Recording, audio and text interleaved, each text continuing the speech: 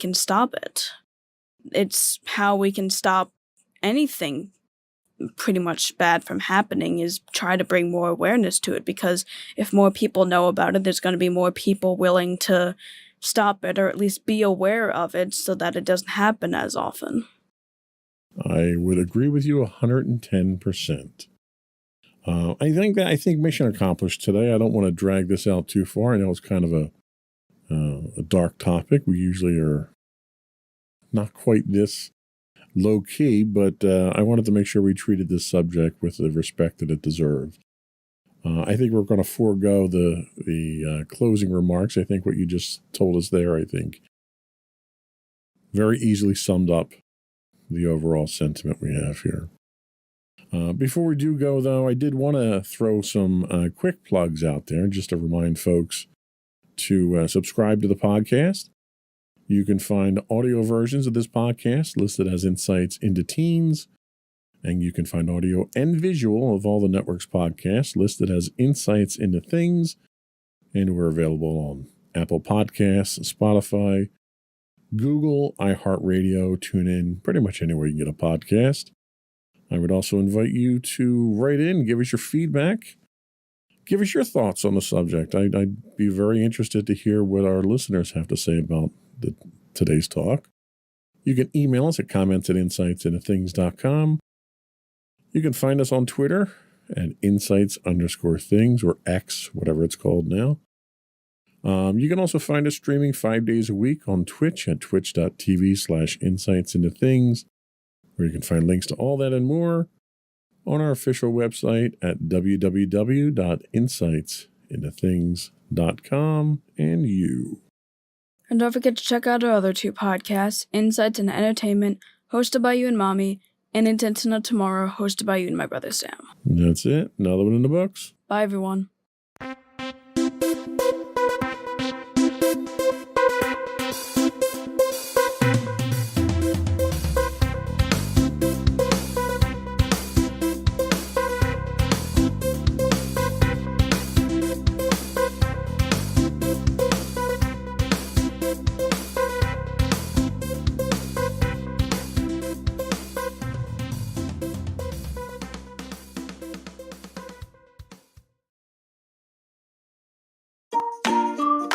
Insightful podcasts by informative hosts.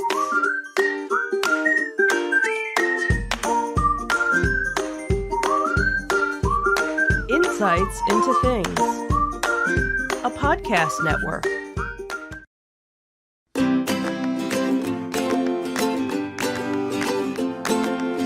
Welcome to Insights into Teens, a podcast series exploring the issues and challenges of today's youth. Your hosts are Joseph and Madison Whalen, a father and daughter team making their way through the challenges of the teenage years.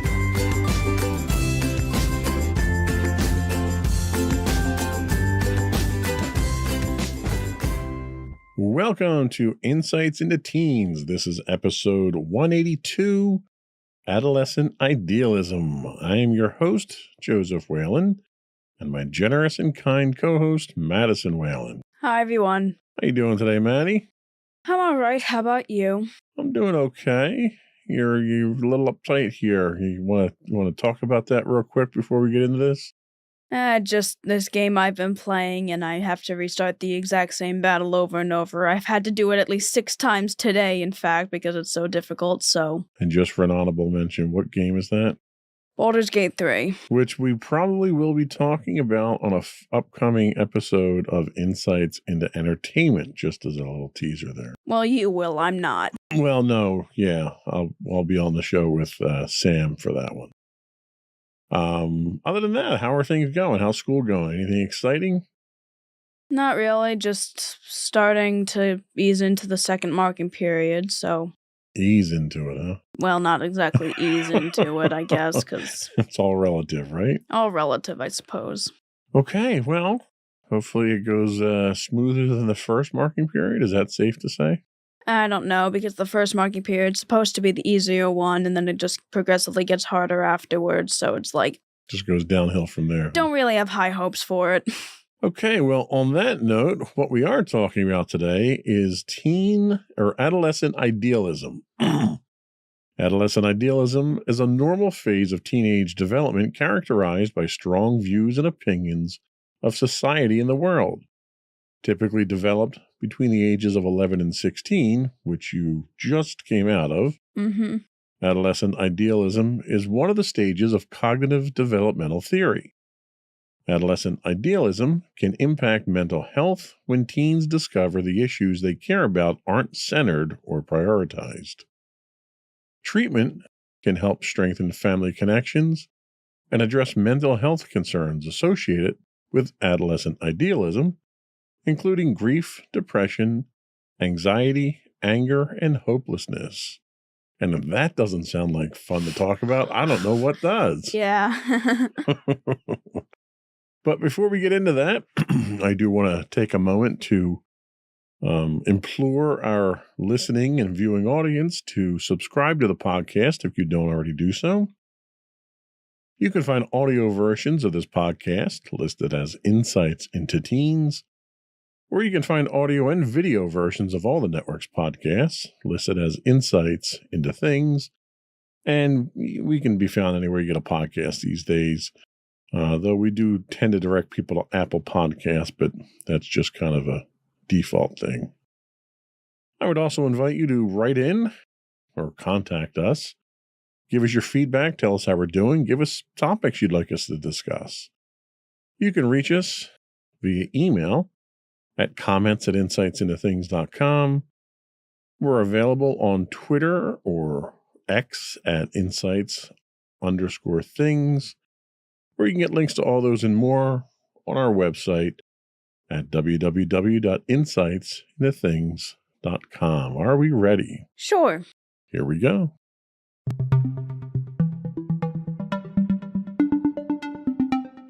So we once again tap our friends at the Newport Academy for inspiration on this topic.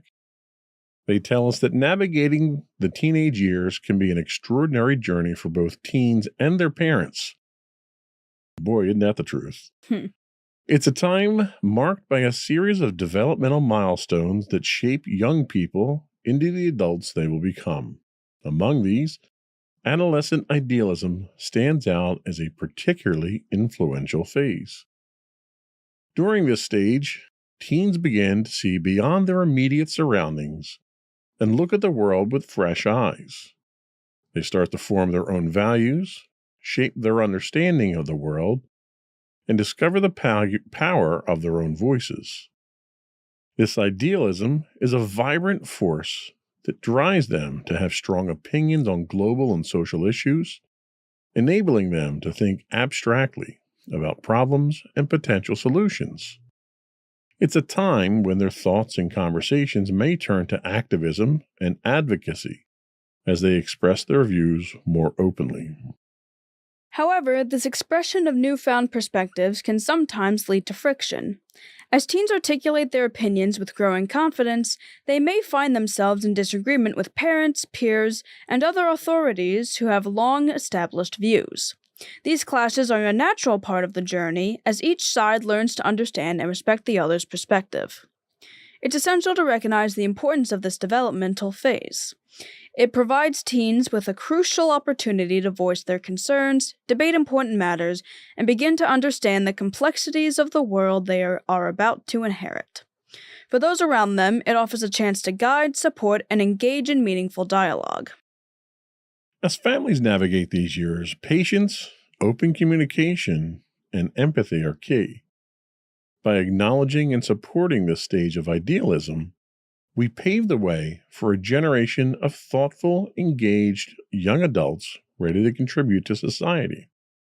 Do you think you've gone through your idealism stage, your activism stage? Do you think you're in the middle of it? Do you think it's coming up? How active do you think it is? Honestly, I do think I'm still kind of in the midst of it. I know it kind of had like a generic age range and that I'm technically past that.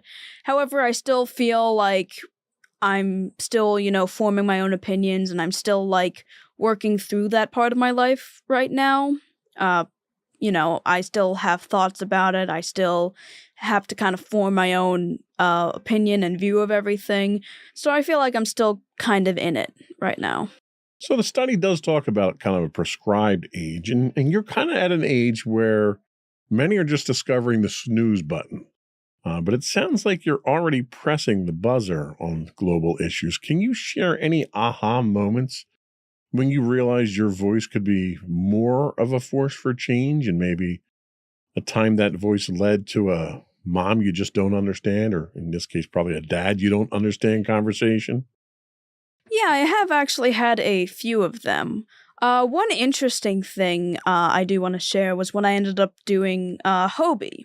That was a point where basically sophomores of our schools the summer of our sophomore year, we would go to this place up in North Jersey. It was Drew University. And we basically go there and we would basically meet with all other kids and sophomores from all different schools from around New Jersey, and we basically saw there were public speakers there that basically, gave us more influential stuff, and it was basically a whole leadership program. And one distinct thing that I remember was that this one speaker, who I think was one of the first speakers that ended up coming up, basically talked about the importance of youth and their intelligence, and even commented that the youth are probably smarter than most of the adults today. And basically he said that don't listen to anybody who says that, oh, you're too young to be thinking this sort of stuff, or, oh, you can't be saying that because you're just a kid. He basically said that, no, I think that you guys are smarter than I am, so, you guys have the power to actually change the world. And, I think that was one of the big aha moment for me, at least, or at least it was something that was oh.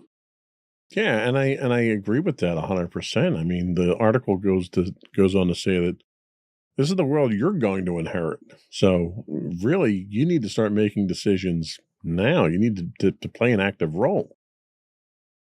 And, with the passion of youth comes great debates over the dinner table, and you're no different. We're no different than that. What was the most memorable debate club session you've had with mommy and daddy or friends? And how did it help you see the world through vintage eyes? How did it help you see the world through the eyes of somebody who is, I'll say, more experienced? I guess maybe it was. We've had various talks to the point that I don't even know if I can really pinpoint any specific conversation that we have. However, there are certain topics that we ended up discussing that, while obviously we share very similar opinions when it comes to certain matters, there are other things where you certainly have a different opinion than I do, or you see something a certain way as opposed to how I see it. Okay, I think that's fair, and I think that's important. I think if we agreed on everything, we'd never learn to have that discussion with someone who has an opposing point of view. Yeah. Tell us a little bit more about adolescent idealism. So what exactly is adolescent idealism? In the unique tapestry of teenage development, a pattern of idealism often emerges, vivid and compelling. It's a belief that teenagers not only have the ability, but also the right to express their opinions on various societal structures, be it in the realm of politics, religion, or any other institution. This is a time when thinking shifts from the tangible and immediate to the abstract and the far-reaching. As this abstract thinking takes root, teenagers start to notice global issues with sharper clarity. They begin to question the actions and decisions of adult leaders, developing a keen sense of moral judgment. This is not just a phase, it's a powerful awakening that shapes their understanding of justice and fairness. However, the journey of adolescent idealism isn't without its hurdles. In environments where such views are not encouraged or prioritized, teens may find themselves at odds with the status quo. This can strain relationships and impact their mental health as they navigate spaces that may seem indifferent to their burgeoning ideals. Consider the teenager who organizes a school protest, or the one who joins a march to amplify their voice on issues they care about. Or think of the young person who decides to become vegan, not just as a dietary choice, but as a stand against environmental degradation. Some may take a bold stance against systemic issues, like challenging school curricula that they believe perpetuate racism, and vow to drive change through organized protests. These are more than actions, they are statements, a declaration of the world as they believe it should be. The fire of adolescent idealism is fueled by a desire for change and a better future. It's essential for adults to understand, respect, and constructively engage with these passionate young minds. By doing so, they can help guide their idealism into lasting positive impact. So imagine you just staged a protest at school, and I could see you doing. You probably can't because you're not that outgoing, but you're passionate enough to do it, I think. And probably not a big one, maybe a small one. But you've just staged a protest at school and suddenly you're handed a megaphone with the whole world listening. What's the first issue you'd address, and how would you convince the adult world to take you and your fellow teen idealists seriously? Yeah, that's a big one, because there's a lot of issues I would stand for completely, and I'd, want to address first. However, relating to the idea of having the adult world listen to the teens, I'd probably want to address the issue of people, or at least the government control over what schools should be teaching. And while personally I'm not experiencing it all that much in New Jersey, I know in a lot of other states that's a huge issue with the idea that, kids can't handle certain topics. And, I feel like a lot of adults are of the belief that, they're just teens, they're just kids, they don't know any better, they can't really, debate with us well. And I know a lot of people, are kind of trying to tell us that, there's a lot of people just discouraging us from voting, from speaking, our beliefs, and from really just trying for us to try and change the world. They want to stop any effort we have for that. So I'd want to address the issue that, no, we know all the stuff that's happening and we want to bring change about it. We, can understand these topics. We're emotionally mature enough for that kind of stuff, and we're not just kids. Okay, well, you mean to that. I would certainly listen to an argument when you put it in terms like that. Now, imagine for a moment your idealism is a superhero. What would a superpower be, and what's the kryptonite, the weakness that really tests its strength in the everyday world? Superpower. That's interesting. My superpower is I can shout louder than other people. That's understandable. I can see how that would be useful. If my idealism were a superhero and had a superpower and also kryptonite. Let's see.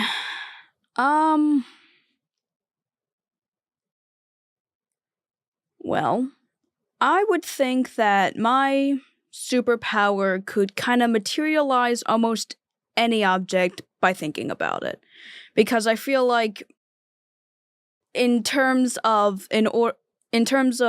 changing the world, there's certain things that might be needed for certain instances, and I feel like that would be a useful enough superpower to be like, you need something in order to protest, or you need something in order to change the world, here you go. Okay, so you're a provider when it comes to your activism then.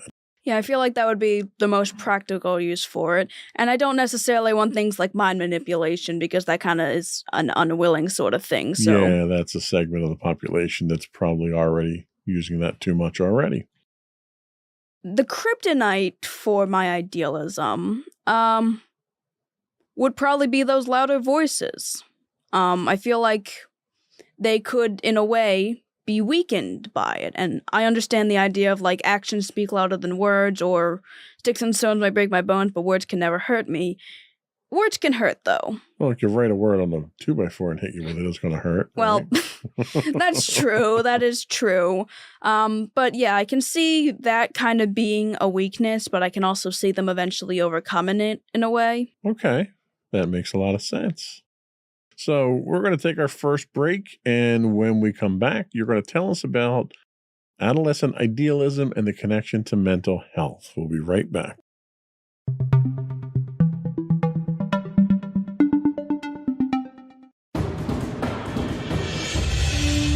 For over 7 years, the Second Sith Empire has been the premier community guild in the online game Star Wars: The Old Republic.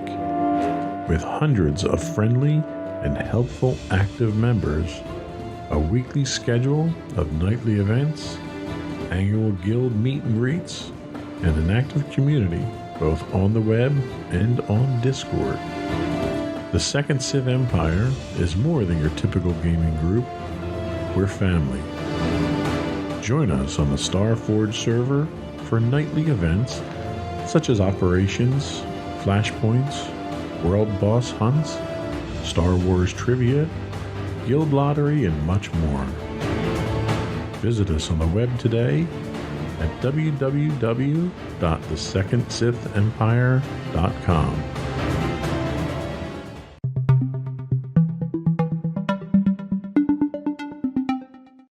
Welcome back to Insights into Teens. Today we're talking about adolescent idealism. And now we're going to talk about the connection between adolescent idealism and mental health. Adolescent idealism is like a powerful lens through which teenagers view the world. It's a natural and common phase of growth that can influence their choices and spark a desire to question and challenge the norms around them. This idealism is a vibrant force that drives many teens to stand up for what they believe to be just and virtuous. However, as teens grapple with the complexities of the world, they may also discover that creating positive change is often a tangled and difficult process. This realization can be heavy, sometimes leading to feelings of sadness, anxiety, or even a sense of helplessness when the world doesn't change as quickly as they'd like. During this intense time of development, it's not uncommon for teens to experience inner conflict. They might find themselves wrestling with their choices, trying to ensure they align with their newfound values. When there's a gap between what they value and what they see or do, it can cause discomfort known as cognitive dissonance. This internal struggle often doesn't stay internal. It can spill over into their relationships, leading to disagreements with friends, family members, teachers, or other authority figures who may have differing views. Navigating adolescent idealism requires a delicate balance. It's important for teens to explore and express their values, but also to learn how to cope with the emotional turbulence that can come with this phase. For parents and adults, offering a listening ear, understanding, and guidance can make a significant difference. It's about supporting teens as they learn to harmonize their idealism with the realities of the world, and helping them channel their passion into actions that are both meaningful and manageable. And I'd also add there, constructive. You want to make sure that that passion itself goes into something constructive, not destructive moving forward. So if you could give your idealism a status update on social media, what would it say, and which emoji would best capture the roller coaster of taking on the world's heavyweight issues at your age?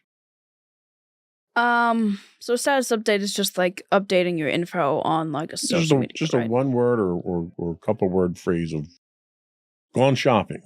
All right. If I could give them a status update, I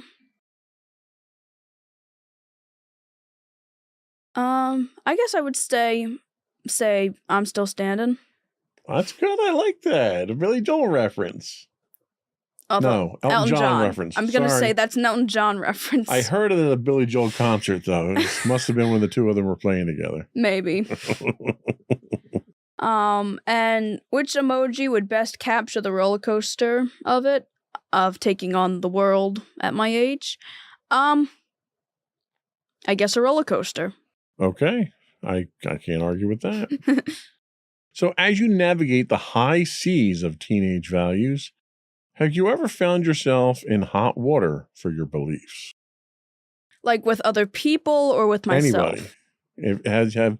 Have your values or your beliefs ever gotten you into trouble or gotten someone mad at you? I don't think it was ever something that extreme. I do know that, like, I've had instances where people have probably disagreed with me. Okay. I mean, like, I can certainly, if I was interacting with, like, certain people, I could certainly see myself getting in hot water, although I don't really think I've gotten into hot water with anybody or gotten on anyone's, like, radar, I suppose. Now, let me ask you a follow-up question. Do you deliberately avoid people that are of a differing opinion or differing mindset actively to prevent any type of conflict or anything from happening? Kinda, not really, but sorta, yeah. So you're somewhat anti-confrontational then? I'm not the most confrontational person, I will admit. I've never really... Whenever I've had a debate with somebody, it's usually been someone who was of a similar belief or had, like, slightly differing opinions from me. It's never been... I've never really interacted with someone on the extreme end of what I was against. Okay. Have you ever actually deliberately taken a side in a conversation or a debate that is diametrically opposed to what your fundamental beliefs are? Not really. Like, I'm kind of a sympathizer, I'll be completely honest. We actually had this interesting thing happen in history where we were basically given statements and we were supposed to stand on one side of the room if we agreed with it or disagreed with it. And you stood in the middle. Yes, I stood in the middle. On all three of the ones we did, I stood in the middle. Okay. Because I really thought... Because, you know, whatever the statement was, I'm like, it depends on the circumstance. Well, and you know what? The world is filled with people like me who relish in the idea of poking a stick in the opposing side's point of view and trying to rile people up. Because one of the things that I try to do is I have my own beliefs, and I don't preach my beliefs. I don't get out there and pontificate. And all I ask is other people don't do that to me. And when you do, that's when I get confrontational. That's when I'm going to poke a stick in your cage, and you're going to come to me, and regardless of what it's about, you know, it could be politics, religion, or, you know, anything. If you're going to come out and make a statement to me and try to get me to see your point of view, I'm going to challenge you. And 9 times out of 10, I'm probably going to destroy your point of view because you can't stand up against, you know, the logic and I'll throw the controversial word science out there, right? So when I ask people to provide facts and cite the sources of their facts, that's usually when their argument falls apart. And if I can do it in return, they don't really have a comeback, and that's when the conversation tends to degrade into insults and arguing at that point. Yeah, that's the thing. It's like, I like to kind of be in the middle of most things. I certainly have my own strong beliefs, but I've gotten to a point where it's like, I want to try and see both sides, and I don't necessarily want to have to go to one side over the other. And the thing is, if you have a reasonable argument for something that I don't necessarily agree with, I will listen to you and, you know, I will debate with you in a, you know, civilized manner. But if you don't provide enough evidence for it, or you know, go to things like insults in order to just say like, oh, I'm right because you suck or something, it's like, at that point I can't there's no point in trying to reasonably argue with you because I think we kind of passed the point of an actual civilized debate. Right. And I'm with you. Like, I want to be convinced. I may have my point of view and I have my reasons for it. And if you've got a different point of view, I'm open and willing to listen and have you convince me and bring me over to your side. And I've done this. I don't do it all that much anymore, but I would do it on Twitter or X or whatever it's called now.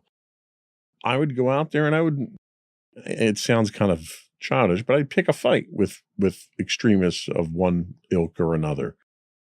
And there are plenty of times where I've had these discussions with people, and I don't want to call them arguments, they're discussions, where they've brought me to their side to actually understand their point of view, which is why I asked you if you'd ever argue the opposite of what your principles are. And I find that to be very educational and enlightening to do that, to kind of put yourself in somebody else's shoes. Yeah, that's the thing. I don't really use social media, so I can't really... Yeah, no, I understand. It's certainly not for everyone. I wouldn't encourage it either. And I don't really like to do it in person either, because I feel like that would just... Well, it's not my gets thing. Together in social media in person. I can tell you that right now. I know. It's like, I feel like it would be easier for me on social media because I'm not a confrontational person in real life. I could maybe be confrontational on social media if I actually used it. Right. Well, that makes sense.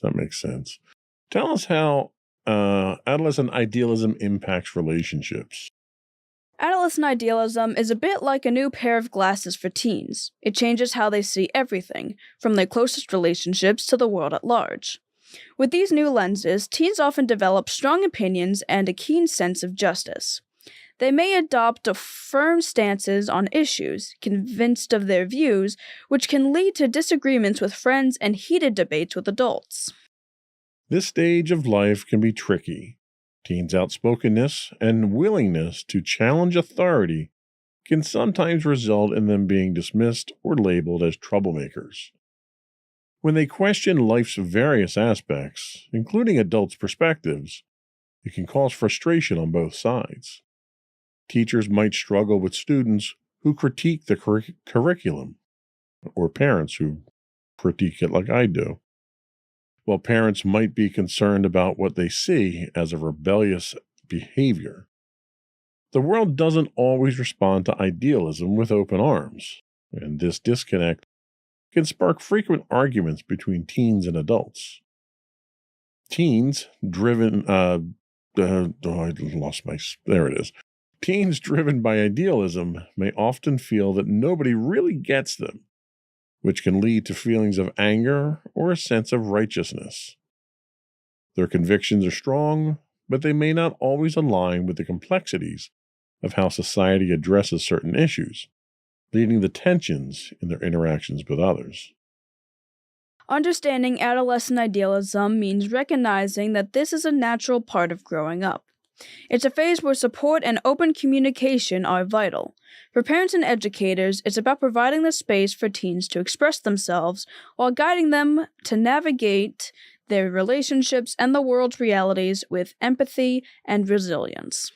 So, if adolescent idealism is like a new pair of glasses, what's something you've seen through them that made you go, wow, I never noticed that before? I guess a lot of the, injustices in the world, I suppose, and, stuff that feels like at this point we shouldn't be happening, but stuff that still is happening. Okay. I never really knew about a lot of topics until my idealism phase, and that was kind of when I learned more about how, I learned about, different things that people fought for and different reasons for why they fought for them, and the various injustices that still happen in our world, despite the fact that we really should be past that point. So it sounds like, and then based on the discussions that we've had, certainly over the dinner table, that you're kind of in the debate team phase of teenhood, where every topic could spark a lively discussion. Can you share a funny story when a debate with adults turned into a Wait, are you really arguing about this type moment? Yeah, none of them are really serious, but I do remember there was this one time we were at, like, Buffalo Wild Wings, and there was some sort of commercial with, like, a vacuum cleaner, and it was going on for, like, a really long time. And I remember you and I, like, debated about it for a while, and for some reason I was, like, questioning it so much. And, like, then you even, like, encouraged it, and, like, we were still going back and forth for a while. And by the time the food got there, we were like,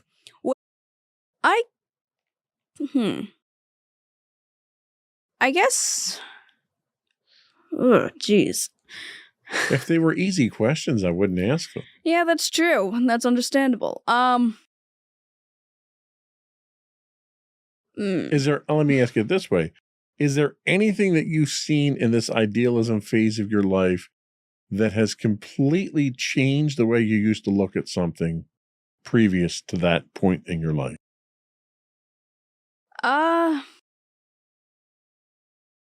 Yeah. Yeah, a lot. I just can't tell you what it is. I'm sorry. There's a lot, all right? There's a lot, and some of it's kind of harder to put in broad words, but I think one that kind of made me change my entire perspective on the world was probably learning about the queer community. I'm not gonna lie. Like, I never really had that knowledge before. Like, you and Mommy never hid it from me. And, like, I'd seen some stuff when I was younger, kind of. Not entirely, but, like, you never hid it from me, but you never explicitly explained it. Well, in all honesty, I never brought it up because I was completely, in the unknown section there. It was always something that was kind of a distant thing to me. So I was certainly not the subject matter expert to broach a subject with you that I did not have an understanding of myself. That's true. But when I actually, found out about it and would even find out that there was even more than I had originally thought there were, it's like, wow, I think my entire point of view has just completely changed. Wow. Mind blown.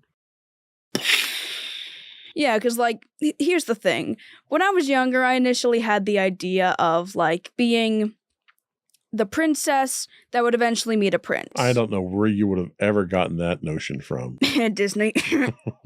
Yeah, so for a while, I kind of had that belief that I'd eventually find, like, my Prince Charming or whatever.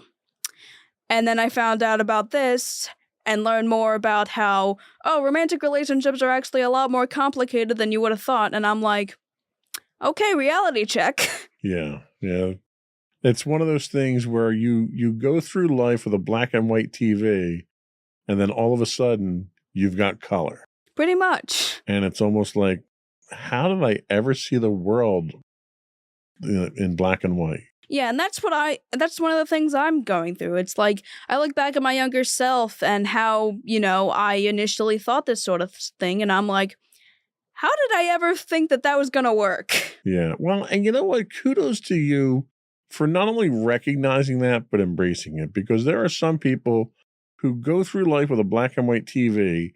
They're given a brand new full color TV, and they just can't handle the colors, and they go back to watching their black and white TV. Yeah. Kudos to you for having the presence of mind to embrace what you did get enlightened with. I think that's a good spot. We can take a quick break and come back, and we're going to talk about how to address adolescent idealism and hopefully help our parents out there deal with it.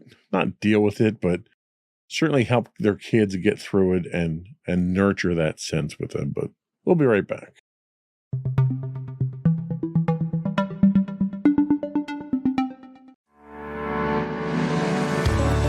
Insights into Entertainment, a podcast series taking a deeper look into entertainment and media. Our husband and wife team of pop culture fanatics are exploring all things from music and movies to television and fandom. We'll look at the interesting and obscure entertainment news of the week. We'll talk about theme park and pop culture news. We'll give you the latest and greatest on pop culture conventions. we'll give you a deep dive into Disney, Star Wars, and much more. Check out our video episodes at youtube.com/insightsintothings. Our audio episodes at podcast.insightsintoentertainment.com, or check us out on the web at insightsintothings.com.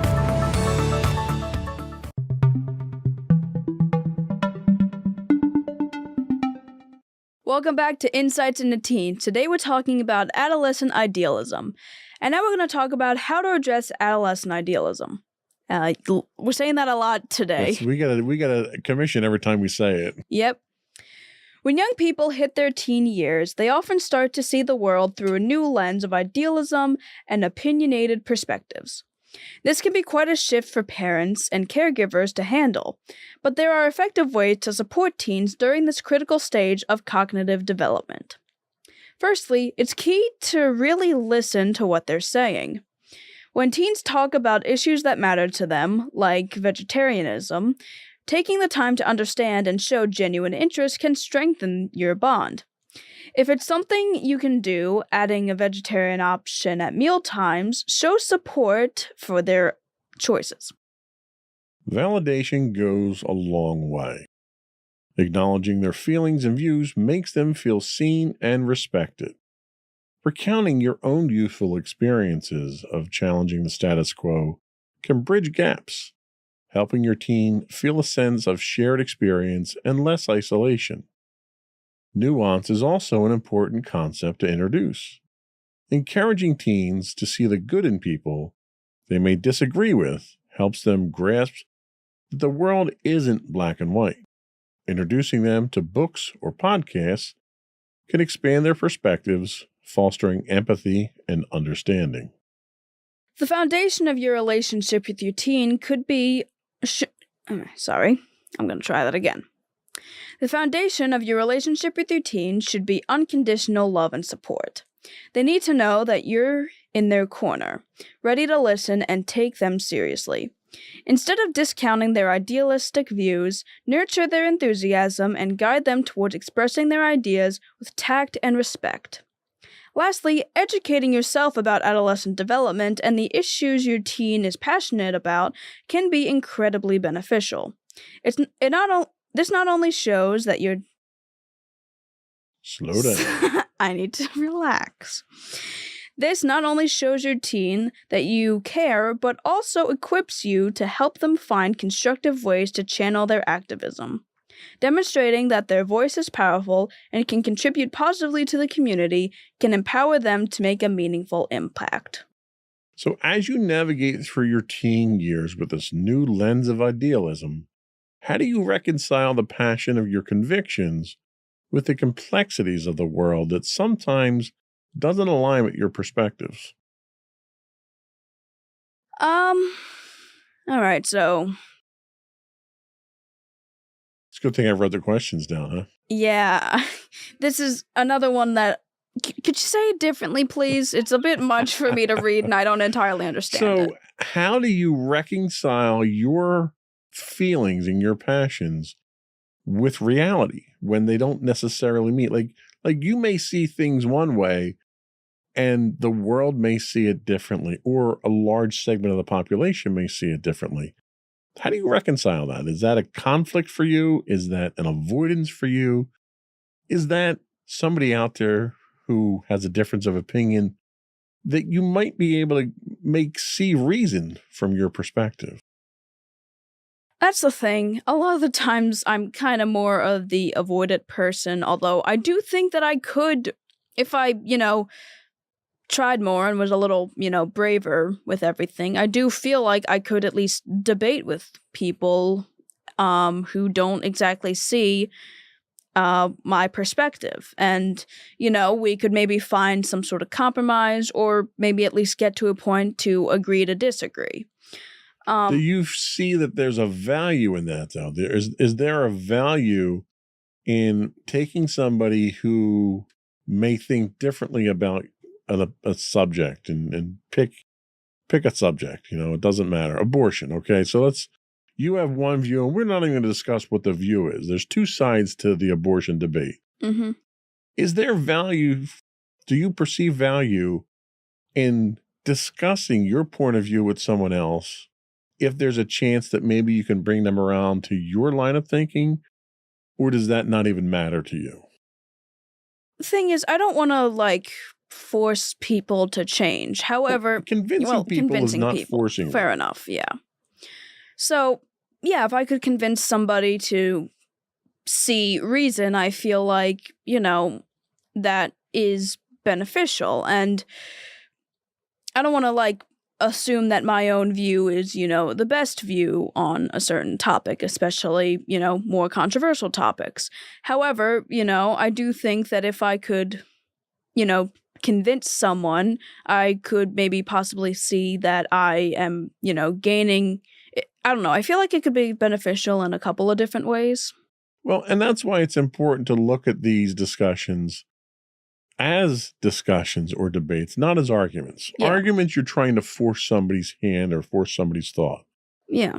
But in a discussion or in a debate, you present your case. You present your supporting evidence, whatever facts that you have.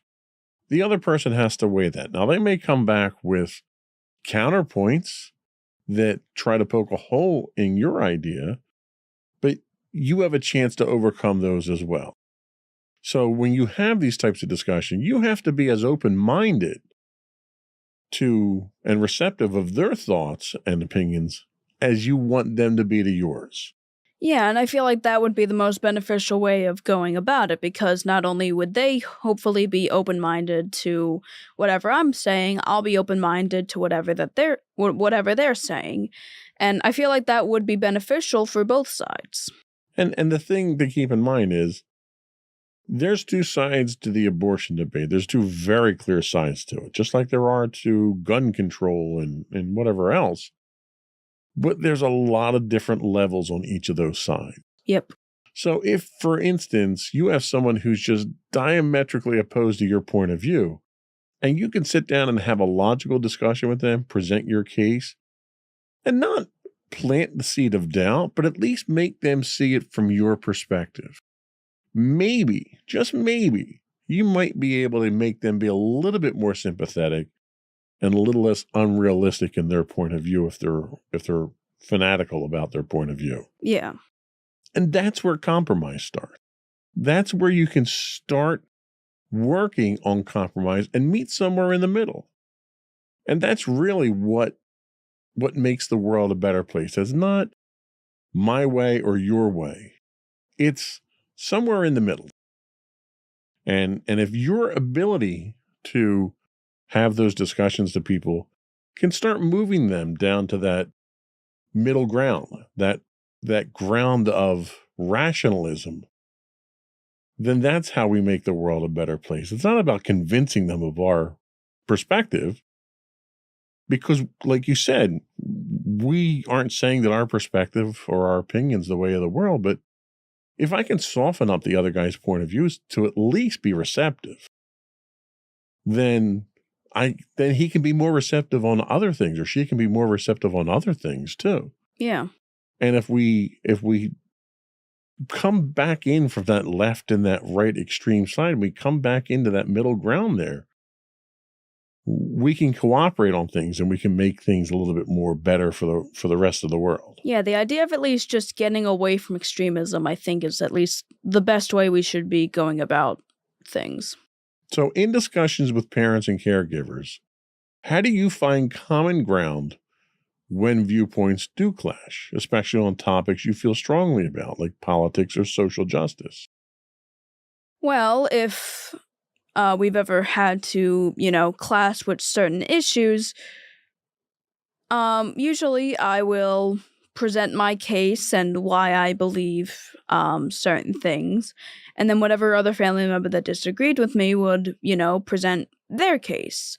And I feel like through that sort of thing, we can still find some sort of compromise, usually something that we can agree upon. We'll basically try to go back and forth between us in the discussion until we reach a point that we can both at least kind of agree on.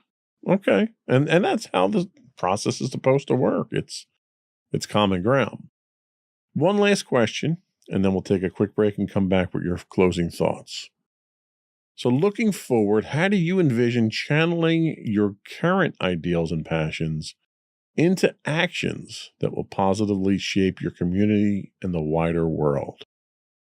Well, I think I want to take a larger stance when it comes to activism, or at least in a way, try to do more. I have all these ideas and passions, but I don't always utilize them.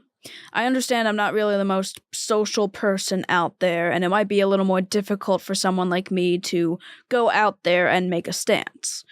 But I do want to try and take more action, because even if, we do the podcast and I talk about wanting to do all the good stuff, I want to actually do things that will be beneficial, will help, will show my activism, rather than just saying I support these topics. Well, and you never know. The passion that you have for your activism might be the thing that unlocks that innate hesitation to go out there and speak with people more directly. You never know. Yeah. We're going to take a quick break. Come back. We'll get your closing thoughts and finish up with the business of the podcast. We'll be right back.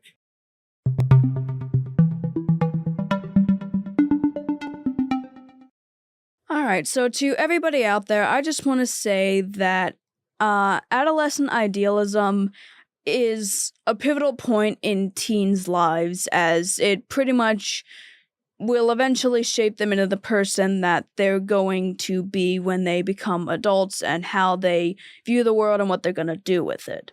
And I feel that to the parents out there, the best way to, cope with a teen that is very expressive in their ideas is to at least support them. Even if you don't support their arguments, or you don't really have the same beliefs as them, the idea of at least it's supporting this stage in their life, instead of just saying, oh, you're just a kid, you can't be thinking that kind of thing, those kind of things, or, oh, you're just a kid, you shouldn't be worrying about that sort of thing.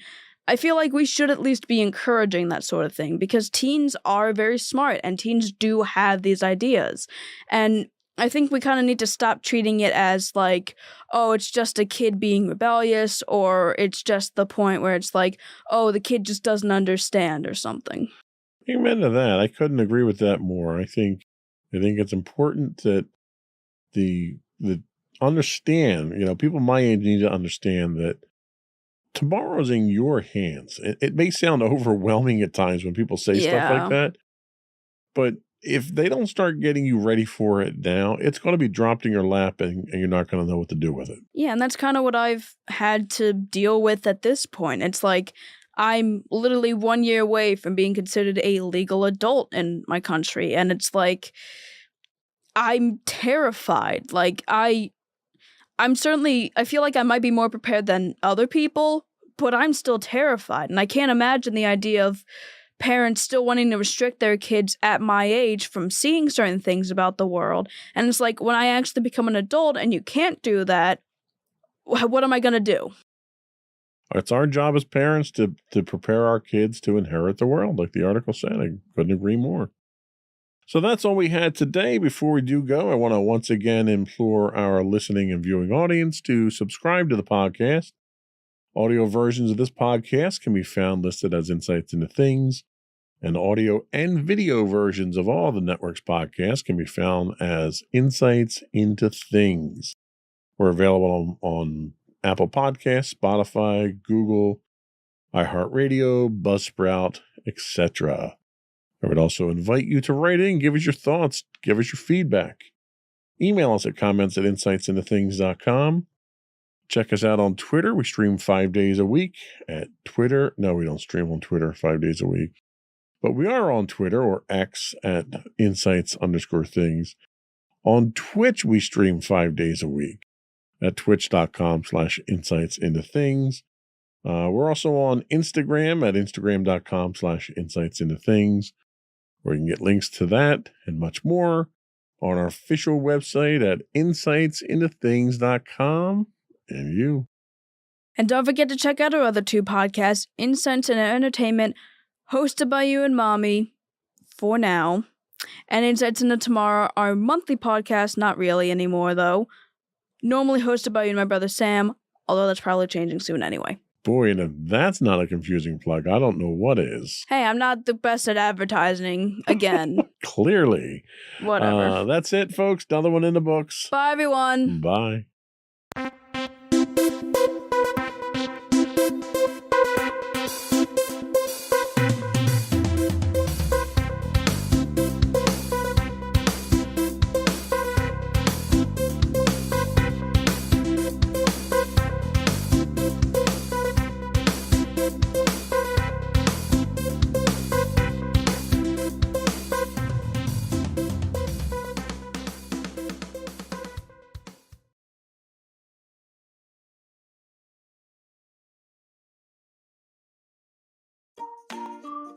Insightful podcasts by informative hosts.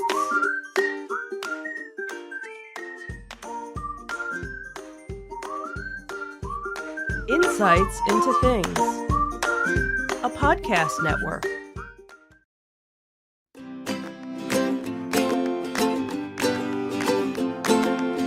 Welcome to Insights into Teens, a podcast series exploring the issues and challenges of today's youth.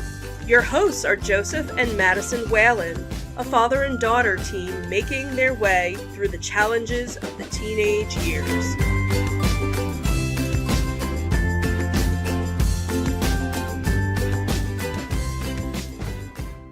Welcome to Insights into Teens. This is episode 186, Boundaries Matter. I'm your host, Joseph Whalen, and my confident and resilient co-host, Madison Whalen. Hi, everyone. How are you doing today, Maddie? I'm doing all right. Okay. I know it's been quite some time since we've been on the air for fresh podcasts. Yep. I think our last podcast was, early December? About, yeah. We had planned on taking the time around the holidays off, which we did, and we were going to start back up after the holidays. Then I came down with a cold, and you came down with a cold, and this and that, and everything else. And we had various reasons that kept us out of the studio. But we are back. We are live as of right now, although when people watch the recording, we won't be. We'll be alive, but not live. Yep. Any big announcements? One big announcement. We picked up an affiliate podcast on the network. Sam, our host of Insights into Tomorrow, has started up his own gaming podcast, No Credits Rolled. He's up to episode 4 on that. Both episodes will be coming out. Episode 3 and 4 will be coming out on Monday. So that's exciting. Anything else exciting that we've got to catch up on? I mean, there probably is stuff. It's just I can't really think of anything right now. See, next time we're off this long, we kind of have to make a list of things. That's true. But today we're talking about boundaries matter. Healthy boundaries are crucial for adolescents to cultivate positive relationships and maintain mental well-being. Addressing unhealthy boundaries and potential relational trauma is achievable, leading to the development of authentic connections through healing and supportive relationships. On today's episode of Insights into Teens, we'll discuss where healthy boundaries end and unhealthy ones begin, and how to deal with such circumstances. But before we do that, I want to take a moment to invite our listening and viewing audience to subscribe to the podcast. You can find audio versions of this podcast listed as Insights into Teens, and you can find audio and video versions of all the network's podcasts listed as Insights into Things. And we're available on Apple Podcasts, Spotify, Google, iHeartRadio, etc. Pretty much anywhere you can get a podcast these days. I would also invite you to write in, give us your feedback, tell us how we're doing, give us suggestions on what you'd like us to talk about. You can email us at comments@insightsintothings.com. We are on Twitter or X at insights_things, or you can find all of our links and all of our episodes on our primary website at www.insightsintothings.com. Are we ready? Sure. Here we go.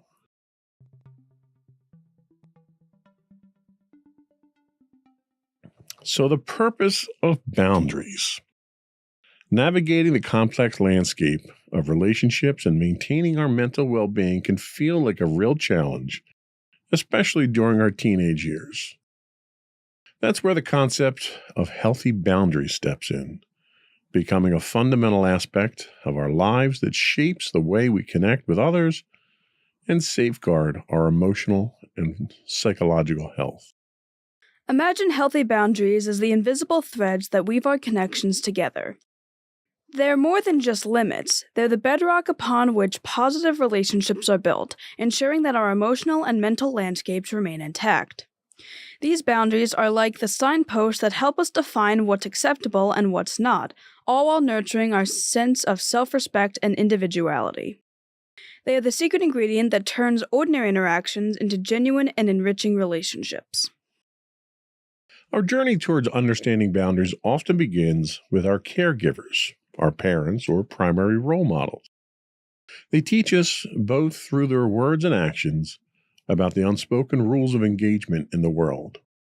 But sometimes, when boundaries seem blurred or even dysfunctional, it might be a sign that the family dynamic has encountered disruptions, possibly linked to what we call relational trauma. Unpacking and addressing these issues becomes a vital step in forming healthy boundaries.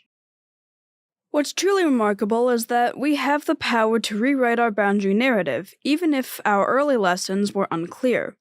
Adolescents are incredibly resilient beings, capable of learning the art of authentic connections despite past setbacks.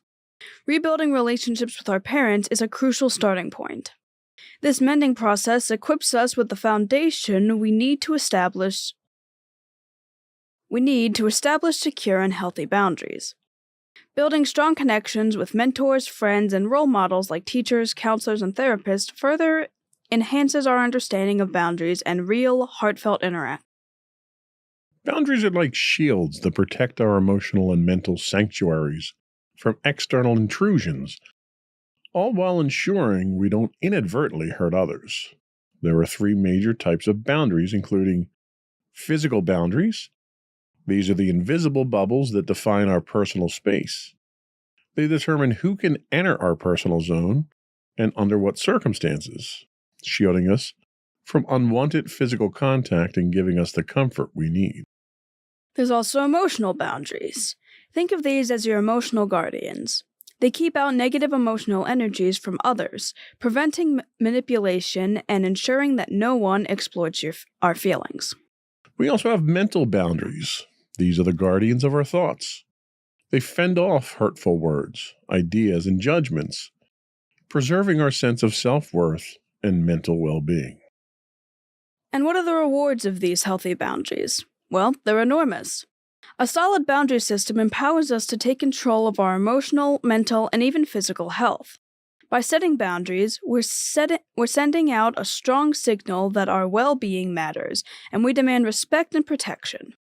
These boundaries pave the way for mutual respect and understanding in our relationships, creating an environment where genuine connections can thrive and flourish. Healthy boundaries aren't just limits, they're the very fabric that holds our emotional balance and our capacity to form real, meaningful relationships. Whether we're learning from our caregivers, working through past relational struggles, or grasping the layers of different boundary types, it's all part of the journey towards building healthier connections and enhancing our overall mental well-being. One of the things that I've noticed as you've grown up is the boundaries change and they evolve. And I would even venture to say that there are more boundaries that go up for privacy's sake. But the one thing that I will say is that while there are a lot of boundaries that go into place for all these protections, those boundaries are dependent on trust and understanding. I trust that you're going to take the freedoms that we give you and use them responsibly, and you're not going to violate that trust. Do you feel as though the boundaries that you have set now are comfortable for you? Do you feel they're overly burdensome? Do you feel they don't go far enough? What are your thoughts on the boundaries that you live with today on a day-to-day basis? I think for the most part, I feel fine with all the boundaries that I live with when it comes to, I guess, specifically the boundaries that we all set for each other. I feel like they're pretty fine. I definitely think that we have all three boundaries to a certain extent, and I don't feel it could be better. It probably also could be a lot worse, but I feel like for now they're pretty good.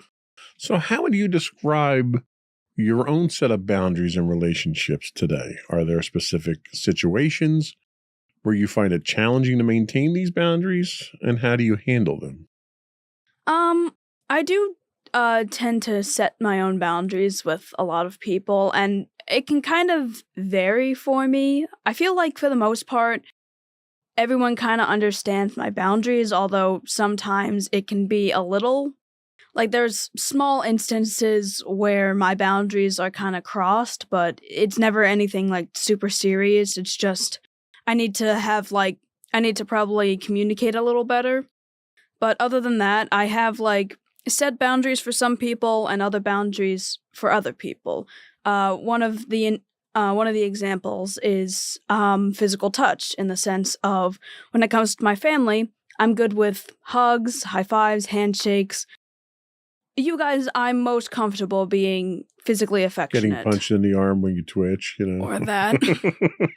But when it comes to my friends, I've kind of found that with almost anybody else, I'm fine with hugs, but I don't want people to just hug me immediately with no warning, or I can't even really see myself hugging a lot of my friends just spontaneously. I usually have them ask me or I ask them. It's right. So the unsolicited mutual type of contact is something that you don't welcome. That doesn't mean you're not opposed to that kind of contact, but it has to be in the right context and it has to be under the right circumstances. Yeah, and I mean, with you guys, I still ask if I can hug you, but I do think I'm more comfortable when it comes to hugging, at least in that sense, with you guys than I am with my friends. I picture myself hugging you guys way more than I picture myself hugging any of my friends. Right. No, I get that. How do you protect your emotional and mental well-being in your interactions with others? What boundaries are instantaneous? What are your default boundaries when you interact with other people that you might not necessarily have a close relationship with?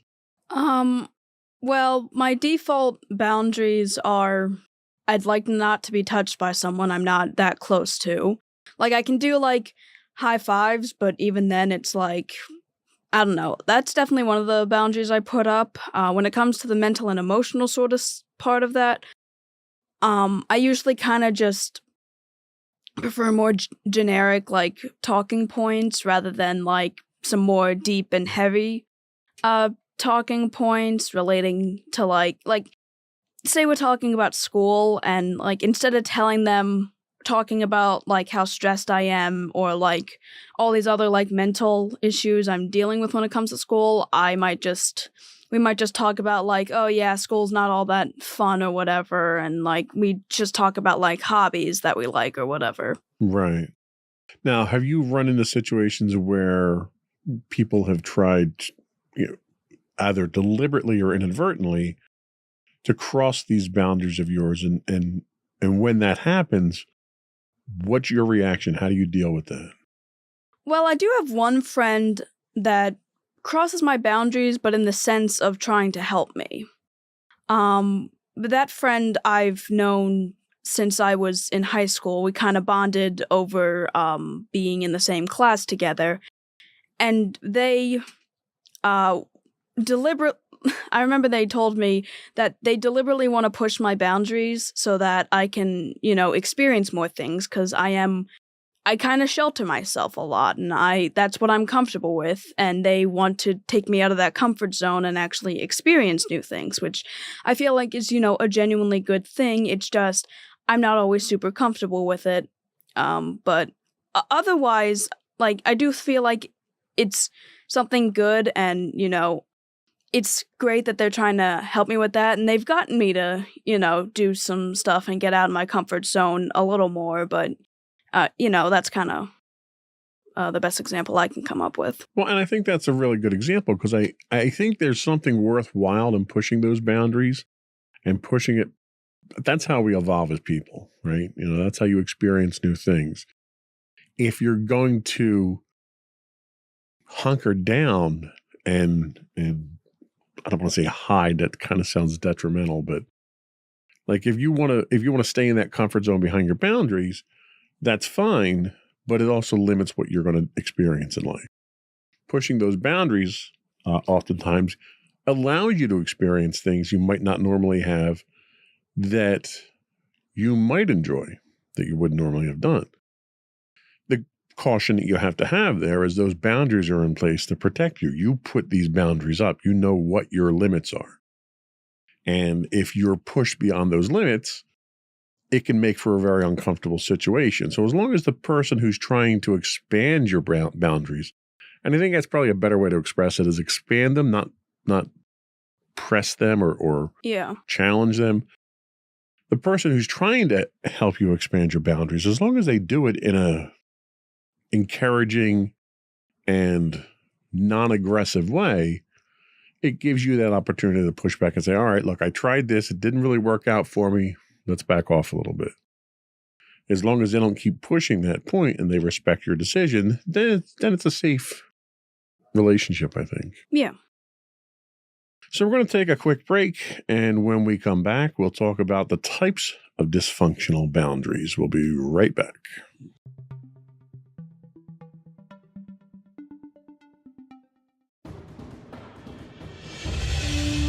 For over 7 years, the Second Sith Empire has been the premier community guild in the online game Star Wars: The Old Republic.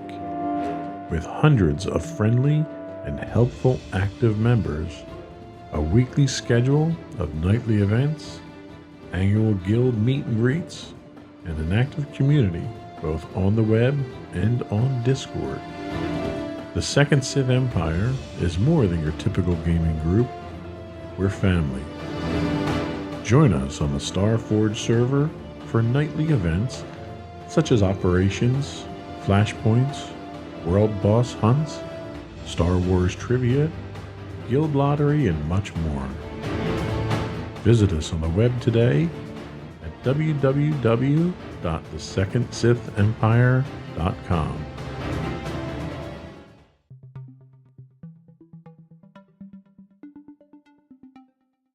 Welcome back to Insights into Teens. Today we're talking about why...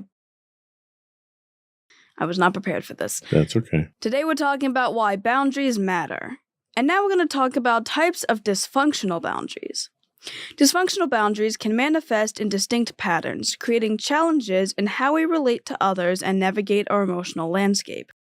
These patterns can be categorized in 2 primary types: being excessively open and vulnerable, or having boundaries that are exclusively impenetrable. When our boundaries are too open and vulnerable, we become highly receptive to the influence of others' words and actions, impacting us profoundly on emotional, mental, and even physical levels. This heightened sensitivity can leave us feeling defenseless and incapable of safeguarding ourselves from external forces. In such circumstances, we might even convince ourselves that it's someone else's responsibility to shield us from harm. Paradoxically, despite seeking closeness and connection with others as a means of protection, we struggle to feel genuinely secure. The innate desire for safety clashes with the inherent risk of vulnerability, creating an ongoing tension that prevents us from achieving the sense of safety we seek. Conversely, when our boundaries become excessively impenetrable, we encounter a different set of challenges. One challenge that we can face through this is disconnection from the world. The strong barriers we erect can lead us to feel disconnected from the world around us. Our reluctance to engage with authenticity and vulnerability closes us off from meaningful interactions, preventing us from truly experiencing life's riches. Struggle to form genuine connections is another risk. Impenetrable boundaries can hinder our ability to form authentic connections with others. By keeping people at a distance, we unintentionally deprive ourselves of the potential for deep and meaningful relationships. Difficulty in understanding others is another risk. The rigid walls we build around ourselves create difficulties in understanding and empathizing with others. We find it challenging to accept and grasp their emotions, thoughts, and behaviors, resulting in a lack of connection and empathy. And the final risk is blocking meaningful connections. While these boundaries are meant to protect us from potential harm, they also block the entry of positive experiences and connections. The fear of being hurt leads us to shut out not only negative influences, but also the potential for joy, growth, and authentic relationships. The spectrum of dysfunctional boundaries highlights the delicate balance between openness and protection that we all strive to achieve. Whether overly open or impenetrable, these patterns can hinder our ability to foster healthy relationships and navigate the complexities of human connection.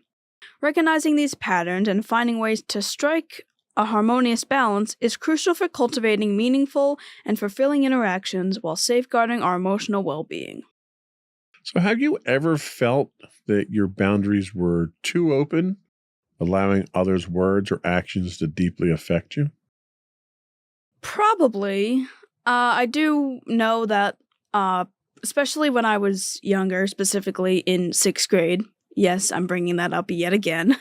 That was a rough time for you, man. Yeah. I ended up having a lot of fights with a close friend of mine, and we, said stuff to each other that, we never actually meant, but it always hurt when it happened, and I kind of feel like I did kind of let whatever they said to me get to me a little too much, and, whenever anyone said anything to me, I, took it to heart. So, yeah, especially before I learned how to control some of my emotions, I was a little more open with my boundaries, and other people's words did hurt me. So, can you think of a time when you might have put up strong barriers to protect yourself, but it resulted in feeling disconnected or isolated, where those barriers kind of backfired on you? Probably that was almost the immediate after effect of having too open boundaries. I was kind of like, okay, I kind of need to change all this. So instead of lashing out at people or trying to have let other people's words get to me, I kind of shut off, and I didn't really show anyone how I truly felt, and I kind of shut myself off. I wasn't really that social with anybody, and I was kind of just, okay, I'm just going to be stuck with the few friends that I have right now, and, I'm not going to, expand from that. I also think the pandemic also had a major effect on that at that point, because I was not the most social person at the time, and then the pandemic hit, and I became even less social. So when that happened, how did you realize that your boundaries were too rigid? I kind of figured that out when it came to, I guess, just how much I was not willing to be near people. I did not want to. I never would have said that I had social anxiety when I was younger, but now I think I do, because of just how rigid my boundaries were, because I can't even talk to a cashier normally without, being anxious about what I'm going to say or what they're going to think of me. It's kind of like a culmination of both of them, where it's like, my boundaries are so rigid that I do not like talking to people and I become anxious. But then my boundaries were so open at one point to the point where, but then I also didn't have many close relationships to where I wouldn't have to be like, oh, well, I don't know what they're going to think of me. Interesting. So how do you find balance? Do you find balance between being open to meaningful connections and protecting yourself from potential harm? Are you at a balance point now, or is it tilted one way or the other? I'd say that while it's certainly not good, it's definitely a lot more balanced than it used to be. I have friends and people that I rely on when it comes to needing to be mentally and emotionally vulnerable to people. And, that kind of helps me get through some of the issues that I have.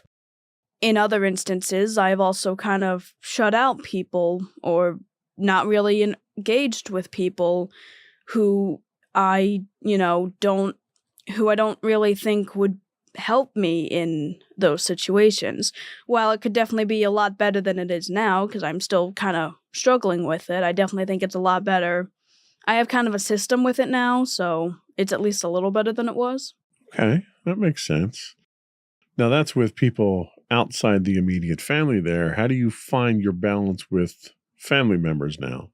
I know we don't see a lot of the extended family as frequently as we used to. And one of the things, the proverbial, hugs from the rest of the family, or the infamous pinching of the cheeks and all that stuff.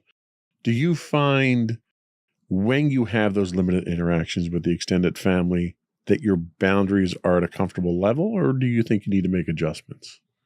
There's some adjustments I need to make with some of my family members, but otherwise a lot of them are really I don't really know what the best word is, but a good portion of them understand the idea of consent, and I've made it clear to them specifically my boundaries when it comes to physical touch, and now they always ask if I actually want a hug, and they always make sure to ask before going in for a hug. I still have some family members that I haven't directly told that with, and they just kind of hug me without asking, which, it kind of gets me a little uncomfortable, but, it's something I can probably work on. Now, do you feel, for the most part, that you're setting your boundaries and those boundaries aren't being set for you, or do you feel that it's more an outside influence setting those boundaries? I think it can be kind of mixed between that.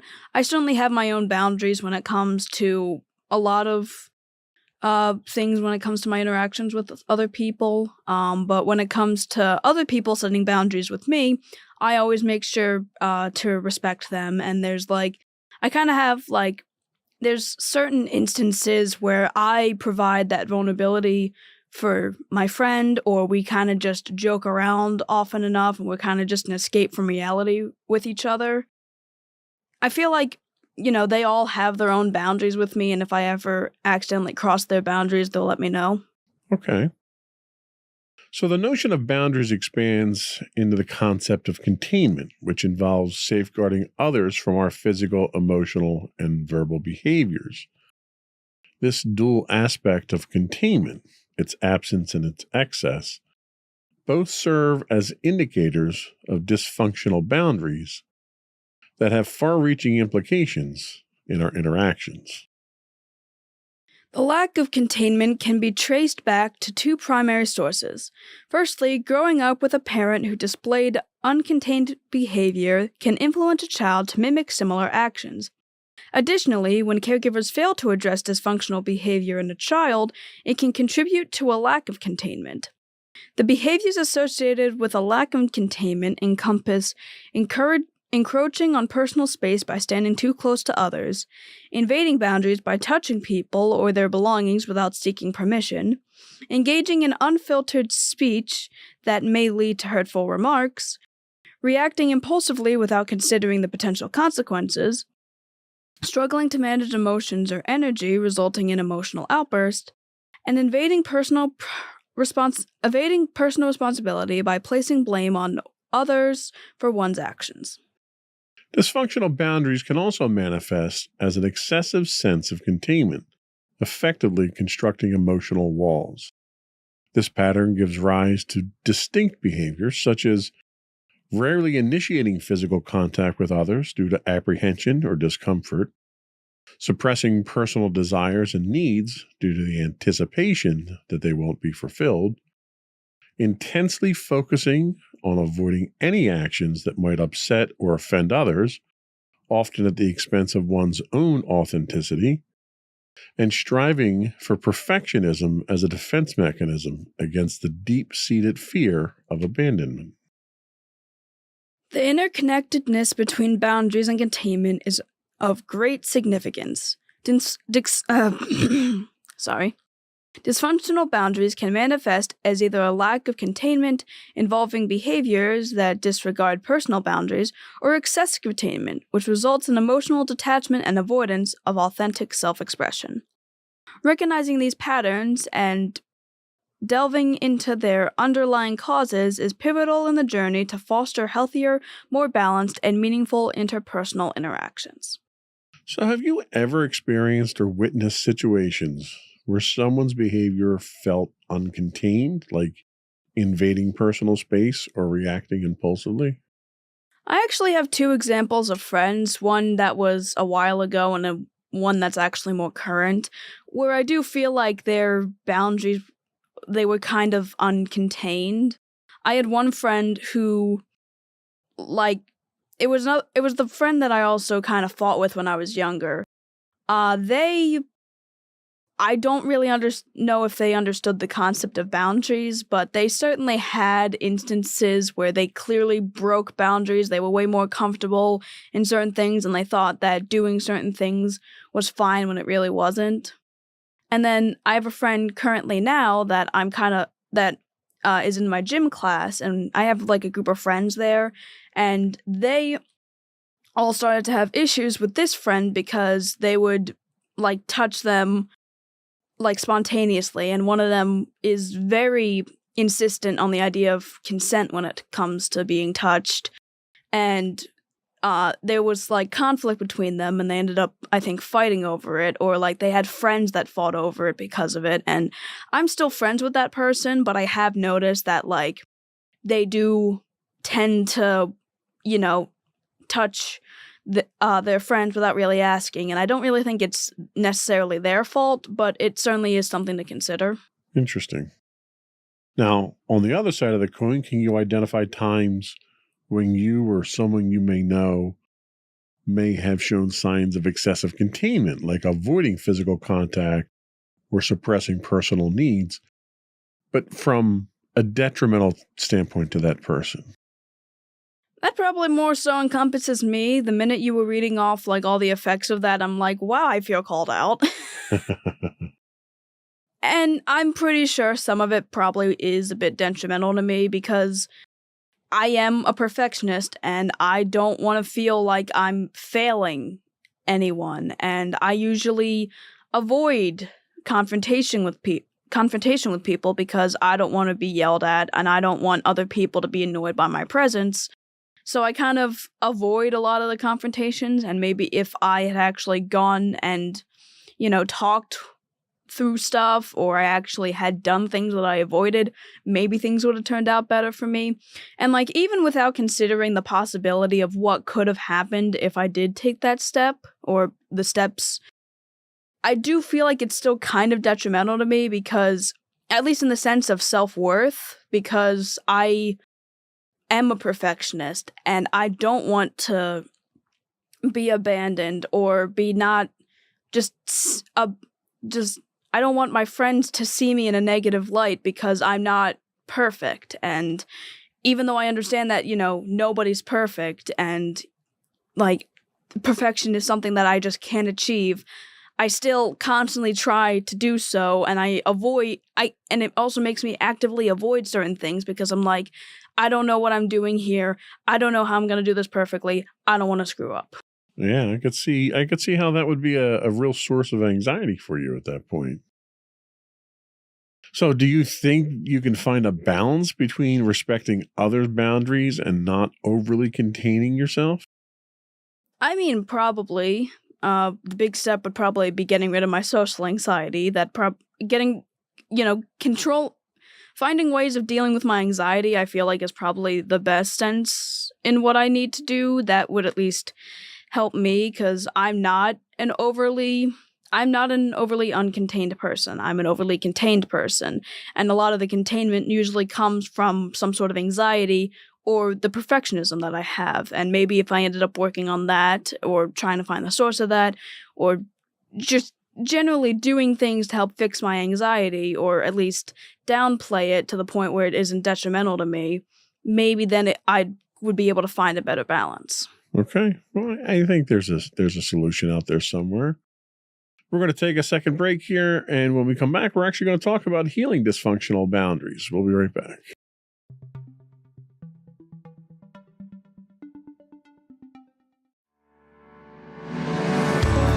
Insights into Entertainment, a podcast series taking a deeper look into entertainment and media. Our husband and wife team of pop culture fanatics are exploring all things from music and movies to television and fandom. We'll look at the interesting and obscure entertainment news of the week. We'll talk about theme park and pop culture news. We'll give you the latest and greatest on pop culture conventions.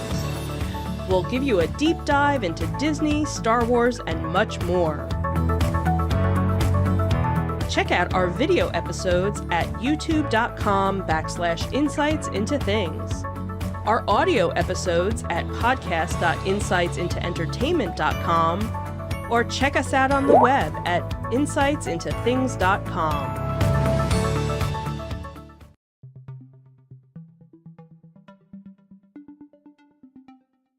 Welcome back to Insights into Teens. Today we're talking about boundaries and why they matter.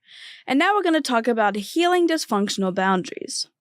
Therapists are equipped with a diverse array of methods to guide adolescents and families through the journey of healing dysfunctional boundaries. This process commences with the essential step of identifying the unhealthy patterns and behaviors that have taken root. Questions will tend to emerge. Are we too vulnerable or too closed off? Are we transgressing boundaries or maintaining an excessive distance? For those who have encountered relational trauma, specialized therapists play a pivotal role in helping clients pinpoint triggers that lead to unhealthy behavior stemming from these dysfunctional boundaries. The key focus is on clients striving to enhance containment. This involves honing skills in emotional regulation, allowing individuals to tap into self-soothing mechanisms, and reducing reliance on nervous verbalizing or overdependence on external sources for comfort. Several therapeutic modalities are harnessed to treat dysfunctional boundaries and relational trauma. So, first up, we have... Good luck with that one. Dialectical behavioral therapy, or DBT. DBT offers a structured approach that aids individuals in acknowledging and managing the unhealthy behaviors that often mask underlying issues. Collaboratively with therapists, clients craft strategies to modify these patterns, fostering positive changes. You also have cognitive behavioral therapy, CBT. With CBT, individuals embark on the journey of recognizing and reshaping negative thought and behavioral patterns.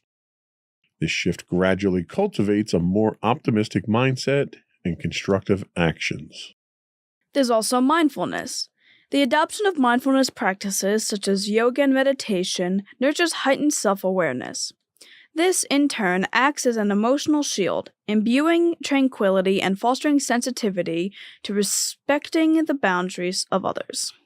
There's also somatic therapies. Delving into somatic therapies underscores the interconnectedness of the body and mind.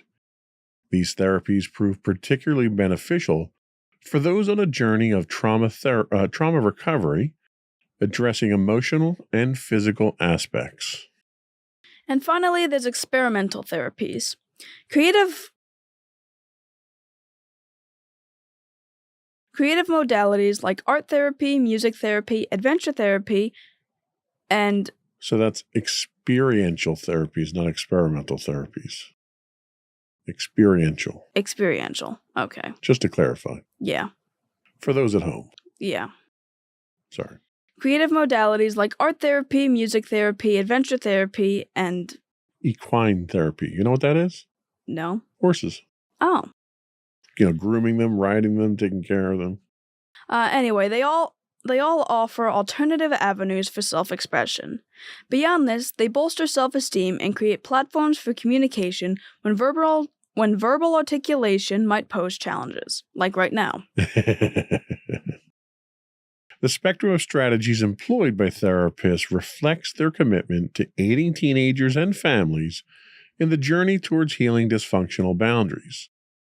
The emphasis spans from recognizing the unhealthy behaviors and their triggers to engaging in the proper therapies suited for the unique situation and patient.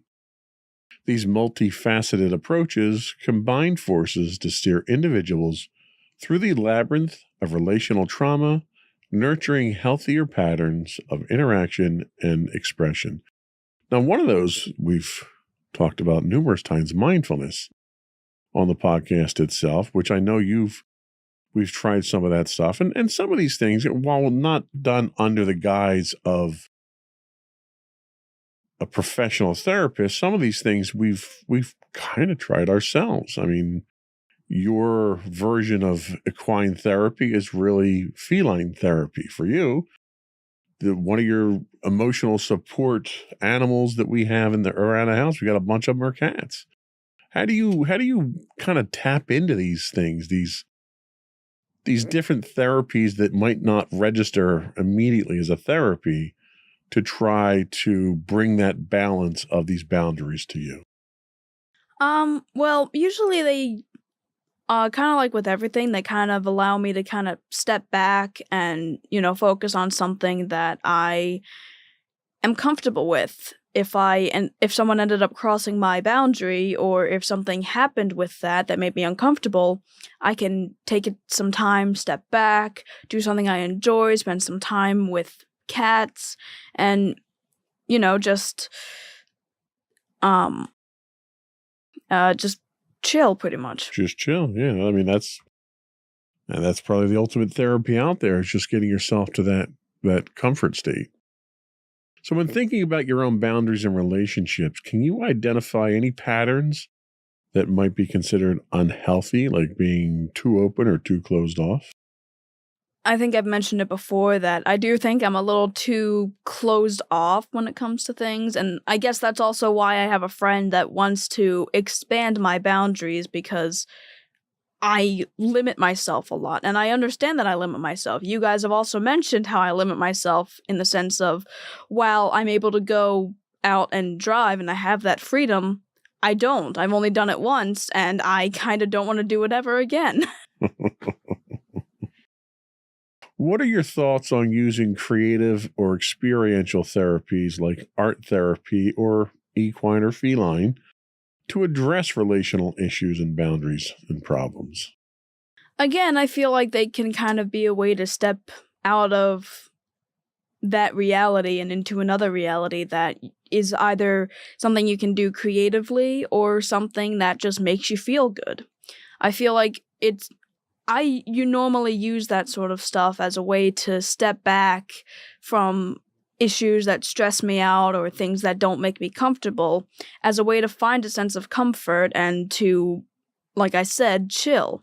And I feel like a lot of people could benefit from having something that can help them calm down if they've had a stressful day, or if someone said something to them that they didn't like, or if just any really bad thing happened. That, I hope everyone has at least something that they can go to that makes them feel calm, or at least makes them feel good. So aside from the obvious observation that you might be overly contained sometimes, do you think the boundaries that you live by on a day-to-day basis are adequate for you, or do you think you need to evaluate maybe making some adjustments to them? I mean, I probably need to make adjustments to the fact that I don't really like talking to strangers, and my boundary is kind of like, if you want to talk to me, you come up to me and do so. And because obviously there's going to be instances where I'm going to have to go up and talk to somebody else, like at a register. I can't wait for them to, come up and say, "Are you finished with all your items? Would you like me to help you with that?" And it's like, I can't expect that because that's not how that works. You kind of have to be the one to initiate that. And I feel like my boundary of waiting for other people to initiate stuff is something that not only can I benefit from in the sense of the practical reason, but also the fact that I'll be able to initiate conversations with other people and hopefully form meaningful relationships that way, rather than just waiting for them to come and talk to me instead of me going to talk to them. Well, it sounds like the boundaries that you have right now serve you well for the most part. And it sounds like where they don't serve you, you're aware of those shortcomings. It's just a matter of addressing those. So I think that's really the important thing is you're doing a pretty good job coping with things the way they are with the current boundaries, but you recognize where there's room for some growth. And thankfully that growth is being encouraged by some of your friends too, in a, would you say, healthy way? Yeah, because, none of my friends are doing it in any sort of malicious way. They joke about it, but, my friends genuinely want me to, go out, do some clubs, do some stuff with the school, or, they'll ask me, "Hey, you want to hang out?" Because they know I'm usually never one to do Right. so. Well, that's good. It's good that they're encouraging you instead of pressuring you. I think that itself is indicative of, one, good friends, two, boundaries that can be expanded without too much pain. So I think that's a good thing. But I think that was all we had for the topic and the show today. We're going to take a quick break, come back, and we'll get your closing thoughts and remarks. We'll be right back.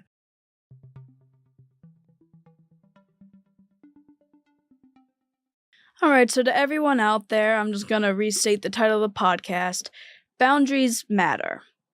And I feel like that's something that a lot of people could learn to understand. And much like with everything in life, there's obviously a middle ground from going too far off one end and too far off the other end.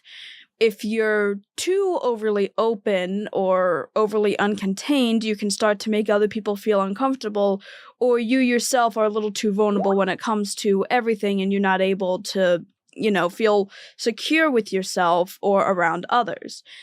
Meanwhile, if you're like me and you're too closed off and unwilling to break your own boundaries for the sake of talking with other people, that's also kind of an issue as well, because you could also be harming yourself. So finding a way of balance between the two of them, I feel like, is something important. And obviously, it's probably not going to be super easy considering I'm still struggling with it myself. So, keep going at it. You're doing great. Nice. And I think it's sage advice because boundaries change. They're situational. They're different from person to person, from situation to situation. And sometimes there's that awkwardness of trying to figure out those boundaries and where their comfort level is until you can kind of get them dialed in. Nothing is just going to come automatically like that. You kind of you have to feel it out.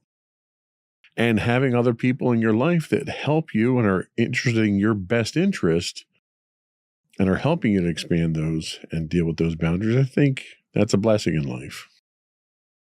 So that was all we had today. Before we do go, I want to once again invite our listening and viewing audience to subscribe to the podcast.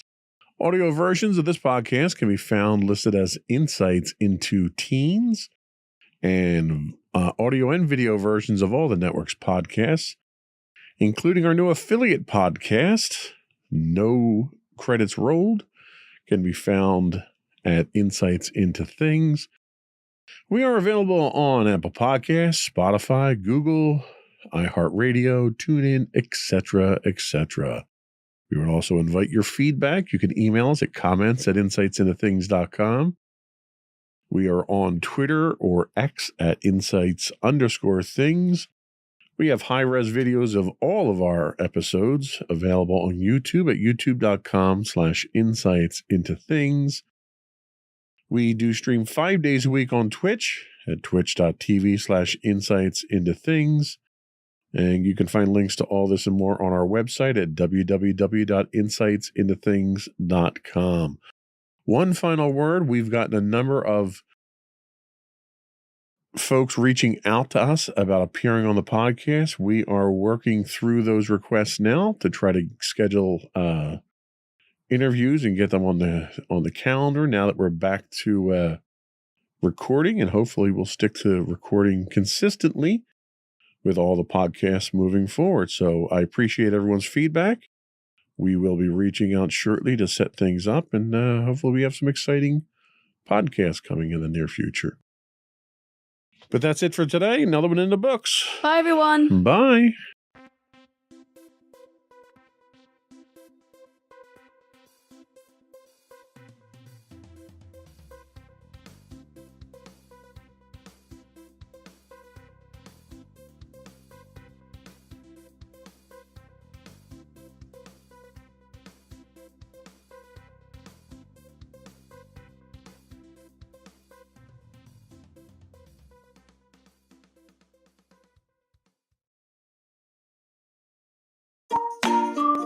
Insightful podcasts by informative hosts.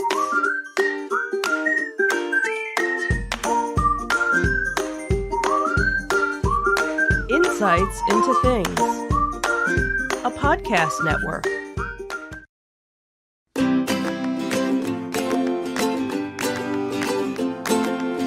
Welcome to Insights into Teens, a podcast series exploring the issues and challenges of today's youth.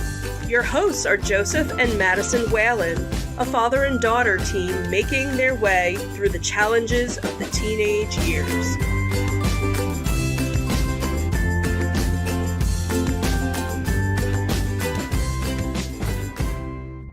Welcome to Insights into Teens. This is episode 179, Fighting in School. I'm your host, Joseph Whalen, and my calm and collected co-host, Madison Whalen. Hey, everybody. How you doing today, Maddie?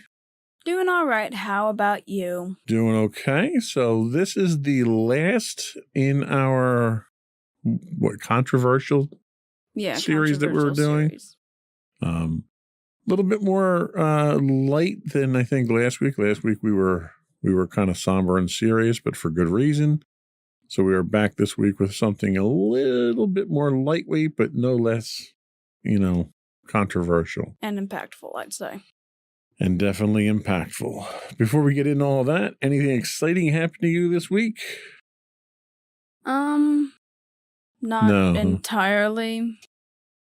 Well, a little controversy about your school schedule that we have to sort out still. Yeah, that's fair. I mean, school's starting, so that's fun. That's exciting. Is that starting next week? Yep, Thursday. Wow, that's some exciting stuff there. Yeah. Your enthusiasm is just overwhelming. Yeah, considering how it's going so far, or how I think it's going to go, it's like, yeah. Well, great. We will make the best of it. So in light of you going back to school next week, we have been holding on to this topic for a while now. We'd actually done the research and prep for before summer, actually, before school let out. But we just sort of never got to it in the series before school let out, and seemed kind of silly talking about fighting in school in the middle of summer. Yeah. So it was kind of out of context. So I wanted to wait until we were closer to school. So on this episode of Insights into Teens, we delve into the hidden layers of school violence. Beyond the shocking headlines lie the pervasive issues of bullying, insecurity, and Star Wars music in the background from our video game. Yep. We'll discuss the often overlooked factors that contribute to this critical problem. We'll explore its impact on students, teachers, and others. And we'll uncover strategies to effectively address and prevent school violence. But as always, before we get to that, I wanted to once again invite our listening and viewing audience to subscribe to the podcast. You can find audio versions of this podcast listed as Insights into Teens. You can find audio and video versions of all of the network's podcasts listed as Insights into Things. And we're pretty much anywhere you get a podcast these days. Apple, Spotify, Google, not Stitcher because they're going away at the end of the month, which is tomorrow, I think. But anyway, you know where to get our podcast at this point. I would also invite you to write in and give us your feedback. I mean, we talked about some pretty hard-hitting, controversial, spirited topics over the last 9 episodes or so. I'd love to get people's feedback on them. And just let us know other stuff you'd like us to talk about. You can email us at comments@insightsintothings.com. You can hit us up on Twitter or X or whatever Elon's calling it this week. We're at insights_things. Or you can get links to all that and more on our official website at www.insightsintothings.com. Shall we get started? Yes. Here we go.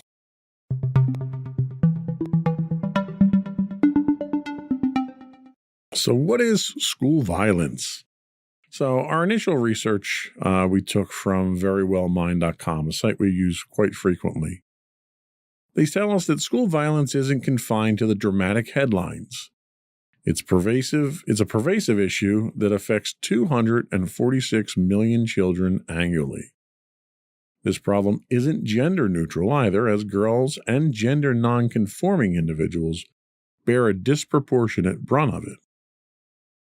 Within the educational sphere, violence takes on various forms, with fellow students being the primary perpetrators. It spans verbal, sexual, and physical realms, sometimes involving weapons, but not exclusively.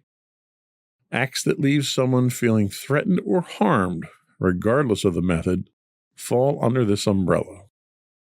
Defining school violence involves recognizing its occurrence in the school setting. It's not just a specific type of violence, but describes acts that disturb learning and harm students, schools, and the community at large. Examples of this encompass bullying, cyberbullying, fights, weapon use, gang-related incidents, and sexual violence. The locations where these events unfold include school property, the journey to and from school, during school-sponsored events, and even on the way to or from such events. So, what really prompted this a few months back to talk about this topic was there were a number of fights that you were coming home and telling us about, none of which you were involved in, obviously. Yeah. But they were fights that had some kind of effect on you, whether it was delaying you getting to school or a fear for your own safety or whatnot. Have you noticed an increase in violence or fights in schools recently, or is it kind of been at the same level since you've been going to school?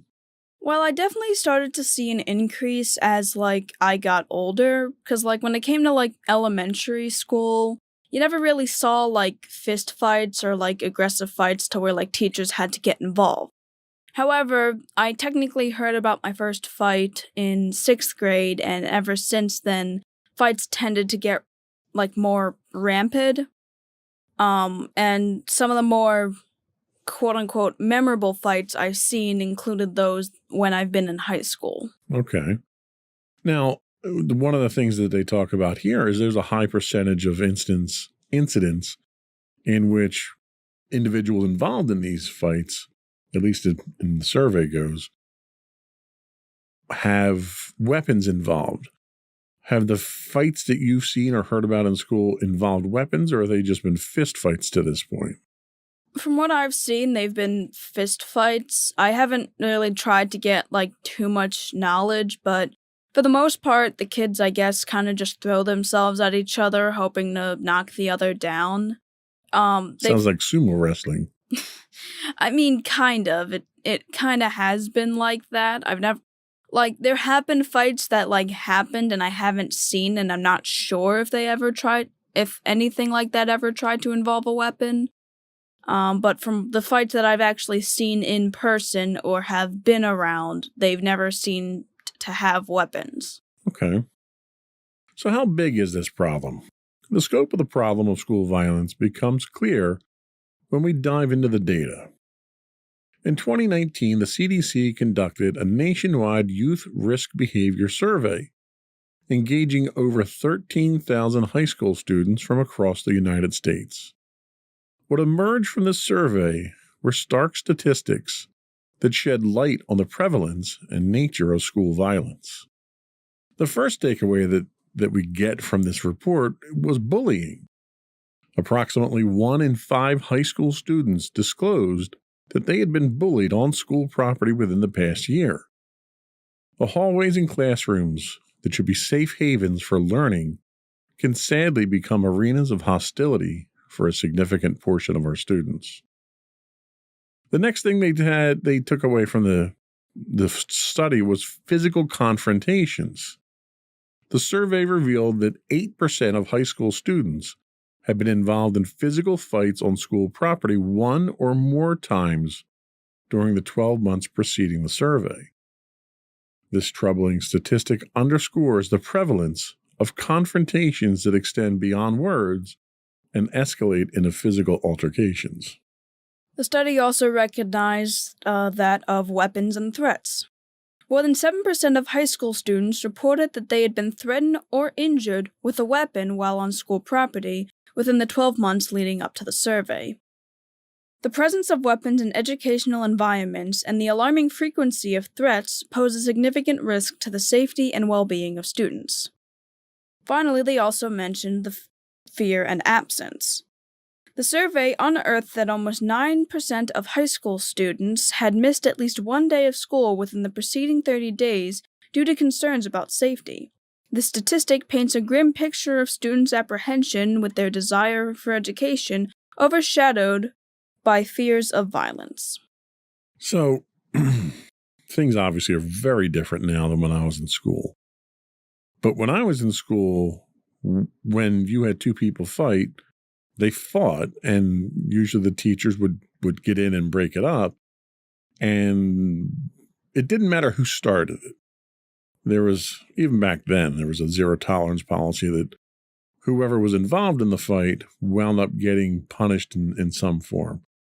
Do they still have that kind of zero tolerance policy, or is there, because I know there's a lot more anti-bullying in schools now.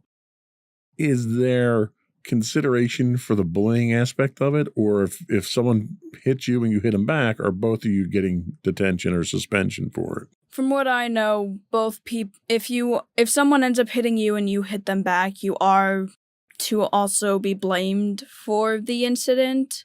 Even if you were defending yourself against a bully, even if the bully hits you first, if you hit back, that means you're part of the fight, you're part of the problem, you're kind of written up as well.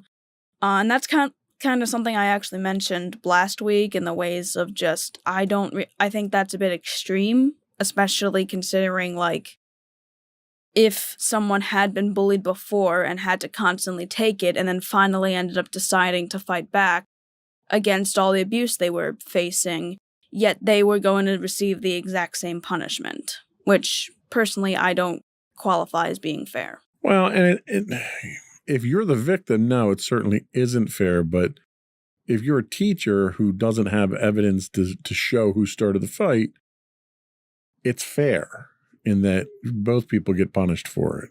I mean, I guess. That's just, unfortunately, that's just the way society works. It doesn't mean that it's fair. It's just equal treatment, I guess we should say. Yeah. The question that I had about bullying, though, is I know they lean pretty heavy into bullying through grade school and a lot of the anti-bullying campaigns and stuff like that.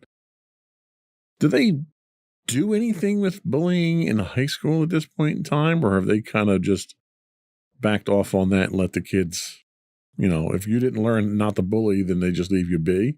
Or is there some type of enforcement of anti-bullying rules in high school? Well, it's certainly not as aggressive as it was when I was younger.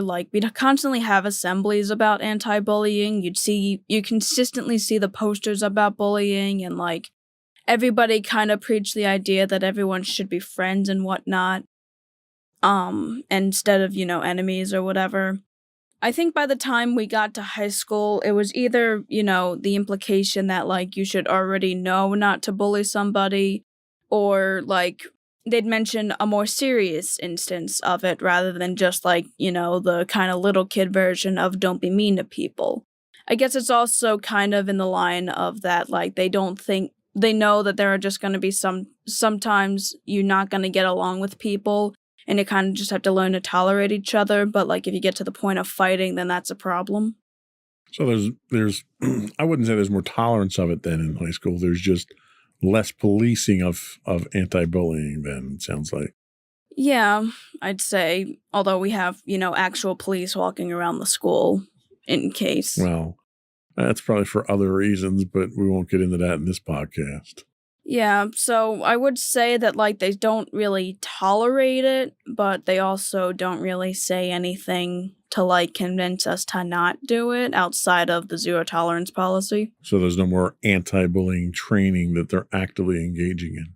Not really. Even some of, like, the assemblies, like, I'd say like I said, they kind of more or less focus on other serious subjects, and they occasionally encompass the idea of bullying, but it's not like every assembly is specifically about anti-bullying anymore. I got you. So what are some of the causes of school violence?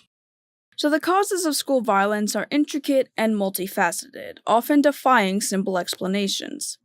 Understanding why an individual engages in such behavior requires a deeper exploration of their experiences and influences. Several factors contribute to this complex issue, highlighting the diverse landscape that can lead to acts of violence within educational settings. The first thing they mention is diverse motivations. School violence may stem from a variety of sources. An individual could have endured bullying or social rejection, driving them to lash out. Academic pressure, while a norm in educational environments, can escalate to a point where it becomes a trigger for aggressive behavior. Moreover, exposure to violence at home, in the neighborhood, on screens, or in games can influence a person's actions. They also talk about media influence. While connections between media consumption and violent behavior lack definitive proof, exposure to violence in various forms can potentially impact an individual's perception of acceptable behavior. The debate over the influence of media like television, video games, and movies on violent tendencies remains open, serving as a point of contention in understanding the roots of school violence. Complex risk factors are also involved.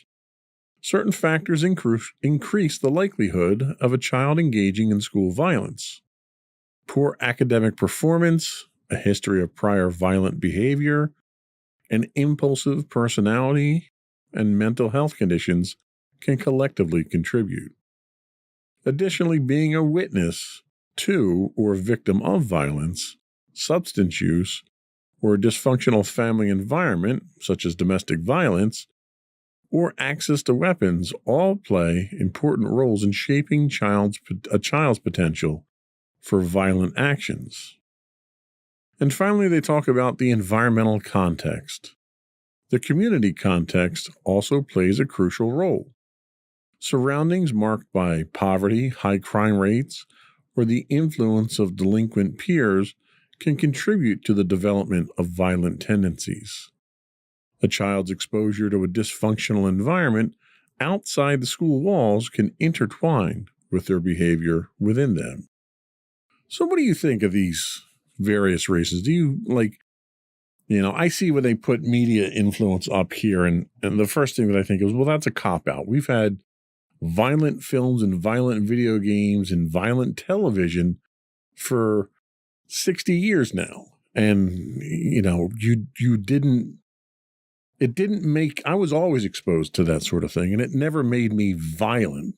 None of those sources ever made me violent. And I'm one person. I get that. It's entirely possible that it may have a different influence on other people, but there's a certain segment of the population that wants to lump everybody into this whole, the media is evil, it makes everything violent. And I find a difficult time believing that. What are your thoughts? Yeah, I would tend to agree with you for the most part. I definitely don't think that, technology is evil or video games tend to cause violence or, anything that people try to make you think that video games are the problem.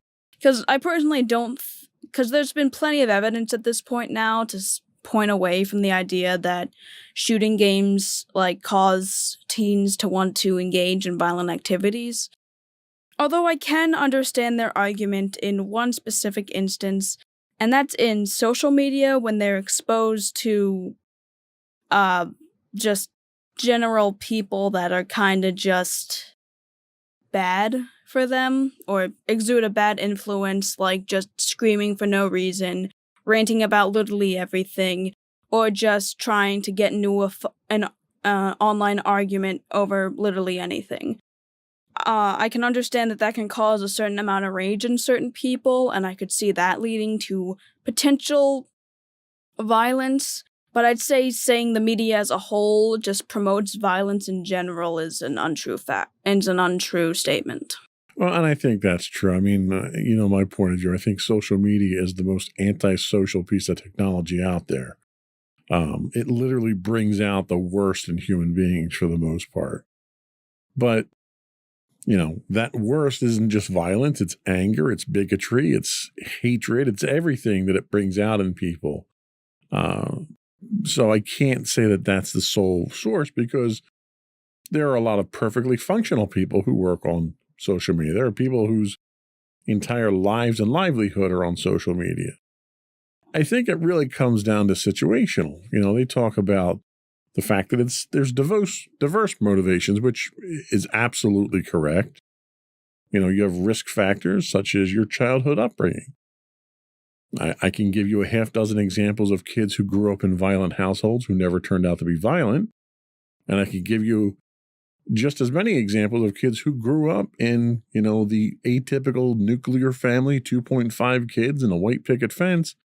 And the kid turned out to be extremely violent and disturbed and all kinds of problems. Yeah, that's the one thing when it comes to this sort of thing, and what people kind of assume goes into violence is that, while outside factors could certainly, have an effect, it's not guaranteed. Because, even if you had one of the worst upbringings or one of the best upbringings, it doesn't mean that you're going to necessarily reflect that kind of stuff. Specifically when it comes to you grew up in a household where your father was kind of a terrible person.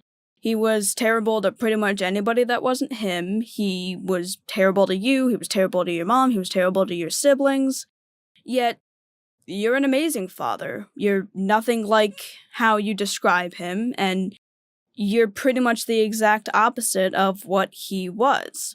You're pretty much the perfect example of growing up with some bad situation, but not turning into a bad person as a result. Well, thank you for saying that. I'll give you your $20 after the show. You didn't bribe me. But I think in my example specifically, my dad proved to be a good, bad example. I didn't want to be what he was. I didn't want to treat people the way he treated people. Maybe if my dad was more like my mom, maybe I would have turned out completely different. I don't know. It's kind of an interesting thought experiment. Yeah. So, well, we're going to take a break.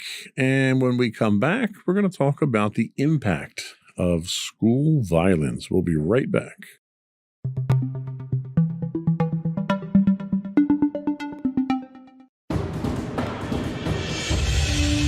For over 7 years, the Second Sith Empire has been the premier community guild in the online game Star Wars: The Old Republic. With hundreds of friendly and helpful active members, a weekly schedule of nightly events, annual guild meet and greets, and an active community both on the web and on Discord. The Second Sith Empire is more than your typical gaming group. We're family. Join us on the Starforge server for nightly events such as operations, flashpoints, world boss hunts, Star Wars trivia, guild lottery, and much more. Visit us on the web today at www.thesecondsithempire.com.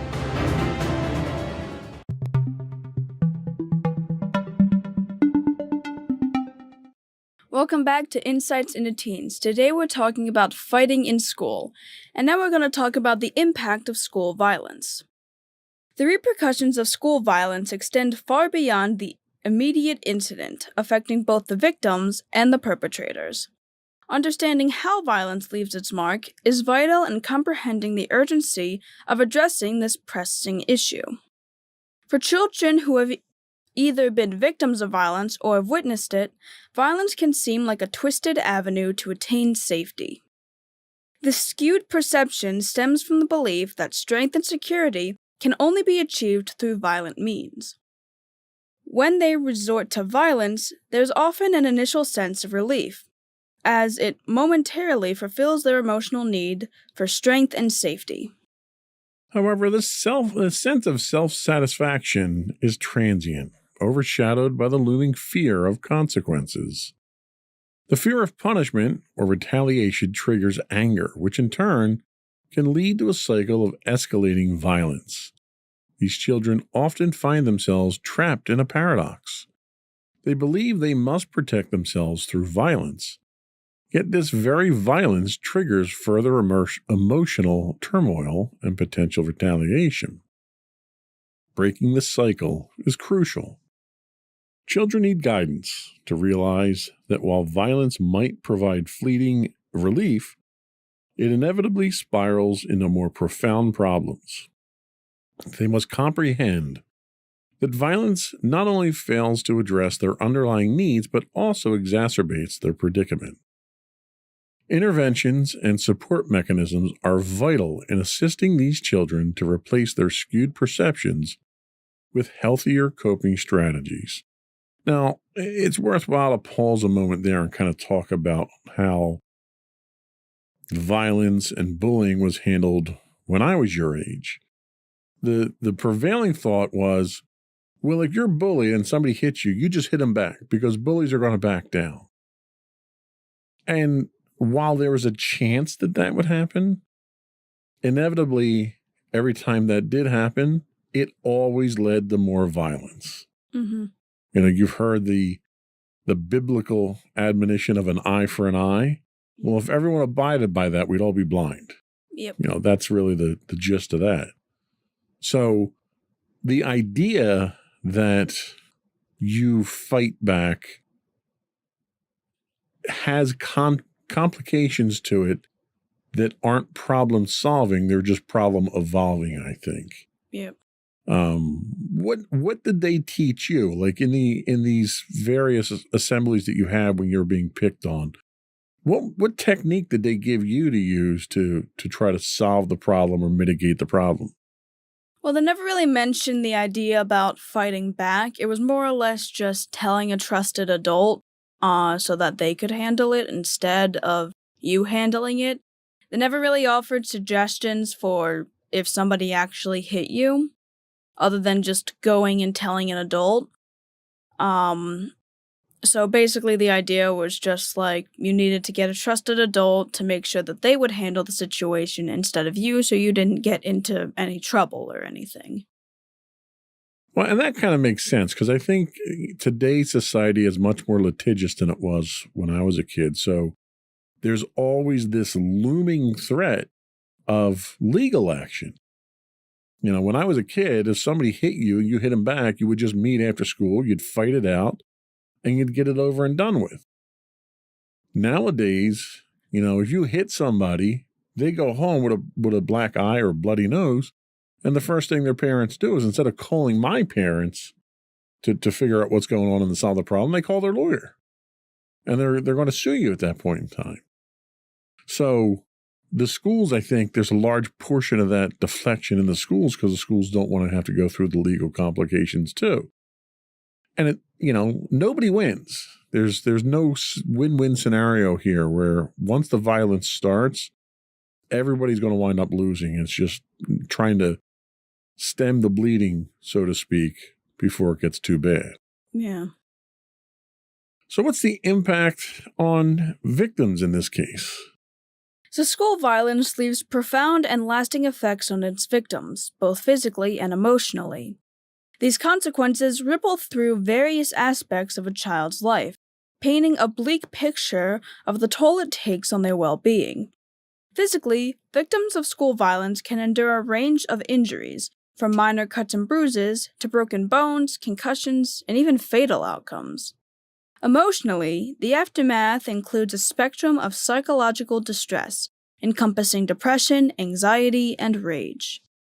The weight of these emotions can disrupt their mental equilibrium, casting a shadow over their day-to-day lives. Victims' academic performance often suffers as their focus wavers. The lingering fear of reoccurrence can make concentrating in school a Herculean task, leading to compromised learning experiences. School, intended as a haven for education, becomes a place for unease. Trauma from school violence is not confined to the immediate aftermath. Its psychological ramifications can be considerable, especially when experienced over an extended period. In the case of young minds whose brains are still developing, trauma can trigger survival mode, adversely affecting attention, concentration, emotional regulation, and the long-term health. The same 2019 survey underscores the potential long-term consequences of school violence.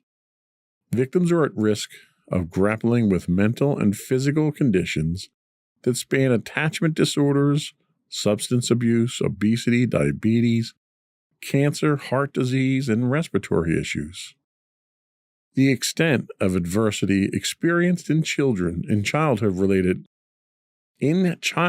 correlates to the degree of risk to physical and mental well-being in adulthood.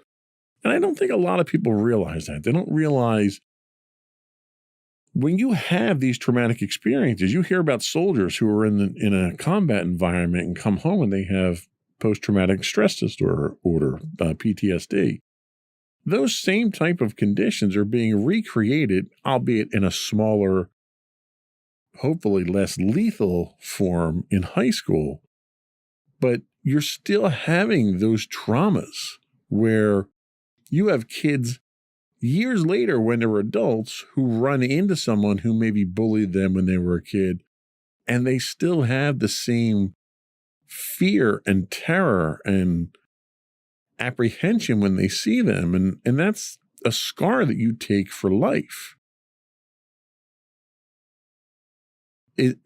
That's not something kids should have to deal with. What are your thoughts on that?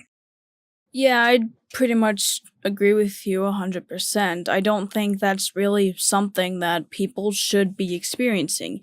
Yeah, sure, some people might say that trauma is a good learning experience or whatever, but to have that as a kid, I don't really think is a good thing. Or to have it paralyze you in fear the moment you either think about it or see someone related to an incident where you were traumatized. That's not okay. Sure, it's good to kind of have a life experience when you're younger so that you internalize it more as an adult. But in terms of school violence, that trauma isn't good trauma. It just makes you more anxious, it causes you even more distress, and it can lead to genuinely harming consequences when you actually become an adult. Yeah, and we're talking specifically about victims of violence, but you've never been a victim of school violence, thankfully, at this point in time. But you've been a witness to it on numerous occasions. But even the victims don't get away scot-free. What are some of the things that impact victims in this case? So the impact of school violence isn't confined to its immediate victims. Those who bear witness to such incidents also suffer profound emotional repercussions. The toll on these young witnesses is often hidden, yet its effects can be just as enduring and far-reaching. Children who witness school violence may grapple with complex emotions. They might feel a sense of guilt for not intervening or stopping the violence, even though fear could have paralyzed them from taking action. The weight of these conflicting emotions can create a heavy burden on their young minds. Remarkably, the brains of witnesses to violence can react similarly to those of the victim. The primal fight-or-flight response can trigger, flooding their minds with stress hormones and shaping their perception of danger. This psychological response can have lasting impacts on their emotional and psychological well-being. The aftermath of witnessing violence can shatter a child's fundamental beliefs about the world. The illusion of safety that once enveloped the reality is disrupted, leaving them with a sense of vulnerability. This new lens through which they view the world can significantly damage their mental health, fostering anxiety, distrust, and even depression. For children to grow into emotionally resilient individuals, they need to first experience a foundation of safety and care. The ability to cope with threats and challenges stems from feeling secure and self-assured. Witnessing violence without reassurance of safety can hinder a child's ability to navigate the complexities of life. Having borne witness to this in the past a few times, do you feel that you've experienced any of these sensations or any of these negative repercussions as a result? I mean, yeah, that's certainly something I could say. 'Cause, the illusion of safety, seeing at the school, that can fade a lot, and, it's gotten to the point where when somebody has a fight, I almost kind of expect it at this point, considering how much I've witnessed it. But even when I was younger and, I was just learning that violence happened in schools, I was traumatized. There was this one specific incident I distinctly remember. We had been doing a lockdown drill in school when we were in 5th grade, and I was about 10 at the time.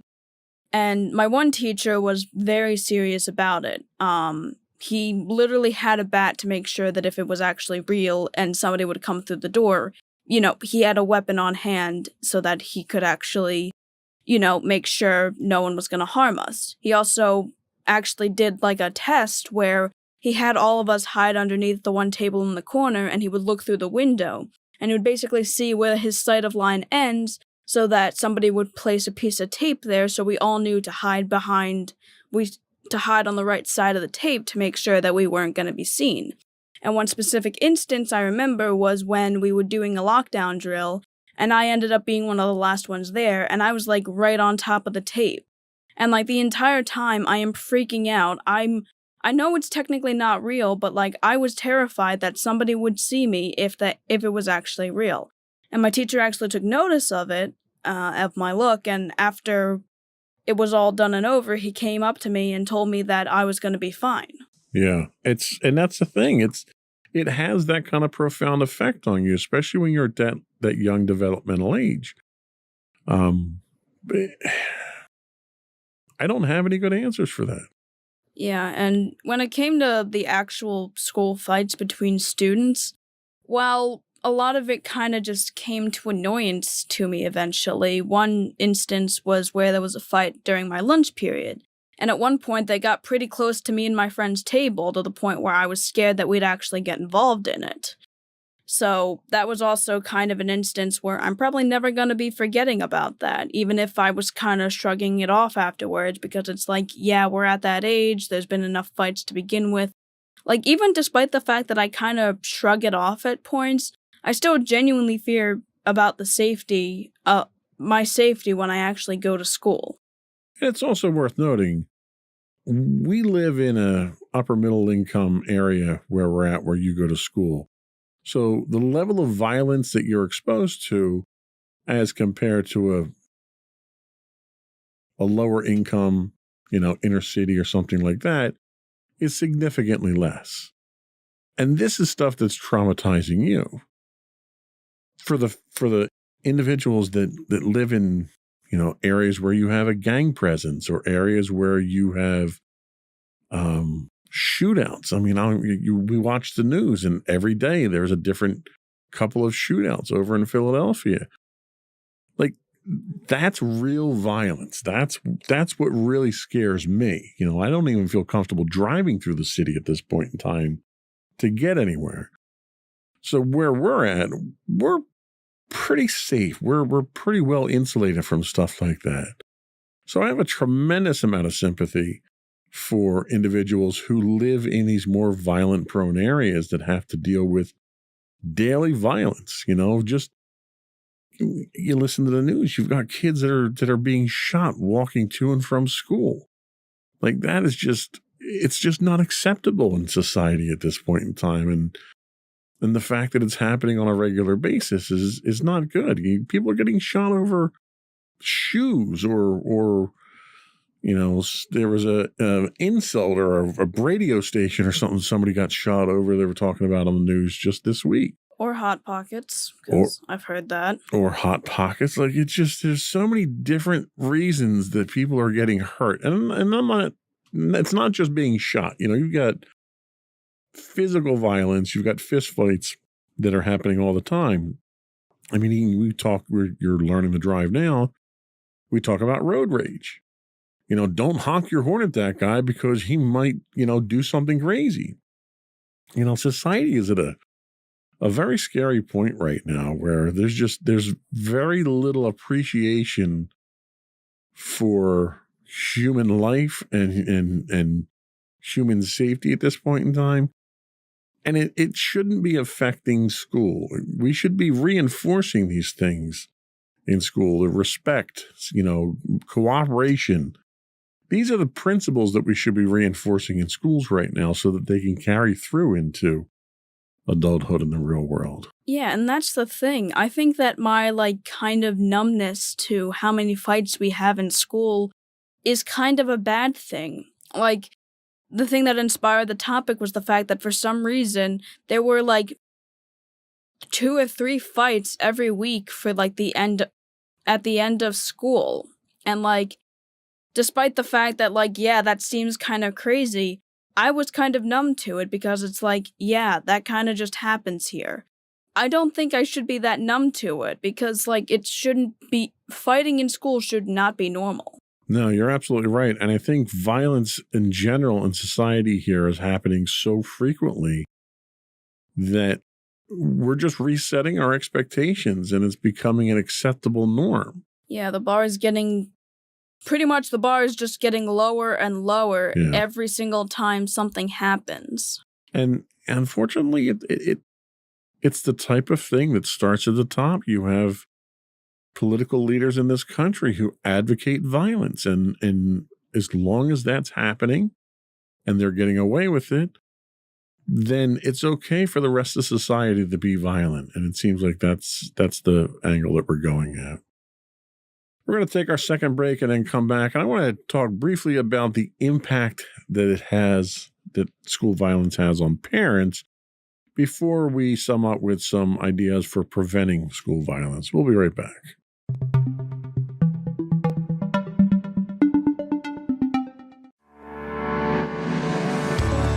Insights into Entertainment, a podcast series taking a deeper look into entertainment and media. Our husband and wife team of pop culture fanatics are exploring all things from music and movies to television and fandom. We'll look at the interesting and obscure entertainment news of the week. We'll talk about theme park and pop culture news. We'll give you the latest and greatest on pop culture conventions. We'll give you a deep dive into Disney, Star Wars, and much more. Check out our video episodes at youtube.com/insightsintothings. Our audio episodes at podcast.insightsintoentertainment.com, or check us out on the web at insightsintothings.com.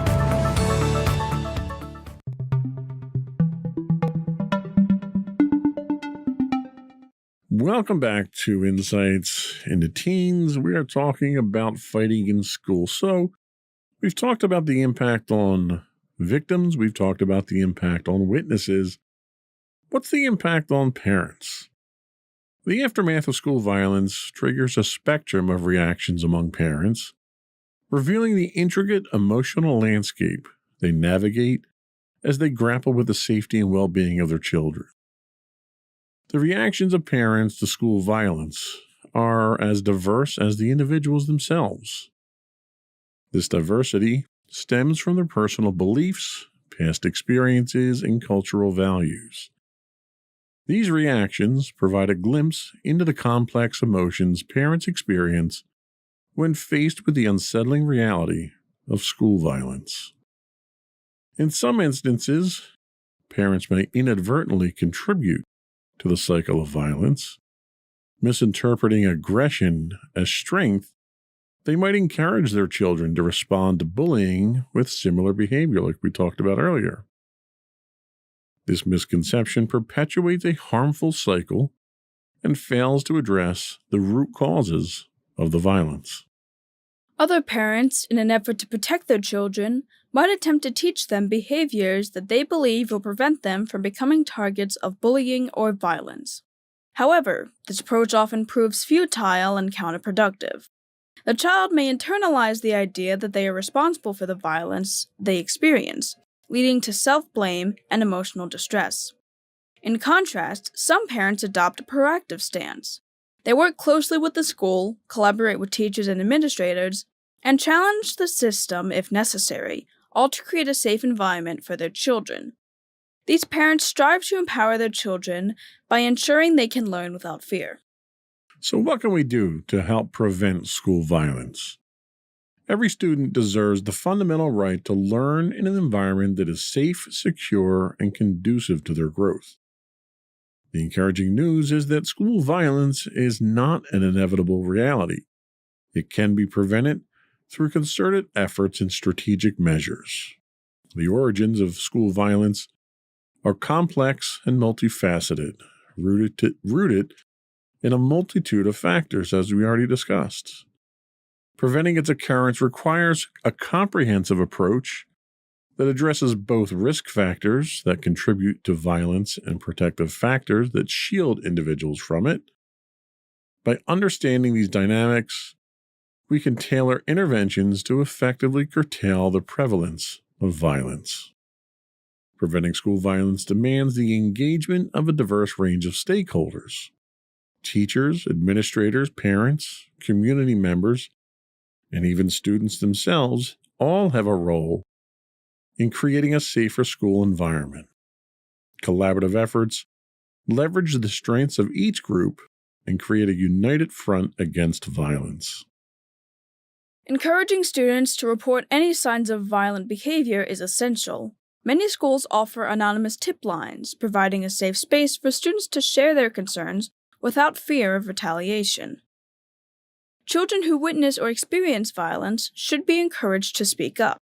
The importance of open communication with trusted adults, such as parents, teachers, and counselors, cannot be overstated. Consistent reporting ensures that concerns are addressed promptly and effectively. Recognizing and reaching out to students who display signs of distress or aggression is crucial. By offering support and understanding, we can help them navigate their emotions and provide alternatives to violent behavior. Being vigilant about potential warning signs of violence is pivotal. These signs might include fascination with weapons, harming animals, bullying, threatening others, or displaying aggression. Recognizing and reporting these signals to parents, teachers, or school authorities enables early intervention, potentially diverting a child away from a violent path and towards a path of help and healing. So I guess really the most important question that I can ask at this point is, do you feel that you have some course to remedy or some call to action in school that if you see violence or you are the victim of violence, that you can go to someone, report it somewhere, and have some level of confidence that someone's going to do something about it to help to make the environment safer? I mean, for the most part, yeah. I'd say the school, does its best to counter the violence and such. They always try to make sure that there's teachers involved, or if they need to have any of the police around the school to also get involved to stop the violence.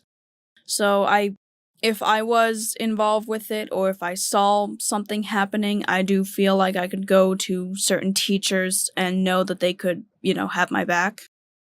Now, you're getting ready to go back to school next week. I think you start on Thursday. You've got 2 shortened days. Do you have any concerns for your own personal safety going back now, or do you think you're fairly safe going back at this point in time?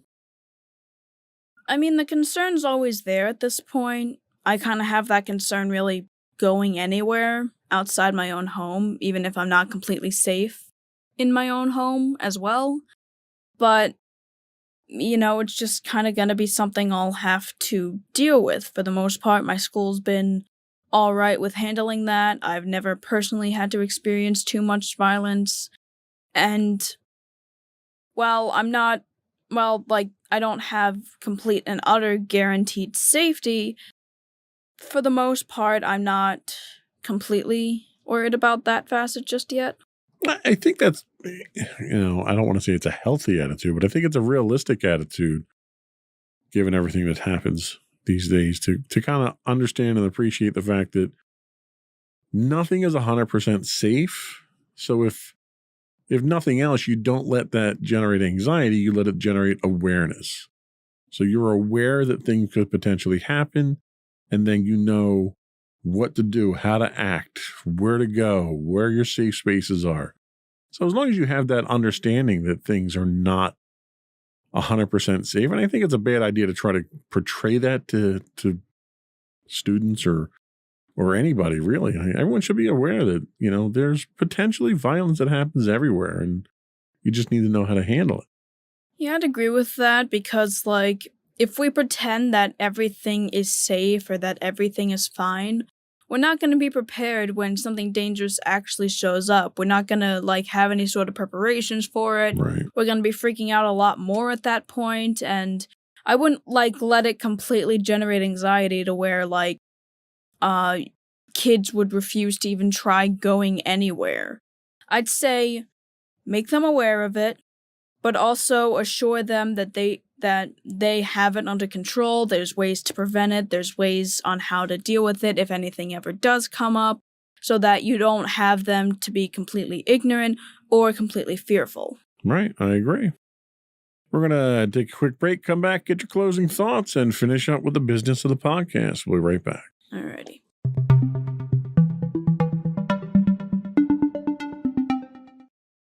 Alright, so to everybody out there, I hope that this podcast kind of brought awareness to the real issues behind school violence so that we can at least get rid of the stereotypes that it's only certain factors that play a part in it and that it's more or less a one-sided issue. It's really not. It's a much more complex issue that, needs to be better understood. I feel, much like most topics when it comes to teenagers, there's plenty of misconceptions about it, and I feel if more people are able to be knowledgeable about it, we can help to fix it and hopefully prevent it in the future, much like giving better knowledge about how to handle school violence and not just saying everything's going to be fine or causing kids to panic. All right.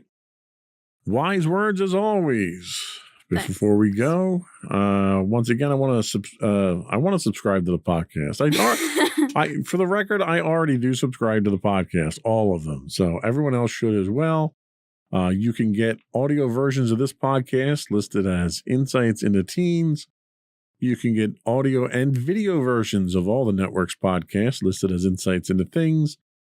You can find us on Apple, Spotify, Google, etc., etc. I would also invite you to connect to us on social media. We stream 5 days a week on Twitch at twitch.tv/insightsintothings. You can find us on Facebook at facebook.com/insightsintothingspodcasts, or you can find all that and more on our official website at www.insightsintothings.com and you. And don't forget to check out our other two podcasts, Insights and Entertainment, hosted by you and Mommy, and Insights into Tomorrow, hosted by you and my brother Sam. That's it. Another one in the book. Bye, everyone.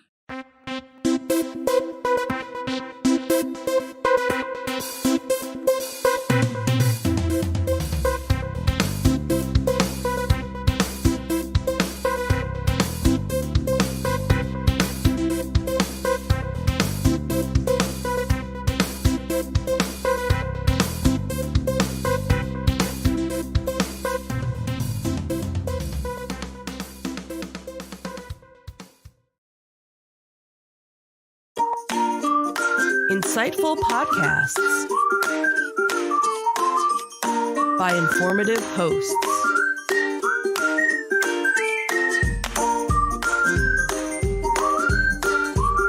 Insights into Things, a podcast network.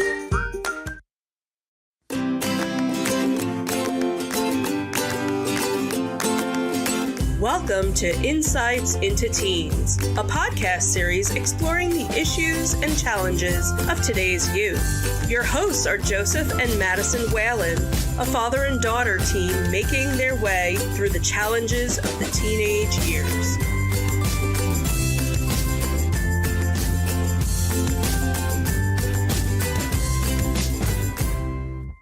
Welcome to Insights into Teens. This is episode 190, Catching Up. I'm your host, Joseph Whalen, and my caught up but little behind co-host, Madison Whalen. Hi, everyone. Hey. Nice adjectives there. Clearly, you didn't write those in. And I didn't. I had confident and aware, but, didn't really fit the theme today. Fair enough. So how you doing today, Maddie? I'm all right. Okay.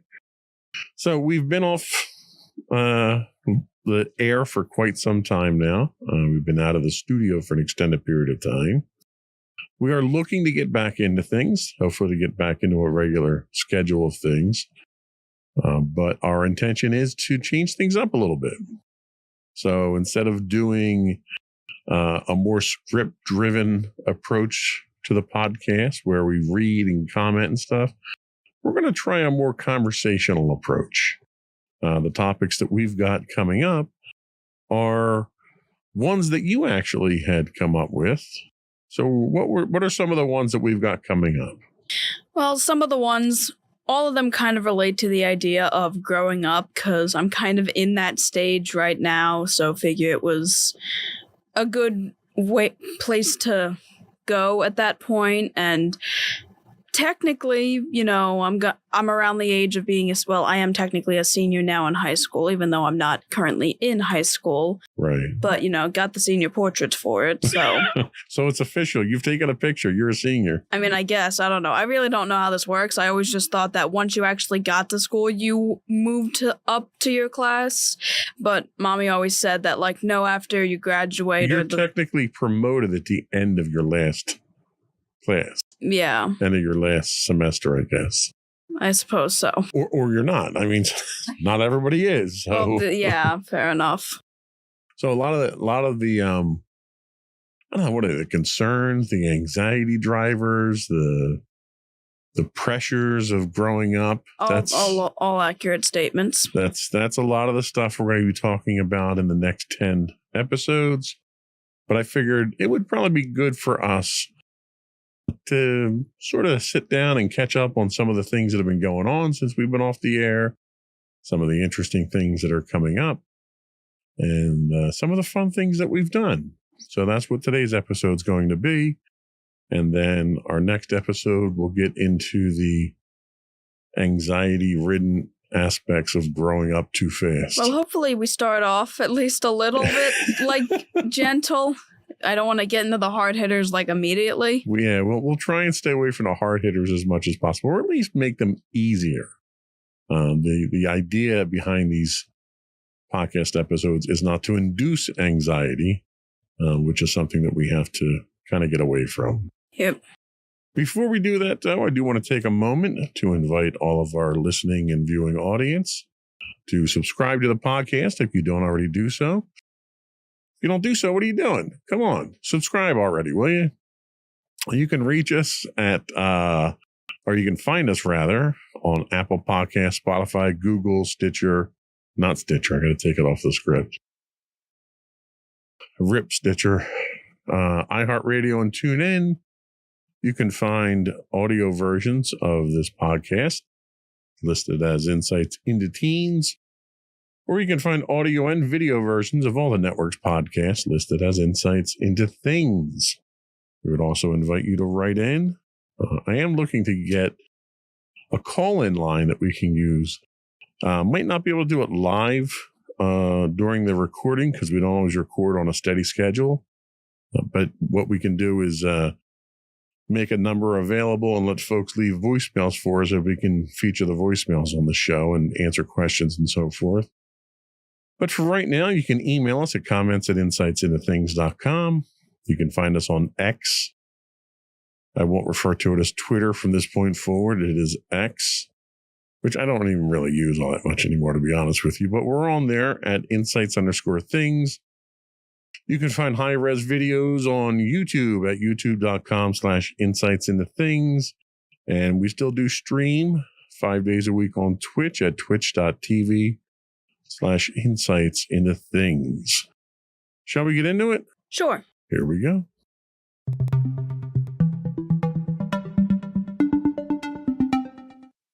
So I wanted to start off talking about some school-related stuff. School year's out now. We had some interesting events come up. So the first one is the prom. So you went to a junior-senior prom at your school. Is that correct? Yes, I did, and I went as a junior. So how did that work out for you? What were your thoughts? What was your experience? Did you enjoy it? Will you be going to your senior prom? Okay, so I don't know if I've made it clear on the podcast before, but I think I've become much more of an introvert. I think you've made as that of very late. clear over the I was going to say, history of the podcast. pretty sure I've made it clear. And to those unaware, which I'd assume most aren't, but the junior-senior prom is like the big school dance and so forth, where like you're not at your school, you go to like the one place we went to was like very nice. It had like this one outdoor area. I don't remember exactly what it was called, but it was like it had like a really nice garden. There was a bridge. There was like a really cool dome outside. So it had like a beautiful outdoor area, and the indoor area was nice as well. So, it's like a big school dance.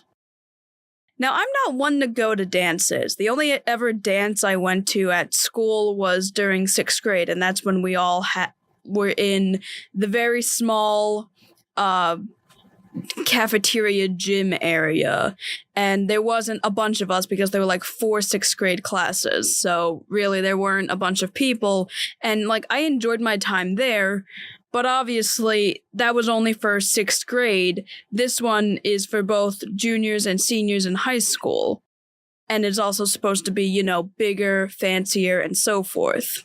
And, like, our school does, homecoming dances and so forth, but I never went to those, mainly my first 2 years because of band, and then later on just because I don't like socializing.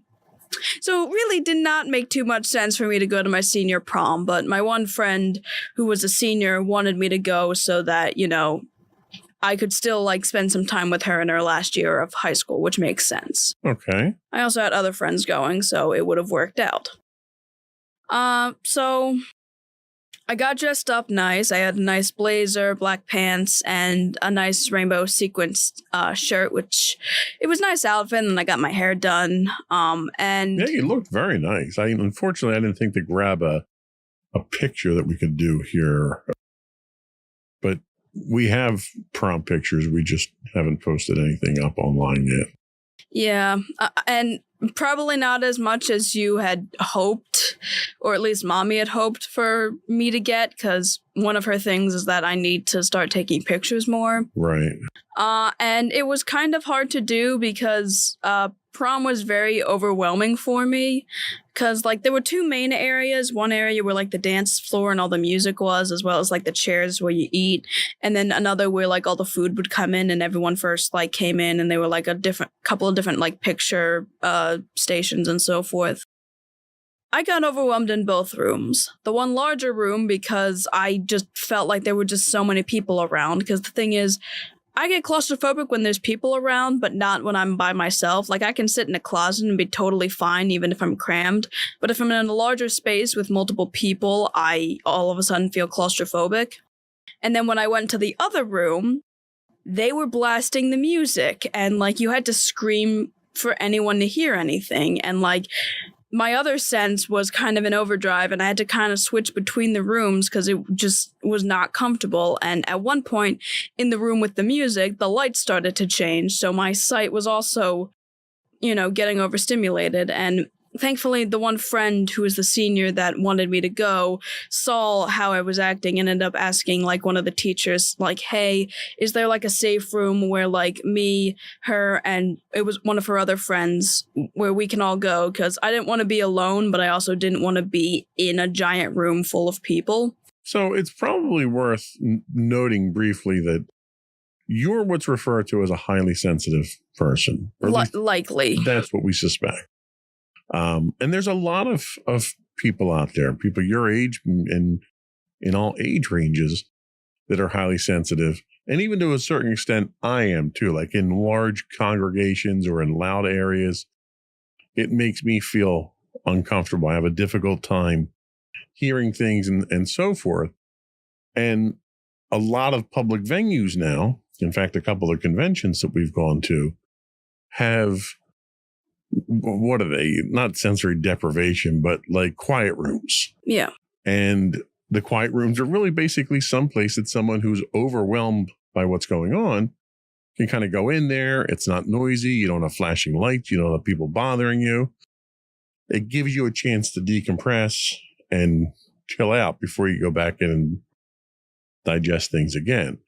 So they came up with something like this. Yeah, at the prom. Yeah, basically, we were sent out into the one outdoor area because when the dance technically started, like, they ended up blocking the area off. But the one teacher, like, said that there was either that or, like, there was an indoor room. And, like, me and my other friends were like, yeah, can we, like, go out?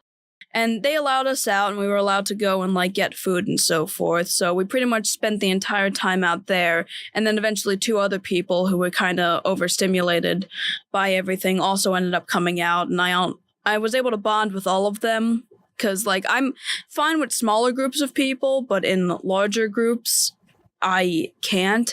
And it was also really nice outside. It wasn't too warm, wasn't too cold. So everyone was able to kind of just, like, chill out basically, and it was much less anxiety inducing. But the only thing that happened, and we stayed out there for pretty much the entire prom outside of, like, going inside for dessert around the time that it was ending, and that's kind of when the anxiety ramped up again.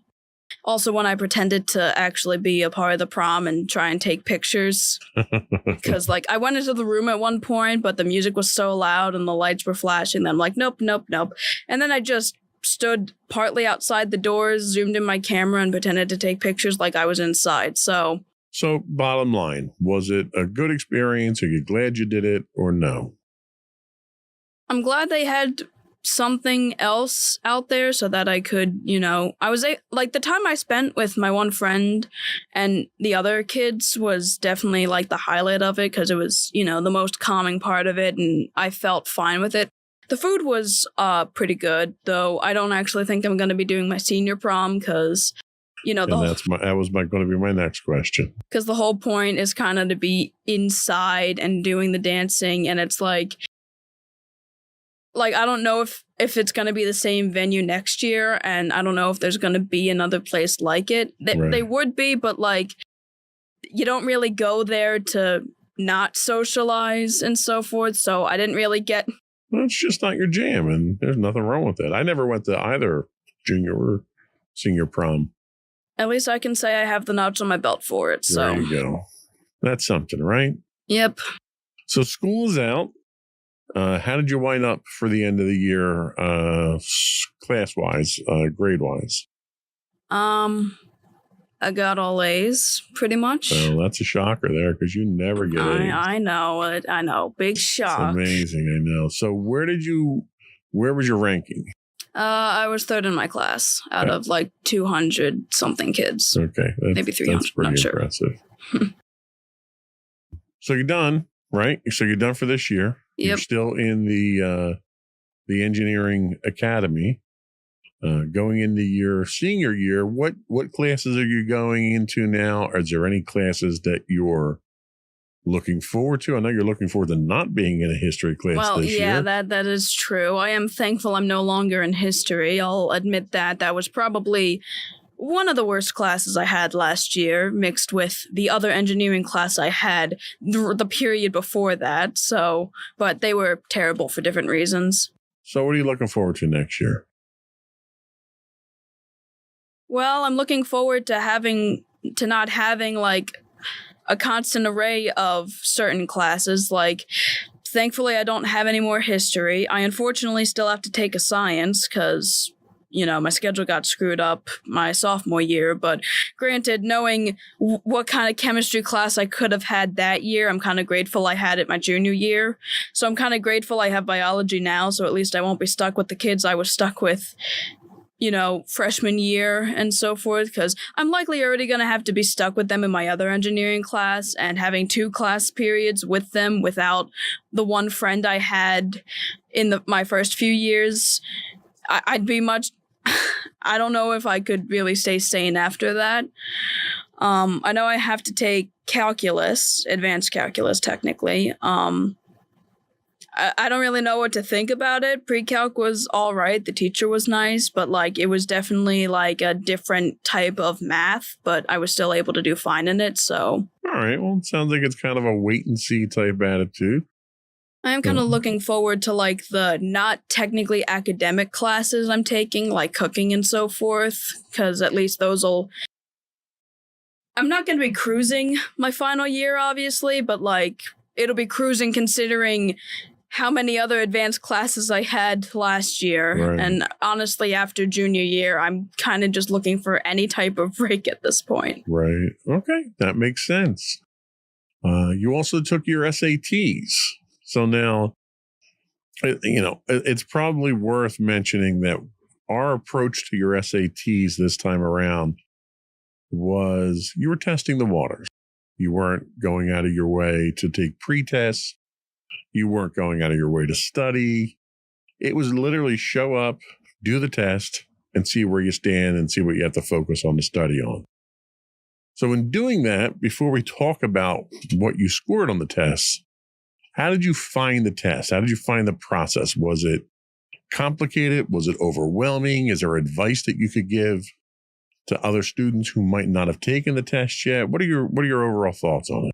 I mean, the way that I did it, the process, at least to get there and so forth, was honestly pretty simple. Everyone was honestly really nice, and it wasn't, at least for me, it wasn't a stressful environment. I didn't entirely like the idea of taking the SAT, but and I don't know how, stressful it was for other kids who were taking it more seriously. Not that I wasn't taking it seriously, it was just I wasn't riding on it as much as a lot of other kids were.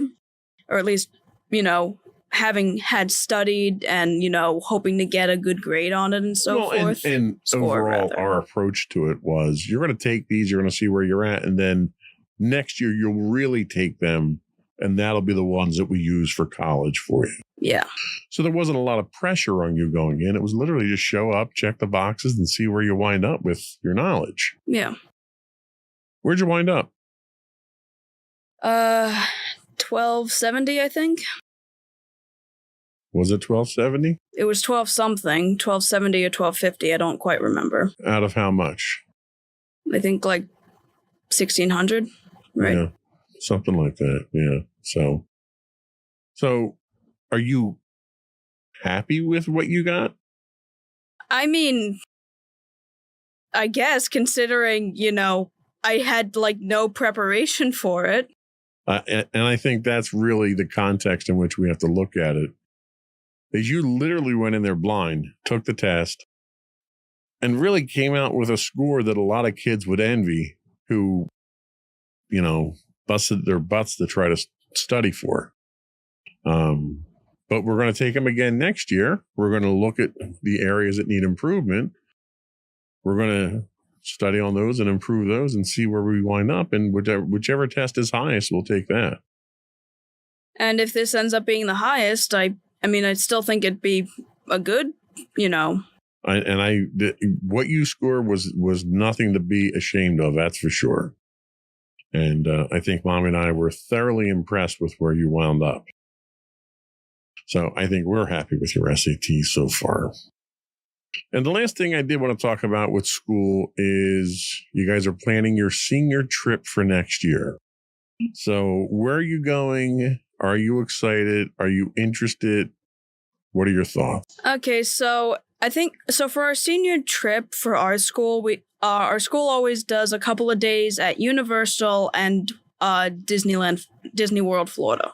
Although I can probably just say Disney World because I don't know if any place else calls it Disney no World. Other world. And I am kind of excited, not entirely for the Disney stuff because I've been more times than years I've been alive. So we'll make sure we edit that part out so Mommy doesn't hear that. I mean, like, it's not that I'm not excited. It's just I've been there so many times. I mean, I'll definitely help out anyone that doesn't know the ropes. Yeah, you're going to be like a professional tour guide. You've been there so often. But I've never been to Universal, and I am kind of excited, mostly because I hear there's a SpongeBob store, so... I heard that, yeah. So, I'm kind of looking forward to that. I'll obviously also check out the rides outside of the one Harry Potter one, because I hear there's the giant spider in it, so I'd rather not. Well, and that's the thing. It's a shame that you're not a Harry Potter fan because it's a huge Harry Potter attraction, too. Yeah. So, all in all, you think you had a good school year? Straight A's, excellent scoring your SATs. You survived the prom. I'll give you that. I mean, that's all I can really say. I survived. That's all. Right. Outside of like the grades and so forth, like if we take all that out and I just talk about my experience with it, I'm just going to say I survived 11th grade. Okay. Did I enjoy it? Not really. It was a very stressful year. I'll just say that much. It was probably the worst year in high school I've ever had. Well, hopefully next year won't be nearly as bad. And hopefully this year stays the worst year in high school I've had. Let's hope. We're going to take a quick break right now, and then we're going to come back and recap some recent events that we thought were interesting. We'll be right back.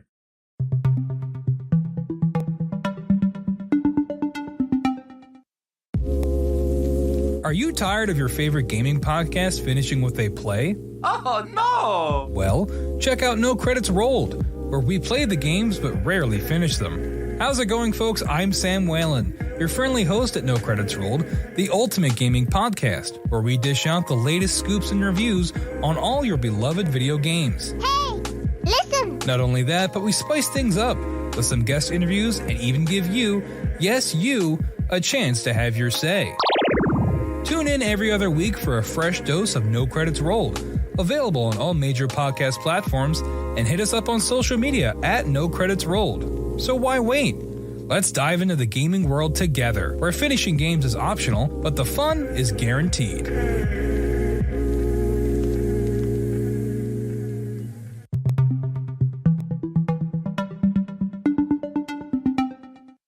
Welcome back to Insights into Teens. This is episode 190, catching up.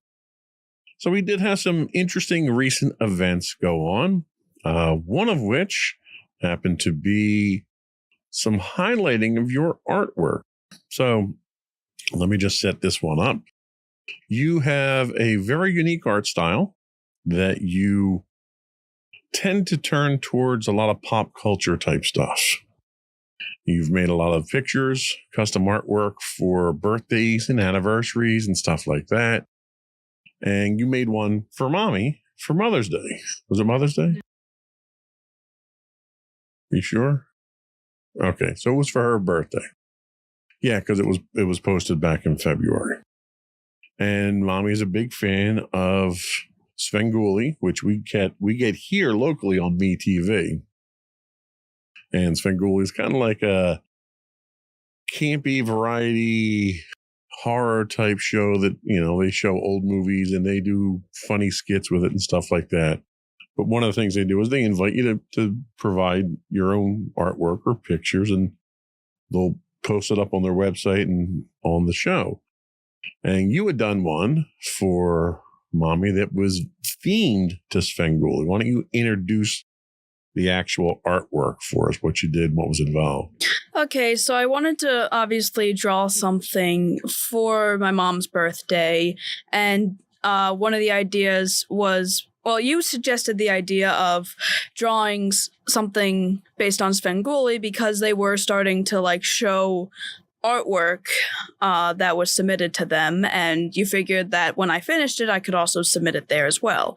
So basically, what I ended up doing was I wanted to add, while I don't always watch the show, I have enough knowledge about it, so I wanted to add a couple of little nods to it. So obviously there's Sven in his regular outfit. There's also the one chicken puppet he has, and I don't know if like the one floating green skull guy is still there, but he's there as well. He's holding his one shield that blocks the rubber chickens. He's also sitting in his coffin, and he also has a spear. It's supposed to be a stake, and and on it actually says like for Dracula, but it's pinning like a dead chicken head on it. And then behind him there's like various iconic like older horror movie characters like Dracula, Frankenstein and Frankenstein's Bride, the Invisible Man, as well as the sea monster. So for our viewing audience watching the video, we have a shot of it here. It's the actual it's Madison holding the actual artwork, and in the background is the episode from June 15th of Svengoolie, in which they highlighted it. They did a big intro and got our name mentioned, and what was really funny about it was Mommy has a number of friends who watch Svengoolie, some of whom she didn't know watched Svengoolie. And when they heard that it was our town with your name, all of a sudden her feed starts erupting with everyone wondering if it was really you. Was it your artwork? Congratulations, stuff like that.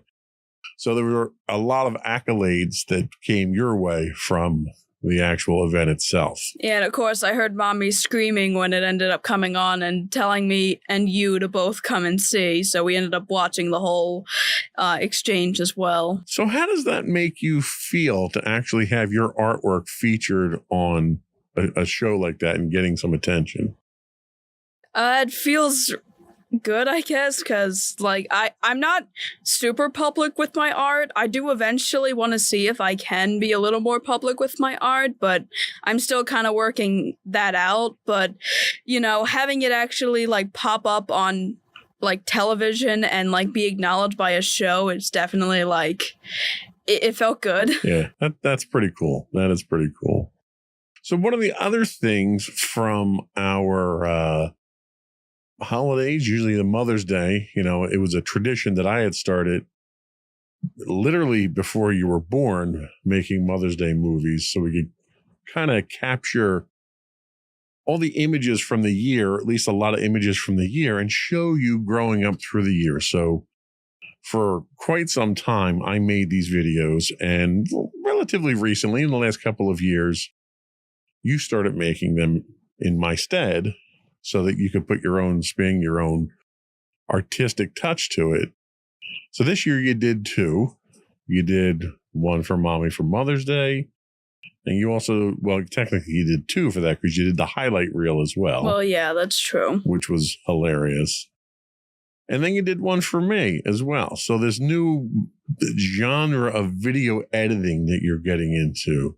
Talk about that a little bit and what appeals to you and what's involved with it? Okay, so obviously I've gotten into video editing a bit more, and like I feel it feels like it's an interesting hobby for me, I think. Like I like the idea of taking an audio and then various images and then like putting the images together to match with the audio. I feel it is almost kind of like the musician in me who likes like visuals when it comes to like certain music beats.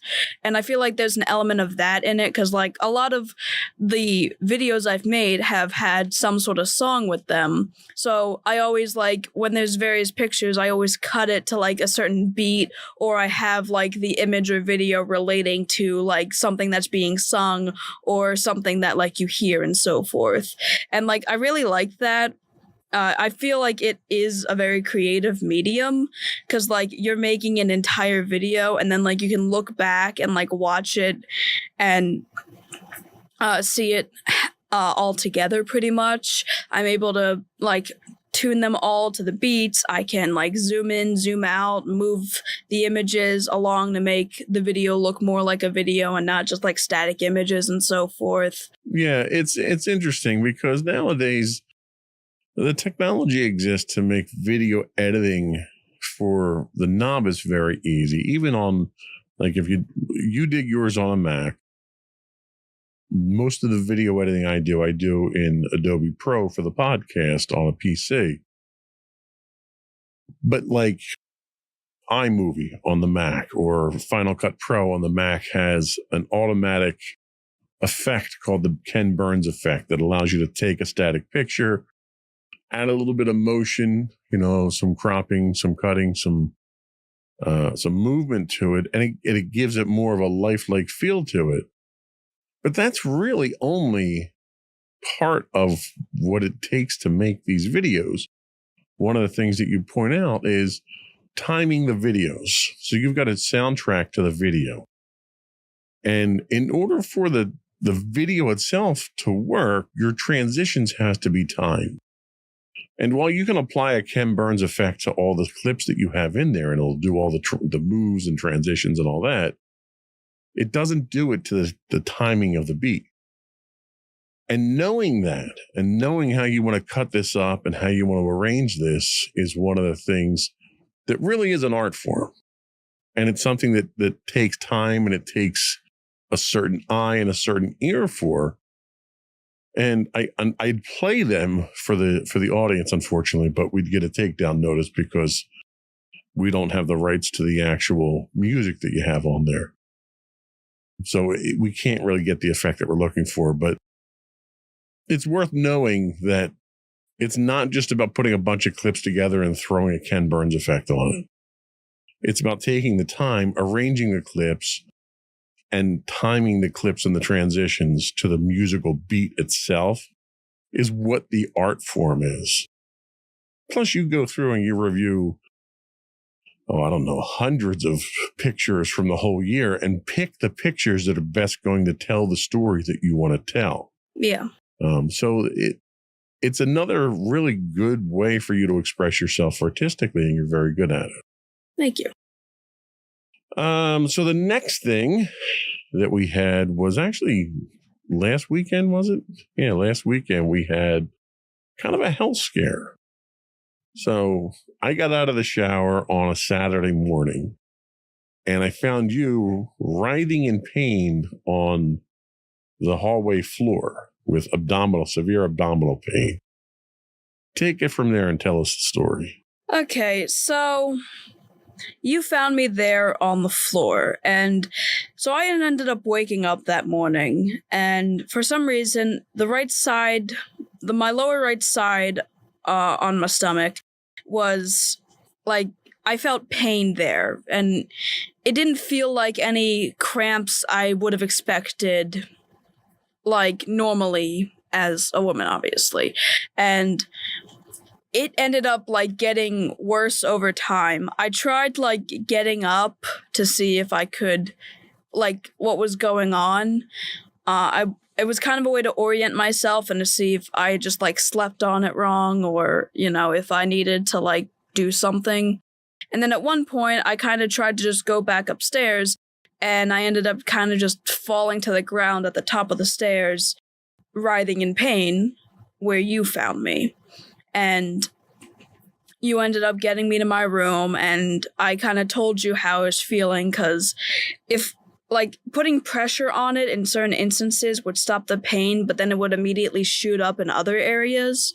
And, like, we had a couple of different theories. We initially thought it was menstrual cramps, which I took medicine for. That wasn't helping.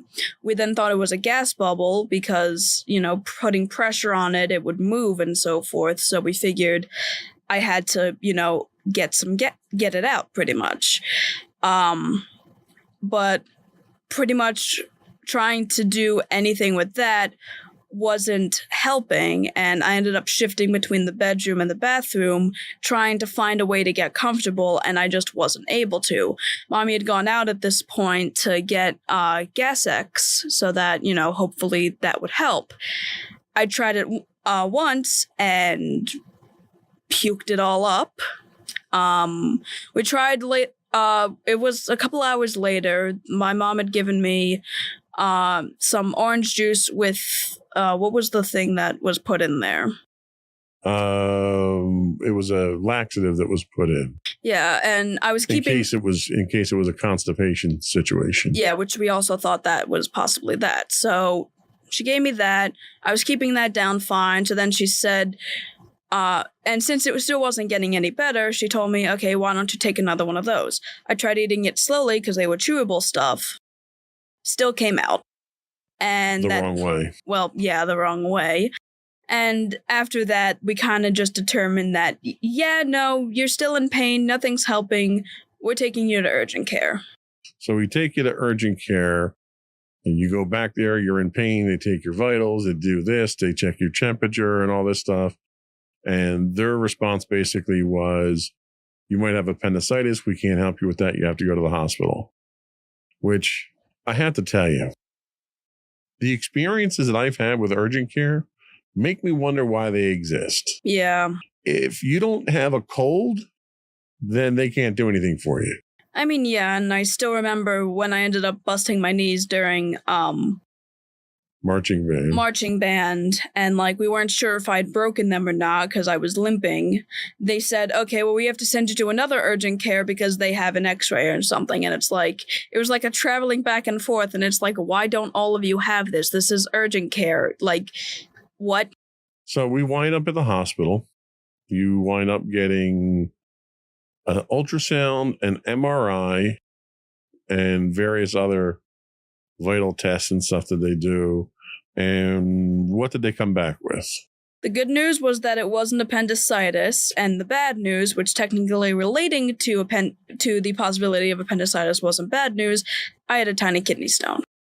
So you had kidney stones, which I had years ago. I had 2 occasions where I had them, and I can attest to the fact you feel like you're dying. The pain is so bad. You feel like something ruptured inside of you. So they gave you fluids. They gave you some medicine for anti-nausea and basically sent you home with a strainer and said, here, pee through this until you capture it. Yeah. Which really is the only thing they can do. They did give you pain medicine at the hospital. They gave you initially morphine, and they gave you something less than that afterwards. How do you feel now? How are you doing now? Well, I had started taking pain medicine when we got back, but, over-the-counter stuff. I've been doing fine, honestly. I haven't felt the pain since. So thankfully, after that scare, I think I've been doing fine. That's good. That's good. So the next big thing that we got coming up here is Wednesday of next week. Yep. You get to get up at like 2:00 in the morning or something to go to the airport. You're flying out. Where's your connecting flight? San Francisco? San Francisco So you're flying from Philly to San Francisco, and then from San Francisco to Kyoto? Osaka. So you're heading to Japan. Tell us what's going to happen in Japan. What kind of fun are you going to have? Okay, so there's a couple of different things planned. I don't remember the entire schedule. I probably should because, it's less than a week away. But basically, we have a bunch of different stuff. We're gonna start off in Osaka. We're gonna head to a couple of different areas as well. I think Kyoto and Tokyo are like the next big areas. We're gonna be able to take the bullet train, which I'm so jealous about. Yeah. We're also gonna go to Mount Fuji and experience some of that. I think they mentioned that there might be like an amusement park we might do, and then an amusement park. Really, just some random one? Well, it's not the one that you're thinking of right now. Oh. And then they originally put out and like there's also going to be like downtime where we can get our own foods. There's also like scheduled foods where we're all going to be eating together. We have a bunch of different hotels we're going to be staying at. And then another thing that they had like just recently put out was that the main teacher behind it and like the tour guides are trying to find. We're making like excursion time where there was potential to go to Tokyo Disneyland. which was like, yes, please, twice. Yeah. So mommy was very upset that she wasn't a chaperone on this, but she was very excited that she has someone going to Tokyo Disney to buy her a bunch of Haunted Mansion stuff. So are you excited? yeah, in multiple ways, I guess. Terrified? Yeah, Mostly. This is kind of like the prom. It's kind of outside your comfort zone quite a bit here. Yeah, it's like I've traveled before, but never out of the country and never to Japan, so... Yeah, this should be fun. I think you're going to have a good time. I think you're going to really enjoy it. I don't know how much you're going to learn, but have fun. That's the important thing. Yep. We're going to take our second break, and when we come back, we're going to talk about a very special event that we attended this weekend. We'll be right back.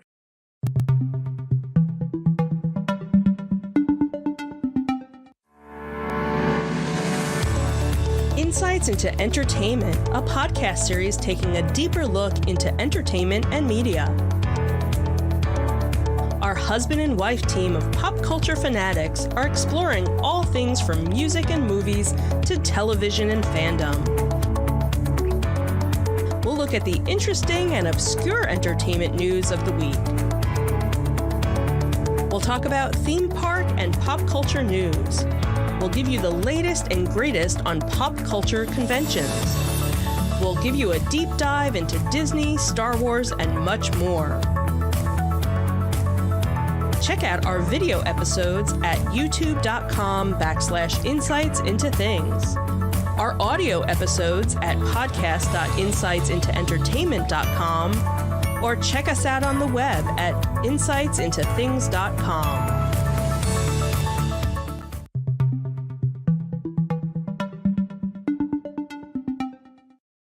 Welcome to Insights into Teens. We are catching up on this episode 190 before we get into the more terrifying aspects of growing up too fast.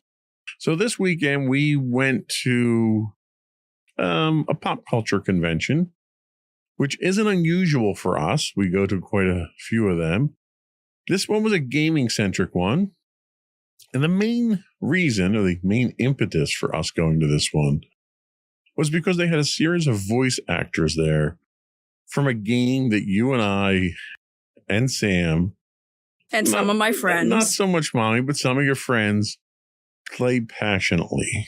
And you have how many hours into the game right now on Steam? Well, on my computer, but that doesn't at all account for PlayStation because we have multiple. 468 hours, probably got more because I put more hours in since I checked last. And I think I had 767 or something like that. Something like that. So, and again, that's just through Steam. That's not through the PlayStation because we've, as a household, have purchased this game 4 separate times now.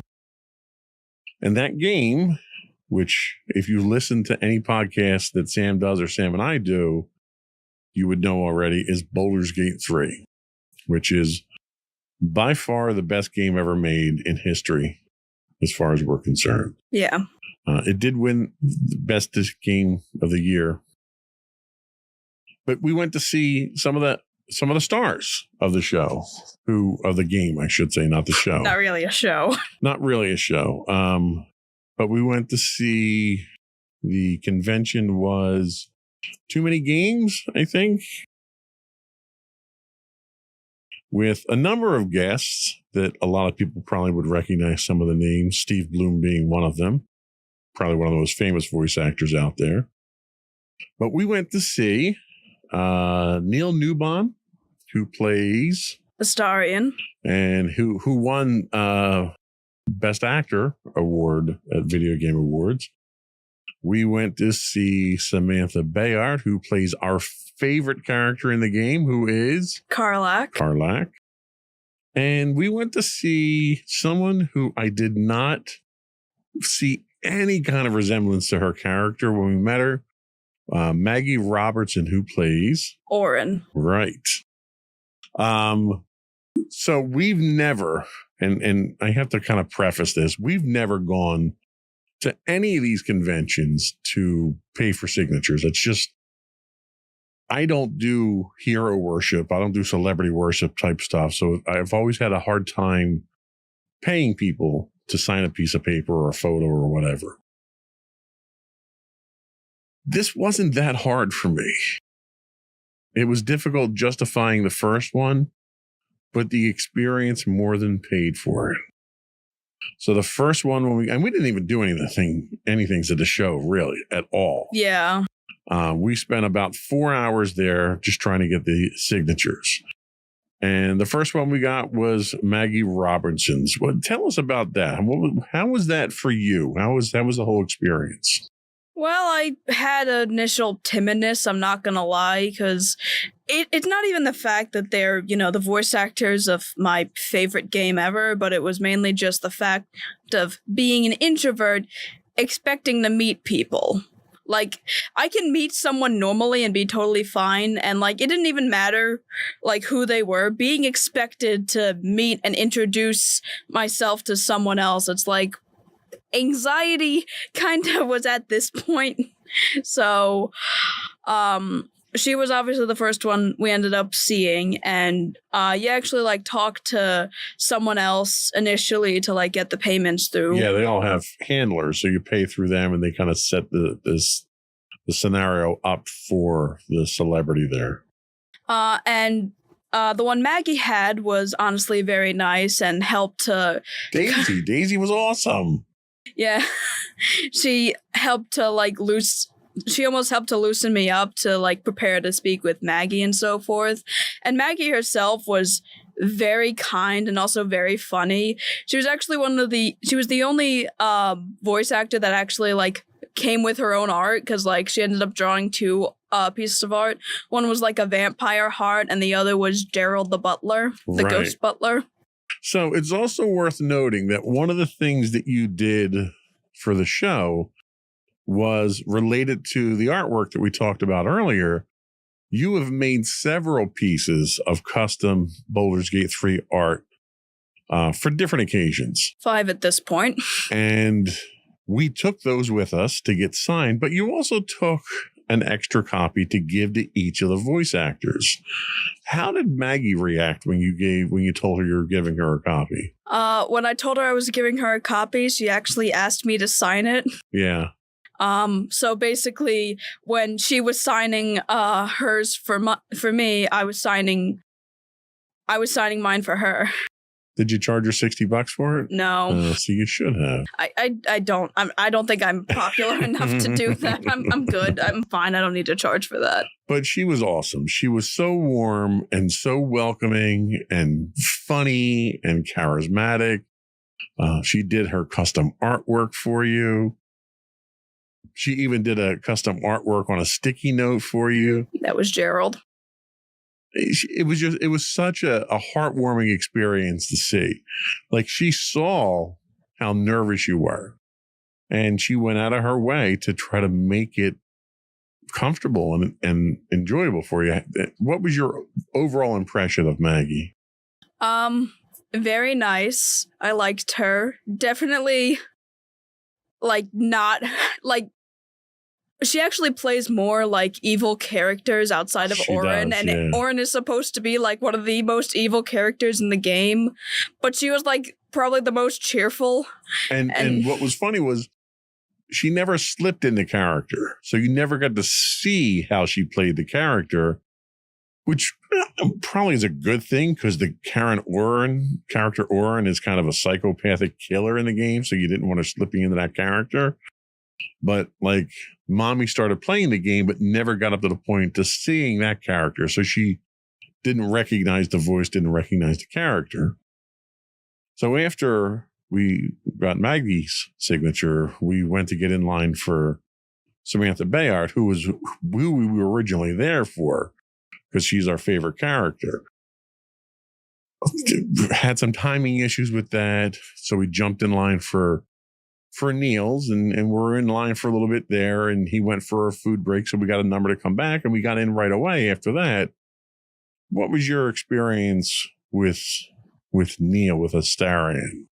Okay, so while Astarion isn't like my favorite character in the game, I feel like meeting Neil was like my favorite interaction, because I've seen like he does his own he has his own YouTube channel, and like he has his own playthrough of Baldur's Gate, so I kind of knew how he was like with the fans and so forth. And his interaction was probably my favorite, because it was very clear, like he could tell I was an incredibly anxious individual, and like he like noticed and like made sure I was comfortable, and also like even gave me some life advice as well, which was nice. And he also like constantly slipped in and out of character, which was interesting. So he was definitely like my favorite voice actor to meet. Yeah, I think as far as I'm concerned, I think Neil was probably the best experience. And that's not to take anything away from anybody else. Yeah. But he was personable on a level that I didn't think anybody would be under those circumstances. You had talked about being nervous going into your senior year. And he kind of conveyed some of his experiences. And one of the things he said was travel, whenever you get a chance, travel. And you said, well, I happen to be going to Japan. And he conveyed stories about Japan and what it's like over there and what the people were. So it was like, it wasn't just a factory of signing, signatures here. It was literally a personal experience that he constructed on the fly right there. And the fact that he kept slipping in and out of character, was just, and he was doing it with all of us. It wasn't just you. I thought that was so cool. And he did it so smoothly. I often wonder how much of an actor goes into the characters that they play.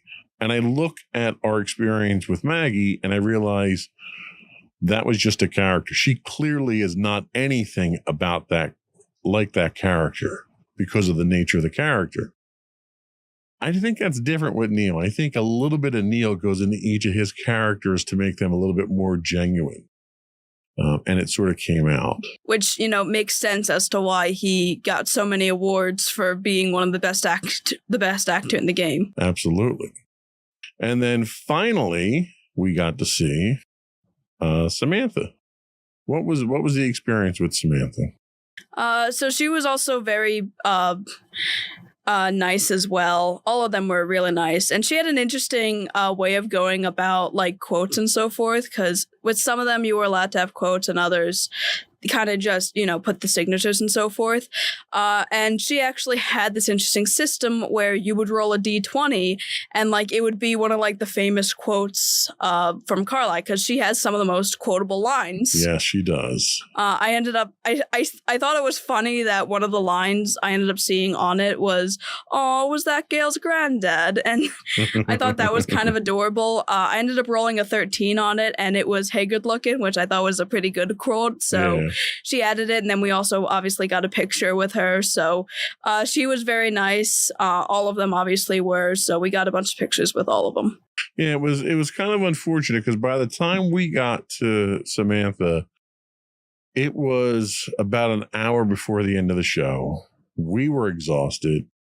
Clearly, she was exhausted. She had been there for a 3-day show. Yeah. So the fatigue was sort of setting in. So it wasn't as energetic an experience as we got with Neil, but we got Neil right after he had lunch too. I mean, yeah, so. It was all about timing there, but I'm glad we did it. I think it's an experience that will live with you for the rest of your life. It gives me a whole new appreciation for voice actors and how difficult the work is and how versatile they are. And I really enjoyed it. What are your final thoughts on the Too Many Games convention? Well, it's probably a convention you have to go to for multiple days because it is so gigantic. And if you're just going there for signatures, you're going to be there all day. Yeah. And we only got to see one of the showrooms. They had so many other showrooms. I probably wouldn't I probably have to take more breaks though, because like outside of being in the signature area, the main like area with like all the booths and so forth, I immediately got overwhelmed because there were just so many people there. Yeah, it was packed. So it was an interesting convention, but definitely one I think I'll remember. Yeah, I think it was awesome. I'm glad we did it. It was expensive, especially when I don't walk away with any, Star Wars collectibles, putting out that kind of money, but it was definitely worth it. So I think that's all we had today. This is kind of how the new format's going to go for now. We're going to see how well it works. It's going to be more of a conversation. I think this worked out well. Less pressure, more fun. Yay. We'll do that moving forward. Before we do go, I want to once again invite everyone out there to subscribe to the podcast if you don't do so already. You can find audio versions of this podcast listed as Insights into Teens. You can find audio and video versions of all the network's podcasts listed as Insights into Things. You can find us on Apple Podcasts, Spotify, Google, iHeartRadio, TuneIn, etc. Please email us your comments, your suggestions, your thoughts to comments@insightsintothings.com. Look for us on X at insights_things. Check us out on Twitch 5 days a week. If you're if you're an Amazon Prime subscriber, you do get a free Twitch monthly subscription. We would appreciate it if you throw that our way. That helps us keep the lights on here. You can find us on Facebook as well at facebook.com/insightsintothingspodcast, where you can find links to that and more on our official website at insightsintothings.com. And don't forget to check out our other two podcasts, Insights into Entertainment, usually hosted by you and Mommy, and Insights into Tomorrow, usually hosted by you and my brother Sam. That's it. Another one in the books. Bye, everyone. Bye.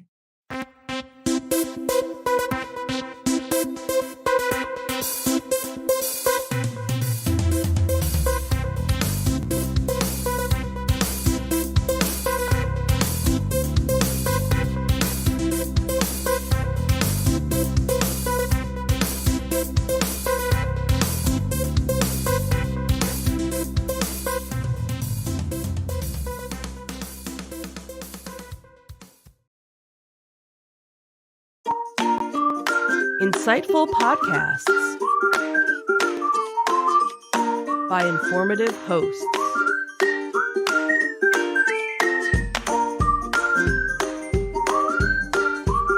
Insights into Things, a podcast network.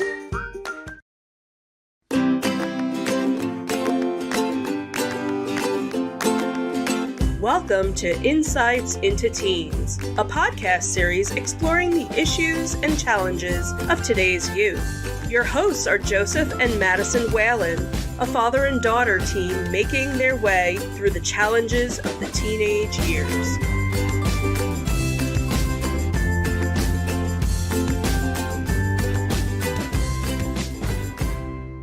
Welcome to Insights into I Have to Clear My Throat Teens, episode 183, Teens and Anger Management. I'm your host, Joseph Frog at His Throat Whalen, and my expressive and informed co-host, Madison Whalen. Hello, everyone. How are you doing today, Maddie? I'm doing all right. How about you? Oh, I'm doing fantastic. If I was doing any better, they'd have to arrest me. Why, though? That's just a joke, I guess. Fair enough. Anyway, so anything exciting happened this week? I got my hair cut. You did? Just one of them? No. No, you got them all cut? I got my hairs cut then. There you got my hair's cut. Y'all. Really? Yeah, why not? Dad jokes, sweetie. That's really all I got. Yeah, that's fair. Anything else exciting happen? It's almost Thanksgiving, I guess, so that's pretty cool. I guess that's exciting. I was kind of referring to your report card. Oh, yeah, my report card. That's going to cost me a boatload of money because you got so many A's in it this time. But congratulations to you on that. Thanks. So today we are talking teens and anger management. In a 2022 survey of 1,000 parents of teens, 2/3 identified anger as a concerning indicator that would prompt them to seek treatment for their teenager. Adolescents frequently experience anger due to the significant changes they undergo physically, mentally, and socially, compounded by the substantial decisions they face.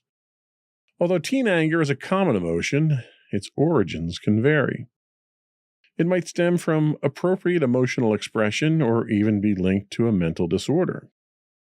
Explosive and violent outbursts, as well as common anger episodes, can sometimes be indicative of an anger problem, necessitating anger management treatment. In today's episode of Insights into Teens, we'll talk about how parents can help kids with anger management. But before we do that, I want to take a moment to invite our listening audience to subscribe to the podcast. You can find audio versions of this podcast listed as Insights into Teens, or you can find audio and video versions of all the network's podcasts listed as Insights into Things. Pretty much any place you can find a podcast these days. I would also encourage you to write in and give us your feedback. Tell us how we're doing. You can email us at comments@insightsintothings.com. You can find us on Twitter or X at insights_things, or you can find links to all that and more on our official website at www.insightsintothings.com. Shall we get into it? We shall. Let's commence shelling.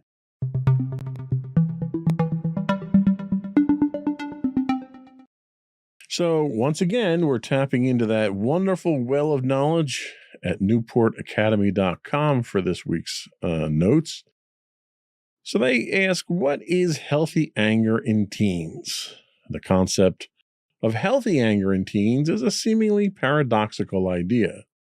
Anger, a completely normal emotion, can actually be beneficial if expressed and managed constructively.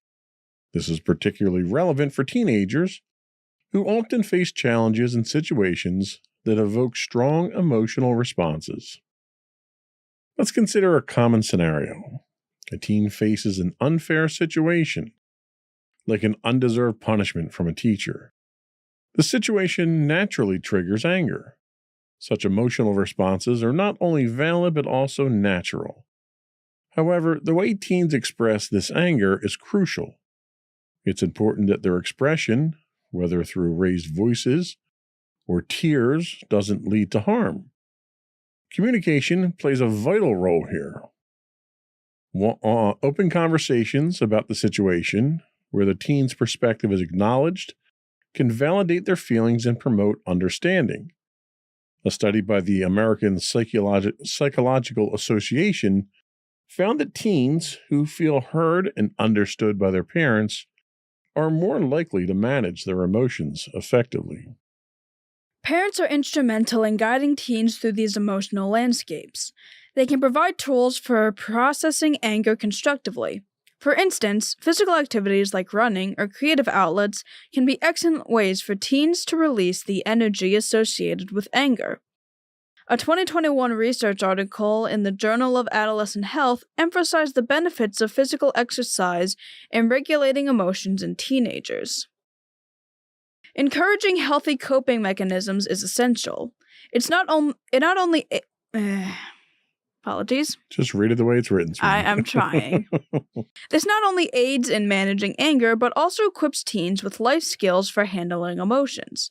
A survey conducted by the National Institute of Mental Health revealed that teens who practice healthy coping strategies are better at navigating emotional challenges. Understanding and managing anger in a healthy way is a vital skill for teens. It's a collaborative effort where open communication, acknowledging feelings, and constructive outlets play key roles.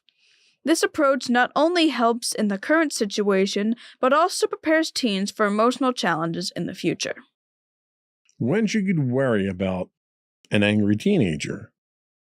While anger is a normal emotion, how it's expressed and its intensity can sometimes signal deeper issues. Unhealthy anger in teens often appears when their anger is out of proportion to the situation or when it leads to uncontrollable or violent outbursts. If a teen frequently gets angry over minor things, this is a red flag. Physiologically, the body isn't meant to sustain high levels of anger frequently. Research has linked such persistent, intense anger to mental health issues like teenage depression. Sometimes, a teenager's anger is actually a sign of deeper emotional struggles. They might be dealing with feelings they're not comfortable sharing, leading to irritability and frequent outbursts. Engaging in open conversations can help uncover these underlying issues. A study published in the Journal of Adolescent Health highlights the importance of understanding the emotional context behind a teenager's anger. Hormonal changes during adolescence also play a role in fluctuations, including anger. While these hormone-induced mood changes are often temporary, it's still crucial to monitor their impact on the teen's well-being. Distinguishing between normal mood variations and unhealthy patterns of anger is key. Identifying signs of unhealthy anger involves looking at the frequency, intensity, and appropriateness of a teen's emotional responses. Managing this requires open communication, offering tools for anger management, and recognizing potential underlying emotional challenges. By addressing unhealthy anger, we can support our teens' emotional health and overall well-being. So, I think the bottom line is everybody gets angry. Why you're getting angry and how you deal with that anger is really the important thing. So in your own life, have you experienced situations where you felt your anger was justified, yet had difficulty expressing it constructively? Yeah, I've certainly had situations where I think my anger was justified. And at this point, I do kind of have instances like that now. It was way worse when I was in 6th grade. I always seem to bring that up sometimes when 6th grade was kind of the year where everything kind of hit me like a truck or something. But I am realizing now that there are things that I kind of get mad about, and I think justifiably, people being annoying in class. I understand that, it's not that big of a deal, but specifically there's this one period where they consistently are annoying and deliberately make themselves annoying, probably just for the attention, because my entire class is pretty much just full of class clowns. And, I don't do anything about it. I kind of just say stuff under my breath. I could probably be doing something a little better by just not really paying attention to it or actually trying to be hey, I want to actually put a stop to this in a more constructive manner. I don't entirely do that right now. I kind of just say stuff under my breath and try not to listen to them. So kind of a passive-aggressive way of dealing with it. Yeah. Well, considering the role communication plays in managing emotions, how do you feel adults, like parents or teachers, could improve their approach in understanding and addressing the anger teenagers often experience? Well, I guess this is sort of just a general thing when it comes to most adults and their views on teenage emotional expression. I wouldn't just chalk it up to the teenager, they're just being a teenager. It's, whatever, you can't.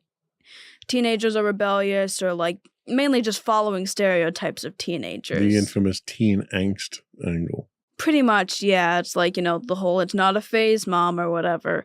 And I feel if adults listen to that less, there would actually be good communication between them and their teen, because more than likely that if your teen's not telling you anything and you are just following those stereotypes, they're probably not telling you anything because they don't think you'd respect them enough to actually communicate with them in a productive manner. That's a very good point. Respect is something that's key to communication, especially when you're talking about things of this nature where it's a highly emotionally charged thing, and the parents aren't giving the kids the respect they need to sit down and talk to them. They obviously recognize there's a problem, and they just want to explain it away as teen angst, or you're going through a phase, or it's not a big deal, or you'll get over it. It's a mistake that I've made in the past, and one that, I'm learning slowly, but I'm learning to certainly take it a little bit. I don't want to say too seriously, but certainly understanding your perspective when it comes to situations like that. Yeah. So what are some methods that you've found effective in managing strong emotions, and how do you think these strategies impact your overall well-being? Well, a lot of it I do feel is kind of talking about it. Like, this podcast was actually, originally created as a way to help me get through some of the more complicated emotions. And whenever I can, with either you or mommy, I would normally talk about stuff that would make me angry. And sure, looking back at a lot of it, it could kind of seem more meaningless, but the idea of at least talking about it and getting my frustrations out in a way that, like, I'm not directly shouting at anybody, but I'm just explaining my frustration about a specific thing, I feel like has been very helpful. Another thing I found is the idea of kind of taking your mind off things by watching videos, playing video games, or doing something in a more like relaxed manner that kind of can take you off the edge. Okay, that makes a lot of sense. I mean, I think all of us need some kind of release like that, or if not a release, at least a distraction to kind of de-stress and come back energized to deal with these things. Yeah, and that sort of thing also helps me from ever lashing out at anybody because, a lot of the times I like to consider it sort of like a steaming kettle or something, where it's like, if I don't let out like some steam, sometimes it's like I'm gonna burst. Right. And when I burst, I'm not going to be able to control myself. So, and if I keep it all inside, that's really not going to help, and it's just going to get worse and worse until I explode in an uncontrolled manner. Right. So you let it out in controlled bursts.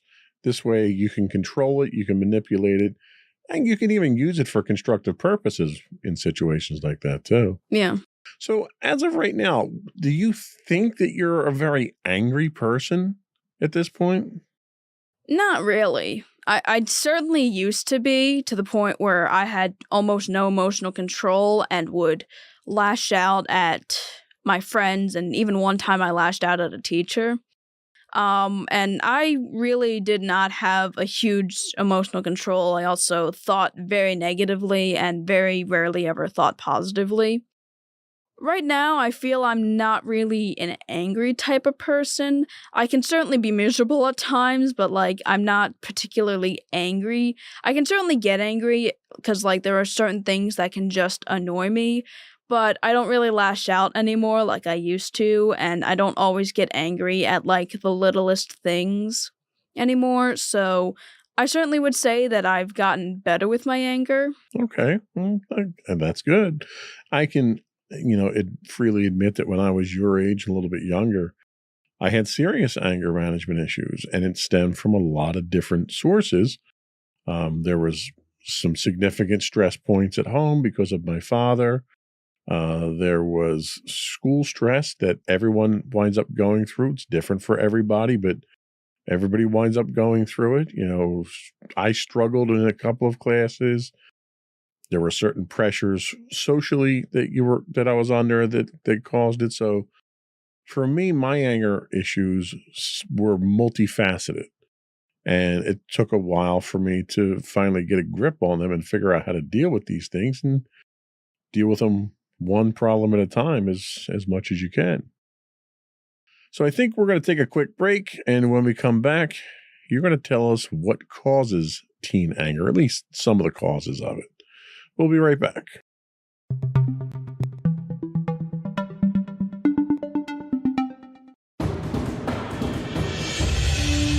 For over 7 years, the Second Sith Empire has been the premier community guild in the online game Star Wars: The Old Republic.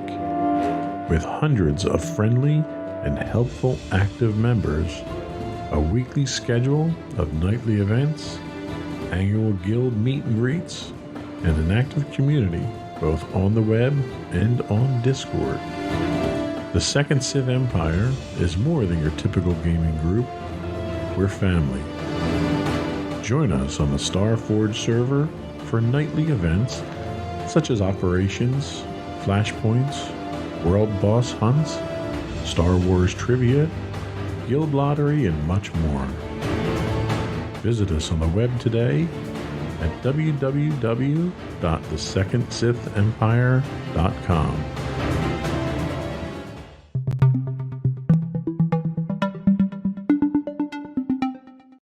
Welcome back to Insights into Teens. Today we're talking about teens and anger management. And now we're going to talk about what causes teen anger. Understanding the factors behind teen anger is essential to address the question of why adolescents may be experiencing heightened anger. It's important to differentiate between normal, healthy, and potentially problematic, unhealthy anger. The causes of teen anger can be diverse and complex, and investigating these underlying reasons is crucial for effective intervention. There are various factors that can contribute to teen anger, each requiring careful consideration. While occasional bouts of anger are normal during this developmental stage, persistent and pervasive anger may signify more significant issues that warrant attention. Some potential causes of chronic teen anger include underlying mental health conditions. Anger can be a symptom of an underlying mental health condition such as depression, anxiety, or oppositional defiant disorder, which we talked about in a previous podcast. In some cases, anger may serve as a defense mechanism for deeper emotional struggles. Substance abuse is another cause. Substance abuse can exacerbate and distort emotional responses, leading to heightened anger and irritability. Identifying and addressing substance abuse issues is crucial for managing anger. Unprocessed trauma is another one.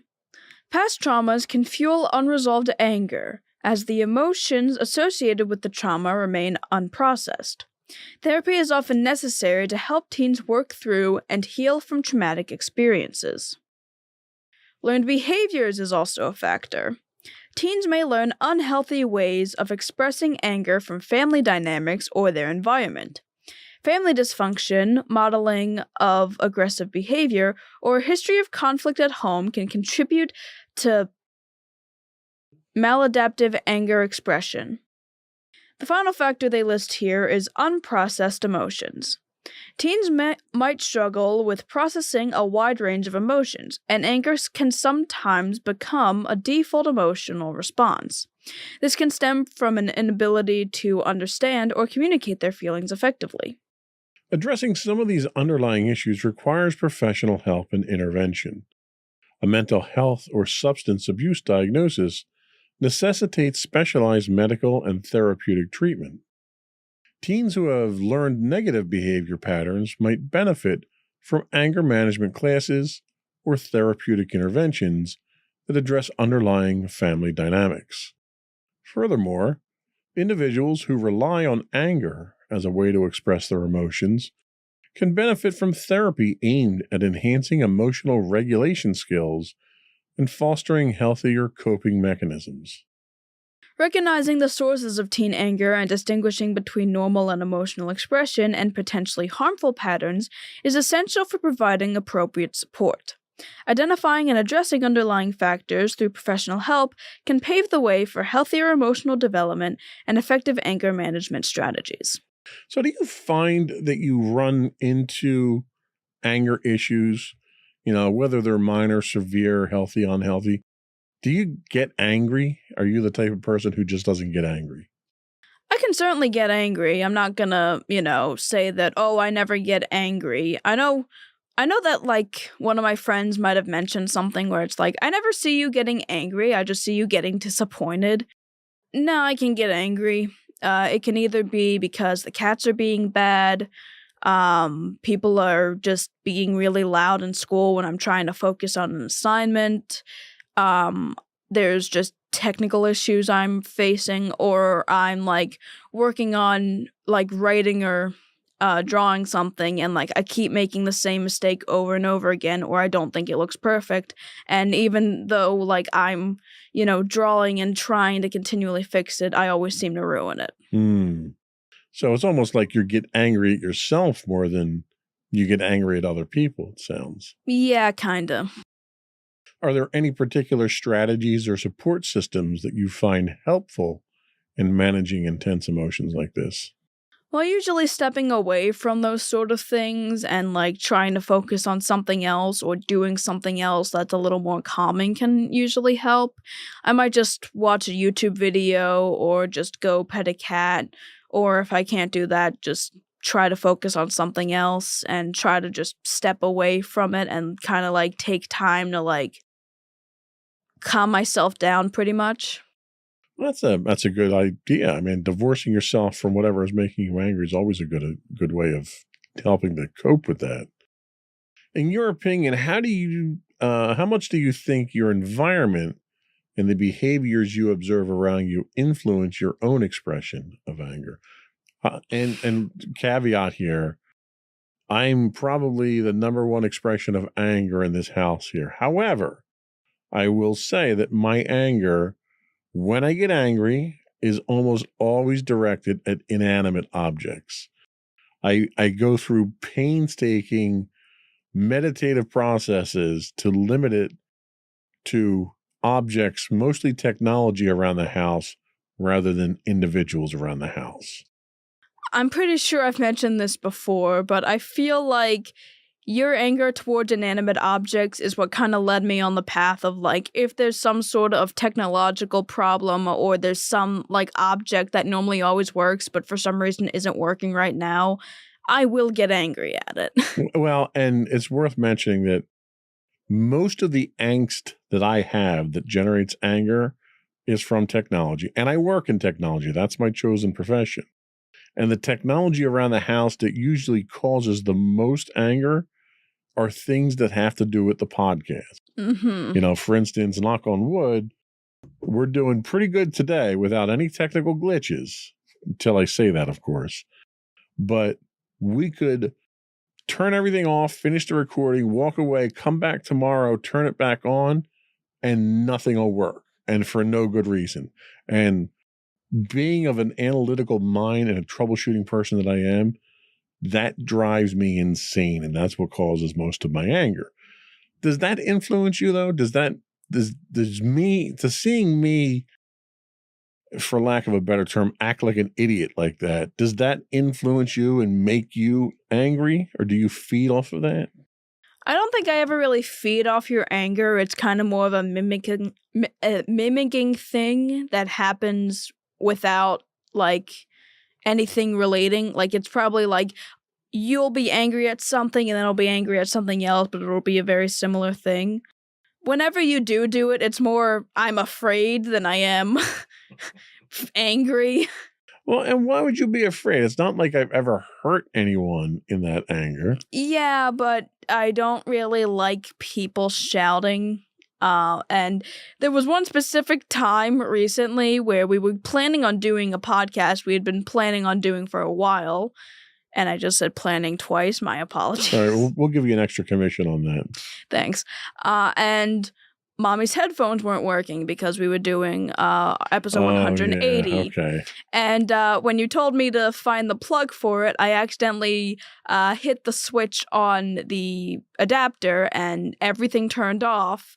And you had already like troubleshooted multiple times trying to get this to work. And then you pretty much just lost it. And I was just terrified. Well, and you know what? It's funny because in that instance, I took your tact. I had to walk away. Yep. I was so frustrated by that point in time that it could have been anything that would have set me off. That one more problem that I ran into that day and we weren't doing a podcast. It just so happened to be that you turned the power off, which maybe that was for the best, because maybe if we had sat and tried to go through it and something else came up, it would have made it worse. So But that was my coping mechanism.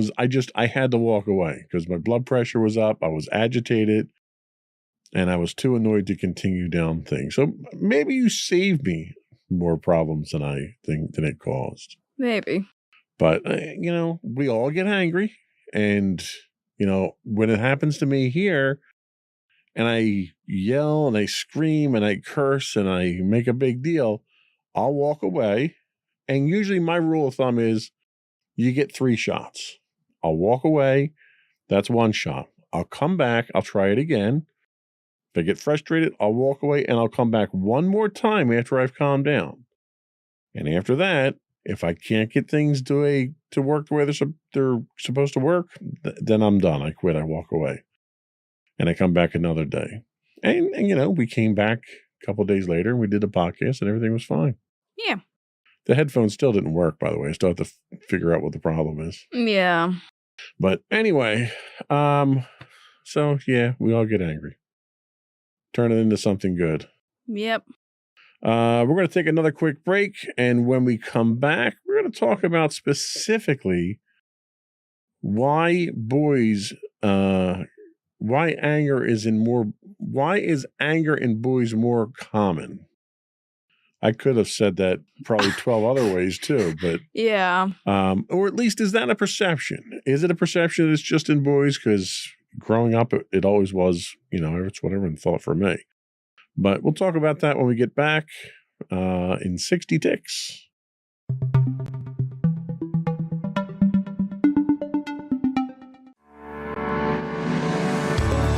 Insights into Entertainment, a podcast series taking a deeper look into entertainment and media. Our husband and wife team of pop culture fanatics are exploring all things from music and movies to television and fandom. We'll look at the interesting and obscure entertainment news of the week. We'll talk about theme park and pop culture news. We'll give you the latest and greatest on pop culture conventions. We'll give you a deep dive into Disney, Star Wars, and much more. Check out our video episodes at youtube.com/insightsintothings. Our audio episodes at podcast.insightsintoentertainment.com, or check us out on the web at insightsintothings.com.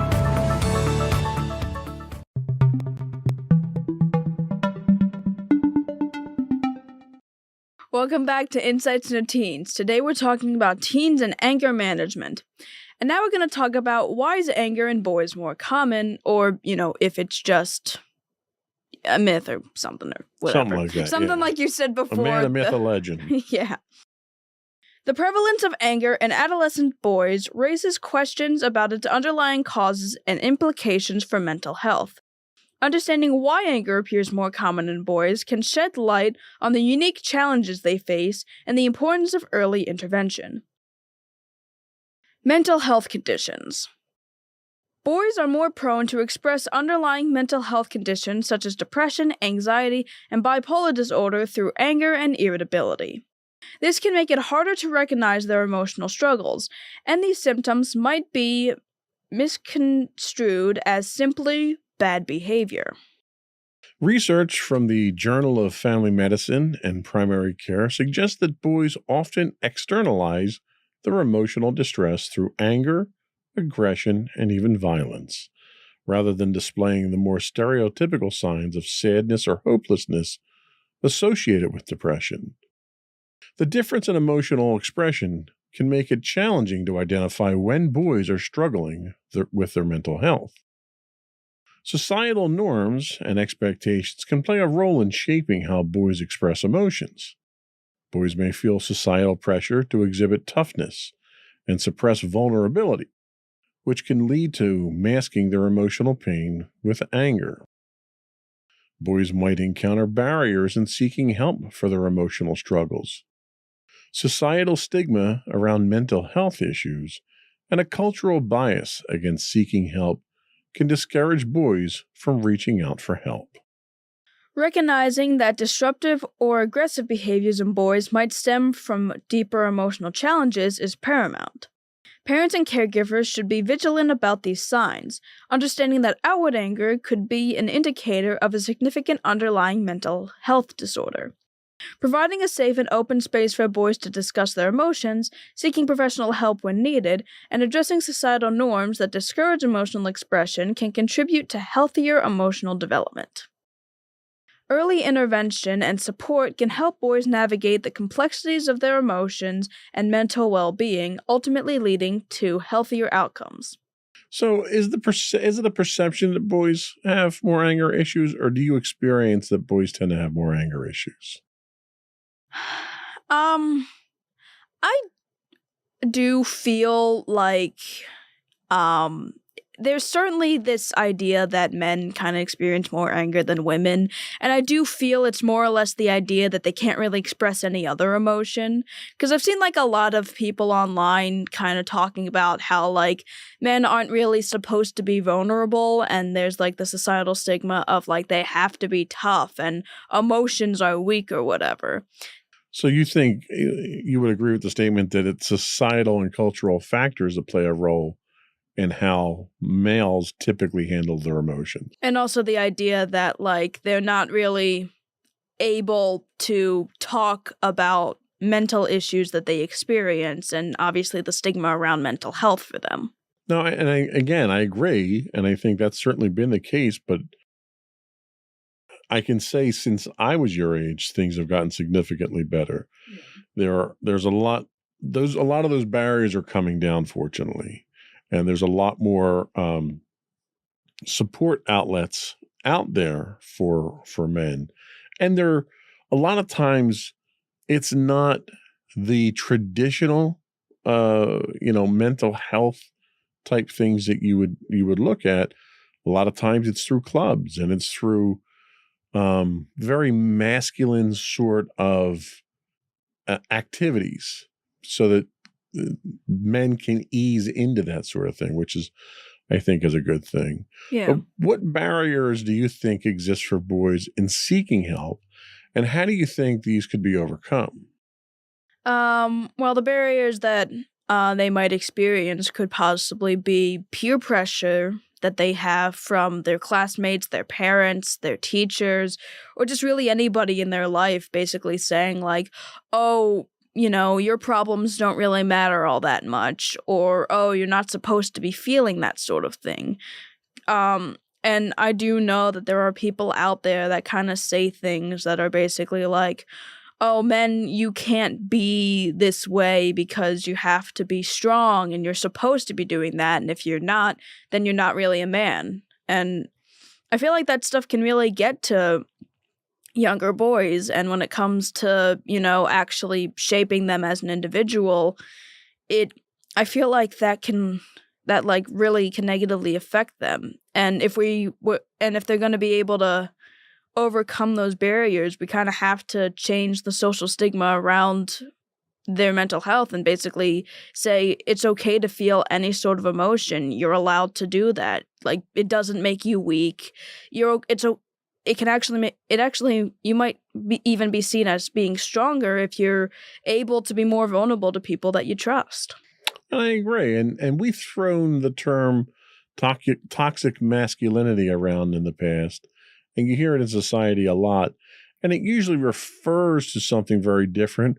But I think this is another form of toxic masculinity where the expectations that are placed on males to act tough and to not be vulnerable and to, not succumb to your emotions.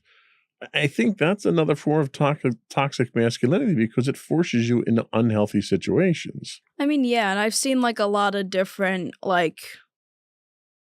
older men kind of saying that that the only thing that they can feel is anger, and that there's nothing else.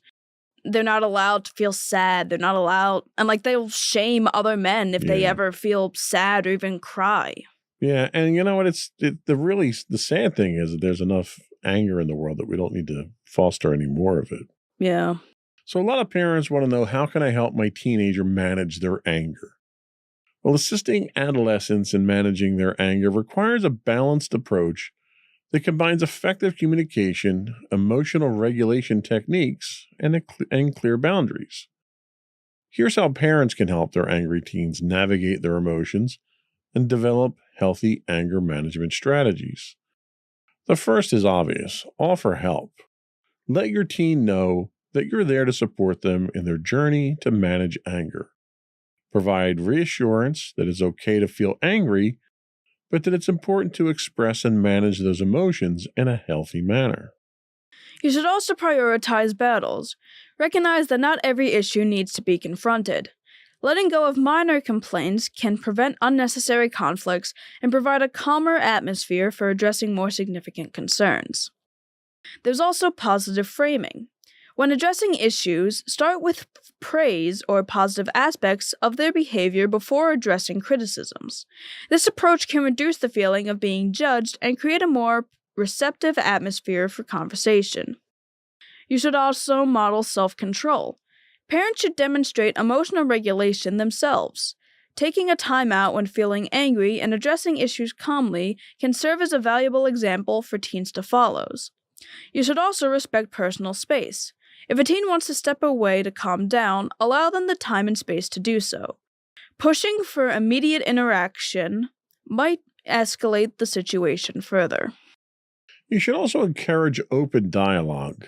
Create an environment where teens feel comfortable discussing their emotions openly. Encourage them to express what triggers their anger and explore ways to address those triggers constructively. Teach problem solving. Guide teens through problem-solving techniques. Help them identify alternatives to angry outbursts, empowering them to find more constructive ways of addressing challenges. Also, set clear boundaries. Establish boundaries for behavior, ensuring that both parties understand the consequences of crossing these limits. Consistency in enforcing these boundaries can help teens understand the expectations. There's also relaxation techniques. Incorporate relaxation techniques at home to help teens manage anger in the moment. Techniques like muscle tensing and releasing or visualization of a safe and calming place can provide immediate relief during heated moments. And finally, we say this a lot, you should seek professional help. If anger issues persist or become detrimental, consider seeking professional help. Anger management programs, therapy, and counseling can offer teens the necessary tools to navigate their emotions and develop healthier coping mechanisms. By combining these strategies, parents can play a significant role in helping their teens develop the skills to manage anger, communicate effectively, and navigate challenging emotions in a productive way. So after talking about all of that, and they're all many things that we've talked about numerous times dealing with other emotions other than anger, considering all the strategies that we've mentioned for managing anger, like offering support and teaching problem solving, which ones resonate most with you, do you think? The offer support ones resonates with me because, I feel like that's one that is very helpful. It pretty much shows that, you're willing to help your teen. You don't just think it's some sort of phase or them being rebellious. And it shows that you actually care about your teen enough to, want to admit that, yes, this is a bit of a problem, but don't worry, I'm here for you. Now, you play a supporting role emotionally with a lot of your friends for a lot of other scenarios that we've talked about on the podcast in the past. Do you find that any of your friends have anger issues that you have helped them cope with or guide them through based on your own experiences?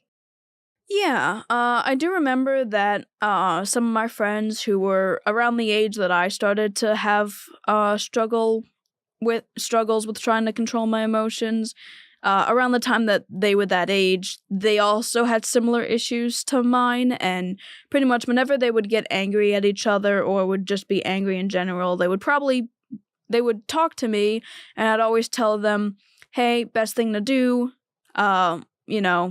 get away from whatever's making you angry, try, some coping strategies. And if they ever did, need to rant to me about like whatever problem they were having, I was always like, okay, let me hear the situation, tell me what's going on, I'll see what I can do to help.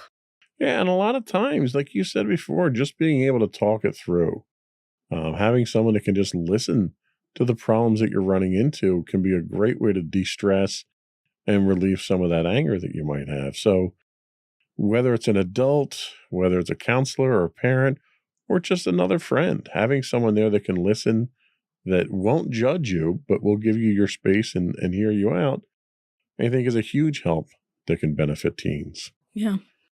So I think that's all we had. We're going to take a quick break. We'll come back. We'll get your closing thoughts and finish up the business of the podcast.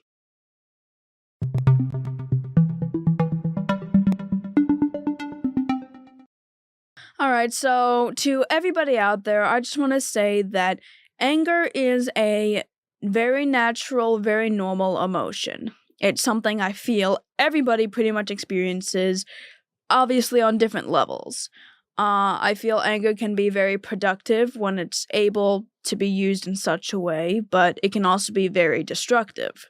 Finding good ways of coping with anger, I feel, is very important. And to parents out there who are experiencing who have teens that have issues with dealing with anger, I feel like, offering support is the best thing to do. Don't judge them for it. Don't, resort to teen stereotypes thinking it's just a phase they're going through or they're just being rebellious. A lot of the time that's kind of going to invalidate their feelings, and it's more than likely going to make them not really trust you as much. So really best to do is just offer support and help guide them through it. Sage advice as always. Thank you. Another fantastic topic. Before we do go, I want to once again implore our listening and viewing audience to subscribe to the podcast. You can find audio versions of this podcast listed as Insights into Teens. You can find video and audio versions of all the network's podcasts listed as Insights into Things. And we're on Google, Spotify, iHeartRadio, anywhere you can get a podcast. Also, be sure to reach out to us. Tell us how we're doing. Give us your suggestions for topics. You can email us at comments@insightsintothings.com. You can find us on X at insights_things. We do have high-res versions of all of our videos on YouTube at youtube.com/insightsintothings. We still stream 5 days a week on Twitch at twitch.tv/insightsintothings. And you can find links to all that and more on our official website at www.insightsintothings.com. And don't forget to check out our other two podcasts, Insights into Entertainment, now being hosted by you and Sam, and Insights into Tomorrow. Not really sure how many times we're going to be doing it, but it's hosted by you and my mother. For the record, we've got 2 episodes scripted out and ready to go. We'll probably be filming one later this week after the holiday. That's it, folks. Another one in the books. Bye, everyone. Bye.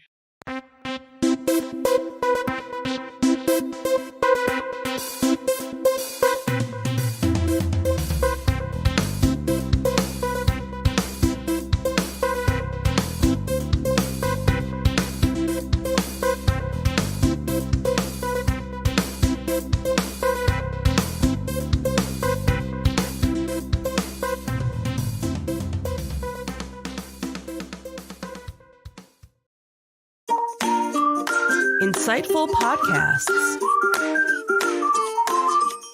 by informative hosts.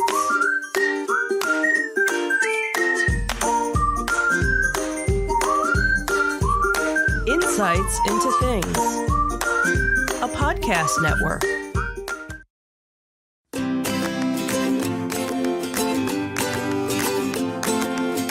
Welcome to Insights into Teens, a podcast series exploring the issues and challenges of today's youth. Your hosts are Joseph and Madison Whalen, a father and daughter team making their way through the challenges of the teenage years.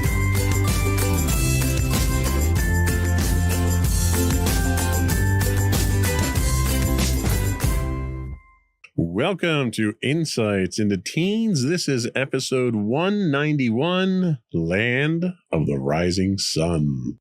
I am your host, Joseph Whalen, and my adventurous and worldly co-host, Madison Whalen. Hi, everyone. So how you doing today, Maddie?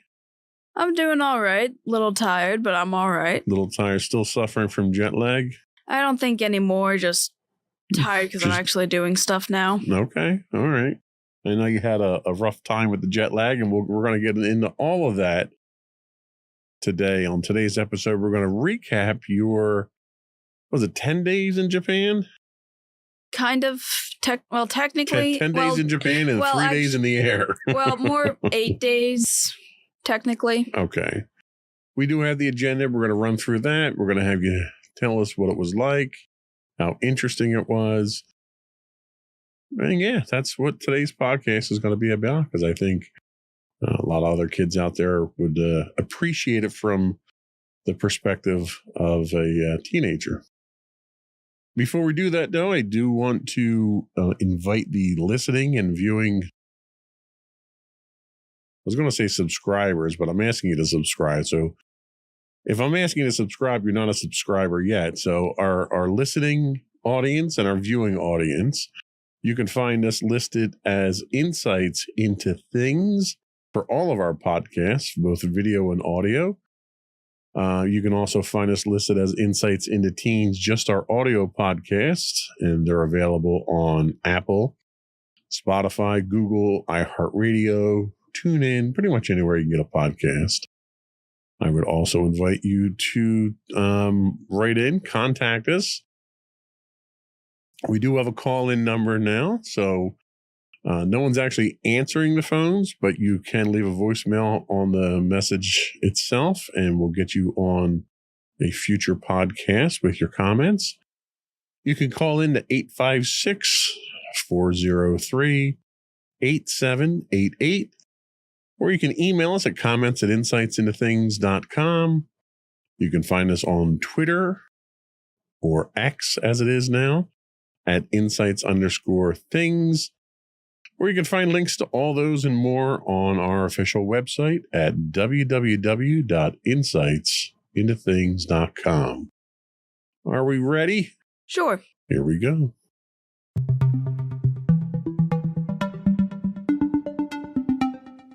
So before we get into all the fun stuff you did on the trip, we kind of have to talk about the transit, the plane ride there. So you had 2 flights over. You had 1 flight from Jersey to San Francisco. Well, more Philly to San Francisco. Well, yeah, Philly to San Francisco, coast to coast you went. Yep. You had a little layover there. And then from there, you jumped across the Pacific all the way over to Japan. How long did it take you total getting there? Well, it took about 5 hours from Philly to San Fran, and then around 11-ish hours, a little more, a little less. I still don't entirely remember. They technically gave us how long it was, but about 16 hours, I'd say, overall. For just to get there. Yes. Now, the other interesting thing, and something that I was struggling with the entire time you were there, was not only the time difference, but you crossed the international date line. So you were in the future for us. You were 13 hours in the future for us, right? Yep. And I just could not wrap my head around that. How did that affect you when you got there, being literally 13 hours off your regular clock? Well, the jet lag was probably a cause of that, because when I ended up getting off the international flight, I felt like I was gonna puke. I needed the bathroom. I wanted to eat. I wanted to cry. I wanted to scream. I wanted to collapse all at the same time. Sounds like you really had a good time on that trip then, huh? Well, when we ended up landing that day, and of course, at that point, it was 2 p.m. that day, and we had something to do, and I'm like, can we please just head back to a hotel? I don't feel good. But by the time we actually got to the thing, we had an hour-long bus ride, so I was able to kind of calm down. That helps. So this trip wasn't a spur-of-the-moment thing, obviously. This is something that had been in the works for several years now.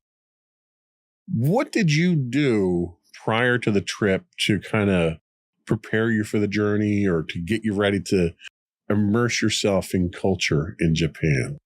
Well, for one, I started using Duolingo and, got to the point of understanding that, it really wanted you to continue your streak because it held your family hostage.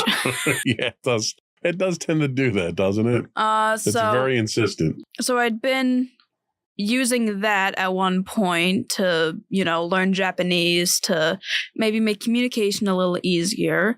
We ended up getting a suitcase specifically for because they didn't want us to have to check our luggage because it wasn't going to be it was going to take longer because of the layover and connecting flights and so forth.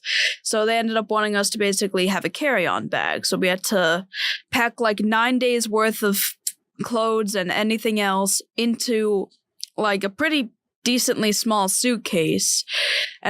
And we had to basically have that and also possibly have room for souvenirs. And like a bunch of people ended up just buying another suitcase and checking their luggage when we ended up leaving. That's funny.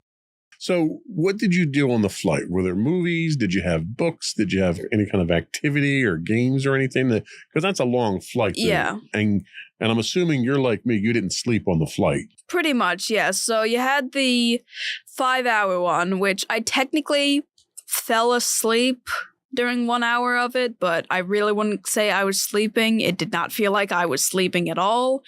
I more so just lost consciousness at that point. I didn't feel rested afterwards. They didn't have really anything, but I ended up getting books from like Five Below that were like puzzle books that I could, write in and keep myself occupied. It was honestly it was kind of a boring flight, and like it wasn't a very fun one, I will admit. But then on the international flight, we had like actual TV screens. They gave us headphones, and you were able to watch movies, watch TV shows. San Fran to Japan. Yes, you were able to watch movies, watch television, and there were even like games on there. There was even actually a mode that I kind of liked, and it was basically like a sort of work focused but also like sleep mode kind of thing, where like you would just play like calming music in the background. So if like you needed to work on something, you had that, or if you wanted to sleep but needed noise to block out every other noise out there because there's no way you can sleep on an airplane, you could do that. And as I alluded to, I did not get any sleep because anytime I would try to go to sleep, something else happened. Like I tried to go to sleep at one point and someone else's light went on. When the light went off, someone was snoring. When the person stopped snoring, a child would be screaming. And when a child wasn't screaming, a child was just talking loudly to its parent. At least they all took turns, right?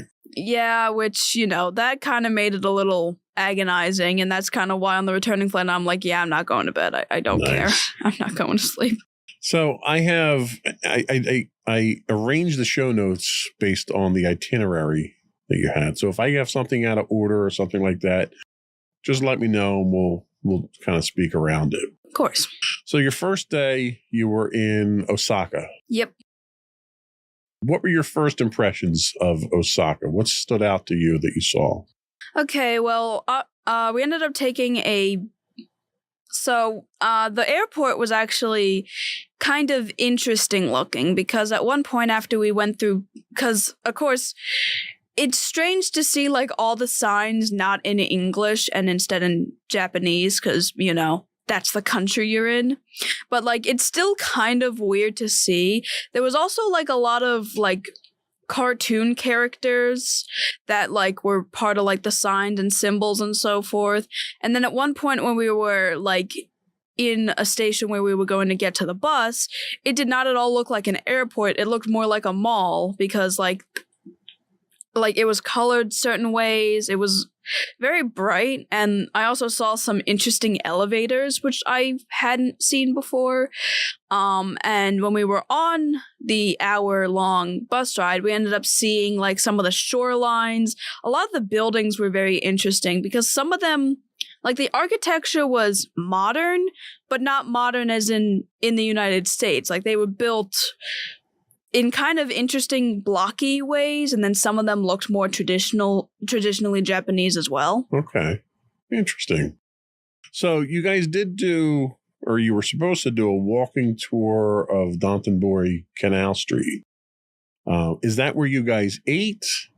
And how was that experience for you? Oh boy. So yeah, we actually did see like the canal, and they actually had like boats going across. So that was kind of neat because we were like stationed on the bridge at one point, and we ended up having like a 5-minute walk down the street, and it was kind of nerve-wracking because like a lot of like the stores and so forth were like very loud because like there were like 3 instances of I think the same store where there was this animatronic crab, and it was like gigantic at the front. Terrifying. And yeah, and its legs would move and its arms moved up and down. It was really weird. And its eyes would also like bob up and down as well, which was very interesting. And obviously the rest of it, like there were a lot of signs. There were a lot of street vendors out there where you could get food and so forth. And basically after we like walked down the entire the street and we were told where certain like food options were, we were given a couple hours to basically go and find your own dinner. And then we were going to meet back at the place where the bus was so that we could get on the bus to go to the hotel. So how did finding food work out? Initially I wasn't really able to do that because I ended up kind of having a panic attack, cause, I'm not great with people, like in general, and, I was also in a foreign country, a place I'd never been before, which I don't have great experience with that either. If I'm not at a place, I get like very antsy if I haven't been there before. So it's like I'm always kind of like looking around like, where am I?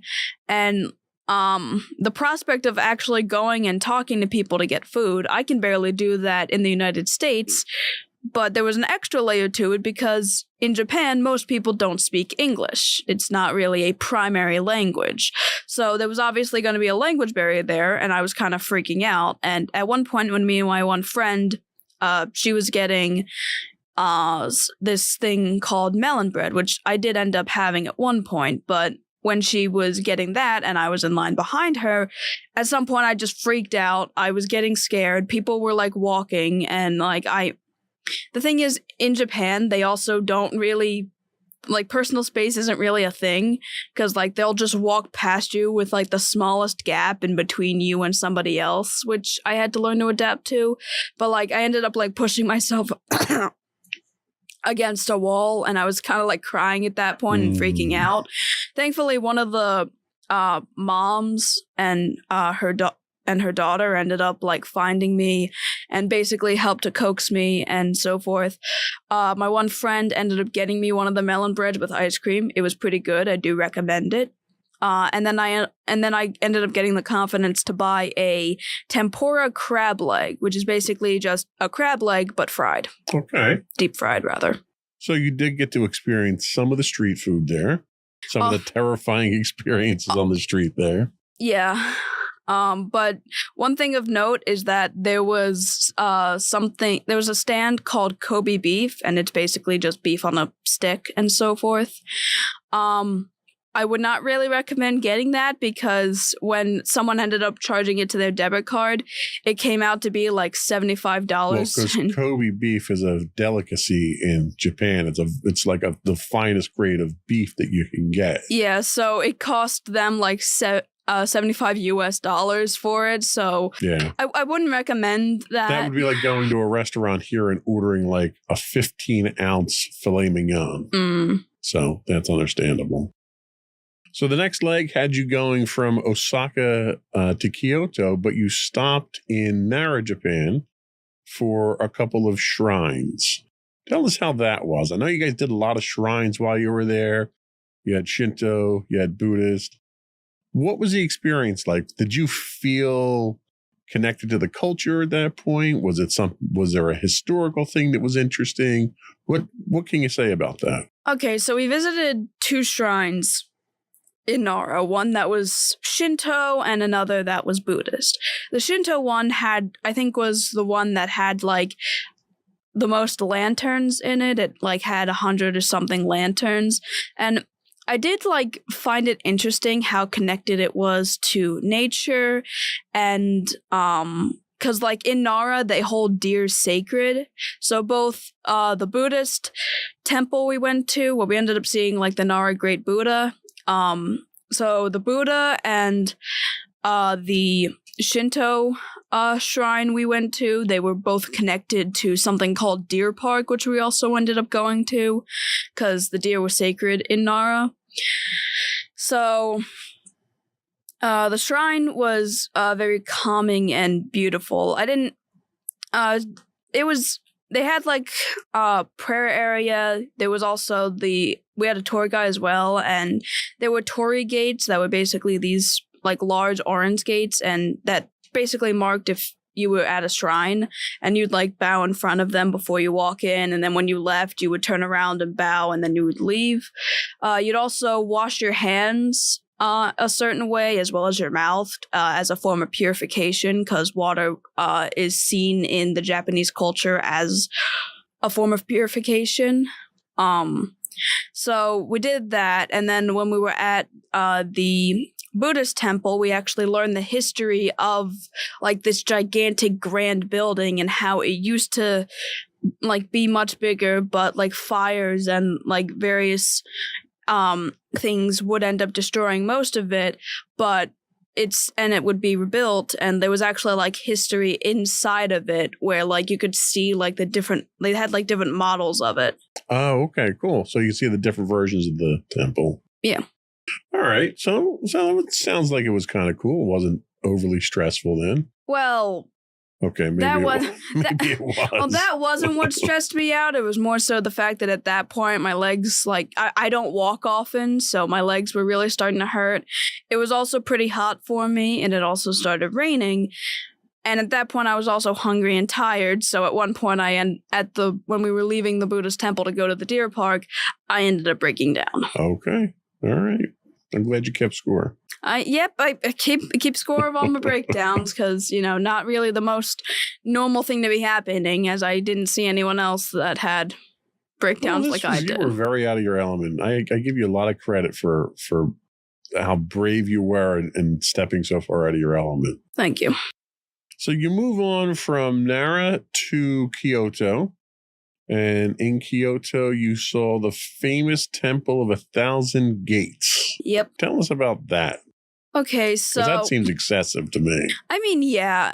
It was honestly very interesting because there was a lot of culture with that, because we also learned about how the fox is seen as a lucky symbol, and there were a lot of like different fox statues, as they were kind of seen as like the messengers of the gods.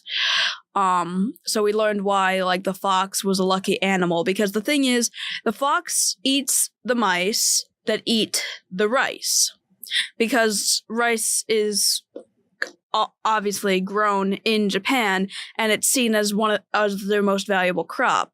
So anything that kills the mice is seen as a lucky animal. So cats and foxes tend to be those lucky animals. So there's like these masks that are made that are meant to, embody the animals. Interesting. That's a very practical approach to how they determine what animals are lucky and not. Some places, and I guess a lot of cultures are like that. Like Indian culture reveres cows, and I guess the cows play a major role in life there. But, the fact that they're revering animals that protect their food source makes a lot of sense. How did you find the gate? So you didn't walk all the gates, right? Yeah, we ended up like walking under some, and then there was a pathway with smaller gates that were actually donated to the area. And then there was like this one-off area that had a couple significant like religious shrines and so forth. There's actually this interesting ritual I want to bring up where basically you would put in a coin and you'd make your wish in your head, and there was this rock. So if you lift the rock and it's heavier than you think, your wish won't come true for a while. But if you lift it and it's lighter than you think, your wish is going to basically come true instantly. Almost sounds like Punxsutawney Phil and the groundhog, Kind of, but I honestly thought it was interesting. And they also mentioned how there are tour gates that you buy in the one shop area, and people actually bring it up the gates, up all up to the mountain to basically leave it there for the Shinto god. And I did end up like seeing, like looking down all the gates, and not only are the gates like in a line, but there's also like steps to where you go up. And I have heard that of people that do that, but I think it takes like 3 hours to get up them all. It was very impressive to see. I didn't do it because I'm not good with stairs and heights and so forth, but it was very impressive to see, and it was very interesting how like there were different like, obviously how we have here Puxatani Phil for Groundhog's Day, they have, you know, the stone rocks for their wishes, and they had like other things that were meant to be wishes. Like there were these wooden tablets that you would buy at them. You'd write down your wish and you'd leave it on like these boards.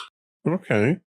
So having visited the various shrines and having your first taste of Japan there, how would you describe the cultural importance that the shrines and religion play in the lives of day-to-day people in Japan? I feel like after seeing all the shrines, wishing and praying is like a major aspect of the culture for Japan, as well as the symbols like the fox and the cat, and like I learned more about like how each of those symbols were lucky in their own ways. And you know, the whole like wish making, because like the thing is, there's like many gods in Japan. There's like matchmaking gods, there's gods of nature, there's gods of the mountains, and each of them hold various significances. And basically, like especially with Shinto, you basically don't have to believe in it fully, or at the very least you can have most of your beliefs held in one religion, but you could still go to like Shinto shrines and pray there, and the god will still like hear you and you know, grant you your wish or your prayer. And a lot of them also don't depict their gods either. It's just like you have a general shrine area. You don't see what the god looks like, but you still, you know, offer up your prayers and wishes. Interesting. It sounds like it's a very passive way of going about religion, unlike some of the more Western style religions out there. It actually sounds kind of inviting. And I did actually see like there were other like, it wasn't like just Buddhism or Shintoism. There was also like, I did actually see like a Catholic church in Japan as well, a couple of other churches and stuff like that. So there are like obviously other religions there, and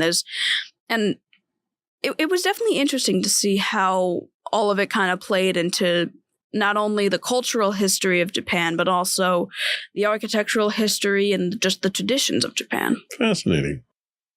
Well, I think we're going to take a quick break, and when we come back, we're going to pick it up in Kyoto on day 4 and move on from there. We'll be right back.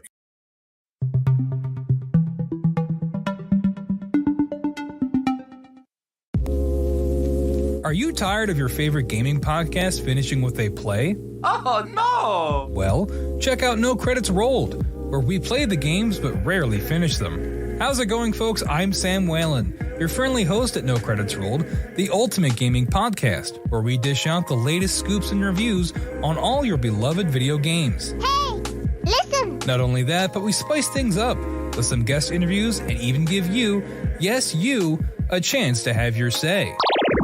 Tune in every other week for a fresh dose of No Credits Rolled, available on all major podcast platforms, and hit us up on social media at No Credits Rolled. So why wait? Let's dive into the gaming world together, where finishing games is optional, but the fun is guaranteed.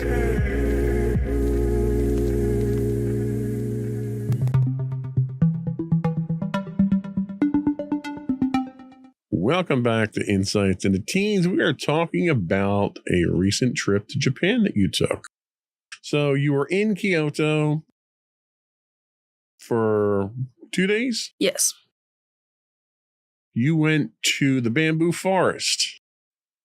So tell us about the bamboo. What do they have in the bamboo forest? Well, you can take as many guesses as you want, but I'm assuming you'd get it on the first try. Bamboo, pretty much.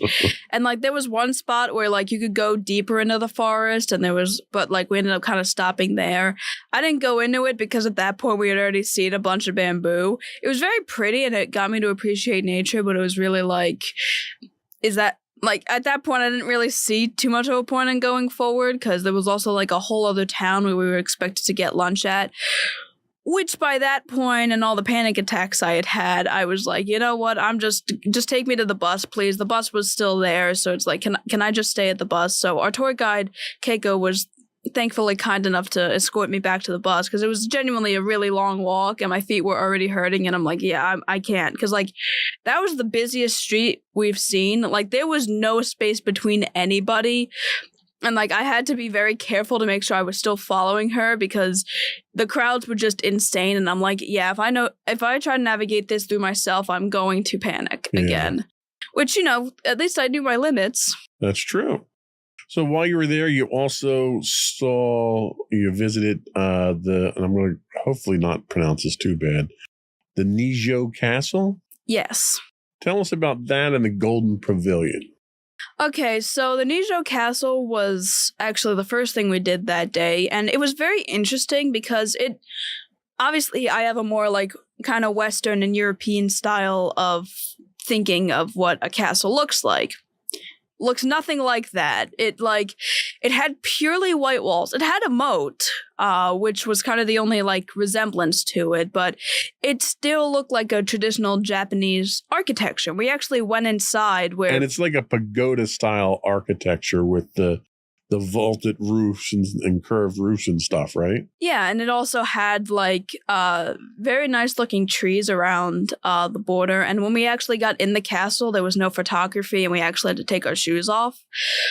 So we ended up walking around. They had like dioramas that like, it was basically like a show. It was kind of like the place where a shogun would be, who in Japanese history, the shogun used to be like an influential political figure that like had samurai that would protect him, and I think was like a head. Basically. It was basically a head samurai and so forth. So we ended up like seeing all the different rooms, all the different waiting rooms for if you wanted to see the shogun. We saw replicas of samurai and the shogun himself. It was very interesting. And then outside the one gift shop that everyone went to, I had another panic attack and had to go outside. Thankfully, the one nurse that was on the trip ended up kind of taking me away because it was very crowded in there and I could barely make sense of anything. Okay, well, I don't think we need to keep score of the panic attacks anymore. I understand that. So at the castle, like here, when you visit a historic site in the U.S. and even in Europe, you often encounter people that are reenactors, docents that are in there trying to explain the different things. Did they have anything like that there in the tour where they had someone doing explanations of what the different things of the castle were? Anybody in costume or anything like that? Well, we did have a tour guide that I guess kind of specialized in it, and he basically like talked about the sort of stuff. And the interesting thing is that like you can actually there's actually like still various traps in there that are like if anyone was going to break in, there'd be like different traps and so forth. And like I guess there's a way that you can tell that there's like some sort of trap in there, and he actually like asked us to be like be on the lookout for something like that, and if you figure out what the trap is, let me know, and so forth. Oh, interesting. But he was our general tour guide as well. Okay. So you moved on from that to the Golden Pavilion. Now, was the Golden Pavilion in the same location? No, we actually like had to take a bus to a different location for it. So what was the Golden Pavilion? It was honestly very interesting because like the entire top half of it is made out of gold. Actual gold. Yep, actual gold. It was very like beautiful to see, and there was also surrounded by like a big lake, and there were also like trees that were also planted around it that looked very nice. Trees in Japan look very different than trees in the US for the most part, unless you go into the mountain area, but that was very it was very nice to see, and thankfully it helped me. At that point, I also had another one of the parents helping me to calm down and to at least appreciate that. So yeah, the Golden Pavilion was very pretty. Okay. So from here, you moved on to what would have been my favorite part of the trip, and that's you got to ride the bullet train, Yep, that was the next day. the Shinkansen.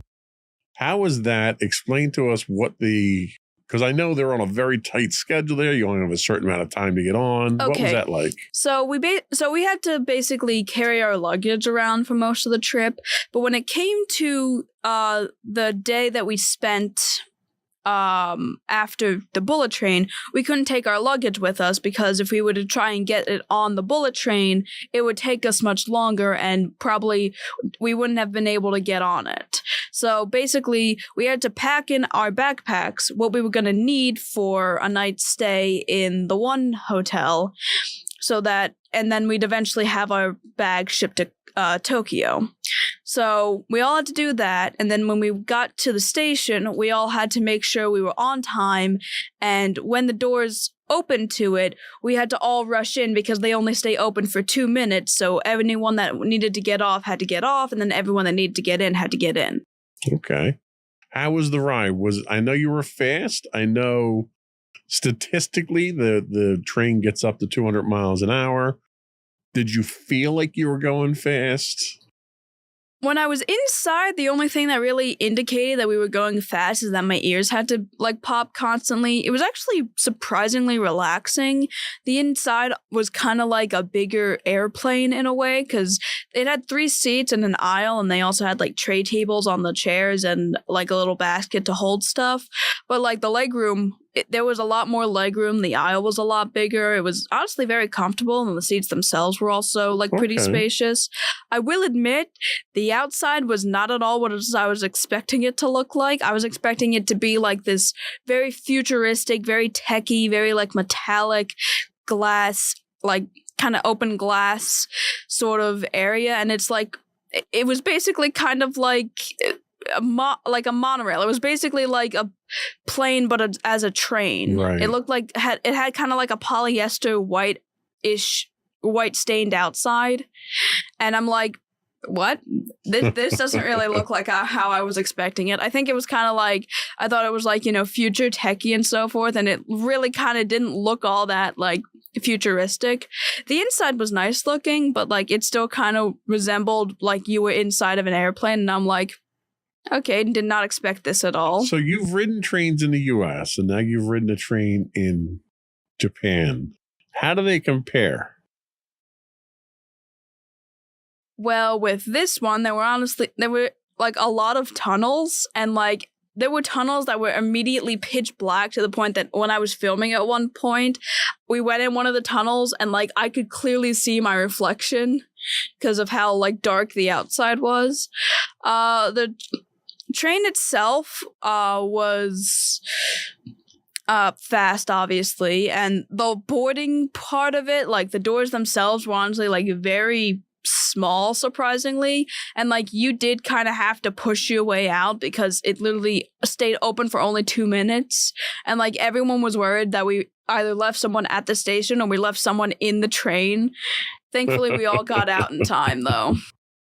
Okay, so from there, where did you wind up? So you went there, you went to see Odawara Castle next? Yeah. What was that? Was that smaller or bigger than the first castle? I mean, it was kind of not, I think it was a little bigger than the other one, but the other one, the building itself was smaller, but the whole protection it had around it, I think was bigger. Okay. So you were also up in the Fuji Hakone Izu National Park, if I pronounced that right. That was where you took a cruise on Lake Ashi. Yep. How was that? Okay, so, well, we actually did a couple of things there. For one, there was a cable car ride up the one mountain. I didn't do that because I'm afraid of heights, but I stayed down with I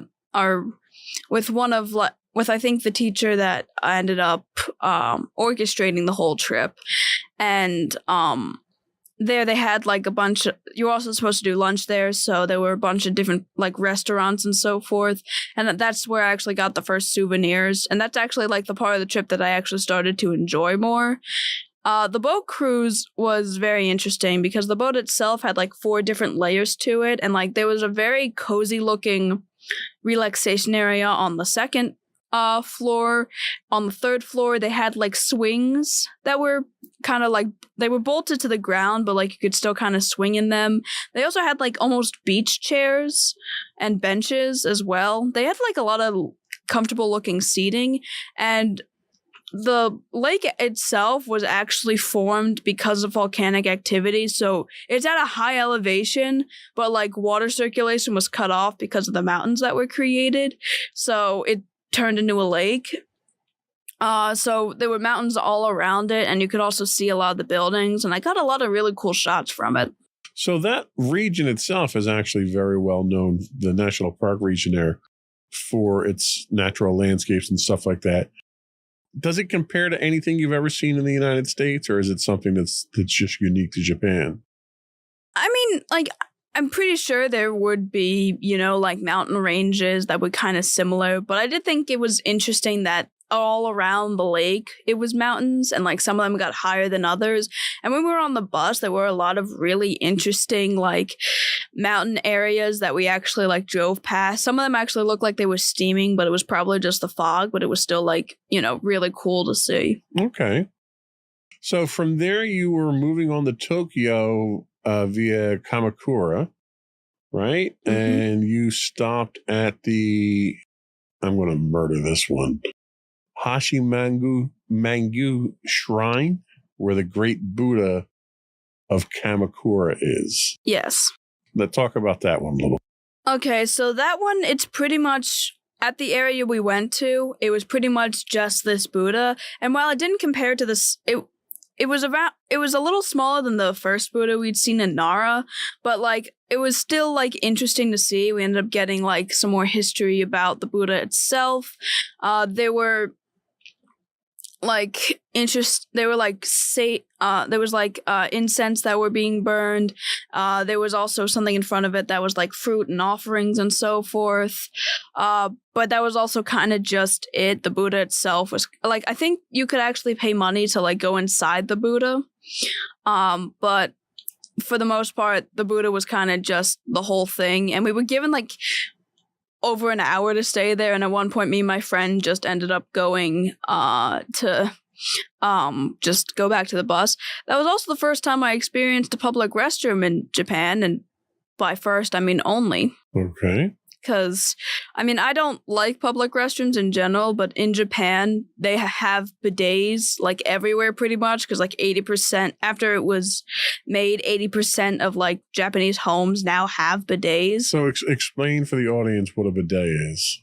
Basically, it's a very high-tech toilet that has the ability to, like, it's mostly, I think it's mostly kind of something that women use, because it's not something that men often use unless they're not just going to use the restroom So it's basically something that squirts water and washes your bottom. Yeah, pretty much. Right. I don't know how to say that, you know.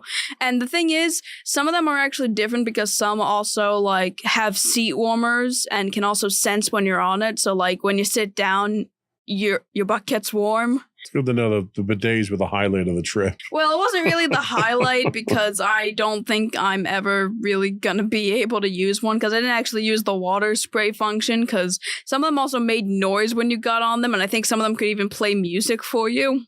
So you guys ate while you were there too, right? Not at that place.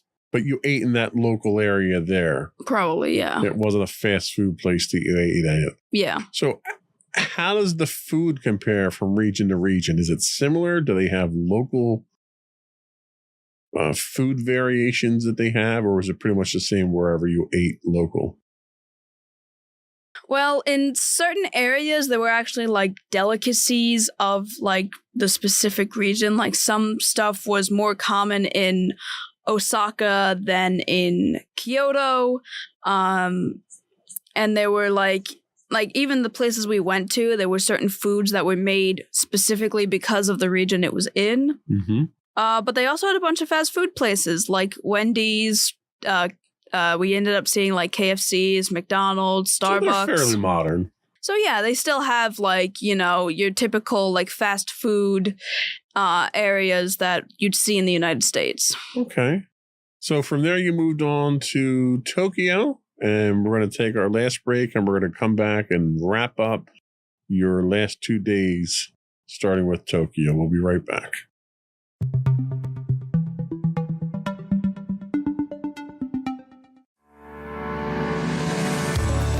Insights into Entertainment, a podcast series taking a deeper look into entertainment and media. Our husband and wife team of pop culture fanatics are exploring all things from music and movies to television and fandom. We'll look at the interesting and obscure entertainment news of the week. We'll talk about theme park and pop culture news. We'll give you the latest and greatest on pop culture conventions. We'll give you a deep dive into Disney, Star Wars, and much more. Check out our video episodes at youtube.com/insightsintothings. Our audio episodes at podcast.insightsintoentertainment.com, or check us out on the web at insightsintothings.com.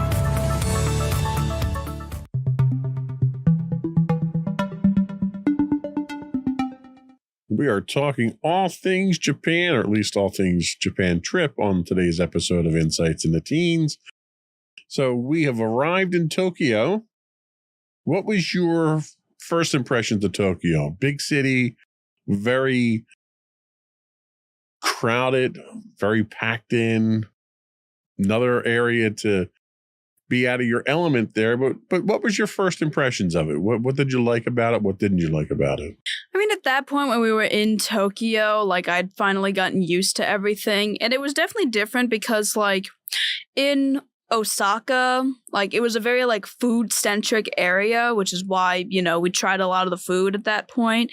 In Kyoto, it was fashion centric, and also because it used to be the capital for like over 1,000 years in Japan, the people, like we were actually told, like the woman that was that ended up guiding our tour the whole way, she originally was in Hiroshima but ended up moving to Kyoto when she when I think her daughter graduated, and she learned very quickly that the people of Kyoto are somewhat like kind of have an air of a sense of arrogance, almost like an almost like aristocratic flair because of the prestige of the city. Well, kind of. They would like she mentioned how like some of them would make like backhanded compliments and so forth, and like if they said like, "Oh, you have a nice watch," that like you at a party, that basically meant that they wanted you to leave, which was interesting. You know. So while you were there, you did see a couple more temples, right? Yeah. And anything highlight-wise worthy of mentioning from the temples, the Asakusa Kannon Temple and the Meiji Shinto Shrine? Well, one of them had like a set of 60 stairs that we ended up climbing up. That was like Rocky. Yeah. I mean, there were people that made that reference as well. Like, I want to run up this like Rocky and so forth. It was very tiring to get all the way up there. But still, obviously, very nice architecture. And then the other shrine was actually a nature-based god. So the traditional Torii temple is typically painted orange, but I guess in like the nature-centric shrines, they actually don't paint them, and like you see the like natural wood of the gate. Interesting. So you also attended the Akihabara Electric Town? Or No, we didn't do that. You didn't do that. Okay, that was still on the agenda then. So we didn't do that. What else did we do that was interesting in Tokyo? Well, there was Joypolis. Ah, yes. Talk about that. So Joypolis is basically this indoor amusement park. I think that one of the biggest in Japan, and it's entirely VR, but like they actually had amusement rides that used VR. I didn't go on any of them, but I did see one that did like it. There was kind of like almost an upside down roller coaster at one point where you like actually wore VR glasses. They also had a ton of claw machines, and something that I ended up using a lot in the end of the trip were these vending machines that you'd put some yen coins in and you'd turn it and then you'd get like something out, obviously. So that's interesting that you mentioned that. So before you went, one of the other things, preparation things, was exchanging some U.S. currency for Japanese yen. What's the almost comedic ratio that you're looking at for yen to U.S. dollars as an equivalent? It was very interesting because like we ended up looking it up at one point, and it's like about $30 in US currency is 5,000 yen in Japan. And along with that, everything is very cheap in Japan. So I actually remember I would get they were also like except for the Kobe beef. Well, yeah, except that. But when it came to like there was also like a bunch of vending machines for drinks and so forth. And at one point when I ended up getting a Sprite, I paid, I think, 140 yen for it, which actually is less than $1 in US currency. And it was an entire can of Sprite. That's funny. That's almost like paying pennies in the United States for things rather than dollars. Yeah, and I got a Dr. Pepper as well, and that was only $1. Wow. Okay. So you guys did Joyopolis. You also had kind of a free day or somewhat of a free day that you guys could do stuff. What did you wind up doing with that free time? Well, after dinner, me and a good portion of the trip went to Tokyo Disneyland. And how did that go? Well, trying to get there was kind of a pain because we wasted like an hour trying to get an Uber for everybody because we had to like get a good number of people because the max you could get is like 5, but then we had to downsize to 4 so that we had an easier time with the Uber, which was, fun to have to figure out. But when we got there, we figured out where the entrance was thanks to a couple that showed us where we needed to go. By that point, we had like 2 hours before the park closed. And like we only had to pay like $33 to get in from 5 to 9. Yeah, that half day price is just insane. Because you guys bought the tickets ahead of time. Yes, online. And mommy helped you out getting that stuff taken care of. So you had your tickets walking in. You were there 2 hours. What can you do in Tokyo Disneyland for 2 hours? Well, at one point I wanted to, at the very least, go to the Tokyo Disneyland Haunted Mansion because mommy is a big Haunted Mansion fan. She is. I'm saying it for the audience's sake. I don't know if they have seen anything relating to that. So it's hard not to if you actually watch the video version of the podcast. Not get that. I get that. So I actually went with the same parent that had been helping me because I wanted to, at the very least, get some picture of the Haunted Mansion. And I did, but they didn't come out as anything because it was not lit up like everything else. Yeah. So you couldn't even see it. But we were able to go on it. And it honestly is very interesting how different it is because it is actually based on the original version of the Magic Kingdom Haunted Mansion, but it hasn't been updated, at least with like the modern scenes, like with Constance's backstory or anything. So we went in. The narration is entirely in Japanese, which, not that big of a shock. They didn't have like the one like interactive queue line that they have in the States. When we got in, the ride itself, it actually starts off in like when you're in the Magic Kingdom ride, when you go through the one hallway where the lightning comes in and the paintings are changing, they actually have it so that the paintings that used to be in like the waiting area where you would get on the Doom buggies, those paintings and the paintings that were in the changing portrait line are actually like all in the same room. There's no windows. They're all like kind of tilting. The Mariner one is at the top of the wall. It's honestly a very different scene compared to in. So it was definitely a different experience then. Yep. There were books in the library that looked like they were new. One of the worst differences I saw was instead of the endless staircases, there were like 3 spider figures Just that were for there. you. They put them in just for you for And that of course, trip. they made them like neon colors, so they were incredibly obvious. In the lights themselves were all red, which I thought was interesting when you ended up getting into the hallway and so forth. There was also this painting that like it was like a solid thing, but it looked like it jumped out at you, like a face was melting into it. Oh, that's cool. And then one of the doors had green light coming out of it, and like you genuinely thought like there was like scratching, and it kind of jumped at you as if something was pounding against the door. The Madame Leota scene, she was all in English, which I thought was strange, and there was a lot less going on in her seance room. The ballroom scene was pretty much the same. Constance's was again based on the original version where she was known as the Beating Heart Bride, and all throughout you hear like her beating heart. And there were actually a lot more like the jumping ghosts, like the ones that you see in the graveyard. And I unfortunately got scared by some of them, which They always did get to you. the graveyard scene and everything else was kind of the same, but it did actually look nicer in Tokyo. And then with the hitchhiking ghosts, when it came to the mirror scene, instead of like doing anything with like your heads or anything and switching them around, they kind of just like were in there shaking their heads like, hey, we're with you or something. Bobblehead ghost. Yeah. Okay.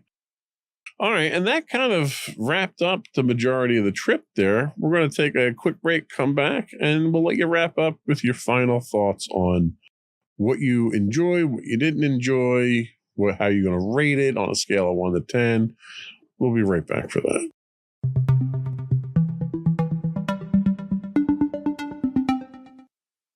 All right, so as the first time I traveled internationally, Japan was definitely interesting. It's somewhat like in the States, and then also not at all either. There were things that reminded me of the States, but also things that had nothing to do with the States. It was definitely hard to get used to in the beginning, which I feel is why I was kind of antsy about it in the beginning, but I eventually did find my comfort level with it, and it became a very enjoyable experience, and I'm very glad that I did it. Okay, great. Well, I'm glad you did it too. I commend you for having the courage. I think it took a lot of courage to put yourself in a position that was so outside your comfort zone. And yeah, you had a couple of panic attacks, but I think for the most part, you didn't give up on it. You managed to get through it.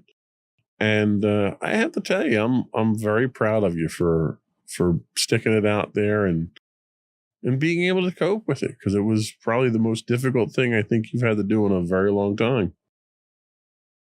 So that's all we had for today. Before we go, I want to once again invite our listening and viewing audience to subscribe to the podcast. You can find audio versions of this podcast listed as Insights into Teens. You can find audio and video versions of all the network's podcasts listed as Insights into Things. And we're available on Apple, Spotify, Google, iHeartRadio, Buzzsprout, etc. I would also invite you to write into us. You can email us at comments@insightsintothings.com. You can hit us up on X at insights_things. You can find streaming 5 days a week on Twitch at twitch.tv/insightsintothings. You can also give us a call now. Leave a message for us and we'll get you on one of the future podcasts.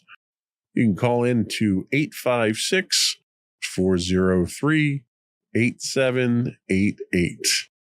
That's it. Another one in the books. Bye, everyone. Bye.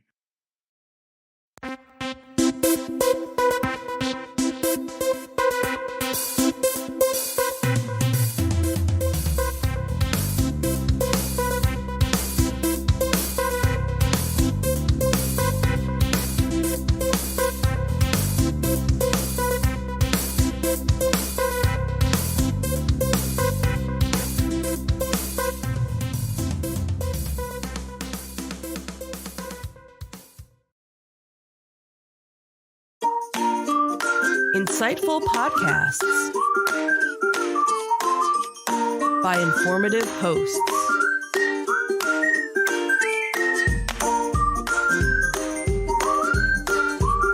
Insights into Things, a podcast network.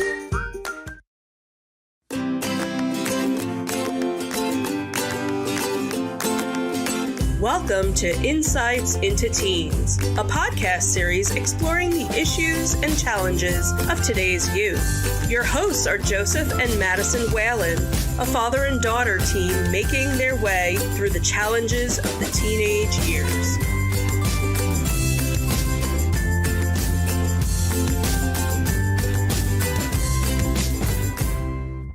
Welcome to Insights into Teens. This is episode 188, Teen Isolation. I'm your host, Joseph Whalen, and my active and social co-host, Madison Whalen. Hi, everyone. How you doing today, Maddie?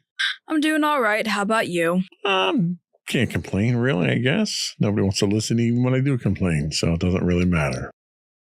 Anything exciting going on? It's spring break, I guess. Wow, you're so excited about spring break. Look at that. I don't know. It's just a time for me to just relax because I have school and so forth. Dripping with enthusiasm there. I appreciate that. Yep, always. Today, we'll be delving into the topic that's incredibly relevant to the lives of teenagers and their parents, teenage isolation. Adolescence is a time filled with various challenges, and for many teens, the fear of social rejection looms large. In today's episode of Insights into Teens, we uncover valuable insights into understanding teenage isolation and explore how parents can play a crucial role in helping their teens navigate this challenging phase of their life. Before we do that, though, I do want to bring attention to our show subscriptions. You can subscribe to this podcast listed as Insights into Teens for just audio, or you can subscribe to Insights into Things, and that will give you access to all of our videos, audios for all of our shows, and we're available anywhere you get a podcast, Apple, Spotify, etc. I would also invite you to give us your feedback. Tell us how we're doing. Give us your suggestions for shows. You can email us at comments@insightsintothings.com or check out links to all of our social media on our website at www.insightsintothings.com. Shall we get going? Sure. Here we go.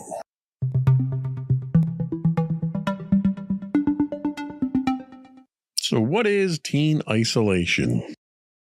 Adolescence, a transformative phase marked by numerous trials and transformations, brings with it an often overwhelming fear of social rejection that significantly shapes the lives of teenagers.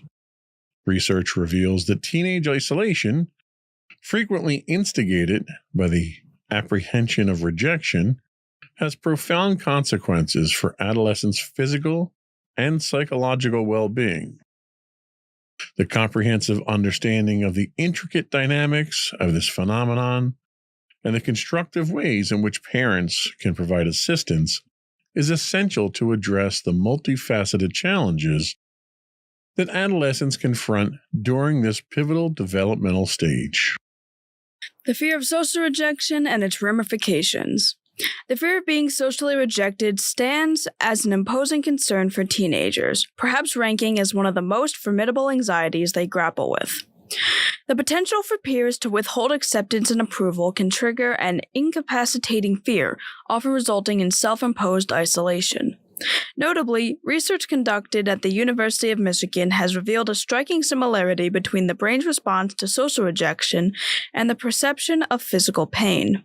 This correlation underscores the emotional gravity of rejection and explains why a growing number of teenagers resort to isolation as a coping mechanism against potential emotional distress. Multiple factors, including traumatic social incidents, breakups, social anxiety, and limited interpersonal skills, contribute to this self-imposed solitude, intensifying its adverse outcomes. The advent of modern technology, specifically the ubiquity of smartphones and social media platforms, presents a paradoxical influence on teenage isolation. While technology facilitates avenues of connection, it also poses a risk of diverting adolescents into isolation.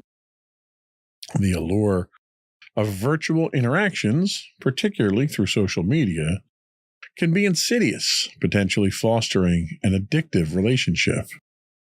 This proclivity for digital interactions may further amplify teenage isolation as adolescents allocate preference to online connections over physical ones, consequently impeding their interpersonal growth.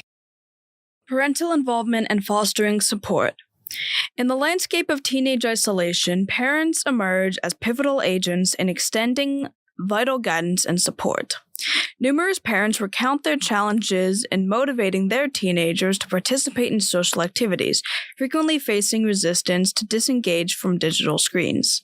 Testimonies from professionals in family dynamics underscore the complexity parents encounter in urging their adolescents to transcend the virtual realm. Nevertheless, parental intervention can serve as a decisive catalyst in disrupting the cycle of isolation.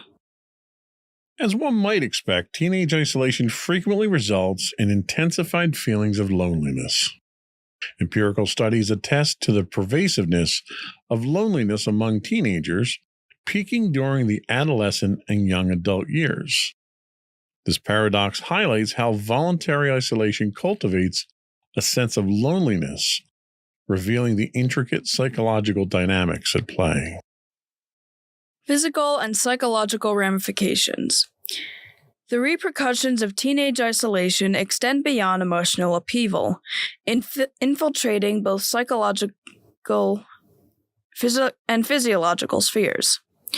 Adolescents ensnared in isolation are susceptible to an array of detrimental effects on their holistic well-being. Particularly noteworthy is the toll on mental health, with teenage isolation serving as a potential precursor to the onset of depression and avoidant personality traits. Physical well-being does not escape unscathed, as the stress induced by isolation can manifest in an assortment of physiological symptoms. Teenage isolation manifests as a multifaceted quandary with profound consequences for the well-being of adolescents. The fear of social rejection, often instigated by traumatic experiences, social anxiety, and reliance on technology, propels teenagers towards self-imposed isolation. The involvement of parents emerges as a linchpin in countering this trajectory, offering invaluable assistance and encouragement to foster healthy social interactions. The paradox of isolation engendering loneliness accentuates the necessity of addressing this matter holistically. Comprehension of the intricate interplay between teenage isolation, emotional welfare, and parental influence is paramount for equipping adolescents with the tools to navigate the intricate challenges inherent in this pivotal phase of life. So that was a giant wall of text we just read through with a lot of big words in there. So what does it all mean? Well, the bottom line is isolation is bad for you. It's bad for you physically. It's bad for you psychologically. That's just a really fancy way of kind of going into that and introducing some of the concepts of it. How do you think the fear of social rejection impacts teenagers in today's society, especially considering the influence of social media and digital interactions. I feel like social media has actually made it a lot worse because whenever anyone uses social media, for the most part, they're posting like the best side of themselves and they're not showing like any of the struggle that they're going through, because I feel like there's something everybody has to struggle with. But when it comes to social media, unless like you feel comfortable doing it, you normally leave all your personal stuff out of it and you just say like, oh, look at how cool my life is, or like, look at how cool all this is. And trends obviously are much more common through social media because it's such a wide platform and you can find out about trends immediately.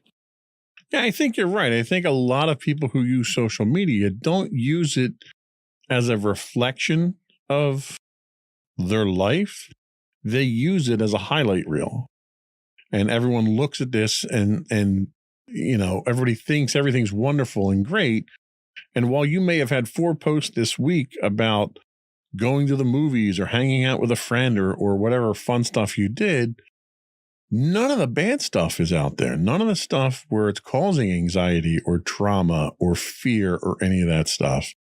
And as a result, you get really an inaccurate picture of what that person's like.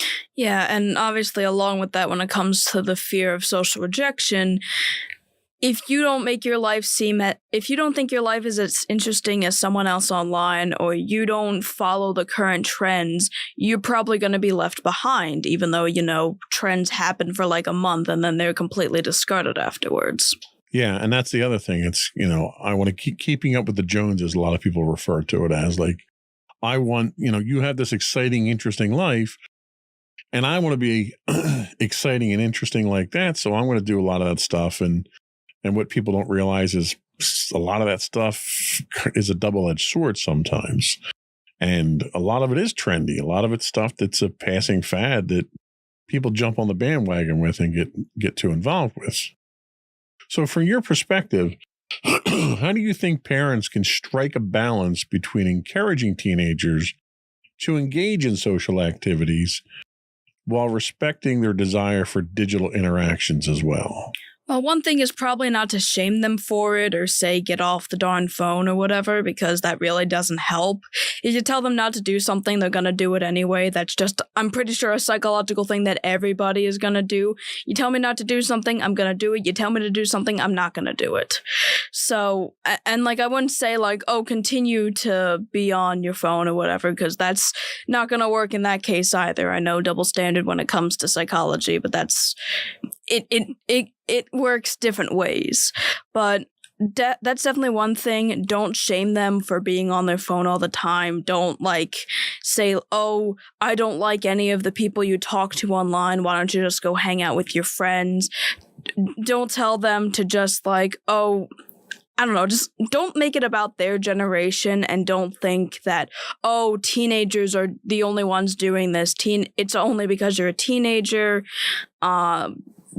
Basically, like, understand the purpose of why they're in the digital landscape to begin with, and maybe take the time to like understand why they prefer that over regular life, and then also understand what do they like about real life that isn't entirely digital, or maybe relates to something they find on technology, and maybe find ways of encouraging them to take part in activities that ground them more in the real world rather than in the fiction-based realm of technology and social media.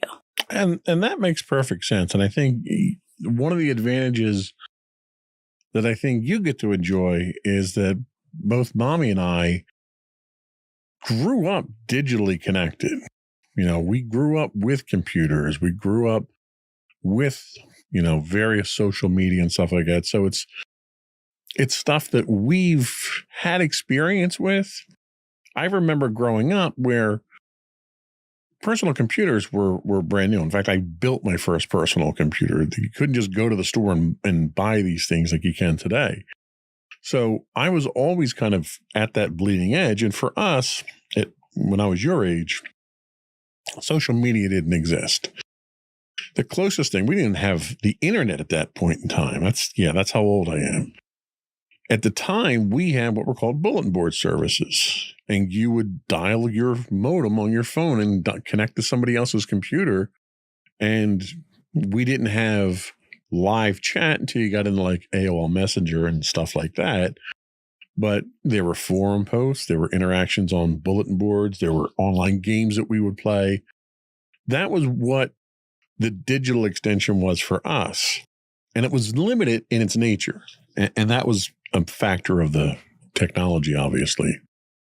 But later on, when you get into MySpace and Facebook and Twitter and all that stuff, it's much more real time. It's much more in your face. And it's much more artificially curated. And I think that's probably where my biggest concerns are these days. So in the BBS days, you have what were called sysops or system operators. And they were kind of the police on the bulletin boards. If you were doing something mean or inappropriate or posting stuff you shouldn't be posting, there wasn't enough volume to require automation. So you physically had someone looking at these things. But nowadays, there's so much interaction. There's so much exchange that happens that it's not humanly possible to have someone look at these. So as a result, we're reliant on, you hear them talk about the algorithms all the time. And the algorithms themselves are in place not to police the forums or police the social media. They're in place to make these companies money. And a lot of times, the desire for profit outweighs the need for safety and security of the users. And that comes through very clearly when it comes to the algorithm-based.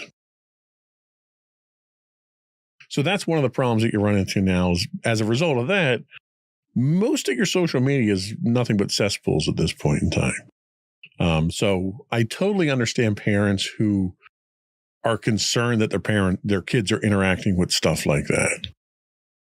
But considering the physical and psychological ramifications of teen isolations we discussed, how do you think schools and communities can better support teenagers who may be experiencing feelings of loneliness or isolation? Well, it's definitely not through like the phrases of saying like, oh, we're all friends here or whatever. It's like, no, that's not gonna help anybody. Like there are people that just don't mesh well together, so you can't force everybody to be friends. And I mean, like, I wouldn't say like advertising clubs, because there are just some kids that just won't join clubs no matter what. I guess just having some teachers or like counselors to be more engaged with certain kids that might be on the radar of like, okay, we're not really sure. Because like this kid just comes into my class. They're a good kid, but like they don't talk to anybody. They rarely ever talk to me. They kind of just go in, do the work, and then leave. And I haven't heard much else from them otherwise. Like maybe take that into account and try to, engage with them a little more. Okay, well, that makes sense. That's kind of it's almost a passive way of trying to encourage kids to be more traditionally interactive, I guess, at that point in time. Do you find that you fall into any of these traps? Do you feel like you're overly isolated? Do you feel you'd like to open up more? I know you're not a big social media person, so we can't blame any isolation on that. So do you consider yourself isolated? Let me ask you that first. Probably, honestly. Okay. And based on that, is it self-imposed or is it outside forces that result in that? It's more self-imposed than anything else. And do you know why?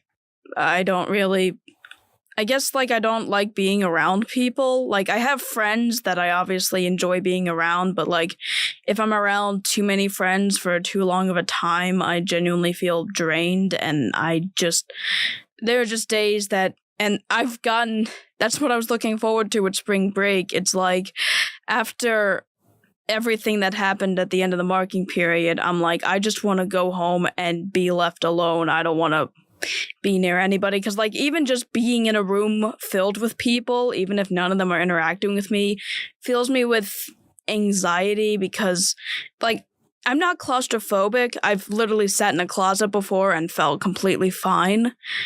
But if I'm in, like, for example, our gym, whenever we were inside and we were doing gym and some of the other classes entered, I always felt claustrophobic even if it was like a giant space, and technically we could fit more people in there and it wouldn't be crowded, but because there were already so many people there, they were all like much closer than I would have expected because it's a big open area. I was feeling claustrophobic. All right, so that's a very interesting point. Let me kind of expound on that by asking, have you felt that way since COVID, or does this have nothing to do with the isolation we went through during COVID? I feel like it probably does have something to do with COVID. I know that I was just expanding my social circle a little more when I was in 7th grade when COVID ended up happening. I wouldn't really say I was incredibly social because I still didn't join any clubs at that point, and technically I never really had the chance, but I also never looked. And then COVID happened, and then I pretty much missed the rest of middle school socially at the very least. And then high school rolled around, and then I kind of just didn't. I mean, I still made friends. In fact, some of the friends I've made in high school I didn't really know until I was in high school, so I've still been making friends. It's just I found I don't I think my social anxiety has kind of gone up because of COVID, but it hasn't gone like down at all. Right. And that makes sense. I mean, COVID, I think, had that effect on a lot of us. I feel the same way. Like where were we at? Well, we were at a show this weekend, and Mommy and I went to the show, and there was one room that was packed with people. There was one room, and you've seen the rooms. There's a new gym and an old gym at this high school, and they're roughly the same size room, and the other room didn't have as many in there. And I could literally feel like it was hard to breathe in a room. Like there wasn't any problem with the air. There wasn't some outbreak. The doors were wide open. But just that sense of the world's closing in on me with so many people around me, I get that feeling. And I attributed that to COVID more than anything else. Yeah. So, all right, well, let's take a quick break. And when we come back, and we'll talk about technology and teen isolation. We'll see if that has any effect on you as well. We'll be right back.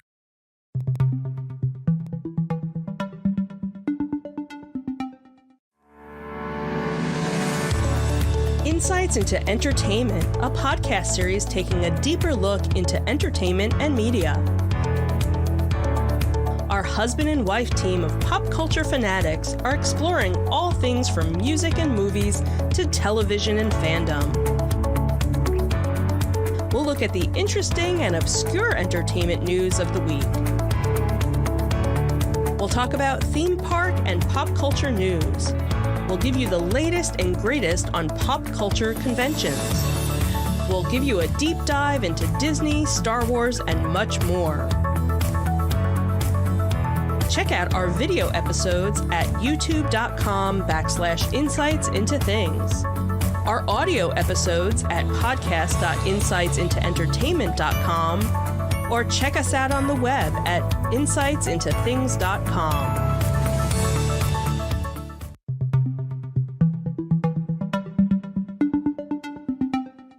Welcome back to Insights into Teens. Today we're talking about teen isolation, and now we're going to talk about the impact technology has on such a subject. In an era characterized by technological advancements and digital connectivity, the role of social media in shaping various aspects of modern life cannot be understated. Among its notable impacts is its influence on the social behaviors of teenagers, a demographic particularly susceptible to its allure. The pervasiveness of digital forms has led to a shift in how adolescents interact with their peers, altering the dynamics of real-world relationships and, in some cases, leading to a sense of withdrawal and isolation. So let's talk virtual connections versus real-life connections. The proliferation of social media platforms has introduced a novel dimension to interpersonal communication. Adolescents, in particular, are drawn to these platforms as a means of interaction, often preferring virtual exchanges over face-to-face conversations. For socially awkward teenagers, the digital realm offers a safe haven for the potential discomfort of direct interactions. The comfort of their bedrooms becomes a conduit for relating to peers through texts, comments, and shares on platforms like Facebook. This virtual interface creates a sense of security that may not be present in physical encounters. Research conducted by the Pew Research Center provides insight into the changing landscape of teenage social interactions. A mere 25% of teenagers reportedly spent time with friends outside of school on a daily basis. This statistic underscores a substantial shift from past generations, where in-person interactions were the norm. The prevalence of online connections seems to be shaping a new norm for social engagement among adolescents. So, what are the pitfalls of isolation? Experts highlight the adverse consequences of this technological shift. They observe that many teenagers find solace in their rooms, engaging in endless texting. That almost got dirty real quick there. Snapchatting and app-based interactions. While these virtual exchanges may give the illusion of connection, they can exacerbate the fear of missing out, or FOMO, we've talked about on the podcast before. This creates a paradox wherein the constant stream of digital interactions intensifies feelings of loneliness. The absence of face-to-face interactions further accentuates the isolation experienced by teenagers. The frequency of teenagers' engagement with social media platforms is becoming increasingly recognized as a potential factor in their emotional well-being. So many big words, it's hard to speak. A recent CNN study delved into the relationship between 13-year-olds and their social media usage. The findings revealed a noteworthy correlation between the frequency of checking networking sites and emotional distress. Participants who checked platforms like Facebook between 50 and 100 times a day experienced a 37% increase in distress compared to those who engaged more infrequently. Those who checked over 100 times a day exhibited an even higher increase of 47%. I'm on the same page as you, apparently.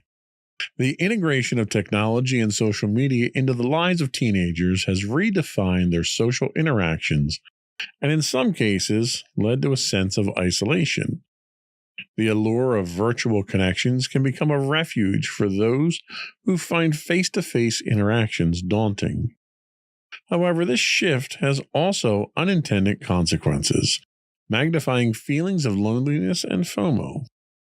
As the frequency of social media use correlates with emotional distress, it's essential to recognize the complex interplay between digital engagement and adolescent well-being.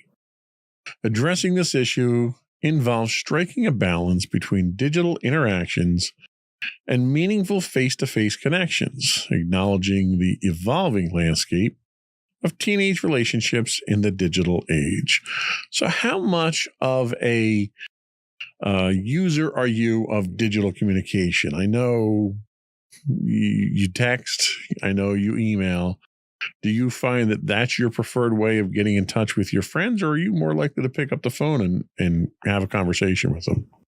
I mean, I can talk to my friends through calls, but it honestly rarely happens at this point. I used to have nightly chats with my one friend, and then we kind of stopped them because we really would just be on the phone for an hour and not talk to each other. So you run out of stuff to talk about at some point, right? Yeah. So how do you feel, or how do you perceive the balance between your online interactions through social media and your offline face-to-face interactions with your friends? Do you feel like one type of interaction is more fulfilling or meaningful than the other? And if so, why? That's the thing. I technically have more interaction with my friends in face-to-face than I really do online anymore. Occasionally I'll text my friend will text me and I'll text back, and then we have a conversation. Sometimes it usually would result in us hanging out outside of school, or we just hang out at school if we have the same class or whatever. I don't really know the best answer for it, because, like, when I do text with my friends I don't really know, because, like, when I text my friends, it's like, yeah, I'm interacting with them and I understand it, and, like, we do have, like, our own jokes when we text, and I have noticed that, like, we aren't able to really tell sarcasm apart, so I can understand that being, like, a deterrent, but, like, when it's also face-to-face, I don't know if fulfillment is really the word I describe. Okay. All right, I see that. We're going to take our last break, and when we come back, we'll talk about isolation and avoidance behavior.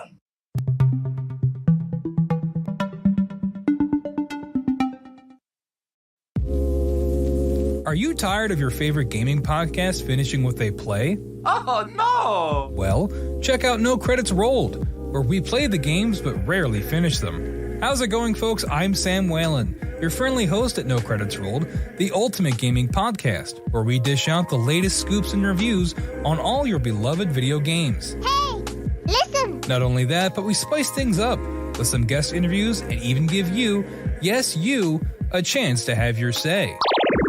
Tune in every other week for a fresh dose of No Credits Rolled, available on all major podcast platforms, and hit us up on social media at No Credits Rolled. So why wait? Let's dive into the gaming world together, where finishing games is optional, but the fun is guaranteed.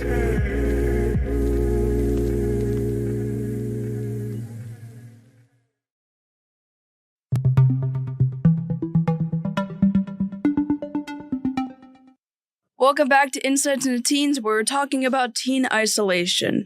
And now we're going to talk about the difference between teen isolation or teen avoidance behavior. And, if there is one.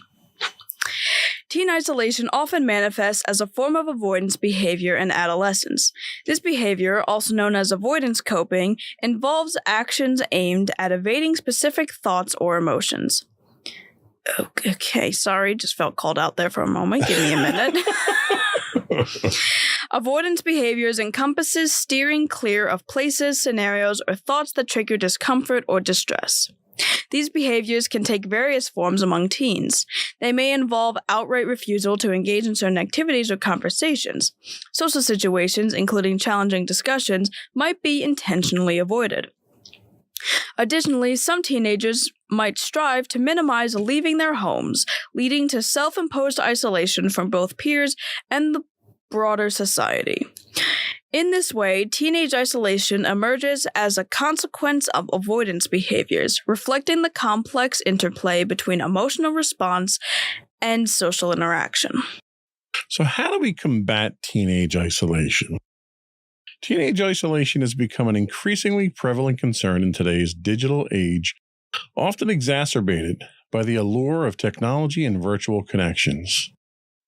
To address these issues, or this issue, and promote healthy mental well-being, parents play a pivotal role in guiding their teenagers toward real-world interactions and experiences. Here's 5 effective strategies that parents can employ to help teenagers overcome isolation, improve mental health, and establish meaningful connections. And I think you're going to find a lot of these are very similar to the techniques that we've talked about over and over again on how to improve emotional well-being. The first is to embrace nature's healing power. Engaging with the natural world offers a potent remedy against isolation-induced stress and anxiety. Research has consistently demonstrated that spending time outdoors positively impacts mood and the nervous system. In particular, outdoor activities can lower cortisol levels, reducing stress. Encourage teenagers to partake in activities like hiking, swimming, or simply strolling through a park. Or in your case, walking around the block, getting out and just getting some fresh air. By incorporating these activities into their routine, teens can experience a tangible improvement in their mental state. The next is to instill the joy of volunteering. Volunteering not only benefits others, but also significantly enhances one's mental well-being. Adolescents can find a sense of purpose and fulfillment by contributing to their community. Tailor volunteering opportunities to their interest. For instance, animal-loving teens can volunteer at shelters or stables, while those inclined towards younger children can participate in camps or community centers. By engaging in these activities, teenagers not only combat isolation, but also derive pleasure from making a positive impact. Prioritize physical activity. Physical exercise is a cornerstone to improved mental health among teenagers. Activities like dance, yoga, and hiking offer not only the benefits of physical fitness, but also aid in managing stress and anxiety. High school sports provide an avenue for both exercise and building positive relationships, although alternative options are crucial for teens who find team sports overwhelming. Not that you're being called out again there. Yeah. By selecting activities that resonate with their preferences, adolescents can enjoy the dual advantages of enhanced mental and physical well-being. Disconnect to reconnect. Technology often serves as a crutch for isolated teenagers, enabling them to avoid direct social interactions. To address this, it's vital for parents to regulate screen time. Establishing specific times for disconnecting from the digital world, such as turning off internet access in the evenings. Conducive. Okay, whatever. We're not trying to conduct electricity to you here. You play too long. Fosters a conducive environment for face-to-face communication. Promoting device-free family meals also nurtures authentic connections and encourages open conversations. Forge authentic connections through communication. A cornerstone of mitigating teenage isolation lies in nurturing genuine connections between parents and teenagers.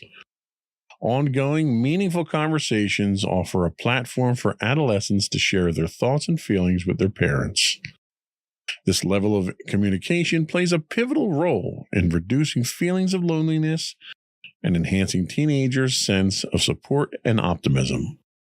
Encouraging teenagers to openly discuss their emotions fosters an atmosphere of understanding and empathy within the family. In an era where technology can inadvertently drive teenagers to isolate themselves, parents have the opportunity to guide their adolescents toward healthier behaviors and relationships. Empower teenagers to overcome isolation, enhance their mental well-being, and forge meaningful connections. By actively implementing these approaches, parents can play an essential role in equipping teenagers with the tools they need to navigate the challenges of their formative years and cultivate a positive outlook on life. So I wouldn't describe mommy and daddy's policy of screen time as being heavy-handed. We don't really tell you what you can do, when you can do it, anything like that. Do you think our approach is preferable? Or do you think it might be a little too loose and free-handed for your own benefit? Honestly, I kind of think it's preferable. I don't know if I'm biased on that because I do appreciate my screen time. It's like, it's not that I don't socialize with you guys. I do. You know, you do, yeah. We obviously have like our own things that we do together. We have instances where we hang out, and we always have our family meals and so forth. I think that if you were to really restrict me, I think like, I don't know, like I could understand why you would want to do it, but the teenager in me would probably not really appreciate that. So for the most part, you self-regulate, and for a lot of things, you self-regulate. We're not only about what time you go to bed or when you do your chores or any of that stuff. Is that freedom something that you find helpful to you, or do you think more guidance might be more beneficial to you? I mean, I appreciate the freedom that I am given. Sure, I don't really take other freedoms that I probably should, like driving, which, like, you know, maybe encouraging me to take on more freedoms would probably be beneficial, because the freedoms that I do take on are beneficial in the sense of, like, I get my chores. Like, the thing is, if you were to, like, regulate my chores, it would be very annoying. Like how you used to be like, oh, laundry misses you. Like that makes me not want to do laundry. That makes me be like, okay, well, now I'm not doing it. Right. So if you were to regulate the freedoms I have now, I probably wouldn't want to take advantage of those freedoms.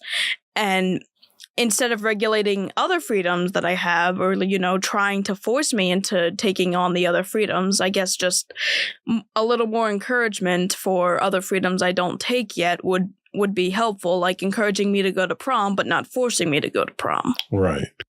Well, and you see, it's just a clear example that old dogs can learn new tricks. I learned that my motivational techniques were less than motivational. Yep.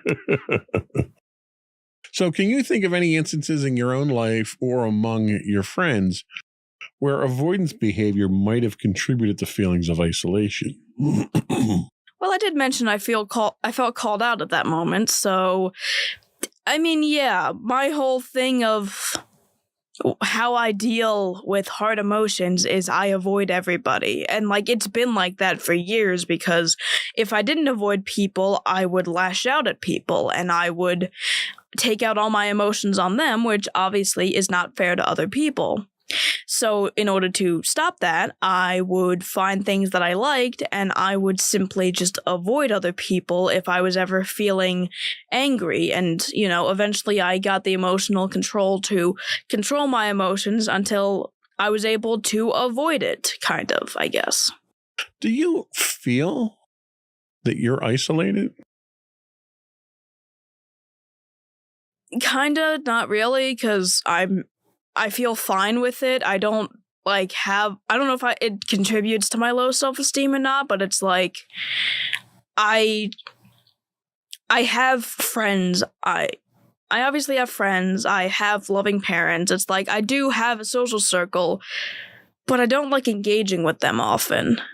It's just, I feel drained whenever I have to socially interact with some people, and obviously there are instances where I don't feel drained and I can feel refreshed, and maybe it's just because I'm not the type of person that really enjoys social interaction, and I'm not the type of person that really is able to get much out of it. Obviously, there's scientific benefits to it that I could point to, but personally, I just never really feel the most comfortable with it. And really, if I was to say that I'm isolated, which, technically I am, I am having much of an issue with it. I don't know. I'm kind of fine with it. Well, and I have to kind of point the finger at myself for some of that influence of the isolation, because I'm very much the same way. I don't have a problem talking to people. I can go out and I can have a conversation with anyone. I can get along with anybody. I just choose not to because I find it emotionally draining most times. We've talked in the past before about some of the issues that I have with hearing in large crowds. So that's one of the reasons I'm turned off from large crowds. But I'm also the type of person who relishes his personal time, and more importantly, I relish my family time, and it's almost like a greed, like an emotional greed to me. I don't want to share that time with other people. I don't want to share the family with other people because it's time that's precious to me, and I don't want to sacrifice that. And I think some of that probably has rubbed off on you. Certainly, you don't get it from your mother. Your mother is a social butterfly. She could have a conversation with, a complete stranger at the grocery store, and she does frequently, actually. And my mother used to be the same way. And I do too, because there are some instances where people come up and strike up a conversation with me. We were sitting at breakfast the one day, and the guy was commenting on my shoes because I had a new pair of shoes or something like that. And it's I wouldn't do that. I wouldn't go up to someone and do that unless it was, I don't know, something that was alarming or a danger or something like that. So I blame myself for a lot of that isolation that you tend to embrace. And that's really what you do. You self-isolate, but you embrace that isolation. And you'll interact with people, but you heavily regulate your interactions with other people, even people you get along with. Is that because of a lack of tolerance that you have? Or is that something else other than the obvious things that we've talked about that make you want to isolate? Well, I mean, when it comes to my friends, and like, I usually only hang out with like one friend at a time, but there are instances where like, oh, it's like an extended weekend and I hang out with one friend one day and another friend the other day.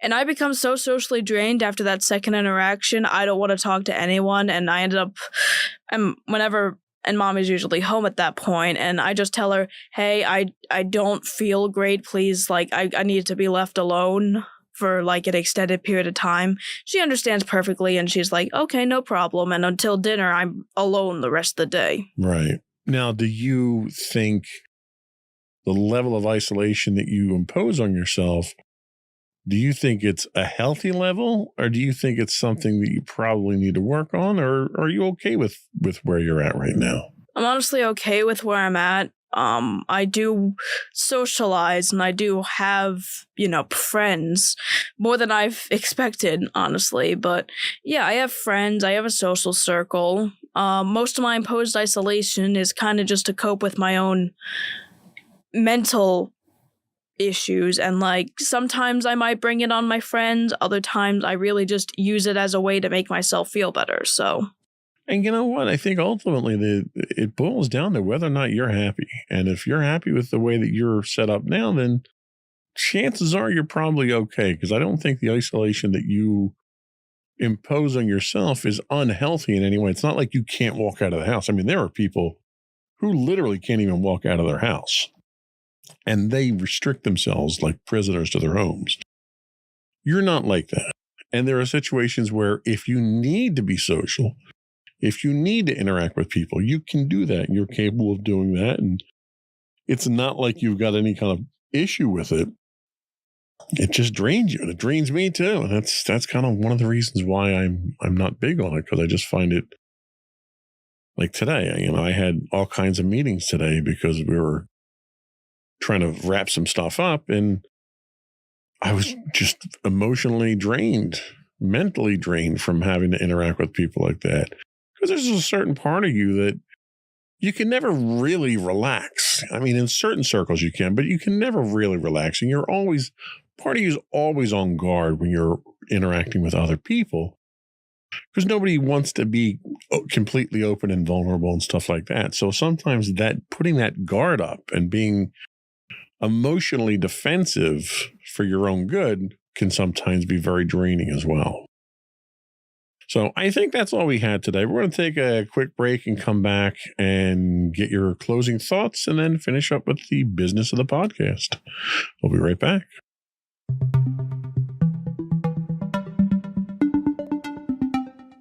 So I just want to say to everyone out there that teen isolation is definitely something that is incredibly prevalent, but is something that can also have a variety of reasons as to why it occurs.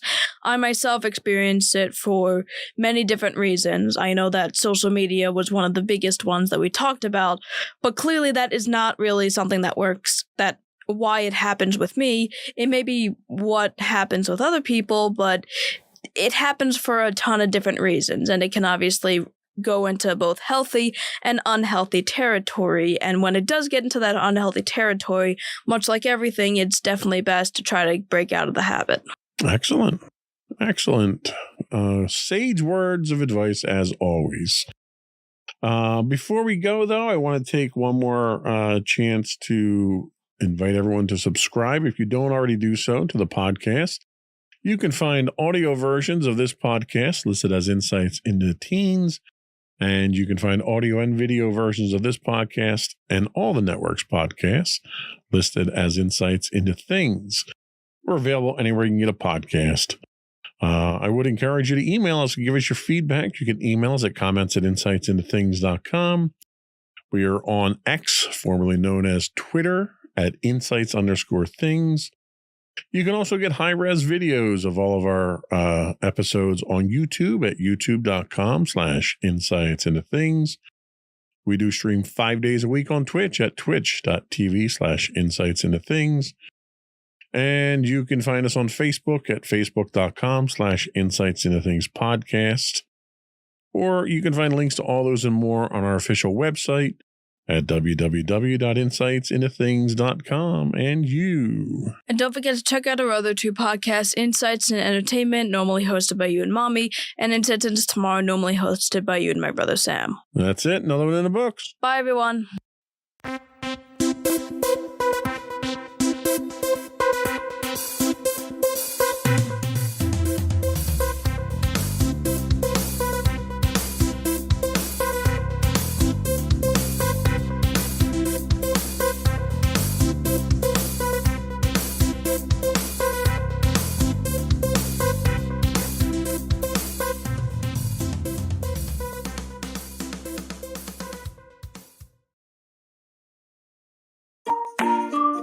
Insightful podcasts by informative hosts.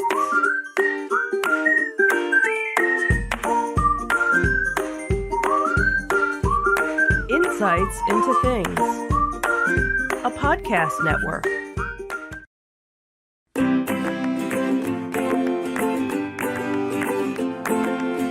Welcome to Insights into Teens, a podcast series exploring the issues and challenges of today's youth.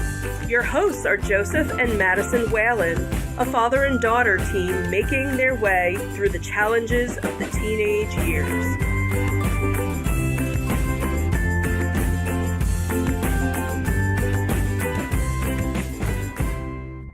Welcome to Insights into Teens. This is episode 187, The Importance of Being Challenged. I'm your host, Joseph Whalen, and my attentive and intelligent co-host, Madison Whalen. Hi, everyone. How you doing today, Maddie? I'm doing, I guess. How about you? Wow, that's not really encouraging at all, is it? I don't know.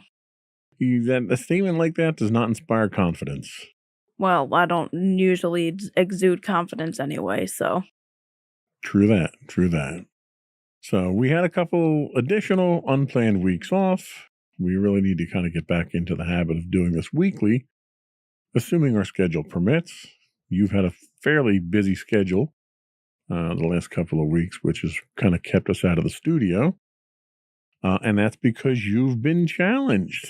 You've had a lot of challenges you've been facing at school, have you not? Yeah. So if nothing else, maybe we have some fresh insights and some fresh input into today's topic. Yippee. So we are talking about the importance of being challenged, at least from a teen perspective. Teen challenge plays a crucial role in the growth and development of adolescents.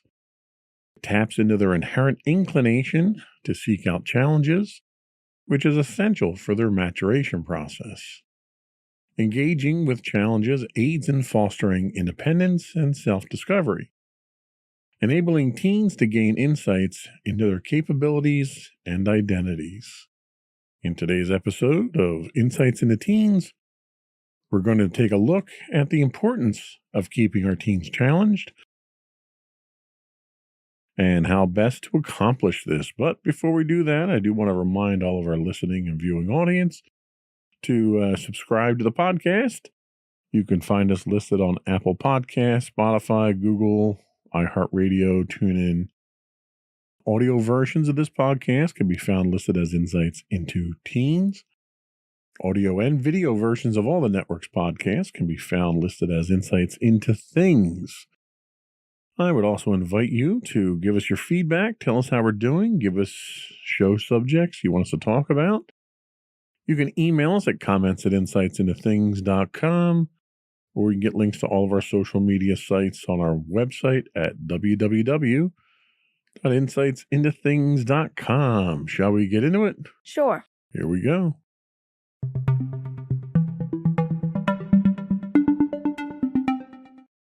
So why do teens seek challenge and risk? It seems to be an inherent trait in most teens. While challenges are integral to personal growth, some teenagers might gravitate towards unhealthy risks and choices. Engaging in such activities like drug use or reckless driving can pose life-threatening consequences. Parenting teenagers necessitates guiding them towards safe and constructive avenues for challenging themselves positively. By helping teens navigate towards healthy challenges, parents contribute to their overall well-being and growth. Adolescence is a period marked by an intense desire for novelty, challenge, and risk-taking behavior, a phenomenon underscored by a comprehensive study conducted by University College London. This stage of life is characterized by the development of the social-emotional system, which drives teenagers to actively seek out stimulation and excitement through a variety of activities. The study's findings shed light on the motivations behind teenagers' engagement in risky behaviors. Despite having a reasonable understanding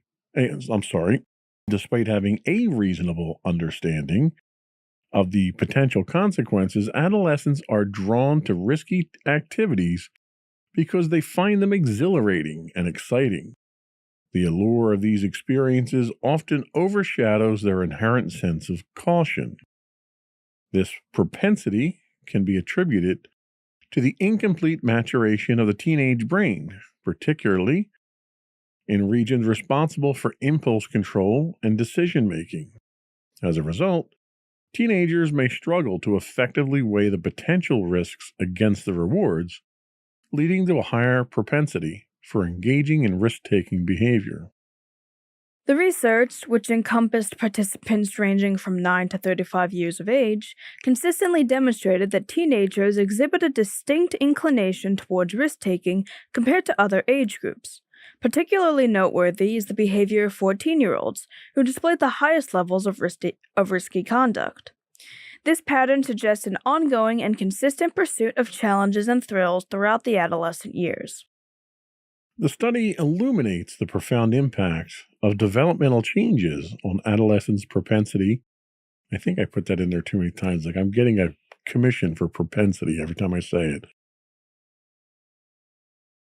On the adolescent's propensity for risk-taking behaviors.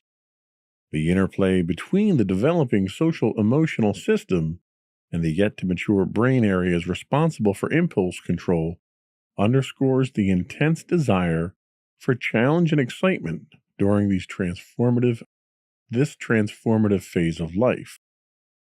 Understanding these dynamics is crucial for parents, educators, and caregivers as they navigate the complexities of guiding adolescents toward healthy outlets for their innate craving for novelty and adventure. Do you think that you have unsafe risk-taking tendencies? No, not really. No, I would agree, but why do you think that is? I guess maybe it's because I'm a more cautious person, or it could be how I was raised.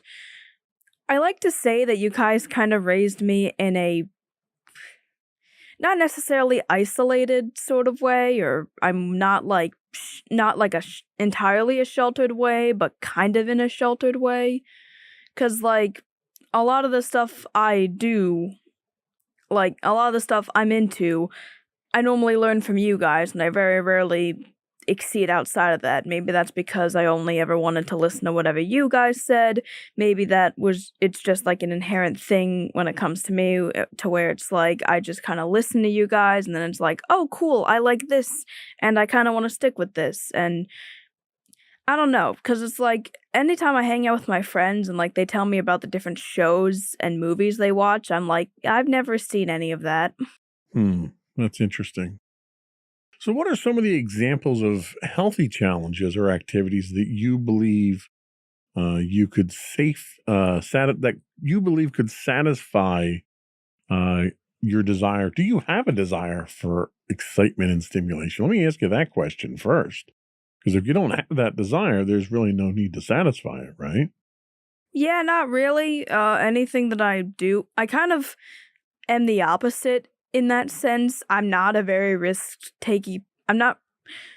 That's a weird way to say that. I'm not a person that really likes to take risks all that often, and if anything, I prefer to stay in like my sheltered bubble half the time. It's like I'll obviously take in new information as it comes and I'll accept it, but at the same time, when it comes to like my own hobbies and interests, like yeah, I get new ones periodically, but then I kind of just harbor over those for like years on end until I eventually find a new one.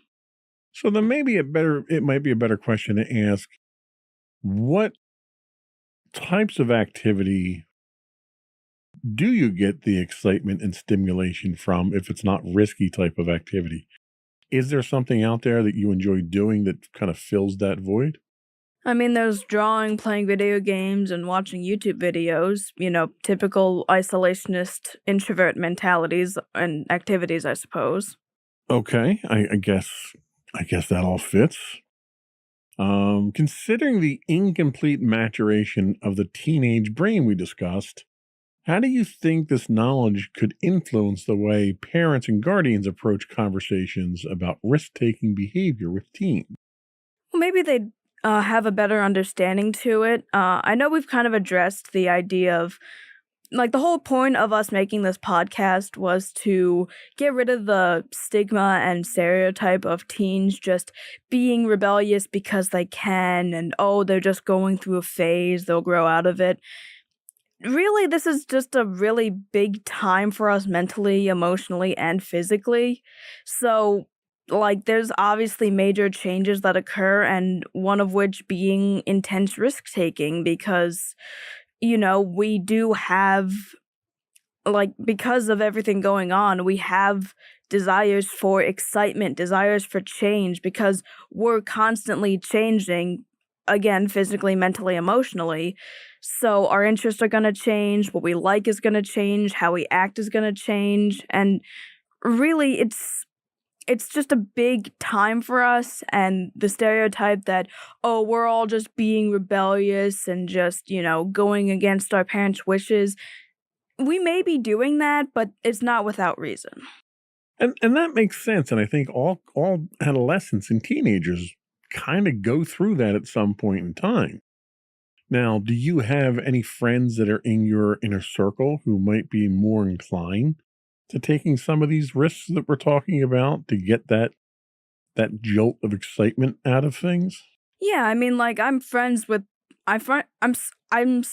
at how some of my friends, I was able to become friends with extroverts rather. Although, I guess we can complement each other in that way. Let's say opposites attract, right? I guess so. So, yeah, some of my friends are definitely more extroverted and are more willing to take part in activities, and some of them are even trying to get me to do activities as a result. Now, do you find that the things that your friends are doing, do you just not like doing those things, or do you consider them inappropriate or dangerous that you don't want to do them? It's kind of a mix of both. Honestly, some of my friends do stuff that I'm like, okay, I'm definitely never doing that. And then other stuff, it's like, more innocent sort of stuff where I could see myself doing it, but I just don't want to. So in those situations where you have a friend who's doing something that you fundamentally feel is inappropriate, do you take an active role in trying to discourage them from that or understand why they're doing that? I definitely try to understand more so, like, if they are doing something more inappropriate. I don't really stop them because I personally don't think it's really my responsibility to do that. Like, if it gets to a point where it's like, okay, I probably need to let somebody know, I'll probably do that. But for the most part, it's just kind of the typical, some more typical stuff that teenagers just tend to do. And while I personally won't do it myself, I'm not going to stop my friends from doing it because it's their life. They have their own stuff going on. And I more so do my best to understand and possibly push them in a more positive direction. Have you run into those situations where you've had a friend engage in one of these activities and have negative consequences? And if you have, what was the ultimate outcome, and how did you respond to that type of activity?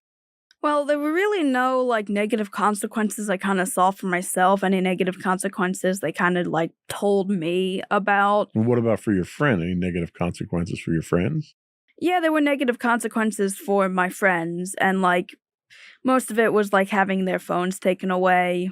And there were some instances where it wasn't that justified, other instances where it was probably justified. And honestly, my friends didn't seem all that worried about it. And hearing the situation, I was a little more concerned about it, but it sounded like everything was mostly fine going forth, and it did seem like they learned a lesson afterwards, at the very least. Okay, well, that's good. I think the important thing is assuming that you're that responsible adult who doesn't take a responsible friend, let me say, who doesn't necessarily take those risks. Being that voice of reason, I think, kind of comes hand in hand with that, with your friends, trying to, not necessarily steer them or tell them what to do, but at least advise them on what the better course of action probably would be. Yeah. So that makes sense. We're going to take a quick break, and when we come back, we're going to talk about the benefits of Teen Challenge. We'll be right back.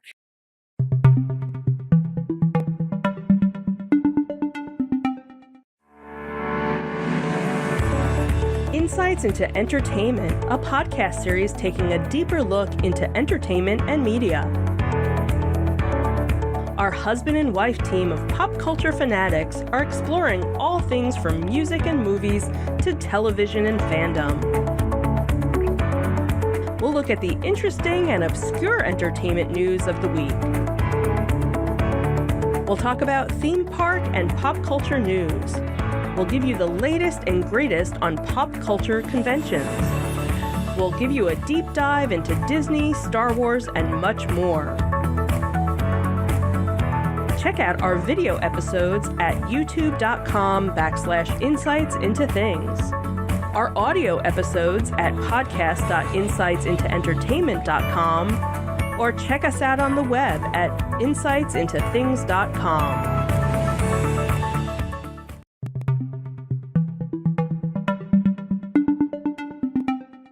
Welcome back to Insights into Teens. Today we're talking about the importance of being challenged. And now we're going to talk about the benefits of Teen Challenge. The adolescent phase of development is characterized by a myriad of changes and challenges that contribute to the formation of one's identity, cognitive abilities, and social interactions. While the pursuit of challenges is intrinsic to adolescent growth, it is essential to explore the distinction between constructive challenges that adhere to safe boundaries and potential detrimental risks. Recent research, led by neuroscientists from the University of Illinois, delves into the relationship between engaging in healthy challenges, the neurobiological response within the teenage brain, and the potential preventative role against teen depression.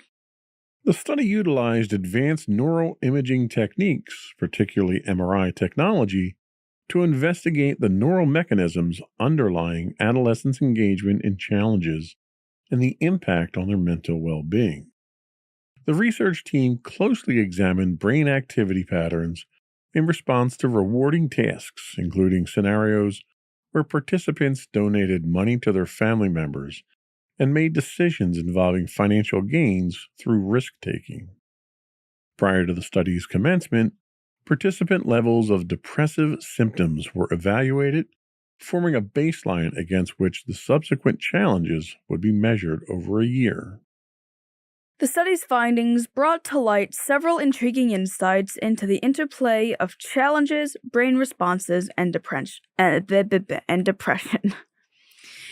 During the execution of challenging tasks, adolescents displayed heightened neural activity in brain regions associated with reward processing. This phenomenon suggests that engaging in challenges triggers a rewarding neural response, potentially reinforcing the desire for further engagement in such activities. A particularly noteworthy discovery emerged in relation to the motivation underlying risk-taking behaviors. Counterintuitively, adolescents who took calculated risks for the purpose of benefiting their family members demonstrated a reduced likelihood of developing depression over the course of a year. This observation unveils a nuanced perspective on the relationship between risk-taking and mental health outcomes. It underscores that the nature of the challenge and the underlying motivation significantly impact the consequences on emotional well-being.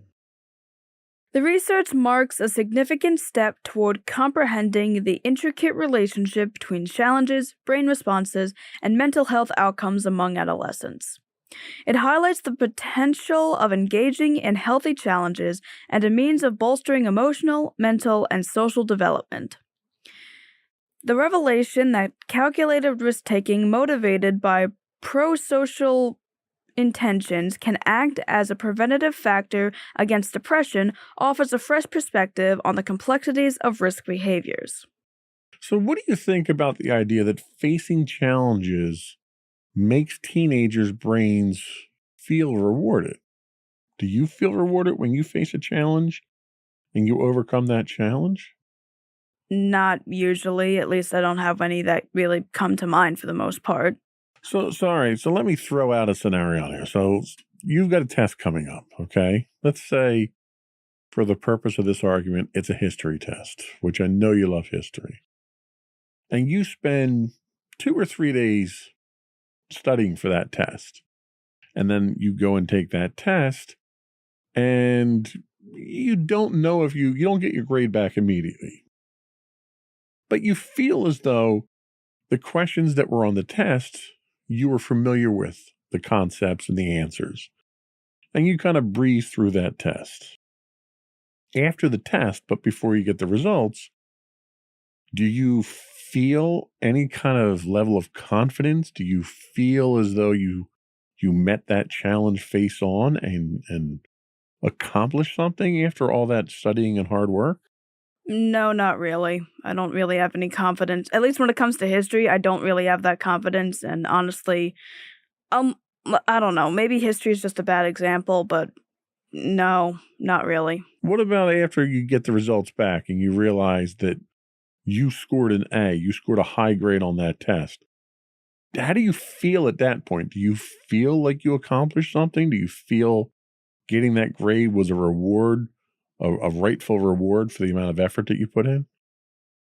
I mean, I guess. I mean, I'll be shocked if I get an A, but I don't know. I mean, I don't really know if I'm feeling the exact same amount of accomplishment that you kind of are expecting me of. If you want a better example that where I do feel accomplished, it's usually when I have to do like a new style of art. Typically, it's like I don't always have the confidence that I'm like, okay, I'm going to be trying something new with my art. I don't know if it's going to look good. And then I try it and then I'm like, oh, that actually looks really good. I'm surprised that I was able to do it and I feel good about it. That's interesting that you use that as an example because doing art is one of your feel-good therapy type things. So you get a reward when you're doing something that you enjoy. Do you not get rewards when you face challenges that you don't enjoy? Is that kind of where we're at? Yeah, like even if I do good on a history test, it's like, okay, didn't expect that to happen. Well, better just maybe it's just because I can't really expect to like hold on to the victories because it's like, oh, I did good on that. Well, I have to get ready for the next one then. Well, and it's funny. There's in development, software development, there is a methodology called Agile, where you do a series of sprints, and each sprint has a certain amount of work that you do, and there's an output to it. There's an older philosophy in development that's called waterfall, and waterfall is a much longer process. It's all project-based, and at the end, you finish a project, and then you move on to something new. And the Agile, a lot of the industry focuses on Agile now because it tends to be more efficient, especially with changes in requirements and stuff. But I never found the Agile method particularly rewarding for exactly that reason. Okay, let's get in here. Let's work. Okay, we finished this sprint. We got this done. We don't have time to enjoy it because we have to go on to the next sprint. Sprint. Get to the end. Move on to the next one. There was never, like in waterfall, there was always a defined end. There was a transition period, and then there was a start of the next project. And during that period, there was a sense of accomplishment. With school, for you, you've got 4 periods, 4 marking periods, right? So you're doing that sprint from test to test, quiz to quiz, week to week, and you eventually get to the end of the marking period. You test out of the marking period and you got to turn around and do it all over again. Is that monotonous cycle that you're kind of referring to? Pretty much, and I honestly feel like it's with honestly any sort of schoolwork. Like, even with like my slower classes, it's like I took this test, I got my grade for it, back to like worrying about the newer subjects, because immediately after the test you have to get into another subject, and then you test on that subject, and then you get into another subject. And that's also kind of how I forget a lot of this stuff from subject to subject, because it's like, okay, I feel somewhat okay, I did a good grade on that one. Let me forget all that information so I can bring in new information and just repeat the cycle over and over again. Well, and I think, in the spirit of how it's meant, the idea isn't to forget what you did. The idea is to build upon that and acquire more knowledge on top of the stuff that you've learned already. That's the intent. Honestly, the way that it goes for me, it's kind of just like, okay, you had all this time to study for this big test, and now you have to learn new information, and then you gradually just forget all the other stuff that you just learned because you have to make room in your mind for all this new information because you just crammed so much of it into your brain for the test. You got to get rid of all that stuff so that you can get ready for the new test. That's probably not the best approach to learning in school at this point. Unfortunately, that's how I've been doing it, so. Okay, well, I mean, the problem you run into is at the end of the year, you need to know all the stuff, or at least a portion of all of it, because you're going to have, well, you probably won't have finals because your grade average, but most kids will have final exams, and final exams are going to touch on everything you got all year long. So forgetting about it probably isn't the best philosophy. And the human brain doesn't work like that. You don't have, it's not like a hard drive where you have a finite capacity. The human brain is, I mean, like, it's great, capable of a lot more than that. Like, sure, I'll probably, like, still remember aspects of it, but it's like, it's not in the front load of my mind, so it's not like I'll remember everything. Okay, well, I can understand that. I think part of the problem with that approach is that challenges are a part of life. It's not just a school thing. The phase of adolescence frequently entails encouraging unanticipated obstacles. I'm sorry. Let me try that again, and this time I'll read the words that are actually written. The phase of adolescence frequently entails encountering unanticipated obstacles and difficulties that adolescents themselves did not deliberately choose. Despite their initial unfavorable appearance, these circumstances possess the potential to significantly foster personal growth and development. This viewpoint is underscored by the outlooks of a mentor and therapeutic facilitator, who accentuates the influence of life's trials and tests on shaping individuals. These challenges, although demanding, are asserted to play a pivotal role in nurturing an individual's character and abilities. Overcoming these challenges emerges as a pathway to unveiling concealed inner strength, latent skills, and inventive solutions that might otherwise remain undiscovered. The process of grappling with adversity leads adolescents to a pivotal realization. They inherently possess the capability to directly confront issues and carve out their own trajectories, detaching from external influences.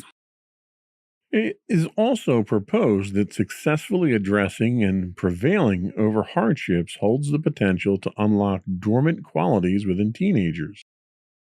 These attributes encompass determination, creativity, and resilience. As adolescents navigate through the terrain of challenges, they gain a distinctive opportunity for profound self-discovery and self-awareness. This advancement prompts introspection, enabling them to forge deeper links with their identities and capabilities. Essentially, the challenges that adolescents encounter act as a unique platform for delving into their strengths and capacities. Through their triumphs over don't you put all that together and make one word out of it? Sorry, brain not working right now.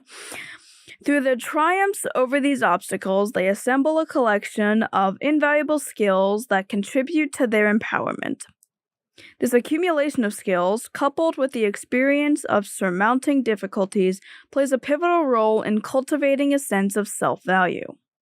This transformative expedition not only facilitates adolescents in acknowledging their inherent potential, but also bolsters their trust in their aptitude to navigate impending challenges. The intricate interaction between unforeseen challenges and personal growth constitutes a central facet of the adolescent journey. Guided by the insights of experts, it becomes evident that surmounting obstacles functions as a conduit for self-discovery, self-enhancement, and the fostering of resilience.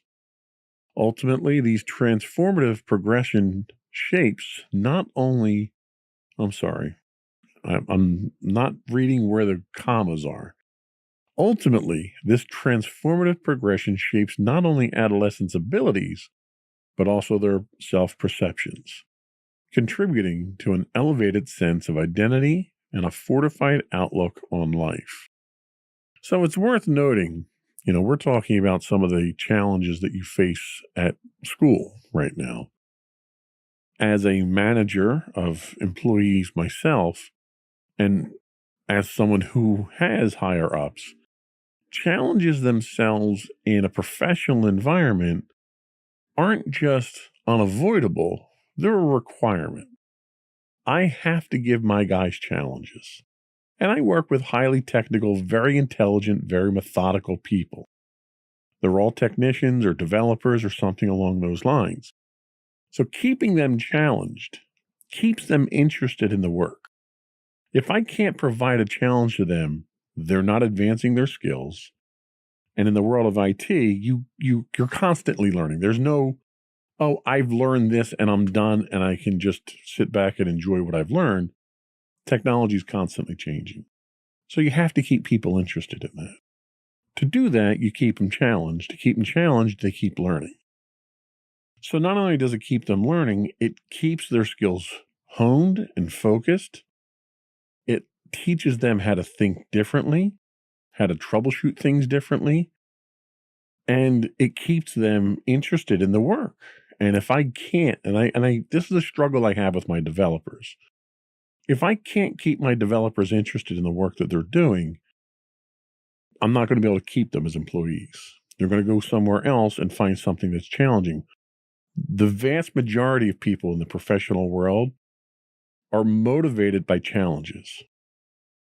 It keeps them going. It keeps them learning. It keeps them growing and becoming better people, better workers, better at their job. So challenges are a very welcome thing in the professional world. Nobody wants to be bored at work because it takes an 8-hour day and turns it into a 16-hour day if you're bored at work. If we're busy, if we're challenged, we're learning, we're expanding, we're better. I'm a firm believer that the people that work for me, when they go on to work somewhere else, they should leave under my employment or my employer's employment a better person than when they came in. And the only way to get that is through challenges. Every challenge is a learning opportunity. That's how I look at it, and that's the philosophy that I preach to my people. How do you think encountering unexpected challenges can help teenagers grow, develop, and develop according to viewpoints of mentors and therapeutic facilitators? Do you think that that's a viable approach to growing yourself as an individual? I mean, of course, because, obviously if you do the same thing over and over again, you're never really going to change because you're not challenged and you kind of just stay the same if, that's how your life is. If you're not given new, opportunities to be challenged, then you're really not going to improve all that much. So I definitely understand why challenging yourself is important. Well, and I'll be honest with you. I mean, I'll go back to the professional environment thing, and I have a tendency if I'm not being challenged by my higher ups to excel at what I do, I'll go out and find my own challenges. And, I'll identify areas that we have a need, or there's a shortcoming, or something can be improved. And I'll take on that challenge so that I can make a difference and have that personal growth myself. And hobbies are like that. When we do hobbies, my hobbies tend to revolve mostly around technology and stuff. But it's a challenge for me to take on these hobbies and learn new things. I've been embarking on a pretty aggressive learning schedule with some of this online learning material that I have from work. And it's not just stuff that's related to work. I'm not just looking at IT stuff or computer stuff. I'm looking at management challenges. I'm looking at personnel and human resources. I'm looking at things that make me a more well-rounded person. And every time I go through one of these courses or overcome one of the challenges that they throw at me, that's an extra skill set. That's an extra arrow in my quiver that I can use later on in life and say, hey, you know what? I can speak to that. I'm an authority on that. And it makes me a better person. If I didn't have those challenges, I'd be bored out of my mind at work. Do you get bored at school if you're not challenged? I mean, I guess, but in some way I'm always able to really keep myself occupied. There are definitely times where, I'm bored because I don't really have anything to do, but then I kind of have assignments that I have to do, and then the rest of the time I'm not really that bored because I have to, if I'm not doing an assignment in one class, I'm doing an assignment for another class. Now, do you feel that the assignments themselves are self-elevating, where you going through these, you're actually getting something out of it? Or is it just make busy work for you? Or you just, I'm cranking out this poster project or this writing project because I have to, and you don't feel like there's any benefit that you're getting from it? It's mostly that, but sometimes I feel like I get some stuff out of it. But a lot of the time, it kind of just feels like busy work to the point where it's it's probably just supposed to teach me time management in the sense of you have to get this done in such and such amount of time. The content itself really isn't all that engaging. It's just sure, I'm gaining time management from it, but really when I'm actually doing it, it's just okay, I have free time to do it now. I'll just do it now. I'm not really gaining much from the actual assignment. I'm just going to finish it because I know I have to finish it. See, and that's something that I blame on the teachers in the schools, because I'm the type of person that when I ask an employee to do something, whether it's a highly technical thing or, hey, the room is messy, let's clean it up and get rid of these empty boxes, it's not meant to be a make busy type thing. And I don't just expect my employees to just do what I tell them because I told them. It's important that they understand why we're doing it.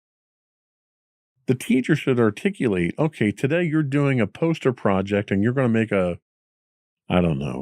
movie poster of the 1930s on the subject that we're doing now. And this is why we're going to do it. It's going to help to reinforce the facts that we have that you're going to be tested on later. It's going to help you learn in different ways, because instead of it just being text-based, you're going to have some visual, from your own experience, people retain information differently when they digest it differently. Yep. Some people can retain it better if they read aloud. Some people can read into a recorder and listen back, and they hear it back and they retain it better. Some people visually can do it by writing it down. So everybody learns differently. And part of the reason that you do these projects is to figure out how you learn. When we study for your history stuff. We've probably done 5 or 6 different study techniques to see which one sticks best with you. Some work better than others, and we try to stay with the ones that work the best. But that's what the projects are designed to do. It's to get you to learn in a different way, to retain things in a different way, or figure out how to learn things in a different way. You know, when I throw a problem at my guys, I did it today. We had a development meeting today. And I threw a couple of things out there to my guys, not because I expected them to solve it, but because I want them to start thinking about it. You know, if this scenario happens, what are the solutions? How can we fix it? What are the best ways to fix it? Well, there's 3 different ways that we can fix this problem. Okay, well, what's the best way? What's the way that's going to be the most efficient? What's the way that's going to be the most impactful? And what's going to be the lowest cost? So there's all different factors that you have to look at. And I think part of the thing that you might be missing when you get these assignments is that's what they're trying to do. They're trying to try these different techniques, see what sticks, keep you interested, keep you engaged. Some kids like art projects, so we got to throw some art in with our history stuff so that we can keep those art kids, those creative minds engaged. Some of these kids are the type that, you know, they can watch videos and they'll learn from that. So we're going to watch this video today, and, you know, that's not going to work for everybody, but it's going to work for some of the kids. So as much as it may seem like make busy work, it's really trying to cater to everyone out there and figure out how everybody learns best. And when you've got a class full of 30 kids or something like that, you can't have 30 different ways to teach. So you kind of have to pick and choose some of the ones, the more mainstream ones that'll help the kids out. I think that's probably what you're running into. And for you, because you're like my developers, if the teachers can't keep you engaged, you get bored and you dislike it. My developers are just like that. And it sounds like some of your teachers are not keeping you engaged. And the intelligent, creative kids are the ones that are really hard to keep engaged, because you're the ones that, you know, you can figure things out very quickly. You know, I hand you a Rubik's Cube and you solve it in 5 minutes, you're bored with it at that point. What am I going to do? Well, then I start taking the colored stickers off of it, and I start putting different colored stickers on there and seeing how you figure that one out. That's how you would do something like that. You know, let you think outside the box, because all the techniques that we use to think inside the box, you've already figured out. So you're going to get bored with it. And that's challenging for teachers, because most teachers have to teach from a curriculum that they don't define themselves. And they're kind of bound by that. But the creative ones, your chemistry teacher, I think, is one of the creative ones, where he can react on the fly to how the kids are learning. And he can be a little more adaptive. Not everybody's a good teacher like that. Yep. So you kind of have to take it with a grain of salt. We're going to take our second break here. And when we come back, we're going to talk about the common types of unhealthy teen challenges. We'll be right back.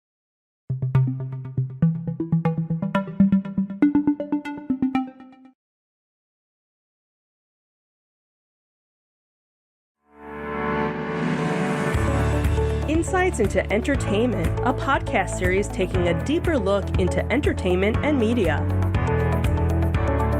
Our husband and wife team of pop culture fanatics are exploring all things from music and movies to television and fandom. We'll look at the interesting and obscure entertainment news of the week. We'll talk about theme park and pop culture news. We'll give you the latest and greatest on pop culture conventions.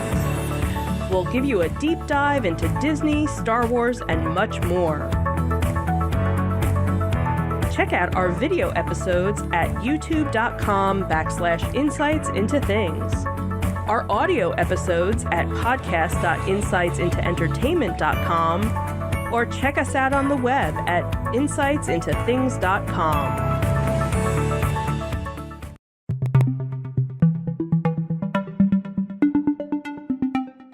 Welcome back to Insights into Teens. Today we're talking about the importance of being challenged. And now we're going to talk about common types of unhealthy teen challenges.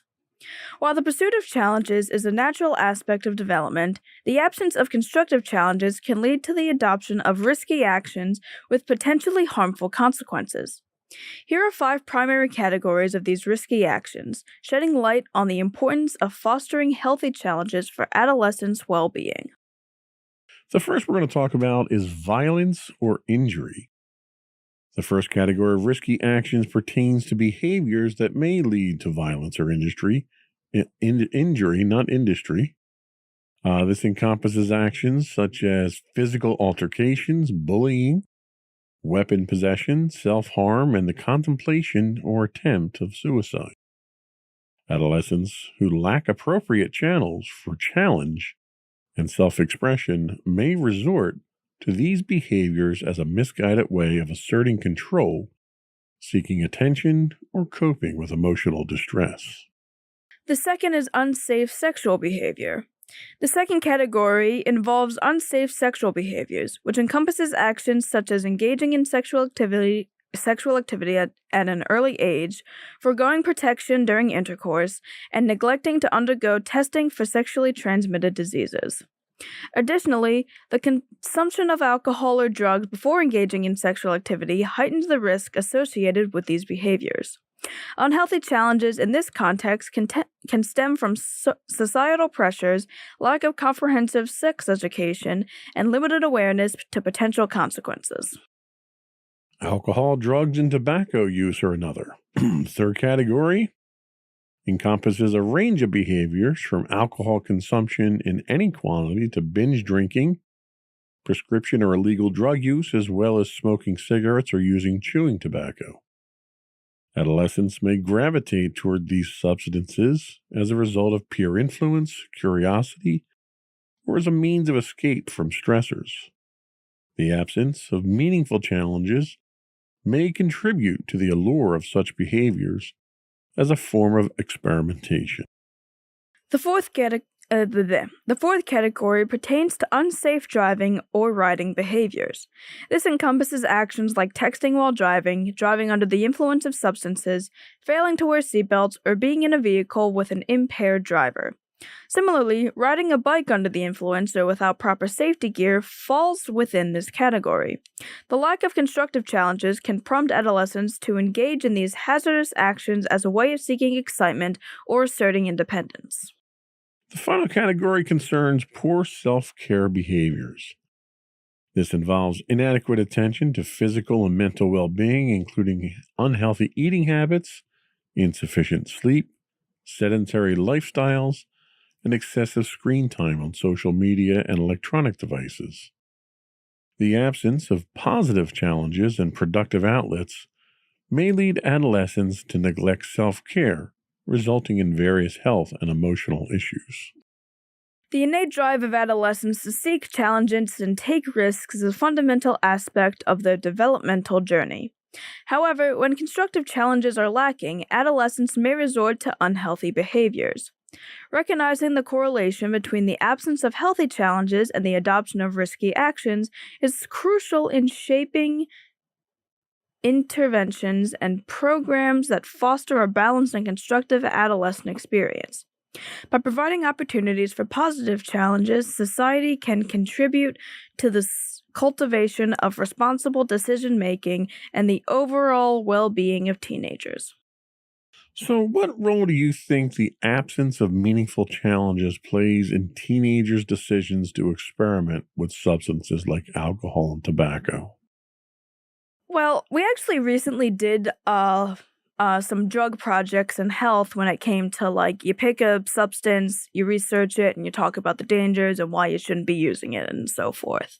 And one of the categories we could talk about, or topics related to a drug, is who uses it and why. And adolescents, like, in a lot of the substances, like, adolescents would use them, and they were like one of the target demographics for it. And I feel like because they would have, like, either they just wouldn't have healthy or had the absence of healthy challenges, it would pretty much, like, they would end up resorting to such substances as either a means of escape, as a way of, like, just feeling like they were, like, in forms of, like, empowerment.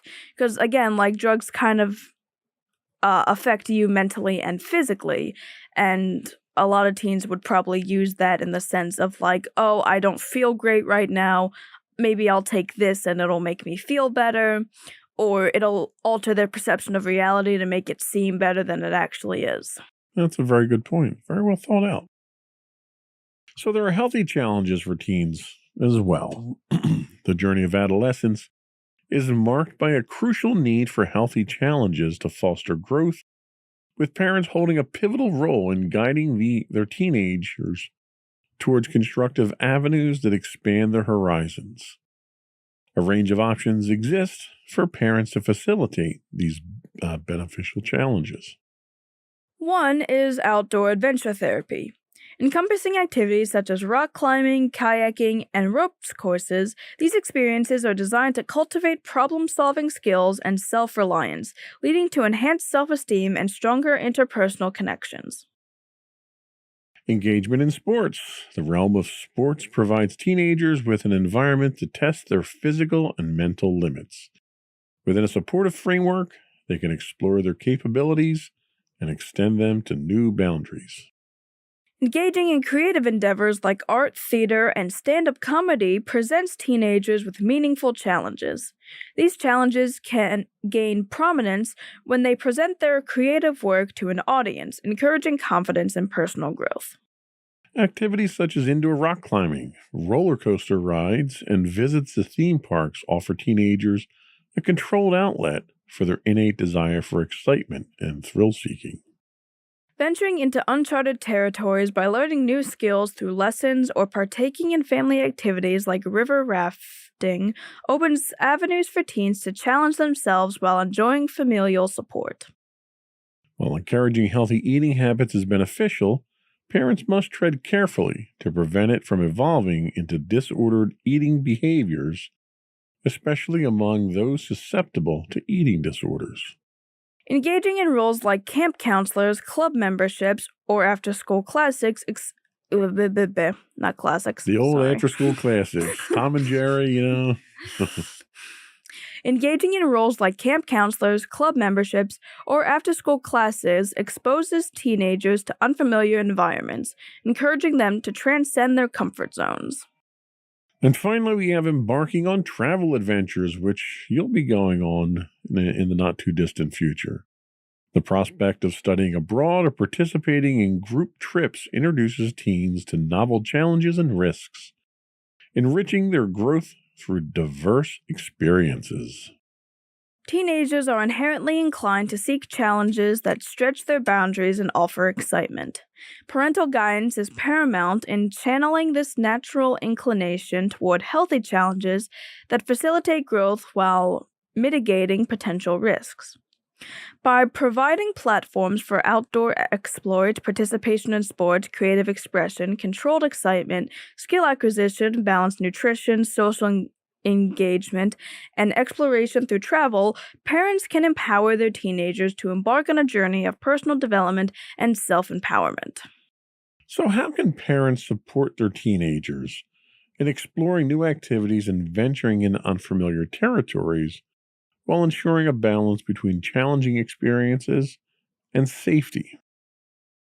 Well, I think the idea is one of the main ones is finding a good balance between how involved the parent is, because you don't want to completely hover over your kid the entire time and dictate what exactly they're going to be challenged with, or tell them how to face the challenges on their own, or just give them too many pointers and so forth. But you also don't want to completely throw them into a challenging situation without any sort of guidance, because that's a good way for them to engage in more dangerous activities as a result without, the proper guidance and way to at least have a little bit of a steering toward the right path. Now, do you think that Mommy and I provide these challenges, these constructive challenges, to you in an appropriate manner and sufficient volume to keep you challenged? Do we not challenge you enough? Are we challenging you too much? What are your thoughts on that? I I feel like you guys, like, it's not an often sort of thing, but, like, you guys definitely try to provide challenges for me. I either challenge myself more than you guys do, or I refuse to challenge myself. It's an interesting streak. Occasionally, you guys will give me certain challenges to overcome, and most of the time, I'm fine with that. Most of my challenges and not challenging myself can usually come from myself. See, and in my experience, there's really two types of challenges that you tend to face. Either it's a creative, fun, artistic, expressive type of challenge, like making a picture for a special occasion or something like that, and you excel at those. Then there's the uncomfortable challenges where we try to kind of get you to step outside your boundaries, your comfort zones a little bit, and expand your boundaries. And those, like driving, we try to make you drive as often as we can because I think it's an important learned skill that you should have. And there's a lot more resistance from you for these things. Do you agree with that? Do you think that there's challenges that you are always going to be resistant to unless it's kind of forced down your throat? And do you think there's certain challenges that if you enjoy them, they're not really challenges? That's kind of the concern that I have with the ones that you do enjoy doing. I don't think they're challenges to you at that point. I mean, that is kind of how it goes, I guess. I really have nothing much to say on that. Yes, I am, like I kind of mentioned before, I'm not really one that likes being challenged. Like, in certain instances, I feel fine being challenged. In others, it's not fun and I don't like it. Right. Well, and that's like, for Mommy and I, the challenge to us, not to keep using the word challenge, but I will, it's finding out, one, how to challenge you in a way that you'll be accepting of it, and two, finding a challenge for you that you can get something out of. Like if I ask you to draw me a picture and you do it in your regular style, you're not getting anything out of that.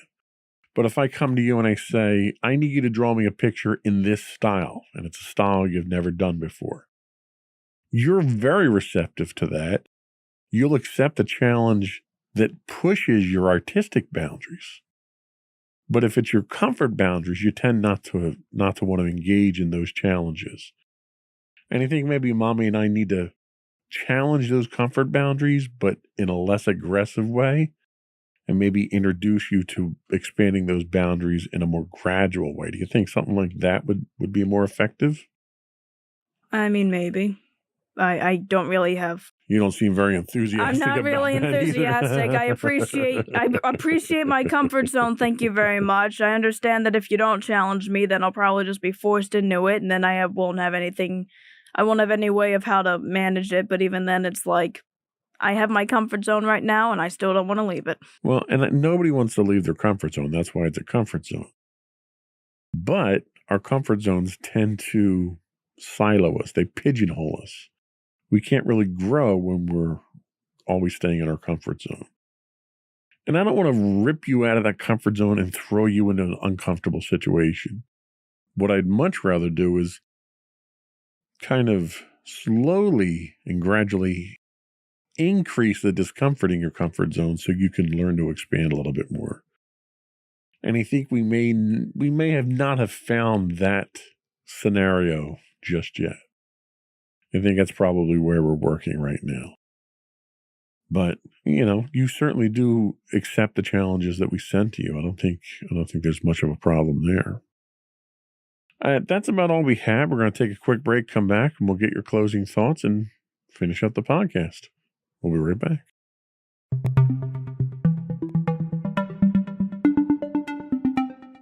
All right, so to everyone out there, I just wanted to mention that challenges are a part of life, and it's not really something we can entirely avoid.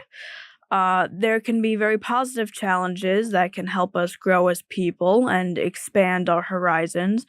But then if we don't have those positive challenges, we can usually take up more negative challenges and risks that can harm us more than they can help us. So much like everything with life, you kind of have to find a good balance between both of them, and hopefully you'll be able to grow as a person as you discover it. All right. Sage advice, as always. I think we're going to skip the plugs to the end here, and we're getting kind of redundant with those, and say that's it. Another one in the books. Bye, everyone. Bye.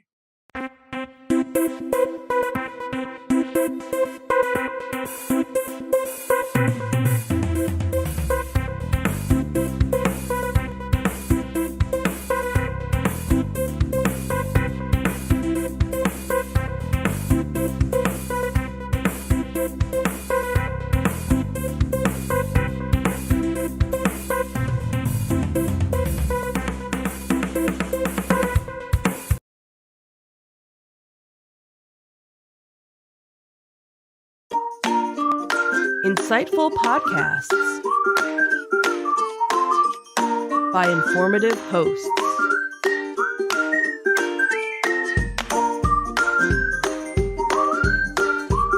Insights into Things, a podcast network.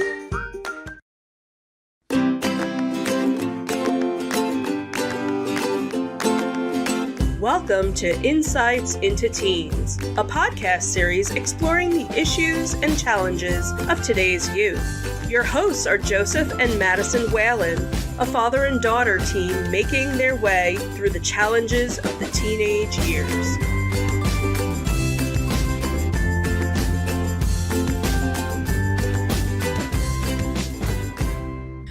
Welcome to Insights into Teens. This is episode 180, Perspectives on Parenting, Top Challenges of Parenting. That's not at all Not it, actually.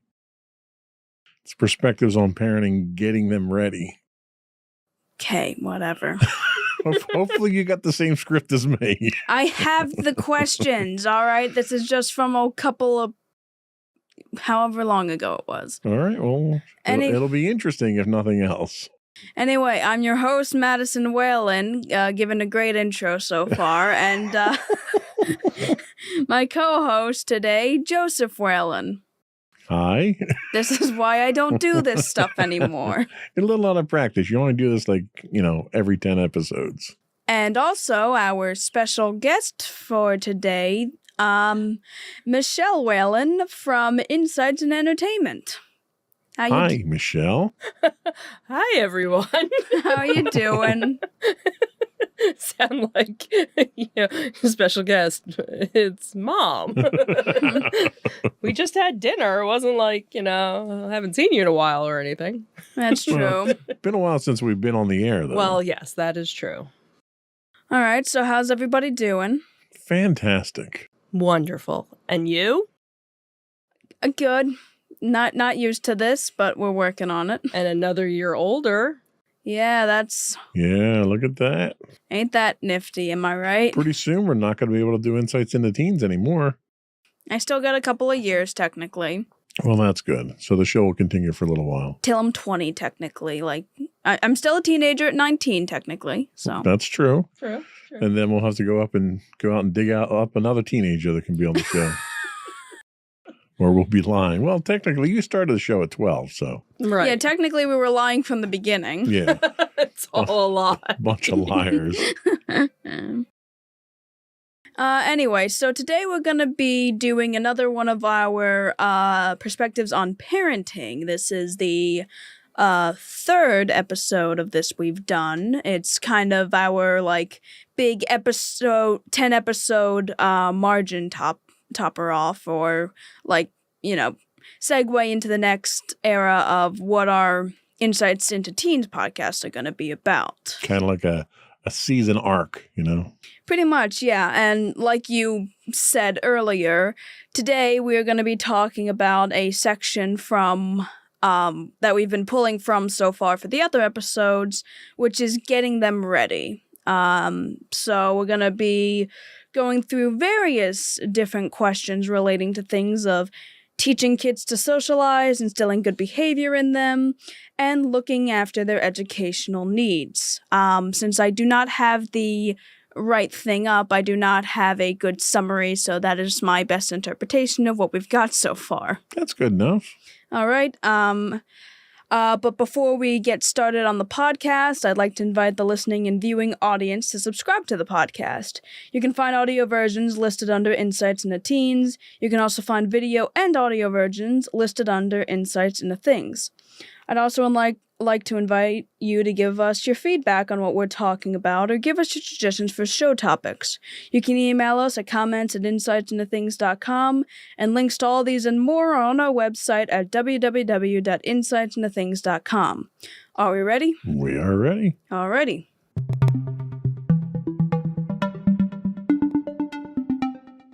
So Sorry, wrong button. Oh, we're just full of I mistakes. was almost ready. We're just full of mistakes today, aren't we? We're a little out of practice. A little out of practice. It's been a while.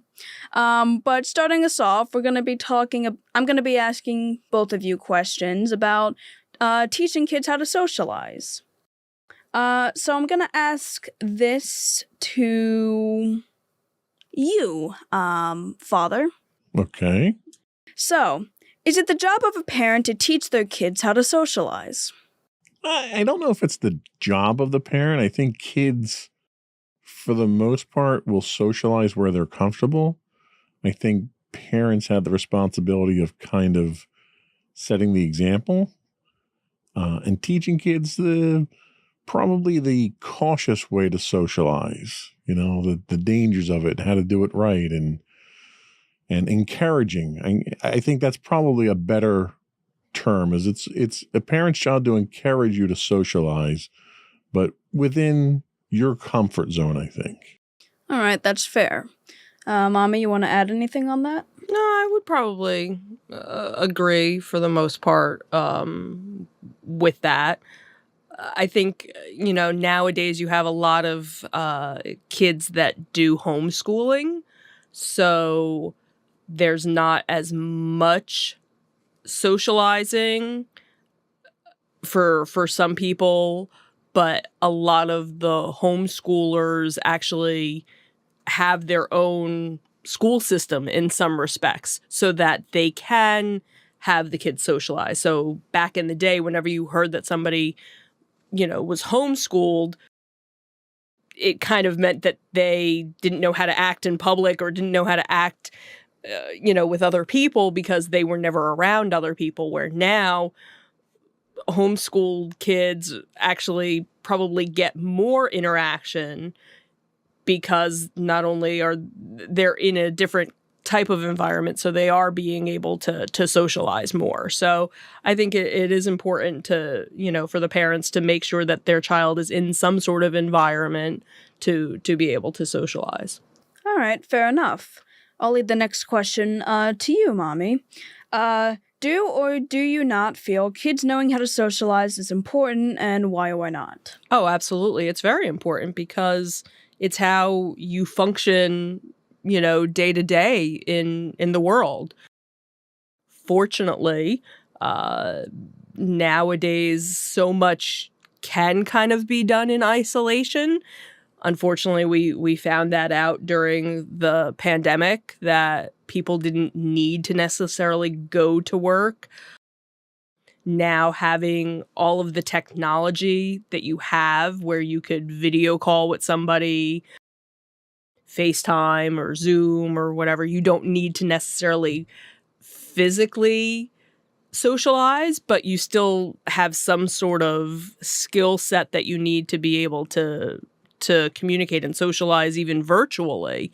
So I think it's just important in general to be able to, not have anxiety when you want to go get something to eat and you need to go order from a restaurant or pick something up at the store. There's all that social interaction, but there are times, again, because of the pandemic and everything, there's so much that became virtual or curbside where you don't have to, where there are people that have the anxiety of having the social interaction, where it kind of helped them to still be kind of part of things without having it, but I think it's a skill set that everybody, should have. Okay, do not at all feel called out by that. Anyway, I'll turn the next question over to you, Father. Can kids gain enough social skills on their own through things like school and interacting with others with little parental influence? If I'm going back to when I was a kid, I would say absolutely. My parents had very little influence on my social upbringing, I'd say. We, did it all of ourselves. My parents weren't the helicopter parents. They weren't hovering over me. They weren't part of the PTA. They weren't the soccer moms. None of that stuff existed at the time.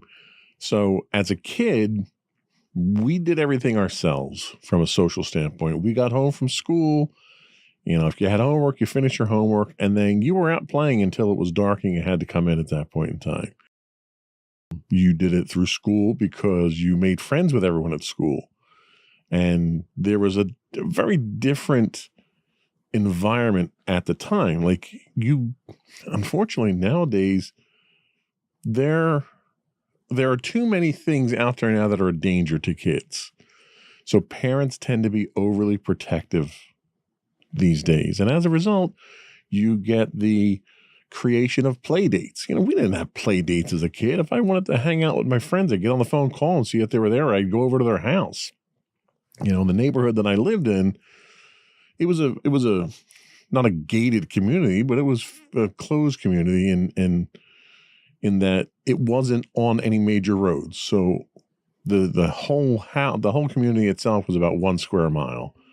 So if I wanted to hang out with my friends, I'd either go to my best friend who was on the next street over, or I'd walk across town for 5 minutes to go to see the kids that were over there.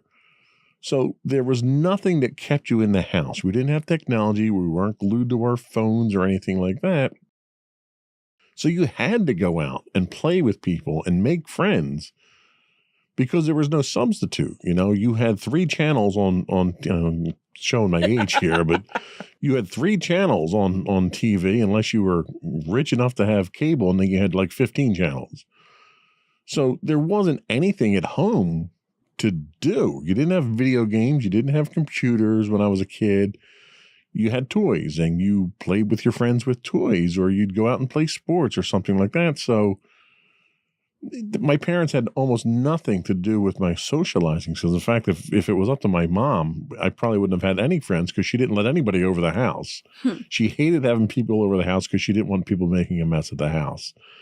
So today it's very different though. And I think today there are so many things at home that keep kids from being social.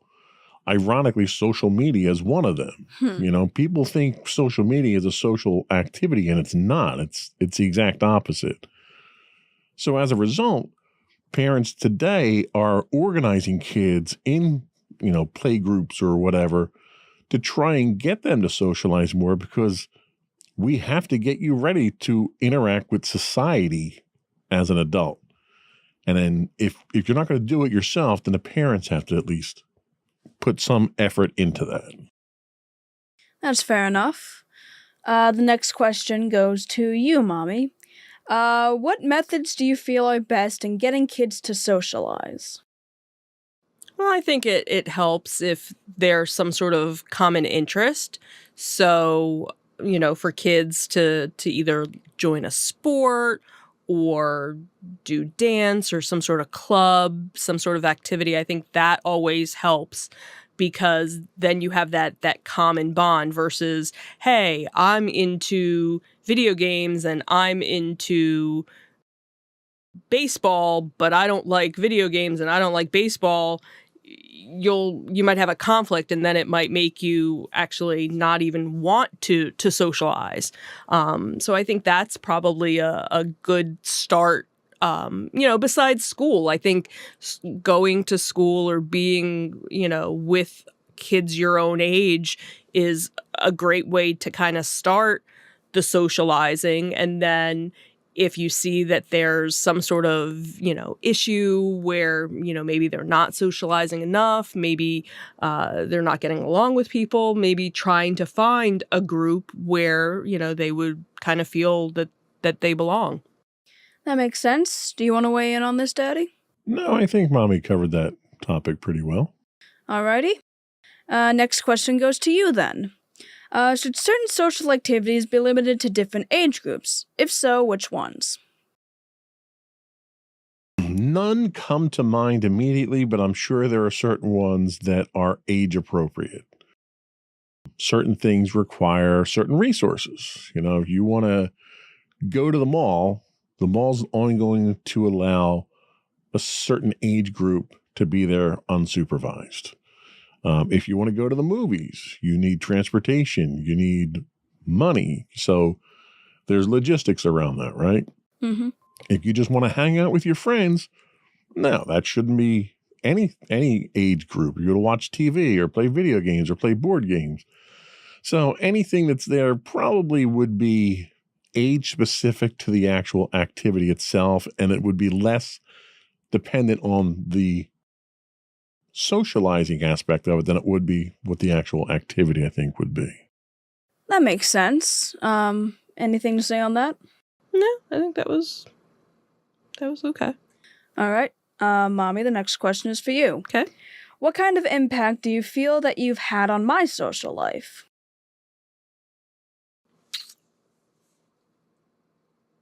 I don't know. I hope a positive one. While you weren't in any sort of clubs or anything up until high school, you did do the before and after care, which that was kind of, not that it was necessarily a club, it was something that was needed because of, going and working, in the office and the hours of school and things like that. But that kind of became a way for you to socialize with a vast array of kids that weren't necessarily all within your age group. When you started, you were one of the younger kids, and then you became, the older kids. So you got to kind of see the transition of being the kid that, oh, I don't have that much homework, I want to go play, to being the older kid that had more homework, and you got annoyed at the younger kids who just wanted to play because you still had homework that you needed to do. But I think you also kind of found your niche of, okay, I kind of like being the older kid and hanging with the younger kids and kind of being the mom of the group in a way. I think that kind of became your niche in a lot of cases, because even with, the kids in the neighborhood, you're one of the older ones when you would get together and do stuff, and you kind of organize, and you're kind of like the kid wrangler. Come on, let's do this. Let's go here. Let's do that. Or, even when you were in marching band, if somebody needed a Band-Aid, wait, I got one. Oh, you need a fan? You're hot? Yeah, here's that. Oh, you were the one that, was taking care of everybody. So I think that kind of helped to put you in that. I know I kind of look back and I kind of have regrets that we didn't get you more involved with things when you were younger. And unfortunately, it was time constraints where, there were activities that started at, 4:00 in the afternoon, but because of our working schedules, we couldn't do that. So you weren't able to do dance or brownies or Girl Scouts or things like that. I like brownies. Who doesn't? So I kind of regret that, and I wonder how things would have changed if you had been able to do those things. Would you be, different socially than you are now? That's fair.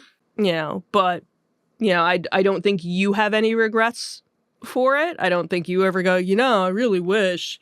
Yeah, not really, no. You're kind of, you're kind of happy, like, being where you are. And again, I think part of it is also because we went through COVID, and that was when you were in middle school. So that was another like informative year time frame that kind of got compressed, where that should have been more getting out, hanging out with friends, doing things, but nobody was doing any of that. But you have this nice little core group, of friends, which is important, I think, that everybody have that. So you might not always be able to get together with everybody, but it's like, all right, well, do you want to do something? All right, we'll do something this week, and it's maybe not everybody all at once, but okay, so this day you hang out with this person and this day you get to hang out with that one. And, so I feel, that I kind of, all right, we did a good job. She's not the person that's, sitting at home, not talking to anybody, not communicating with anybody, not hanging out with anybody. So, so I think we did good so far. Fair enough. Just need to learn how to, order food on your own. That's all. Yeah, we're not going to talk about that. All right, so the next question is going to go out to you. So you mentioned before how a parent can kind of influence a kid in the terms of them being social. So do you believe that a parent could cause a child to be less social? Yes. There are certainly a number of different ways that a parent can have that impact on a child. And sometimes it's not a negative impact. Sometimes if you're someone who is more interested in going out and socializing than you are in doing the things that you need to be responsible about doing, schoolwork or chores or whatever, having a parent make you less social is a positive. The negatives tend to come in with parents who live vicariously through their kids. And you see this a lot with sports. You have parents who want to relive their youth through their kids. And so they get them in every sports event. They're doing traveling teams. They're doing tournaments, and their entire life is consumed with going out and doing these sports, not because the kid really wants to do it, but because the parent wants to do it. And that's where it gets dangerous, and that's where you kind of have to be careful. Yeah, you also mentioned the idea of helicopter parents. And do you think a helicopter parent could also cause a child to be less social in a more negative light? I think a helicopter parent who's overly cautious, and unfortunately in today's society, it's not unjustified to be overly cautious of your children, but a helicopter parent could really put too much fear in their kids and transfer their own fear to their kids and have them make them be less social as a result. So yes, there's definitely that negative effect. So really, like, depending on what type of parent you can be, either you live vicariously through your kids, you're a helicopter parent, or there's some other combination of it, a parent can always cause a child to be less social in a positive light, but also in a more negative light. Absolutely. There's a lot of different examples of bad parents out there that can cause this type of problem to happen. You have parents that aren't involved at all with their kids. And as a result, their kids are overly social. They wind up getting into groups that are a bad influence on them. They wind up getting into substance abuse issues. And parents should be doing something about their kids, but they're not. And they allow their kids to basically run free with no constraints on them at all. And that's not a good thing either. All right. Final question in this section goes to you, Mommy. Are there right and wrong ways of teaching your kid how to be social, and what would you say they are?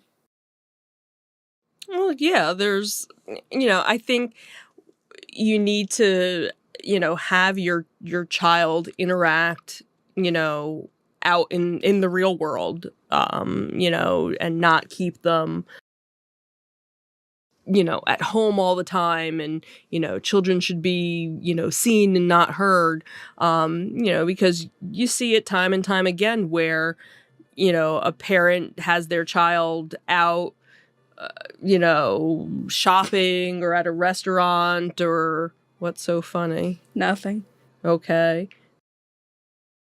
And they are totally misbehaving because they don't know how to act because, the parent never took the child out in public. So the child has no idea how to act socially, like what's the right way, to act. Where, Daddy and I, when you were a baby, you went out, you did things. If you cried, we took care of it. Or, there was really only one time ever that we actually left someplace because we couldn't get you to stop crying. It was just you were upset about something. You either didn't feel well or whatever. And unfortunately, you were a baby, so you couldn't tell us what was wrong. We did all the things. We changed you. We fed you. We burped you. We did this, all the... We beat you. No, we didn't do that. We put the pillow over your head. No, we didn't do that either. But, we went through all the things and it just got to the point. So we didn't want to be that parent where we were ruining everybody else's time. But then there were multiple times where we would go places and people would compliment us on how well behaved you were and how polite you were. And that was a testament to us raising you to be, socially aware and a polite, well-behaved child. So there's right ways to do it and there's wrong way. And, but then the parent themselves also have to be, a well-behaved person because some parents themselves aren't, well-behaved. So it's kind of hard to teach your child how to be well-behaved if you don't know how to behave. Yeah, I think one of the keys is that the parents have to be socially competent. If the parents aren't socially competent and the child's being raised by parents who have no social skills, the child's not going to get any social skills because, one, there's no one to set the example, and two, there's no perceived need to have them in the first place. That makes sense. So that's one of the I think overriding factors of that. All right. I think this segment went well. I think it did as well. All right, we'll take a quick break and then we'll move on to the next segment. Okay.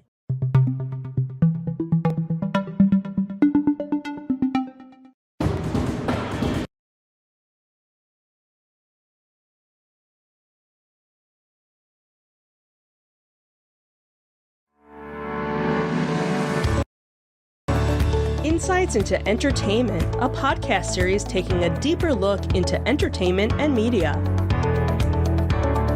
Our husband and wife team of pop culture fanatics are exploring all things from music and movies to television and fandom. We'll look at the interesting and obscure entertainment news of the week. We'll talk about theme park and pop culture news. We'll give you the latest and greatest on pop culture conventions.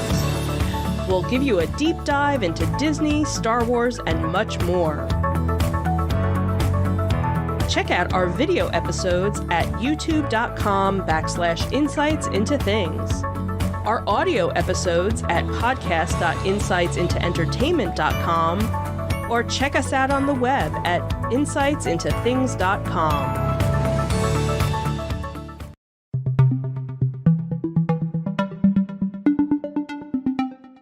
Welcome back to Insights into Teens. Today, we're on our perspectives on parenting. We're talking about getting them ready.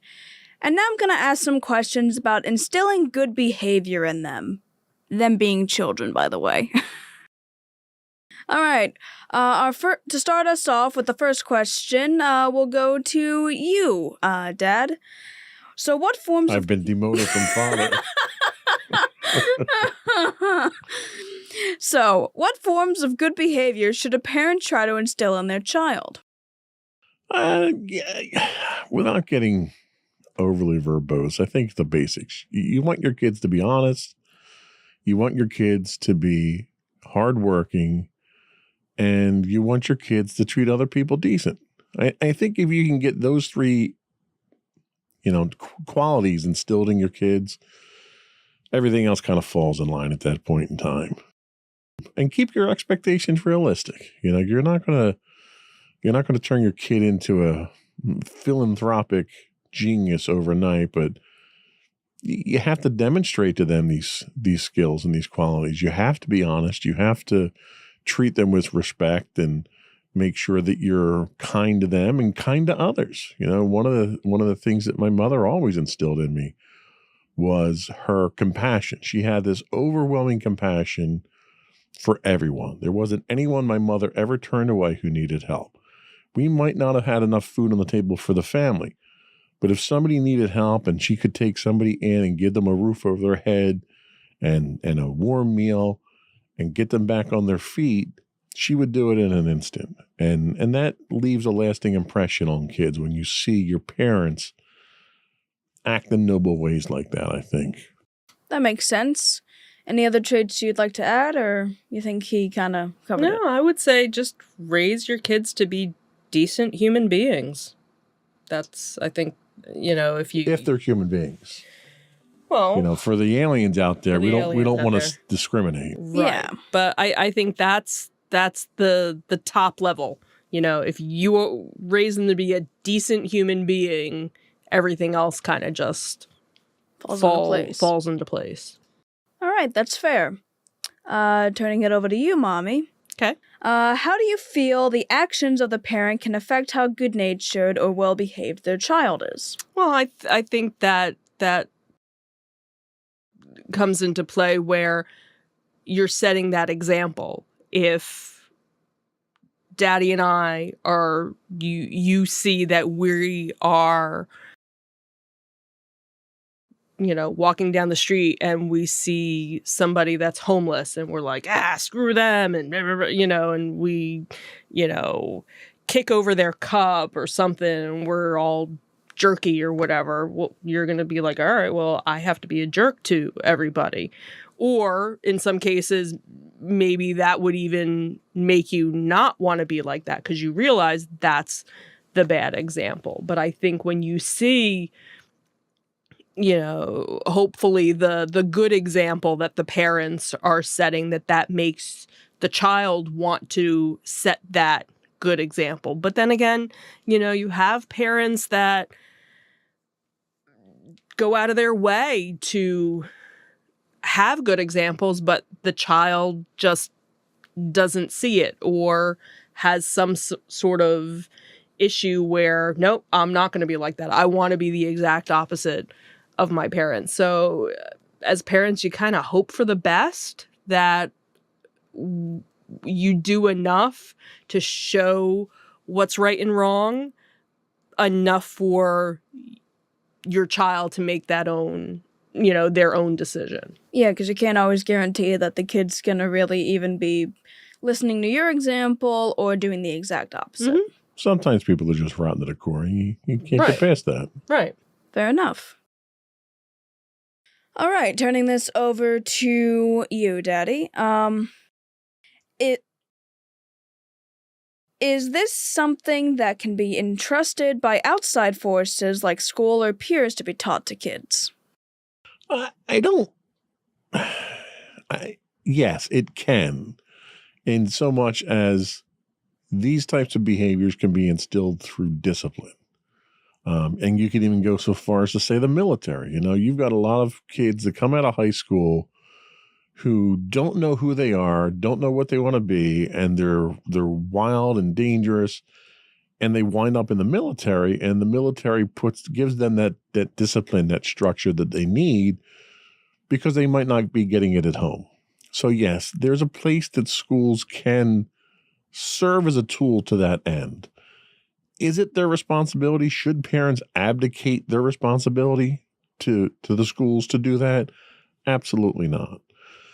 This type of behavioral training or learning has to happen at home. And when parents forego that and parents decide that they're not responsible for teaching their kids how to behave properly, then you run into all kinds of societal problems. And the kids run into all kinds of disciplinary problems, academic problems, legal problems. And I think that's where a good portion, and I hate to put all the blame on the parents, but I think a lot of the crime that you have in society today, a lot of the cruelty and the hatred that you see in today's society, I want to put that blame on parents, because I think if you had better parenting, better mentoring at home, and parents who took the time and exercised the responsibility to raise your kids right, society would be a better place today. All too often, we want to abdicate that responsibility and say, well, the school system should do that, or the government should do it, or go into the military. We're going to send you to the military. No, you need to be a good parent. That's really what it boils down to. And a good parent's primary concern is, one, protect your children, and two, make sure they become productive citizens in society. And if you can't make sure those two things happen, then you failed as a parent. Now, sometimes protecting your kid is hard to do in today's society because of people who have failed the system. But no one has any excuse for not raising your kids right. You can go through the motions, and like we said, the kids might not take it, and they just might be rotten to the core. There are literally people out there that are just bad people. But if the parents didn't put the effort in, you can't blame the child. You have to blame the parents at that point. So I can't say that schools are responsible for this. Schools can do this. Your peers can do this. Peers become mentors, as you grow older. So they can do it. And they should, to a certain extent, do it because it's the right thing to do. But ultimately, it has to start with the parents. That's understandable. All right, the next question is for you, Mommy. In what ways can a parent instill both good and bad behaviors in children? Well, I think that's by whatever example you're showing your child. Kind of the whole, if you go out to a restaurant and you totally become a Karen in, I want to see the manager and this is horrible, and and you're constantly complaining because nothing is done right when you're going over and above and showing that to your child's going to see them and think either, oh, this is the way I have to be. I have to be a jerk in order to get what I want. Or your child might say, you know what, that was really kind of wrong. Maybe I shouldn't be like that. So you always hope for the best.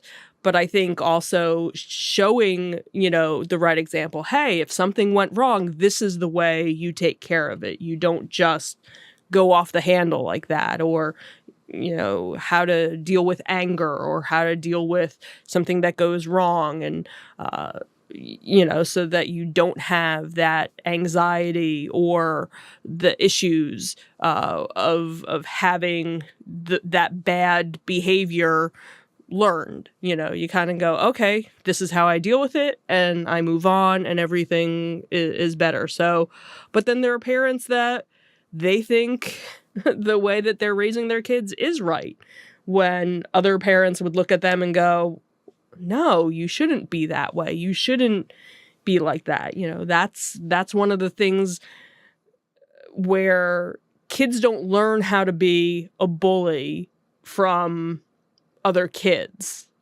They learn it from, other adults, that then those kids would learn it from that. You don't have the kids sitting around and a kid just decides to say something mean to somebody else. They said it because they heard somebody older or saw it on TV or something. So the parents need to kind of teach, okay, this is the right way to do it. This is the wrong way to do it. And again, it kind of goes back to, the schools and things like that, where, yes, it's not the school's responsibility. The parents have to set that foundation. But the other part of it, too, is when you think about how many hours a day you're in school, you're actually in school and with those people longer than you are with your own family. So while it's almost like a co-op of sorts. You have to have the help from the school. Not saying that it's 100% their responsibility, but again, if the parents lay that foundation, then everything else builds up from it. Kind of like, if I teach you to be a decent human being, everything else should come naturally and should be teaching you everything. Oh, okay, well, if I think, all right, decent human being, would I do this or would I do this? No, this makes sense. Doing that would be the bad thing. And hopefully then it kind of makes the rest of the lessons go smoothly. That makes sense. All right, next question is for you, Father. Oh, I've been promoted again. So is teaching... Mr. Whale, this question is for you. Anyway. Anyway, is teaching nothing about good or bad behaviors to children something to make a deal over or not? That's a tough question. There's an argument to be made to curb what you're teaching your kids when it comes to certain things. Kids are developing, their brains are still developing. So if you impose your fears on kids and you try to teach them about some of the terrible things that happen, and talk about current events now. You've got the war in Gaza right now. You've got the war in Ukraine. There's a lot of things. The COVID experience. There's a lot of serious things that go on in the world that are anxiety inducing. And while you want kids to learn from these things and mature from them and take something positive away from them, in trying to get to that positive outcome, you can very easily overwhelm a kid's senses, and you can very easily scare them and scar them with the imagery that you see on TV and the repeated atrocities that are happening. So when it comes to stuff like that, there's an argument to be made to tone it down, not do away with it entirely, because kids are going to see this stuff on the news. They're going to hear about it. Their friends are going to talk about it. And they're going to have questions, and they're going to need guidance to understand what these things mean and how it affects them and so forth. But you don't want to throw them, into the fire and give them everything. So there's a certain level of discretion, I think, that's involved in that parents really need to understand their kids. And this is part of going back and being a good parent. It's not just about setting an example. It's about understanding the audience. And it's about knowing what kind of message is best received, and sometimes dwelling on some of the negative things or even being overly optimistic sets the wrong tone. So I think parents have to understand their kids. You have to respect your kids, and you have to talk to your kids. Every kid is different. And the only way you're going to know how to present information and lessons to your kid is to get to know them. And sometimes that requires a certain amount of discretion to make sure that you're not oversaturating them with positive or negative, I think. That's fair. All right, for a bit of personal experience, Mommy, what have you done to instill good behaviors in me? What have you done? I locked you in a closet. No.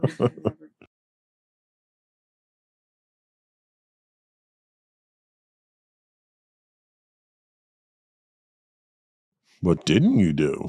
I don't know. What didn't I do? I think the beatings will continue until morale improves. I don't know. I for the most part, you were a really good kid. You're still a good kid. Like we we never really went through, like, I can look back at so far in the last 17 years, and there really hasn't been the, oh my God, do you remember this time when, you know, I do. whatever. Yeah, I remember. I don't. I don't know if it's because I have blocked it out. Like, am I not remembering things? Like, obviously we had ups and downs, especially like everybody going through puberty. You know, your emotions go out of whack, but because we talk about it, and I think that's actually been very helpful.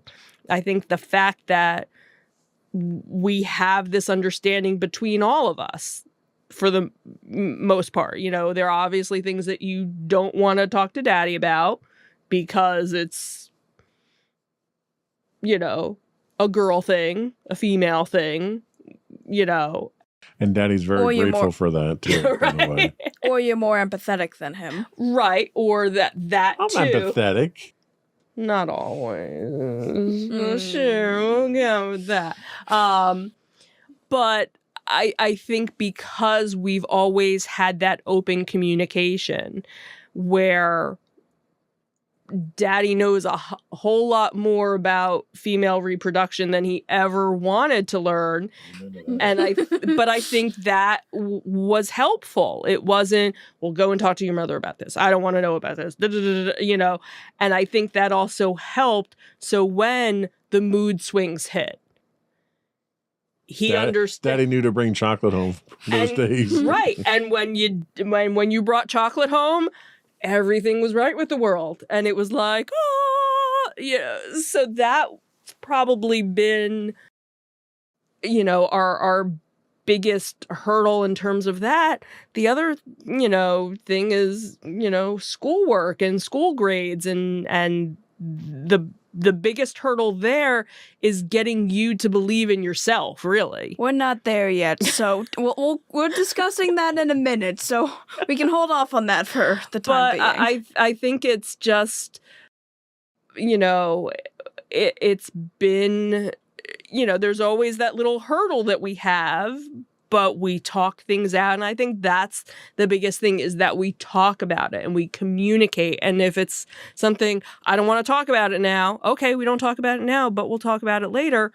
And we talk things through. And sometimes it doesn't make sense when we're talking about it, but then it's kind of like you have that epiphany of, oh, okay, this kind of makes sense now. All right, I see your point. Or I don't really believe what you're saying, but it does make sense. And hopefully at some point I'll believe you, you know, that you say, you know, what it is. And I think you realize that we have your best interest at heart. We want you to succeed.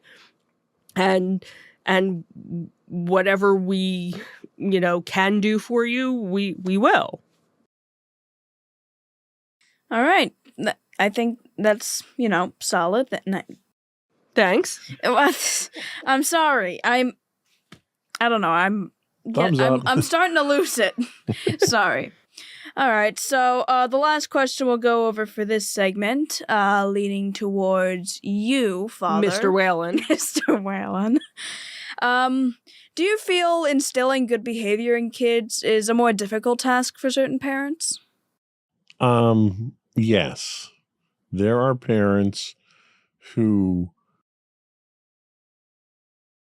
don't exhibit the behavior that they want their kids to exhibit.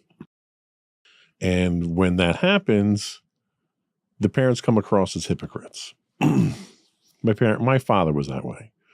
My father expected a certain level of behavior if you were out in public or if you were at home with family.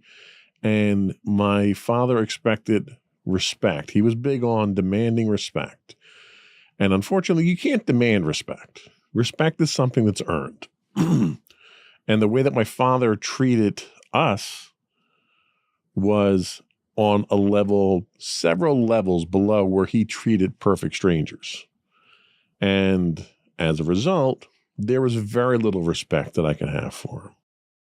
So when that sort of expectation is there and you as a parent can't deliver on it yourself, it's very difficult for that parent to dictate how you should behave. That's why I think the most important lesson are lessons your parents teach you through their example.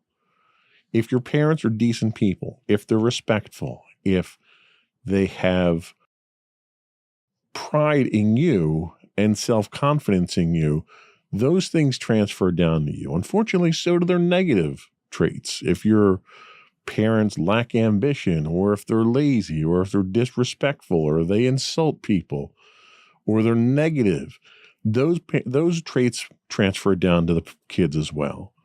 So I think a parent can't demand or expect any more of their kid than they're willing to do themselves, because the kid's not going to respect you at that point in time. And if anything, that's going to cause your kids to rebel against you.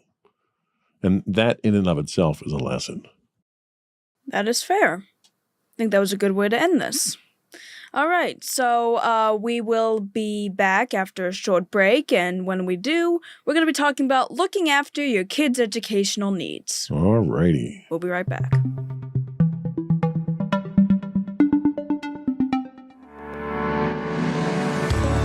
Insights into Entertainment, a podcast series taking a deeper look into entertainment and media. Our husband and wife team of pop culture fanatics are exploring all things from music and movies to television and fandom.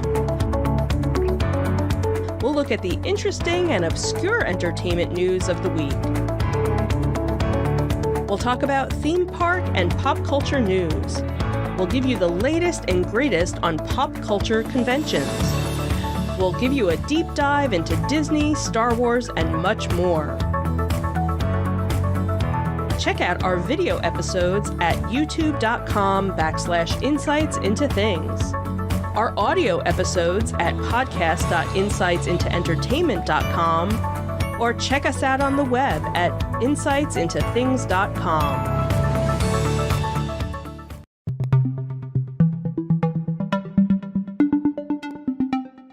Welcome back to Insights into Teens. Today on Perspectives on Parenting, we're looking at getting them ready. And now we're going to talk about looking after your kids' educational needs. So to keep with the order, Mommy, the first question is for you. Okay. So what do you feel are some of the most important educational needs of a child?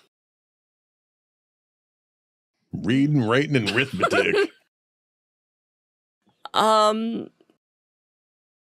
Making sure that they get a good education is probably the biggest thing. Obviously, everybody learns differently, so you have to make sure that your child is in an environment where they can excel. I think any child can excel.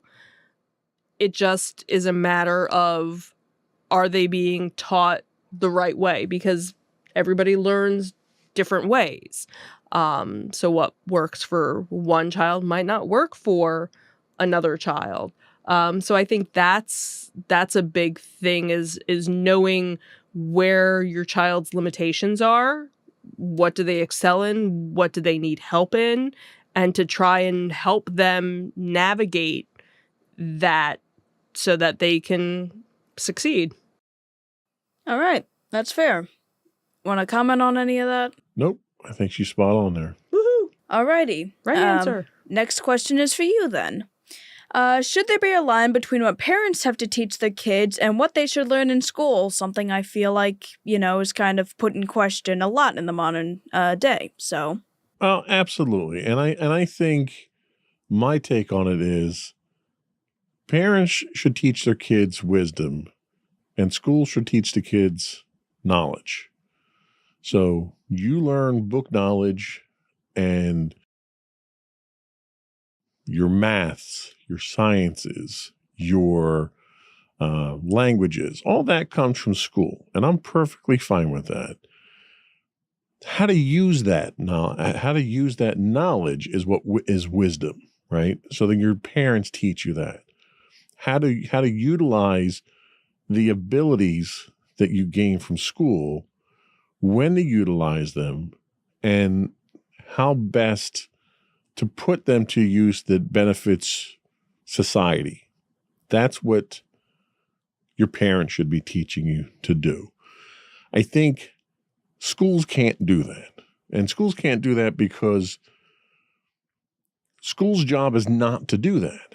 School's job is to dump knowledge into you, teach you the subjects. And when schools try to teach you the moral side of those things, that's where they run into problems. Because schools are institutions of the state. And the state itself is, by its very nature, biased.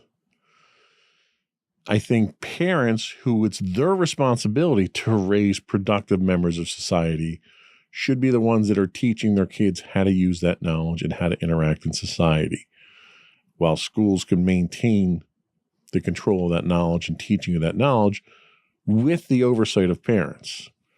Parents should have control over the knowledge that you get. Parents shouldn't abdicate teaching kids about history. And I'm talking real history, not watered down history that make people uncomfortable. History is history, and that's what you should be taught, even if some of the subjects may be sensitive or uncomfortable or may not hold a certain light to individuals or institutions in this country. It's history, and it's worth learning. Your sciences are the same thing.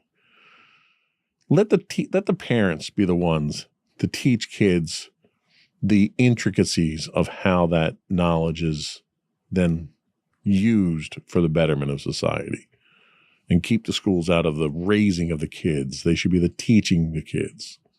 All right. I definitely think that's fair. So this question kind of goes along with that, and despite that we haven't gotten entirely your opinion on the full matter, I still think it would be good to get part of your perspective on this, Mommy. So due to more neglectful or restrictive parenting, should schools be required to teach a bit more about sensitive topics? Well, I don't think it's the school's responsibility. It's someone's responsibility. And I think that's where you kind of have to, let the school kind of gauge where, something might be lacking, and where, a teacher should reach out to the parent saying, hey, did you know such and such was going on with your child? Because in some cases, the parent might not know because, maybe when the child is at home, they act, one way, but yet when they go to school, they're a completely different person. And especially if it's a bad behavior or something along those lines. So, again, they're going to school to learn and to get that knowledge. But again, like I had said, kids are in school far more hours than they are at home, during the week. And then of course, if you have parents that are divorced, where then their time is even more split between, different parents or whatever the parents' work schedule might be. So I don't want to say that, the school needs to be surrogate parents, but again, it's a cooperative between, the school or whatever education, or if it's a club or something that, a child is involved with. Hopefully there's some sort of advisor that is seeing something that maybe the parent's not seeing, that they can at least bring it to the parent's attention and say, hey, listen, we realize, this is going on. Did you even know about it? Do you even, realize that this is an issue? And kind of go from there. That's fair. All right, turning it over to you, Mr. Whalen. Do teens' educational needs include more than just academics? Absolutely. And I think we touched on, I think, one of the most significant aspects of this when we talked about socializing and social skills in the first segment. Socializing isn't something that's in a book, right? You don't take a course on how to be social.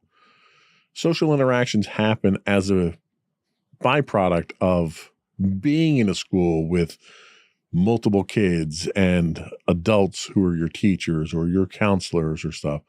So there's more that happens. There's more information and knowledge that's imbued on you than is what's in the textbooks. So yes, I absolutely agree with that. And you can take that a step past that to nutrition and physical education, the basic health understandings, learning your information to learn to drive, stuff like that. There's so much that happens in school that's not just academic related that's important for kids' growth. Creativity is another one. Even though it's considered an academic activity, your ability to express yourself creatively is something that's nurtured in school that's really not an academic. You don't get graded on whether or not you can draw a pretty picture or not, but your ability to express yourself through that way is something that's nurtured in school as well. So definitely more than just academics. All right. We'll move the next question to you, Mommy. So what topics do you feel schools need to prioritize more or add to get kids ready for the real world? Well, I think now, a class that you'll actually have later this year, your personal finance class. That was something that we never had in high school, really. I think unless you were a business major or, taking business classes, is how do you even balance a checkbook? How do I pay bills? How do I, get car insurance? These are things that, you're going to need to learn how to do. I'm kind of, the one thing I kind of wish you did have was, I know when I was in middle school and we started having these electives and things, home ec was one of them. It was basic cooking, basic sewing. We also did wood shop, and other things. So you kind of got a little taste of that. And that was something where now, if you wanted to take a cooking class, you could, but with all of your other classes that you have, for engineering and stuff, you don't have that space available. But I think something like that should be something that's taught. Just basic, everyday survival of, how to do the laundry and things like that. Not necessarily that it needs to be a class, because again, that should be something that, that's done at home. But I think if your parents aren't ones that like to cook or know how to cook, I think if you were in an environment with your friends on how to cook, you'd have more fun learning it, where, there are some people that have fun cooking with their family if their family likes to cook. There are some, families that don't like to cook, or have relatives that do cook. So I think that would be something. I'm surprised they've gotten away from that and added all these other things, because the other thing too is, while it's great that you can end up graduating high school and have all of these college credits, there are some kids that, end up having like double majors in high school now, where they're graduating high school already with an associate's. And it's like, okay, so now what do? You're still only 18 years old. You still have a lot of learning to still do.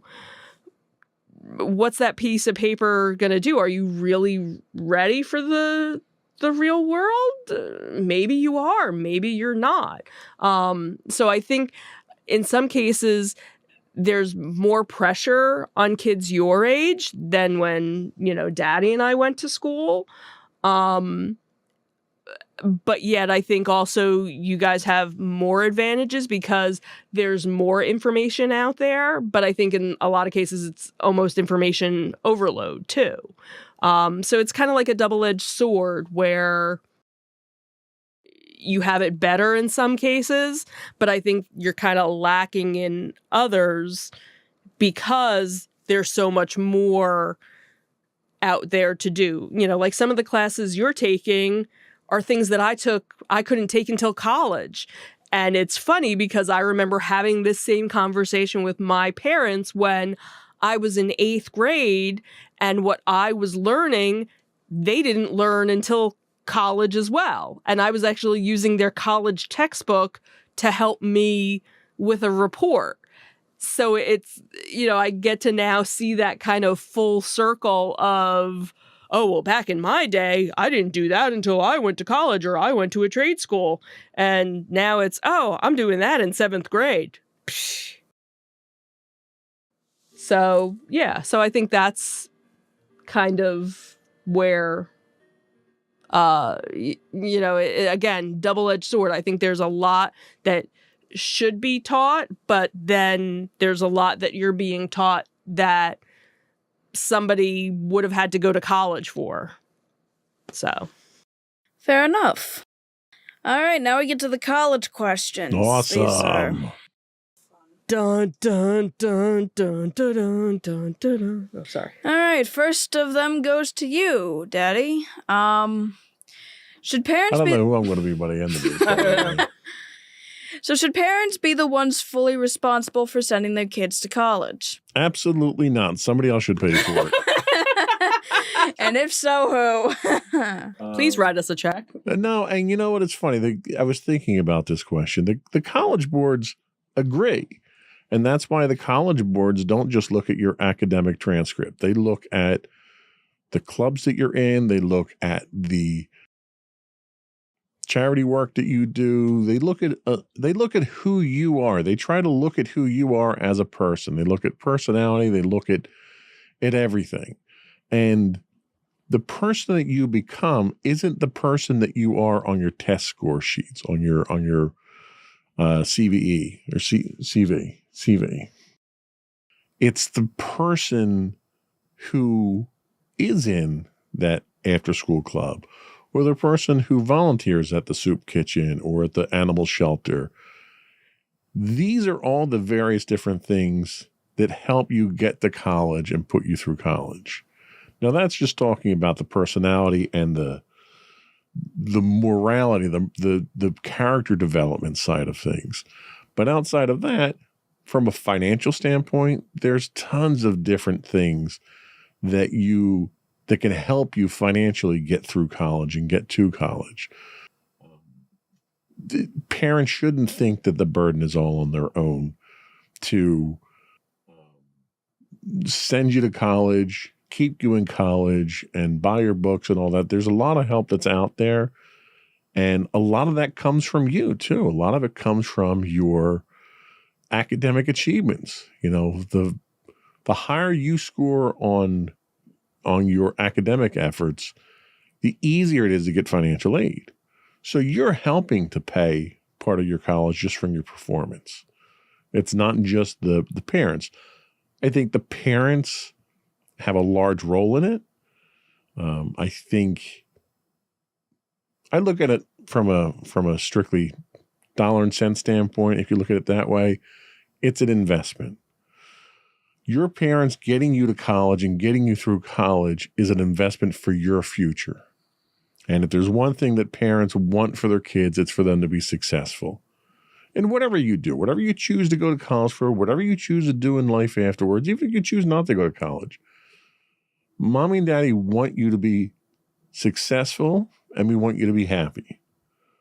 And, success lends itself to happiness. So it's an investment there, but it's also the community who helped to build you into that person that makes you successful. We can't take credit for it. The majority of the effort comes from your part, but there's a lot of guidance. There's a lot of help along the way. Some of that comes from friends. It comes from your peers. It comes from mentors that you're going to be associated with. You know, you're taking a trip to Japan. That trip to Japan, very few kids are going to take that trip before they get out of high school. You're going to learn a ton, not just about Japan, but about life.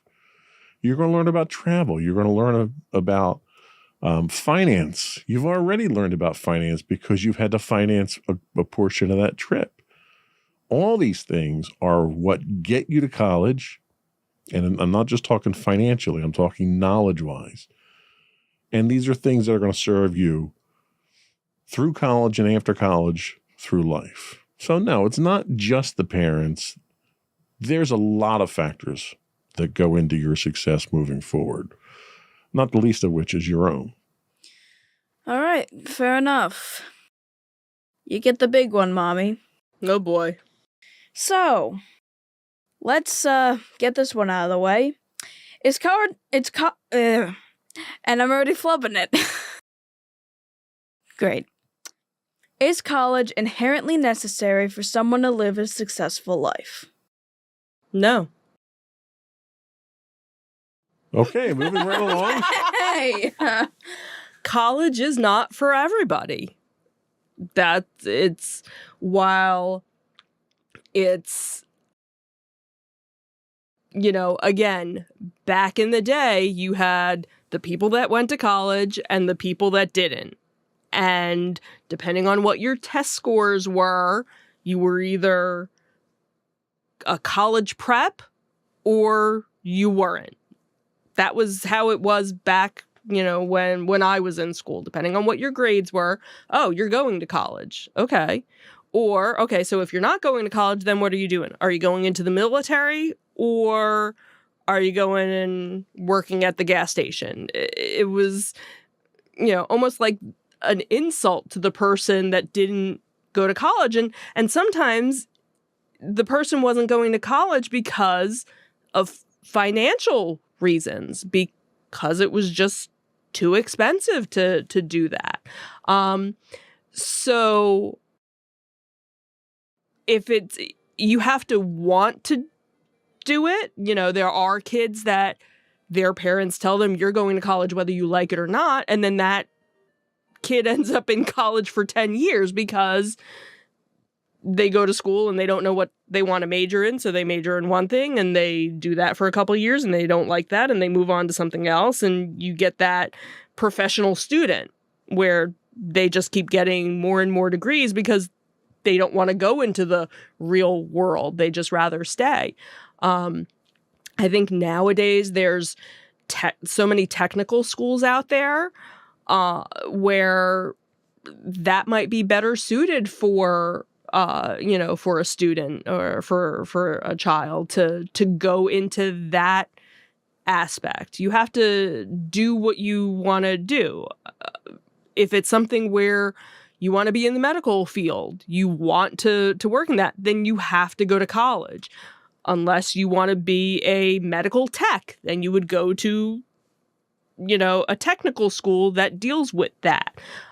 You know, you want to be a lawyer, well, you have to go to law school, then you have to go to college. You know, depending on what it is that you want to do, then there's a certain path that you have to follow. If it's something where you're not sure, should you still go to college?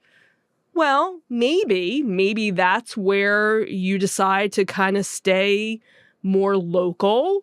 Maybe you decide to go for an associate's degree where you go to a community college and kind of test the waters and see what it is that you like. And that's where I think nowadays high school has kind of become almost that precursor to having these choice schools and having these academies or these majors that you can have in high school where you can kind of test the waters and see, ooh, do I want to do a career in music? Do I want to do a career in nursing? Do I want to do a career in business? And you start taking these classes and you realize, wow, I really hate this. Or do you want to do a career in truck driving? Or do you want to be a truck driver? That's, a noble career as well. You have to do what makes you comfortable, like Daddy said, what makes you happy, where you feel you're going to be successful. And success is based on what you feel. You might only make, $50,000 a year, but you're completely happy, where you could be making $100,000 a year and you're completely miserable. It's all a matter of perspective. So you have to do, what makes you happy. Maybe working in that corporate environment makes you absolutely miserable. So you don't want to do it. But, working in, a clinic, a veterinary clinic or something, as a technician makes you happy. You're not making as much money, but you're happy. You go home at the end of the day feeling fulfilled. That's what, you have to figure out what will make you happy. What do you feel will be successful, and what path do you need to get there? Is it college? Is it engineering? Is it music? Is it art? Is it computer science? What is it that brings you joy? That's really kind of the main thing that you have to look at, and then just kind of go from there.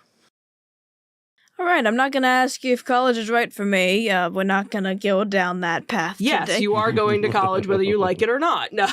Okay. No, seriously, we've had this discussion.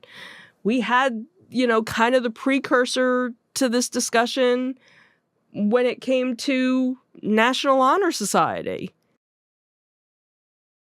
I'm just saying, this is where we talked about it, and you were very adamant that you didn't want to do it. You probably could have gotten in if you had applied and you were asked to apply. You got the invitation to apply, and you chose not to. That was your decision.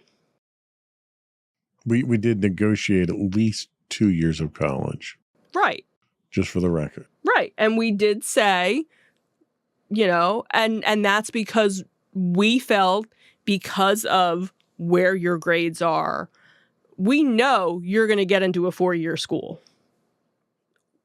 There's no question about it. And that's the other thing too, is nowadays there's a college out there for everybody. Now you can go. Even truck drivers? Yeah, I'm sure there is. I wouldn't be surprised. You can go anywhere in the country, anywhere in the world, and there is a college available. If you want to do a virtual school, there are tons of virtual schools out there. So if you never want to set foot on a campus somewhere, you still have the ability to take classes and get a degree. Because again, the world has changed in the last 10, 15 years, and it's so much more accessible to do that. If it's something where we start visiting colleges and there's nothing that sparks any sort of joy in you, where you're like, nope. We're not going to force you to go to Pennsylvania, to go to North Jersey, to go to Delaware, to go to Virginia, to go to Florida, for school. That's where we had said, well, then stay local and at least get that associate's degree, and then let's see where you are. So that this way you can say, you know what, I tried it, I did it. What have we always said growing up? At least try something once, and if you don't like it, you never have to do it again. And that's kind of where we've kind of decided, with college, and that might be a conversation that other kids need to have with their parents, because their parents might be setting these grand expectations for their kids, when if they just actually sat and had the conversation with their child, they'd realize that's not what I want to go and do. I want to do this. And then, it everybody's happy that way. Alrighty. All righty. You look very happy now. Okay, hopefully this is the last question we've got, and honestly, I think it's set up right for you to answer it. So, personal one, again. How do you help provide me with my educational needs? I do absolutely nothing. And like it. No, encouragement. I think that's the biggest thing. Be there for your kids. We study a lot. We try to find the best study technique that works for you.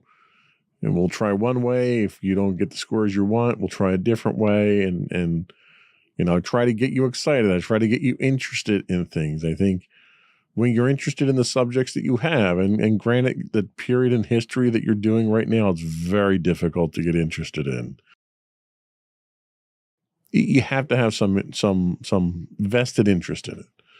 And one of the things I try to do is make it interesting, make it fun. We study for your chemistry. We try to make that fun. I'll find videos that show a little bit extra or give you a little bit more background on some of the historic stuff that we do. I won't touch math with a 10-foot pole, though. That's not my area of expertise, so that's all you. We figured that out. Yeah, what do I do? I try to make it interesting. I try to keep you, focused on it. I try to not make it a grind. And I think a lot of kids run into the situation where school can be a grind. It gets boring. It's topics you don't want to talk about. And I think if parents can pique their kids' interest, can first of all notice that kids are zoning out or that they're not interested in what they're talking about, and encourage your kids. I think that's the biggest thing. My parents were very hands-off when it came to school unless I brought home bad grades, and then they yelled at me. And I think that's the wrong approach. Yeah.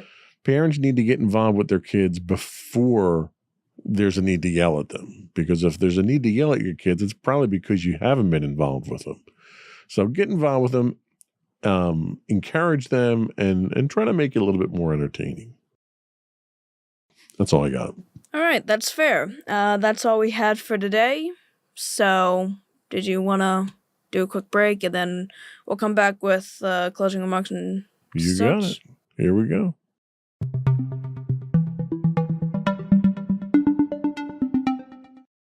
All right, so this was the end of our supposed to be one episode segment on top challenges of parenting. Overestimated how long the answers were specifically, but parenting's really hard. We had to do a number of episodes. But hey, I think we got the most out of it because we were still able to get to everything. So now we can get into some of the more interesting topics outside of this for our next ones. Although that's going to be obviously a while from here. All right. But thank you both for joining me.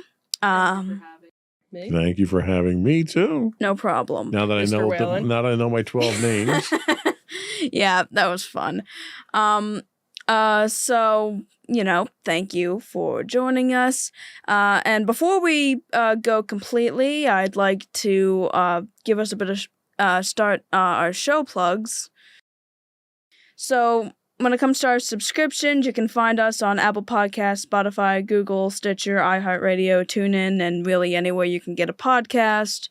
You can email us at comments@insightsintothings.com. We're on Twitter or X, whatever you really go by at this point, at insights_things. We have high-res videos on YouTube at youtube.com/insightsintothings. We stream 5 days a week on Twitch at twitch.tv/insightsintothings. You can find audio versions of this podcast listed as podcast.insightsintoteens.com. We're on Facebook at facebook.com/insightsintothingspodcast. We're on Instagram at instagram.com/insightsintothings. And you can find links to all these and more on our official website at www.insightsintothings.com.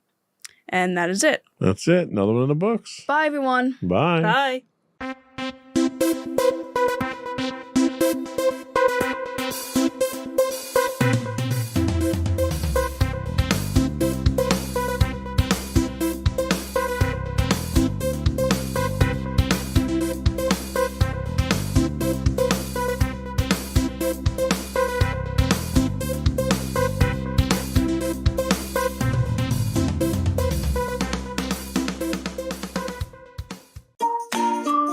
Insightful podcasts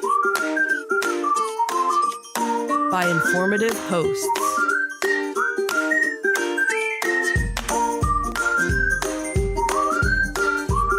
Insights into Things, a podcast network.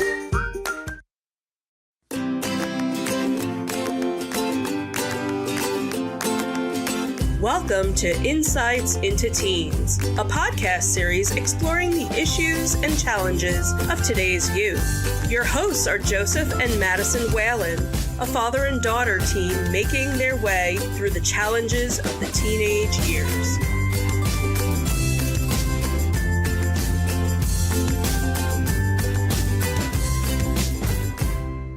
Welcome to Insights into Teens. This is episode 189, Technology Addiction.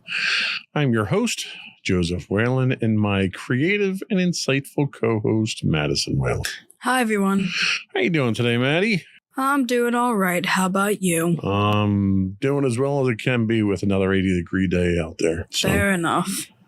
we have a little bit of background noise today. We actually cranked up the air today in the studio here, so for those of you listening live, I apologize for that. We'll filter that out in post. We can fix anything in post, right? Usually. So how you been? It's been a couple of weeks since we did a podcast. What's going on? Anything new? I'm not really sure. Just trying to get through life and so forth. Wow, that's deep.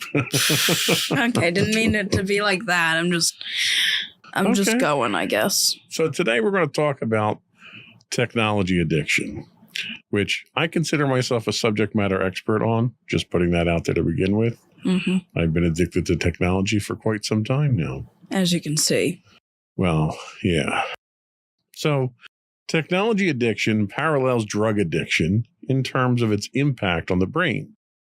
Over 90% of teenagers engage with addictive technology like social media and video games.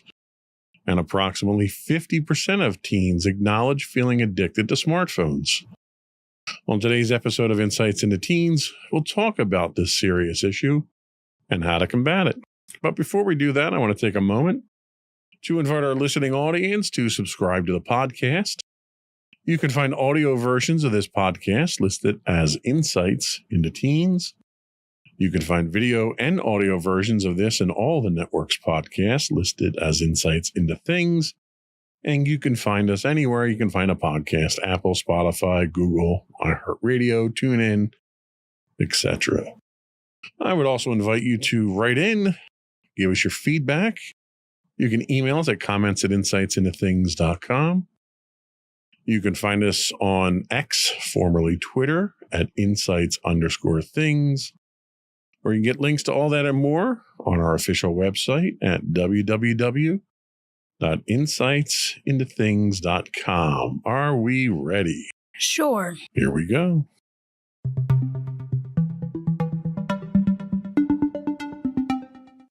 So what is technology addiction? It seems pretty straightforward from the term.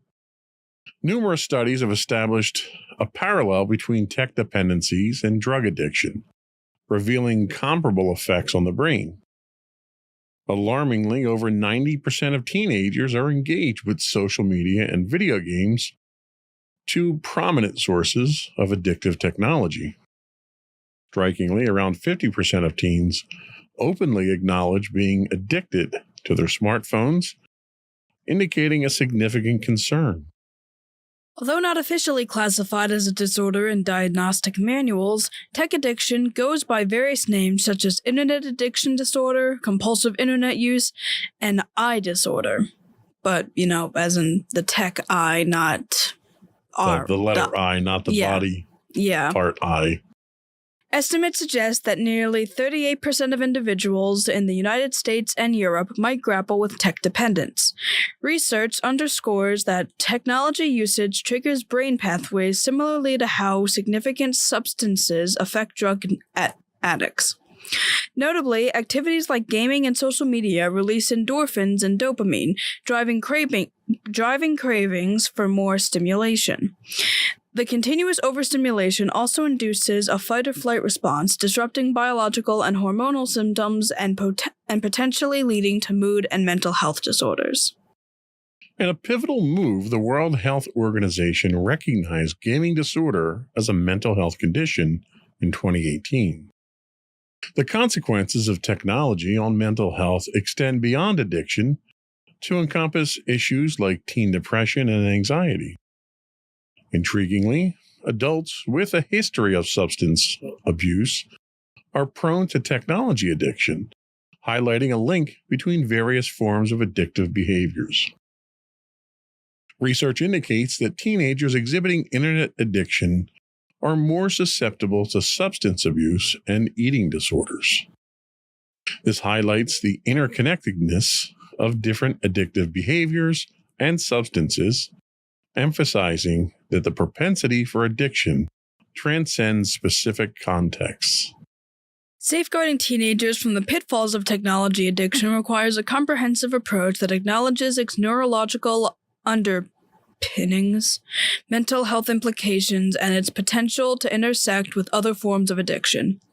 Raising awareness about tech addiction, fostering healthy technological habits, and encouraging open discussions around digital well-being can contribute to a more balanced and sustainable relationship between teenagers and technology. So how much time do you typically spend? I know you're not a social media person, but how much time do you typically spend on social platforms or playing video games each day? Well, typically, I guess like maybe 7 hours watching videos and then like 2 to 3 hours for video games. Now, do you feel anxious or uncomfortable if you're unable to access your smartphone or the internet? Well, I guess it depends on the situation. If I'm alone in my room, I'm not like that anxious because I'm alone in my room. I'm comfortable there. I don't really need to be I don't need to be on my phone constantly in my room. It's just, regardless, I can find ways of, keeping calm. But if I'm in a major social situation where there's a lot of people around me, maybe I'm riding the bus or something, I don't really like not having to listen to music. There's some instances I'd be fine with it, but if it's a really crowded area and I can't really listen to it, my anxiety kind of goes through the roof. Now, is that a coping mechanism for other sources of anxiety for being in crowded areas and stuff like that? Or is it more like a comfort blanket to you? I think I kind of use any form of technology as a way to get back into a comfort level, because usually even when I go to school and so forth, I have heightened anxiety for a variety of reasons. And I think I associate technology as a way to get away from the world and kind of either go into another reality or just focus on something else so that I don't have to focus on whatever was making me anxious. That's interesting. So your use of technology is more an isolating move than it is as a social outreach type thing. Would you agree with that? Yeah, and there are a few times that I use it to talk to friends and so forth, but for the most part, I kind of use it to get away from people is probably the best explanation I can give. So then I guess this next question I want to ask is kind of answered already, but have you noticed changes in your mood or behavior that correlate with your use of technology? And it sounds like for you, it's a positive thing for you to help you cope with other anxieties. Is there any other mood altering or behavior altering effects that you've seen from technology? I mean, if I see something that could bring up some sort of news thing or something that mentions something that happened in like a news article or something that typically like can bring my mood down, because instead of focusing on a different reality or focusing on like someone else, like a commentary sort of thing or something, I am now back in reality and like I'm hearing something that's happening in the world around me and it's like, oh, I don't like that. Interesting. Well, I joked at the top of the show that I'm a subject matter expert on this. And I really am. I mean, I'll be the first one to admit that I have an addiction to technology. You kind of can tell that, especially on like long trips, by the amount of technology that I pack up and take with me. But it's a serious thing. And the studies that we talked about here kind of parallel how the addiction to technology is indicative of addictive behavior in general. And I have an addictive personality. Obviously, you look at me on the screen, I have eating issues. I have weight issues from eating. So I'm addicted to food as much as I'm addicted to technology. So there's definitely a parallel and there's credence to that. Do you think that the way that you use technology, that you're addicted to technology or not? I guess it kind of depends. Like there's certain things, like, I guess the best example I can give right now is kind of video games, where, well, it's different when it comes to different forms of technology. Because, like, with video games, I can get sucked into it and stay in there for, like, hours. But then it's like when I have free time and, like, the thought of playing a video game pops up, I'm like, I don't really want to do that right now. But then when it comes to, like, watching YouTube videos, I kind of, like, almost absently do it, and like I do think I'm at least addicted to that, because it's like I always have to find my phone because it's like I want to watch something and it doesn't even really matter what it is half the time. Well, I mean, to kind of go down that path, you don't watch a lot of television. I mean, you've got a TV in your room. You don't watch it very often. Most of your media consumption is on your phone. Is that correct? Yeah. So in that case, I think it's probably a different use case scenario for you, where I think what they're largely talking about here are people that are addicted to social media, that have to get in there and see what their friends are doing and see what the updates are and reach out to them through that. Or, they're tied to a video game playing online with their friends for hours. It sounds like that's not the case with you. Is that correct? Yeah, not really, because, again, when it comes to, like, social media, like, sure, there's certain YouTubers I watch that, like, if they have a new video, I'll watch it, but half the time it's like, the thing is, I actually watch videos on both my tablet and my phone, and for some reason my tablet now, like, I'm not able to, like, randomize, like, the videos don't randomize for me, and I have to actually search stuff up, and it's like, it's weird not having it randomized, because, like, I can still have it on my phone, so I've been using my phone for that sort of thing, unless I have a specific thing I search up. And, like, I feel like that's the randomization I get out of it, but it's not really, like, a checking up so much, unless it's for, like, specific people I watch. It's really just like okay, let's see if there's anything interesting. It sounds almost like you use your phone, you use your YouTube connection like most people watch television. So I don't think it would kind of fall into the same criteria that we're talking about with the technology addictions that we have here, which for your part is a good thing. I guess so, yeah. It's one less anxiety causing thing for you to worry about, because it sounds like it's an escape for you. It sounds like it's a healthy thing the way you use it. That's good. You got one up on me there. I mean, I don't do, like, my thing is I don't do social media.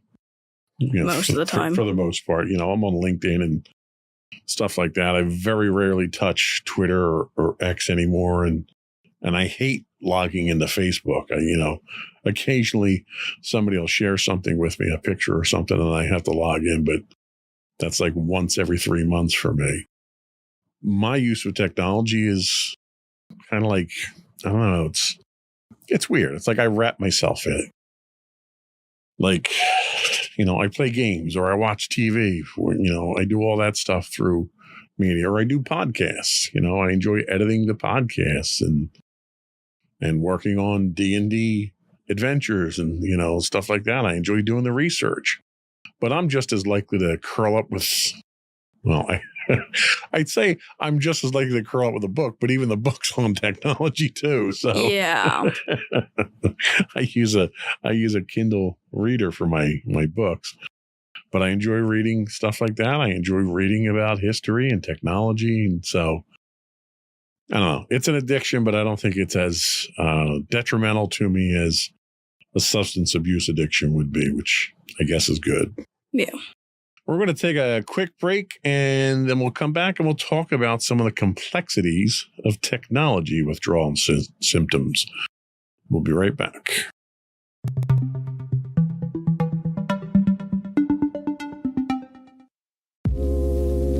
Are you tired of your favorite gaming podcast finishing with a play? Oh, no! Well, check out No Credits Rolled, where we play the games but rarely finish them. How's it going, folks? I'm Sam Whalen, your friendly host at No Credits Rolled, the ultimate gaming podcast, where we dish out the latest scoops and reviews on all your beloved video games. Hey, listen! Not only that, but we spice things up with some guest interviews and even give you, yes, you, a chance to have your say.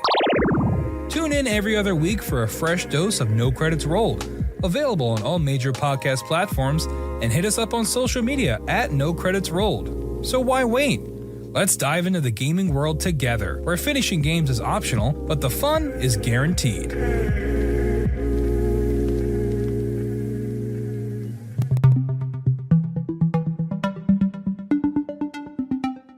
Welcome back to Insights into Teens. Today we're talking about technology addiction. And now we're going to discuss the complexities of technology withdrawal symptoms. The phenomenon of tech dependence among teenagers has given rise to a range of concerning symptoms, with emotional manifestations akin to those observed in substance abuse and drug withdrawal. That too. Delving into the intricacies of tech dependence and its withdrawal symptoms reveals the multifaceted nature of this modern challenge. Adolescents grappling with technology addiction experience profound anxiety when distanced from their digital devices, be it video games, social media, or other online platforms. This emotional response parallels the distress observed in substance abuse scenarios and drug withdrawal processes. The similarity underscores the potency of tech dependence in shaping psychological experiences. Several telltale signs point to tech dependence among teenagers. Preoccupation with digital activities. A predominant focus on digital engagement, whether through social media or video games. There's also emotional turmoil upon separation. Feelings of sadness, anxiety, restlessness, or irritability emerge when individuals are disconnected from digital devices or the internet. There's also inability to limit usage. Despite recognizing the problems arising from excessive technology use, the individual struggles to reduce their screen time. Then there's also diminished offline interests. Activities once enjoyed offline lose their appeal, illustrating the shift in priorities toward digital engagement. There's also dishonesty about usage, concealing the extent of technology use, including gaming or online activities, from family and others. There's also emotional self-medication, using technology as a means to alleviate negative emotions like guilt, anxiety, and hopelessness, which is kind of what you use it for. So there might be, some things there that have to be addressed. There's also neglect of self-care. Prolonged tech use can lead to ignoring personal hygiene, eating, and other self-care routines. Finally, there's impacts on life domains. Technology dependence can have far-reaching consequences, from deteriorating job performance and relationships to academic underachievement. Tech withdrawal is not merely a cessation of activity. It entails a complex emotional response rooted in the brain's adaptations to constant stimulation. Separation from digital devices triggers emotional distress akin to drug withdrawal, Accentuating. Sorry, I scroll up too far. Accentuating the hold that technology has on teenagers. The convergence of emotional symptoms in tech dependence and substance abuse underscores the severity of technology addiction among teenagers.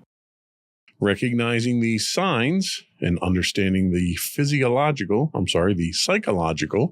intricacies of tech withdrawal are crucial steps in addressing this issue.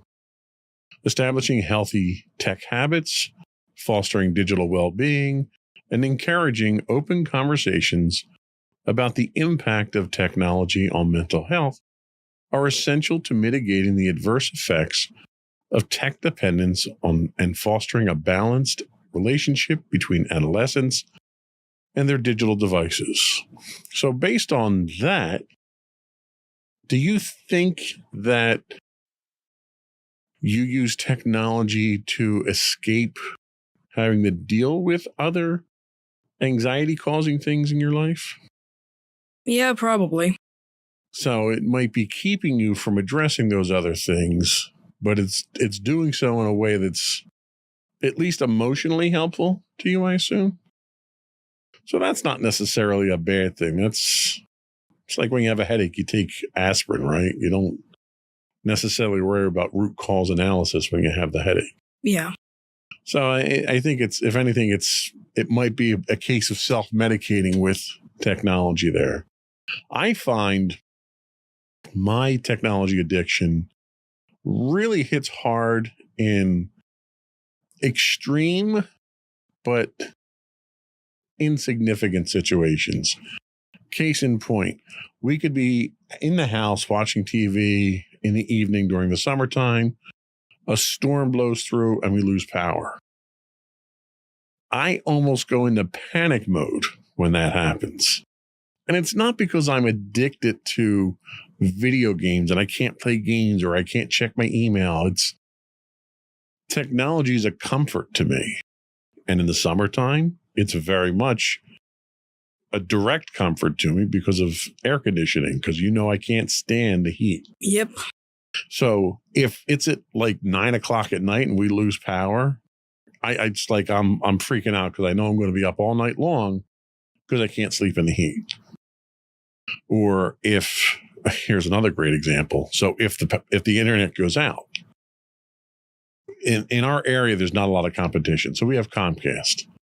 And Comcast isn't the most reliable internet in the world. They go down from time to time. And when they go down and I don't have my connectivity, it drives me insane to the point that we went out and got a backup internet with T-Mobile's home internet. So now if Comcast goes down, at least we still have an interconnection. So that's probably a prime way to highlight my internet or my technology addiction. This episode's really more for my benefit, I think, than it is for you. Fair enough. Have you ever felt anxious or upset when you couldn't use a digital device? I mean, probably indirectly. It's more in the sense of I use that technology typically when I'm home and I'm away from everybody and I'm, in a period of I'm just going to rest right now because I just had a really stressful day and I really don't want to be around anybody or do something that isn't this right now. So it's almost like that's how you recharge your battery. You separate yourself from the world, from all the troubles, all the stuff that annoyed you today. You go off, you take your phone, and whether it's listening to music or watching videos or whatever it is,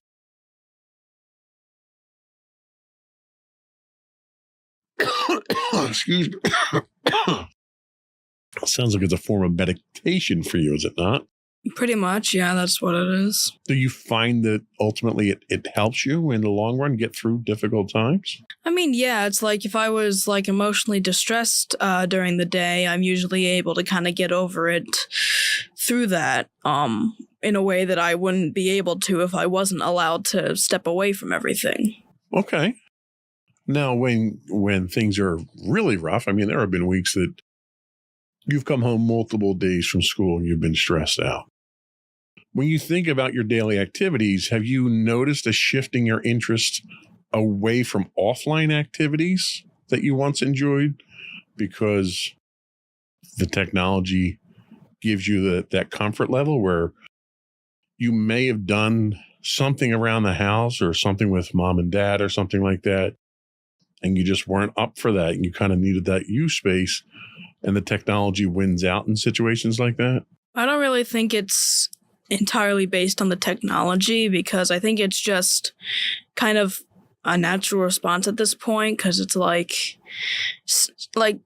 and obviously it's nothing against you guys or any of my friends, but I've noticed that I kind of have been isolating myself more. And even if the technology is part of that isolation, I think it's also just because of the fact that, like, I don't really think anyone else can really help, and being around other people, either I don't want to show them how I'm feeling, because if I show them, they're not going to really know how to deal with it, and then we're both going to be not great. And then the other thing is just like, they wouldn't really know how to go through this, because I don't know how to go through this. So it's like, if I isolate myself from people, and like, even technology hasn't worked in certain instances when it comes to stating my anxieties and so forth, but it's the best thing I've got right now. So, and I think that makes sense. I know we've talked in the past about how you have a tendency to bottle things up because you don't want to be a burden to other people. And it sounds like this is one of those situations where instead of you feeling like you're a burden to someone else, this is your chance to kind of go off and deal with it yourself. And I think it sounds like whether it's the technology, and when we say technology for you, it's not social media. It's some video games, but you're not big on video games. But a lot of your artwork is done using technology. And that kind of counts in this situation. But it sounds like it's a therapeutic thing for you, where it allows you to go off, have that time to yourself, deal with the issues, recharge, and then you can come back and not that you are a burden to us. And it's important to point that out. Mommy and Daddy are here to help if we can. I understand how you don't want to burden us with these problems because you are trying to deal with them yourself. And that in and of itself is admirable. But it sounds like this is a good way to help you through that, where I hate the idea that you have a problem or that you're upset about something and you go off on your own. And I hate the idea of you having to deal with it on your own. And it sounds like you don't. It sounds like this just happens to be something that you use to help out with those things. And that's a good thing. I mean, I think you're constructively using the technology in a way that most kids your age aren't doing it. Most kids your age, the technology tends to be a source of the problem, not a source of a solution for it or a coping mechanism. So I think that's a good thing. Have you ever found yourself using technology to deal with negative feelings or to escape from stressful situations as a means of avoidance? Or is it just a means of getting some level of distance from a problem so that you can then handle it better? It's kind of both. Sometimes I want to ignore what goes on because, like, it's still going to be there when I get back and I still don't know how to handle it. And then other times it's usually just a way to, like, step back and have some time to, like, just think for myself. Now, have you ever actually used technology in a way to address any of these issues? Whether it's research or reaching out to someone else, or maybe commuting with an online community for help or anything like that, or any self-help stuff that you may be using the technology for, where it's actually helping you to solve the problems? Or is it really just a coping mechanism and a dealing with it type thing? Really just a coping mechanism. Like, I am kind of seeing counselors, so, but I'm not really the one that typically messages them. I usually tell mommy to, like, say, like, hey, I want to meet with them at blah, blah, blah, blah, blah. And usually she does the whole thing with that. For the most part, I don't really do any of the research or anything like that. Okay. Well, and the reason I ask is there's a lot of resources out there, and we talk about a lot of them here.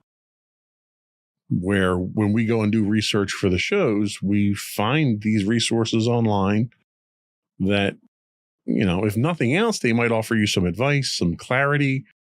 I know one of the troubles that we all run into when we have these kinds of anxiety-ridden days is, one, labeling the problems, identifying the problems, labeling them, and then dealing with them. And there's ways that technology can actually help you with that with some of the online communities. So that might be a worthwhile direction to go at some point in time too, just to do your own research and do a little bit of reading on it and educate yourself on some of these things too, to take what you're doing already as a constructive use of technology to the next step. Let's take our last break, and when we come back, we'll talk about depression and technology dependence and much more. We got a lot more to talk about. We'll be right back.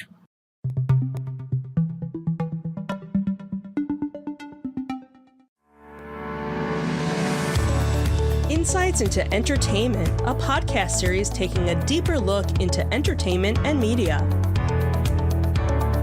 Our husband and wife team of pop culture fanatics are exploring all things from music and movies to television and fandom. We'll look at the interesting and obscure entertainment news of the week. We'll talk about theme park and pop culture news. We'll give you the latest and greatest on pop culture conventions. We'll give you a deep dive into Disney, Star Wars, and much more. Check out our video episodes at youtube.com/insightsintothings. Our audio episodes at podcast.insightsintoentertainment.com, or check us out on the web at insightsintothings.com.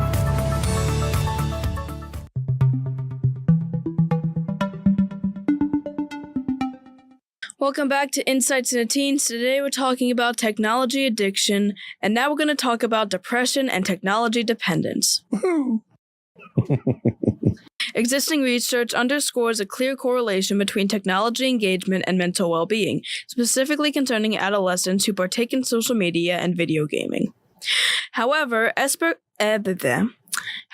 experts remain uncertain about the directional relationship between teen depression and technology.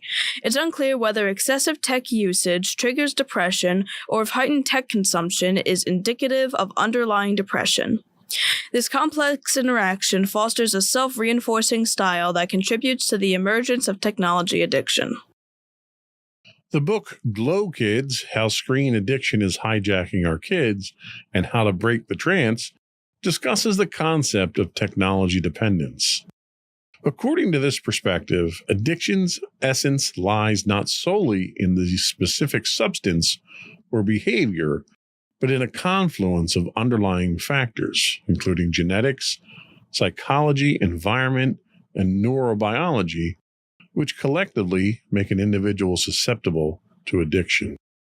Within the realm of technology dependence, individuals experiencing isolation and emotional distress are particularly prone to seeking refuge in on-screen experiences, offering an avenue for escapism and connection. Additionally, the idea is raised that exposure to digital experiences may act as a stepping stone to other forms of addictive substances, presenting a potential escalation in addictive behaviors. The intricate relationship between depression and technology dependence poses a complicated puzzle, with the causative direction remaining uncertain. These insights, coupled with expert perspectives, highlight the intricate web of factors contributing to technology addiction. Acknowledging this intricate link is pivotal to devising comprehensive strategies that address both prevention and intervention, ultimately fostering healthier interactions between adolescents and the digital domain. Addressing technology addiction. The initial step in mitigating technology addiction involves reducing dependence on the internet. Notably, technology can play a paradoxical role in aiding avoidance of addiction. A notable study tested a tool that utilized smartphone vibrations as reminders, effectively limiting limiting excessive engagement with a social media app. This method led to a substantial 20% reduction in app usage, demonstrating technology's potential to counteract its own addictive nature. A digital detox holds promise in assisting adolescents to diminish their reliance on technology. By disengaging from the perpetual stimuli offered by the digital realm, teens provide their nervous systems with the opportunity to regain equilibrium. The process of unplugging opens avenues for real-world experiences, facilitating connections with peers, immersing in nature, and engaging in physical activities. Establishing healthy routines concerning technology usage is paramount for adolescents. However, recognizing the gravity of severe technology addiction is essential. Comparable to substance addiction, profound tech dependence often signifies underlying issues encompassing trauma, self-esteem challenges, attachment complexities, and depression. Addressing severe technology addiction requires professional intervention paralleling substance abuse treatment. Programs tailored for teenagers address the core emotional triggers. A fusion of clinical methodologies and experiential therapy equips adolescents to overcome tech addiction by instilling equilibrium and fostering constructive coping mechanisms. A comprehensive strategy to combat technology addiction incorporates early prevention, harnessing technology for self-regulation, digital detoxification, establishment of positive habits, and targeted professional intervention when necessary.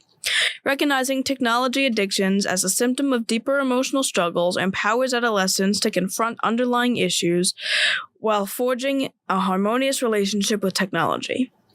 The journey to recovery involves not just disengaging from screens, but also reconnecting with genuine experiences, cultivating resilience, and paving a path towards sustained well-being. So have you noticed any changes in your mood or feelings when you spend a lot of time on technology, playing video games or watching videos or anything? Yeah, typically I feel more relaxed and calm, and I feel like I'm not entirely anxious most of the time. I also, can feel happy at times as well if with like a certain video or a certain game I'm playing. So it sounds like it has the exact opposite effect that it has on those who have a technology addiction. Would you agree with that? I guess so, yeah. So what are some activities or hobbies that you do enjoy doing outside of technology? Well, technically I have started drawing, but like not on my tablet. I've been like drawing some stuff like in school when I'm not able to be on like my tablet and so forth. I have like toys that I might occasionally play with. I have the cats that I spend time with, and we also do like fun stuff with them. We go out and, go to like shows and so forth. I sometimes go out and hang out with friends. It's not as often as it used to be, but like I do that. There's times when I kind of like hang out with my friends and we're not entirely playing video games. We kind of just talk to each other. So I think it's pretty safe to say that you really don't suffer from technology addiction. All the warning signs that we've talked about here and your typical behavior and use of technology seem to speak the exact opposite, that for you, technology is a therapeutic type of activity. I would say keep up the good work with it. I mean, there's been a couple of times where you may have been listening to music or something like that, and you didn't hear mommy or I call you, and that kind of is a bit of annoyance, but you've solved that problem by not, keeping both headphones in at the same time. And we've worked around any problems we've ever had with technology with you. And, the funny thing is you never ask for technology. Any technology that you have is stuff that I got for you. So I think you're okay. I think if anything, I probably need more help than you do when it comes to technology addiction. What do you think? I mean, I would say you are probably more addicted to it, at least in the sense of, how like when you get hooked on a drug, you have to constantly continue pouring money into it. I'm pretty sure that's kind of you at this point.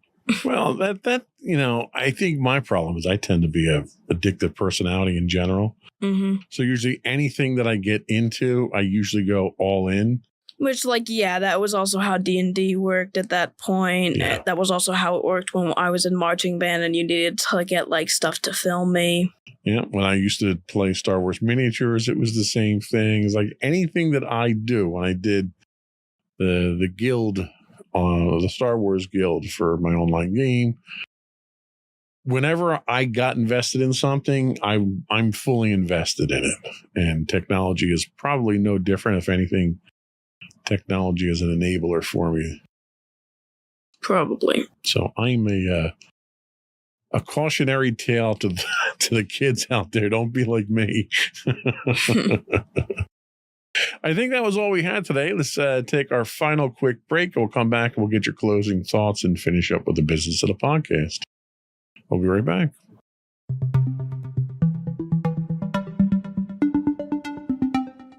So to everyone out there, I just want to say that, again, like everything in life, I'm pretty sure I've said this plenty of times on the podcast, you need a good balance of it. Technology is a good thing, and it can be a good thing in a lot of different instances, but it can also be a kind of a bad thing if you're too addicted to it. And it can, spread negatives. So finding a healthy balance between how much you're online and how much you're offline, as well as what you enjoy online and what you enjoy offline, I feel like is a good way to live. I think that is sound advice as always. And before we go, I do want to once again invite our listening and viewing audience to subscribe to the podcast. You can get audio versions of this podcast listed as Insights into Teens.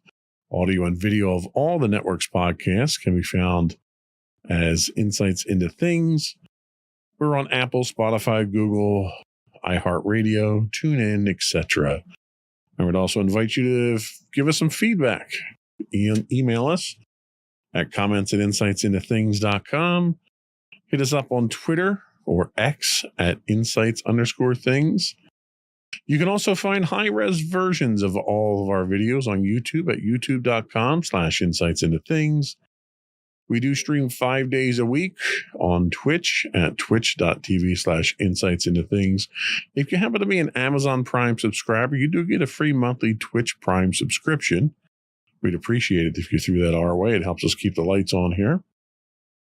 You can find us on Facebook at facebook.com/insightsintothingspodcast and Instagram at instagram.com/insightsintothings, or links to all those and more on our official website at www.insightsintothings.com. And you. And don't forget to check out our other two podcasts, Insights and Entertainment, typically hosted by you and Mommy, and Insights into Tomorrow, typically hosted by you and my brother Sam. And don't forget to check out our other affiliate podcast hosted by Sam, No Credits Rolled, about video games that you love to play but never seem to finish. Yep. That's it. Another one in the books. Bye, everyone. Bye.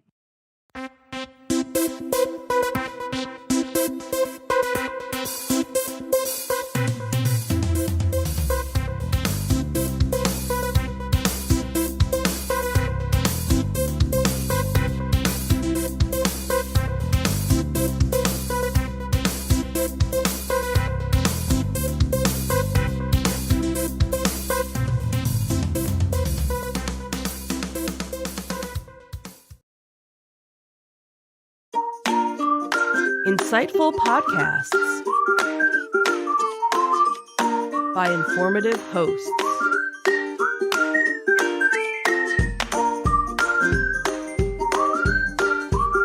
Insights into Things, a podcast network.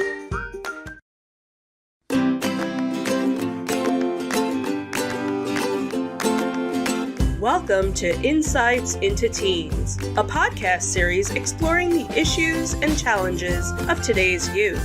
Your hosts are Joseph and Madison Whalen, a father and daughter team making their way through the challenges of the teenage years.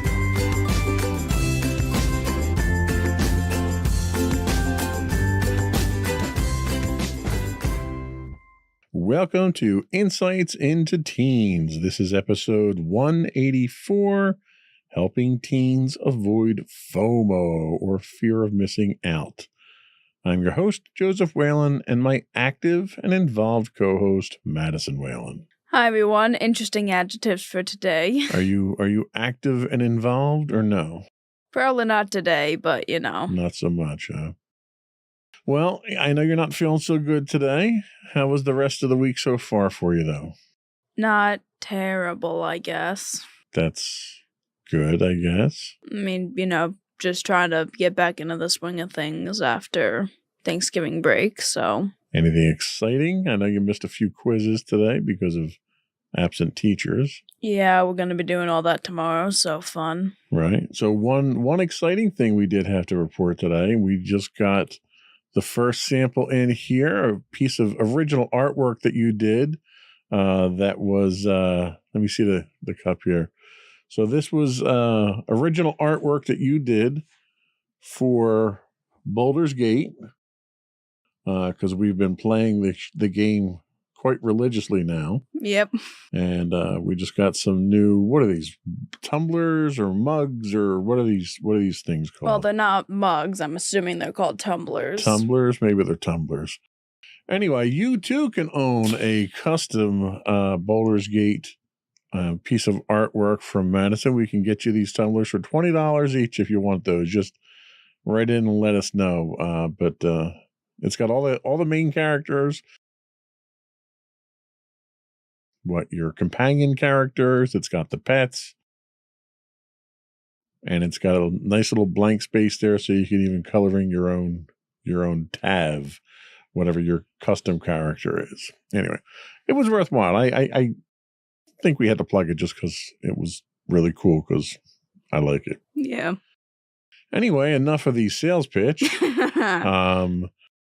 So FOMO, which stands for fear of missing out, is a common issue among teenagers that can lead to feelings of isolation.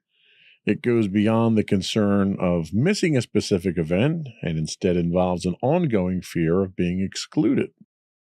Adolescents experiencing FOMO often believe that enjoyable and exciting activities are happening elsewhere without their involvement. On today's episode of Insights into Teens, they're technically both the same thing because everything falls under Insights into Things. Yeah. Disclaimer there. We're going to talk about FOMO, how it affects teens, and how to help teens, not teams, how to help teens. They could be teams of teens. How to combat this very real issue. And we're already making up words, or not making up words. Going off just script. It's a very fluid script that we have today. Pretty much. Before we do that, though, I do want to put another plug in there for the podcast itself. I would invite our listening and viewing audience out there to subscribe to the podcast. You can find audio versions of this podcast listed as Insights into Teens, or you can find audio and video versions of all the network's podcasts listed as Insights into Things, pretty much anywhere you can get a podcast these days. I would also invite you to write in. Give us your feedback. Tell us whether or not you like our mugs. And give us your suggestions for show topics. We are available at comments@insightsintothings.com for email. You can hit us on Twitter at insights_things, or X, or whatever Elon's calling it this week. You can also find all these links and more on our official website at www.insightsintothings.com. Shall we get started? Sure. Here we go.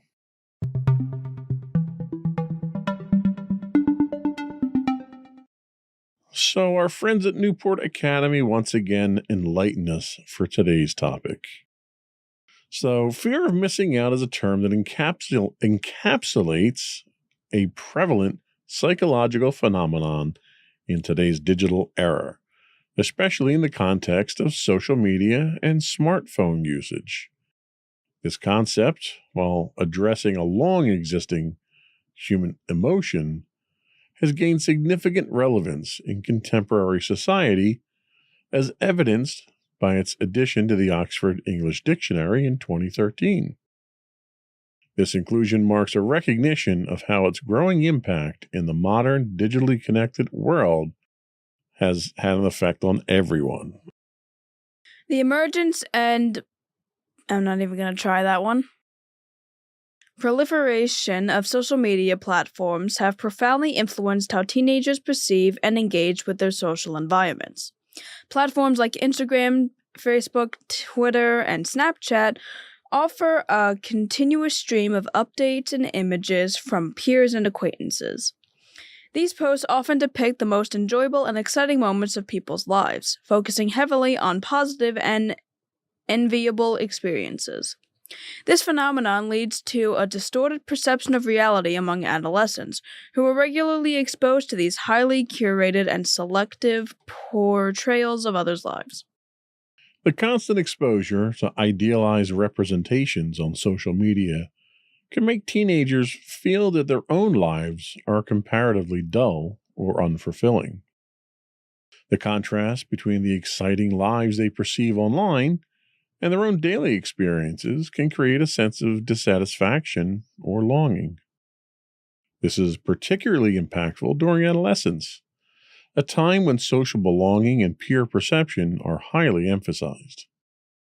The disparity between the online world's highlights and their own reality can intensify feelings of FOMO, leading teenagers to believe they're missing out on experiences that everyone else seems to be enjoying.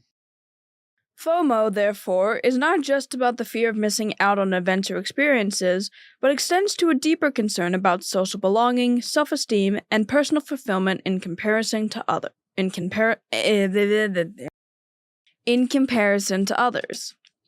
It underscores the psychological impact of social media on young individuals, shaping their understanding of social norms and expectations. This digital age phenomenon calls for increased awareness and strategies to mitigate its negative effects on the well-being of adolescents.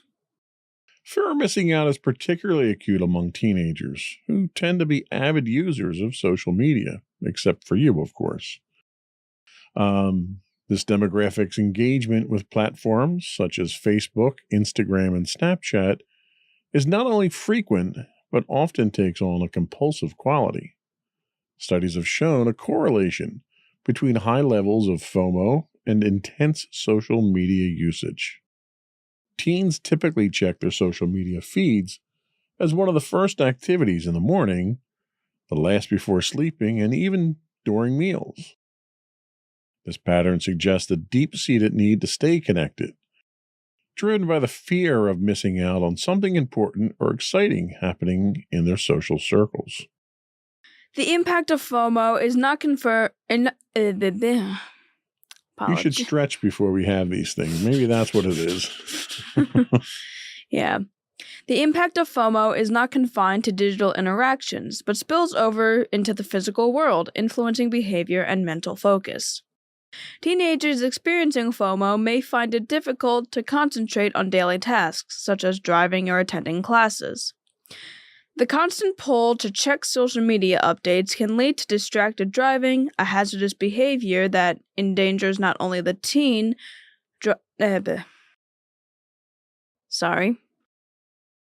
The constant pull to check social media updates can lead to distracted driving, a hazardous behavior that endangers not only the teen drivers, but also others on the road.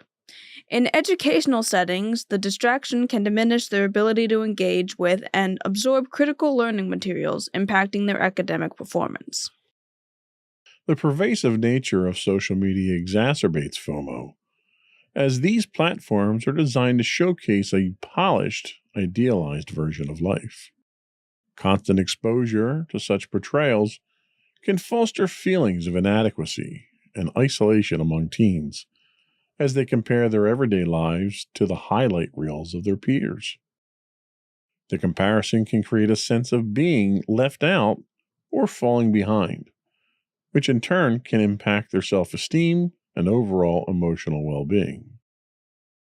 Addressing and managing FOMO is crucial for the mental health of teenagers in today's digital world. It involves cultivating an understanding of the curated nature of social media content and developing strategies to balance online engagement with real-world experiences. Encouraging healthy digital habits, promoting real-life interactions, and fostering an environment where teenagers can discuss and navigate these challenges are essential steps in mitigating the negative effects of FOMO. This approach can help teens build resilience against the pressures of social media and support their emotional and physiological health in a hyper-connected age. So they make an interesting point here, drawing the parallels between FOMO and social media, in that what we see on social media really is not an accurate representation of reality. It really is a highlight reel. I think that's a great way to describe it. How do you, and I know you don't regularly use social media, but how would you differentiate the highlight reels that people put up there for their statuses and what they're doing and their influencer stuff and all that stuff? How do you differentiate that from reality and what their lives really are like? Well, a lot of times I find it kind of easy because when it comes to, certain influencers, a lot of the times they kind of like make humor out of their lives. And like, I always know that when it comes to humor, it can usually be pretty exaggerated. So I'm usually able to kind of differentiate between that, where it's like someone like does something overly extreme and it's like, oh, that was kind of for comedic effect, or just, to, make someone laugh or try to, poke fun at something. Okay. And I guess that makes sense. I mean, as long as there's a grounded understanding in reality that what you're seeing online is not really what life is. It's almost like watching reality TV and expecting it to represent actual real life. Reality TV has nothing to do with reality. Yep. And I think social media is the same thing. So if people are formulating opinions of themselves in their own lives based on that, that's kind of dangerous ground there. In what ways do you suffer from FOMO? Do you suffer from FOMO? I know you're not a particularly social person. You don't have these grand circles of people that you hang out with on a regular basis. Is FOMO an issue for you? It certainly can be, I'll be honest, because, like, granted, while I don't have it in relation to social media as much as, some teens would, I do have it when it comes to just being around other people, because I can see that there are, like, at lunch, there are, like, groups of friends that hang out with each other and that, talk and are able to, crack jokes with each other. Meanwhile, I'm kind of sitting alone, doing my own work. I'm fine with sitting alone, but it's like, sometimes it'd be nice to have a group of friends to hang out with at lunch. Right. No, I understand that. Do you notice people in your class or people in your age range, are they as hooked on social media and have this burning need to be updated on a regular basis like the article seems to suggest? I mean, yeah, there's a lot of kids that I know in my school who are either on their phones for, like, trying to check out what's been going on, or they're on their phone to play some sort of game, or they use their phone to talk to, their friends. Now, obviously, I don't really know if all of them are, like, if it's always social media, but I do know it's kind of something that, like, a decent amount of people in my school are known for. Okay. Have you ever felt the need or the pressure to make your life seem more exciting for other people? Are you trying, like, if you're trying to impress somebody or something where having a very positive looking social media feed would kind of feed into that? Have you ever been in a situation like that? I don't think I've ever really been in a situation where I've, like, tried to make my life seem better than it is, at least in, like, my average everyday life. Because, like, the people that know my average everyday life, I don't feel like I need to impress. And when it comes to other people, I really don't even share much about that. So as someone that really doesn't talk to people or really try to engage with anybody that I, don't already know. I don't think I've really had that issue. Yeah, that makes a lot of sense. I mean, not being on social media certainly helps, I'm sure. That's part of it. But the fact that you don't even have a need to try to impress people, and the fact that your friends don't have that expectation is really a testament to you and to your friends and to the character that you look for in friends. I think it's a compliment to you. Yeah, really what happens is it's just like I leave stuff out. It's not that I try to exaggerate certain things. It's just like some more personal aspects about my life. It's like I don't always tell all my friends. So that's the only thing I can think of, really. That makes sense. All right. I think we're going to take a quick break, and when we come back, you can tell us how FOMO impacts mental health. Sure. We'll be right back.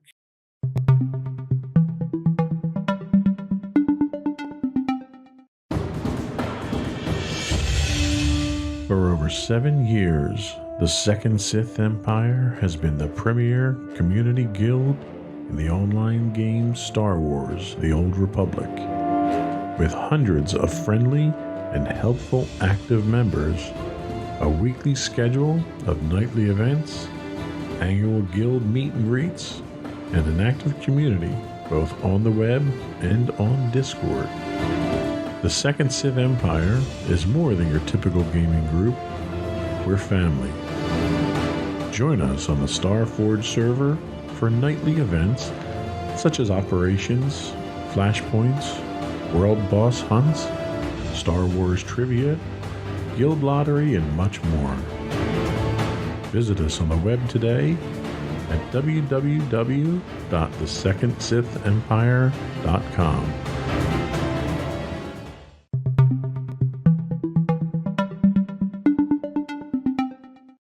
Welcome back to Insights into Teens. Today we're talking about helping teens avoid FOMO. And now we're going to talk about how FOMO impacts mental health. The impact of FOMO, or fear of missing out, on adolescent mental health in the digital age is a growing concern, especially given the ubiquity of social media. FOMO, while not a classified mental health condition, can contribute to increased feelings of anxiety and depression among teens, often leading to detrimental effects on their overall well-being. Studies have shown that teenagers who experience high levels of FOMO often report lower life satisfaction and more frequent negative moods. This link is particularly evident in the way FOMO interacts with social media usage, creating a cycle that can lead to stress, disrupted sleep patterns, and an overall increase in negative emotion. One insightful study involving college freshmen used daily diaries and questionnaires to explore the participants' well-being and life satisfaction, revealing several crucial aspects of how FOMO affects adolescents.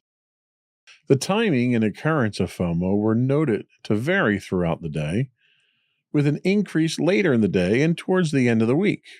This pattern suggests that the anticipation of missing out on social events or activities grows as the weekend, a prime time for socializing, draws near. Importantly, FOMO is not confined to any specific personality type. It affects a wide range of individuals, including both introverted and extroverted teens. This broad impact highlights FOMO's pervasive nature in the adolescent experience. Another key finding is the impact of FOMO on everyday activities. Teens often feel heightened levels of FOMO when they are engaged in necessary activities like studying or working, as they might perceive these responsibilities as barriers to participating in desirable social events. This conflict between obligation and the desire to be socially involved can exacerbate feelings of FOMO. The study also revealed that FOMO can lead to significant negative outcomes. It not only triggers negative emotions, but also serves as a major distraction. Adolescents preoccupied with what they might be missing out on can experience considerable emotional turmoil. This preoccupation can detract from their ability to enjoy present moments and engage fully in their current activities. Understanding and addressing the impact of FOMO is therefore crucial for supporting the mental health and emotional development of adolescents in our increasingly digital world. The correlation between FOMO and spending behaviors, particularly among millennials, sheds light on its broader societal implications. A recent study revealed that a significant portion of millennials, nearly 40%, have incurred expenses beyond their financial capacity, motivated by the urge to keep pace with their peers. This trend reflects how FOMO influences spending choices, pushing individuals towards purchasing experiences, events, and material goods to counteract the feeling of being left out. This phenomenon is especially pronounced in the millennial demographic, driven by a sense that others' accomplishments or experiences are in some way a loss to them, highlighting a competitive aspect of social comparison. The impact of social media on mental health is significantly magnified by the phenomenon of FOMO. In today's digital age, the urge to remain continuously connected and keep up with peers can lead to increased levels of anxiety, stress, and dissatisfaction. This persistent state of mental strain is not just an individual concern, but also a societal one, emphasizing the need for parents, caregivers, and the community to understand and address these dynamics. Recognizing how FOMO influences young people's financial decisions and mental well-being is crucial. It's not only about the immediate feelings of missing out, but also about the long-term effects on life satisfaction and emotional health. Young individuals, consistently bombarded with images and updates from their peers, can develop a distorted view of what is normal or desirable, leading them to make financial choices that are unsustainable or detrimental to their long-term goals.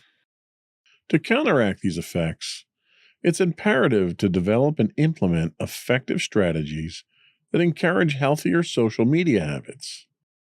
This involves educating teens about the curated nature of social media content, promoting a balanced digital diet, and fostering open conversations about the emotional impact of online interactions. Encouraging activities that are offline and focusing on personal interests and skills can also help to build a sense of self-worth that is not reliant on social validation. Cultivating emotional and psychological resilience is key. This can be achieved through developing coping strategies for managing anxiety, stress, and dissatisfaction. Teaching young people mindfulness, digital literacy, and critical thinking skills can empower them to navigate the complexities of a digitally dominated world with greater confidence and well-being. Addressing the pervasive effects of FOMO in the context of social media requires a concerted effort from all stakeholders in society. By fostering awareness, promoting healthy habits, and building resilience, we can support the younger generation in achieving a more balanced and satisfying digital and real-life experience. Now, it's worth noting that was a lot of material that we went through there, and a lot of it sort of kind of nags on social media. This is not a problem that is caused by social media. It is not unique to social media, nor is it solved by getting off of social media. Fear of missing out is a legitimate emotional feeling that has long existed well before even the internet was around. I could say as a young teen, I fell victim to this numerous times. And they make a point of saying that it happens a lot on the weekends. There's not a lot of socialization that happens for teenagers during the week under normal circumstances. So most of that, dances or going to the mall or movies or hanging out with friends, most of that happens on the weekend. And that's usually when most of this sort of creeps up. For me, it was funny because I found it, back when I was your age, the internet didn't exist. Yes, that's how old I am. We had BBSs, bulletin board services, where you would dial into computers over the phone line. And that was essentially what social media was for us back then. And what I found, there were times that when you tried to do that and get online with other people, you couldn't because the phone would be busy. And I found that's where I had my fear of missing out. When I couldn't get online and I couldn't get to these social areas that I would hang out with friends, that's when I would feel it. Have you ever experienced a fear of missing out under any circumstance? I mean, I guess. Thing is, when it came to the school dances, I know for a while a lot of my friends have been wanting me to go to the school dances, and I only ever really went to one, and that was like kind of an informal dance. Ever since 6th grade, I haven't gone to another one, and I know a lot of my friends, particularly one, is very keen on me trying to go to, another one of the dances, and I guess there was certainly like I don't want to like let them down sort of thing, but it wasn't enough to make me go to the dance. Nice. Okay. So if you don't really experience FOMO the way it's defined here, have you ever been in situations where maybe you felt left out of something and that might be kind of contributing to this? I mean, yeah. Like, one thing I can say that it's not as big, but certain social trends that people like let's just say buzzwords, I guess. Like there's slang that people my age use it on a daily basis, and for a while I'm like, what the heck does that mean? I don't get it. And I'll kind of feel left out in that way, or left out in like the new social trend of like, oh, there's this thing that everybody really likes and everyone's really into it, and I'm like, what is this? Right. So I gotcha. Yeah, I guess in a way I feel that's kind of where I kind of feel left out. It's not like an extreme thing, but it's still like, okay, I really don't get this. I gotcha. So you're not addicted or married to your social media, but you still keep up with your friends. What are some of the methods that you typically use to keep in touch with your friends and keep up on things? Just texting, saying, hey, how you doing? Occasionally calling, and then with some of them, I've been hanging out with them. Okay. So ironically enough, it's more traditional methods that you have. Granted, texting's not traditional, but texting's kind of the equivalent of a phone call these days. Since most people who have cell phones don't actually know you can actually talk to people on them. They use it for everything but phone conversations. So in situations like that, have you found yourself trying to get a hold of a friend and that friend's just not available and you don't know why they're not available, and you may feel that FOMO feeling even for a brief period of time there? Has that ever happened? I mean, yeah, there have been instances where I've wanted to like talk to like a friend and they don't like respond back.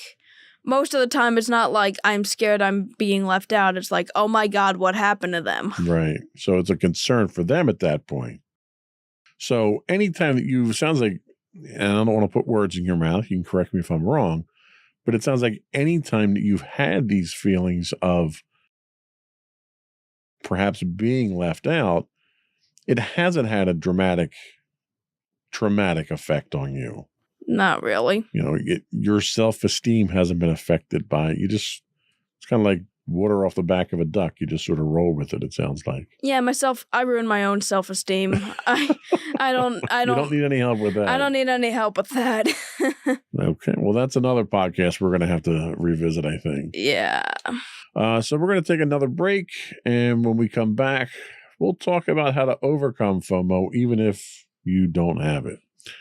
We'll be right back.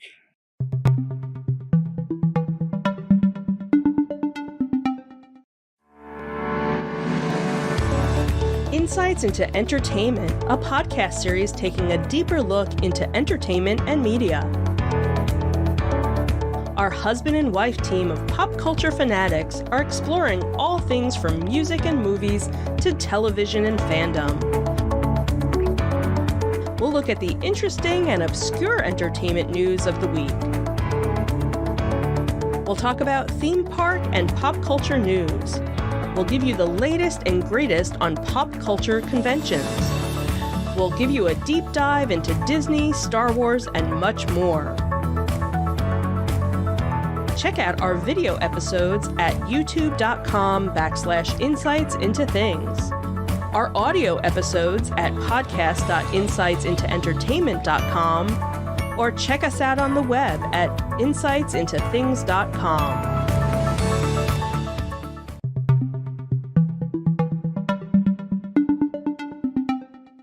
Welcome back to Insights into Teens. Today we're talking about helping teens avoid FOMO. And now we're going to talk about how to overcome FOMO. The strategy of limiting social media usage to combat FOMO, particularly among teenagers, has been increasingly recognized as a way to enhance mental well-being. A notable study titled No More FOMO explored the effects of reducing social media entanglement on emotional and physiological health, offering insights into the benefits of disconnecting from these platforms. The study involved 143 undergraduate students from the University of Pennsylvania. Initially, researchers assessed the participants' usual social media habits, focusing on their engagement with platforms like Facebook, Instagram, and Snapchat. This initial phase provided a baseline understanding of their typical online behaviors. Participants were split into two groups.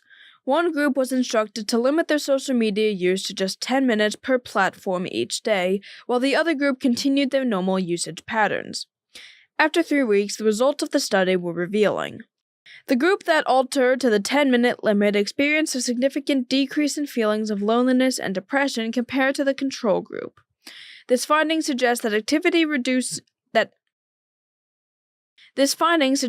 actively reducing time spent on social media can lead to notable improvements on emotional well-being. Participants in both groups became conscious of the impact of their social media interactions. This heightened awareness points to the benefits of mindful engagement with digital platforms, indicating that a more thoughtful approach to social media can enhance emotional health. Interestingly, both groups, including those who didn't change their social media usage, showed reductions in anxiety and FOMO during the study. The outcome implies that simply being more mindful and aware of social media use, even without imposing strict limits, can have a positive effect. The study's conclusion advocates for restricting social media use to about 30 minutes per day, suggesting that this can lead to significant improvements in overall well-being. The findings reinforce the idea that balancing connectivity with healthy technological boundaries is crucial for maintaining good mental health. This approach highlights the importance of managing digital interactions in a way that supports, rather than detracts from, emotional and physiological health. So obviously, all of those techniques to overcome this kind of center and revolve around the premise that social media is a major contributor. We already acknowledge the fact that it's a contributor, but it's not the only factor. So there's a number of other techniques that we can talk about. Addressing and overcoming FOMO involves more than just reducing social media use. It requires understanding its root causes and actively engaging in positive strategies to enhance well-being. This means acknowledging that the issue isn't solely the fault of social media. Instead of getting caught in the trap of constant comparisons with others, teens can adapt several effective approaches to better manage FOMO. Encouraging teens to maintain a gratitude level. Encouraging teens to maintain a gratitude journal or a positivity notebook helps them focus on the positive aspects of their lives. This practice of reflection and appreciation can bolster self-esteem and diminish the sense of missing out on something supposedly better. Another beneficial strategy Another beneficial activity is volunteering, which allows teens to contribute positively to their community. This not only provides valuable social interactions outside the digital realm, but also instills a sense of purpose and connection to a larger goal.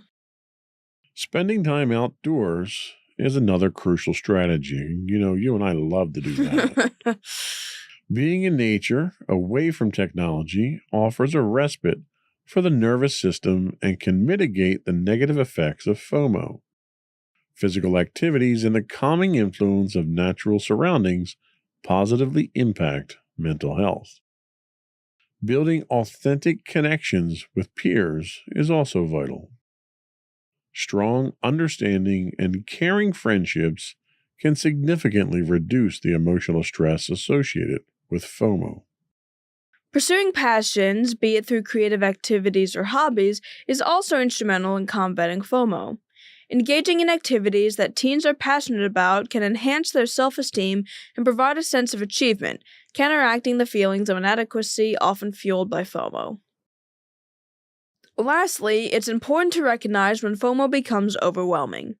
If a teen struggles to detach from their phone and this behavior interferes with their daily life, it may indicate underlying mental health issues such as depression or anxiety. In such cases, seeking help from mental health professionals is crucial. Early identification and intervention can effectively address these concerns. Overcoming FOMO involves a multifaceted approach that empowers teens to appreciate their lives, engage in fulfilling activities, nurture real-life relationships, and seek professional help when necessary. By focusing on these diverse strategies, teens can effectively lessen the impact of FOMO and improve their overall well-being. So I think throughout the discussion here, we've kind of established the fact that you're not particularly susceptible to FOMO. Do you have any friends that you think may be going through some of the things that we talked about here, that some of these techniques might actually help? Yeah, probably. I might not know them off the top of my head or know which friends would probably be more susceptible to it than others, but yeah, I do believe that some of my friends are probably dealing with something like this. And hopefully, if I end up bringing this up to them, they'll be able to. It'll be able to help. Right. Yeah. I mean, it might be one of those things where you just never talk to them about it, and they don't even realize they might be going through it. So, do you do any of the techniques that they talked about here, or a gratitude journal, or I know you don't engage in outdoor activities a lot, but pursue hobbies and stuff like that? Obviously, given the artwork that we have on the cup that we have now, we know you do pursue hobbies. Do you find solace in any of these types of things?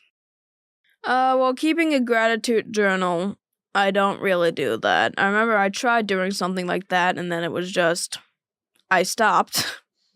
It wasn't very gratifying. Yeah, so, that's not really something that connects with me as much. Maybe if I actually put in the effort, but, Okay. Volunteering, I want to volunteer at some point. I haven't yet. I'm working on that. That's up there with the gratitude journal. Spending time outdoors, obviously, I don't do that. Building connections with my peers, I've technically been doing that with specific peers, but, peers nonetheless. Okay. Pursuing passions, clearly that's probably one of the biggest ones. Yeah. So pursuing passions certainly resonates with me.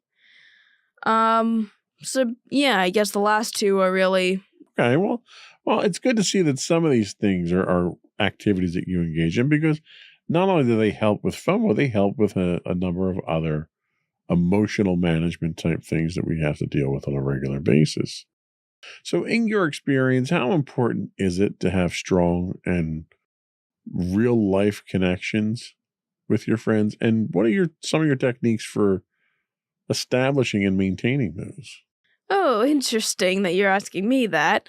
I do think it's important to have at least someone that you can talk to. Just one person. It doesn't need to be, an entire group of people. If it's an entire group of people, cool. If it's like one or two people, cool. I do feel like having that support group is certainly good. And I don't think anyone should feel, less adequate if they don't have a huge group of friends over like someone else that they know. So, just having at least somebody, I feel, is good. Quality over quantity. Yep.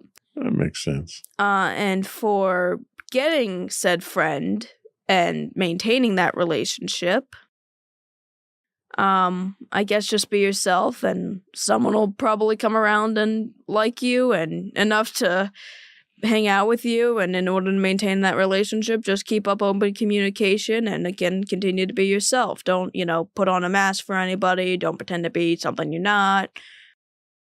I guess that's the best advice I can give because I really don't. Well, and I think that's sound advice. I think being genuine is important. And I think FOMO kind of lends to this being genuine to yourself type thing.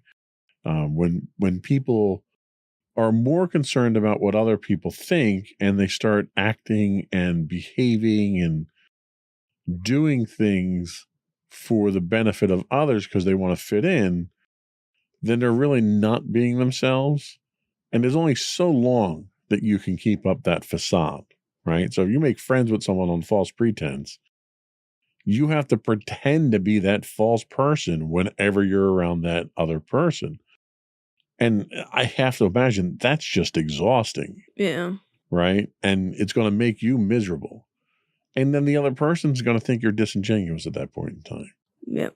So you're right. Be yourself, and you're going to find some people like you for who you are, and some people won't. And we can't please everybody all the time, right? Yeah. So be yourself, like yourself first. Once you like yourself, then I think you'll find other people are going to like you as well. And then you won't have to go through FOMO.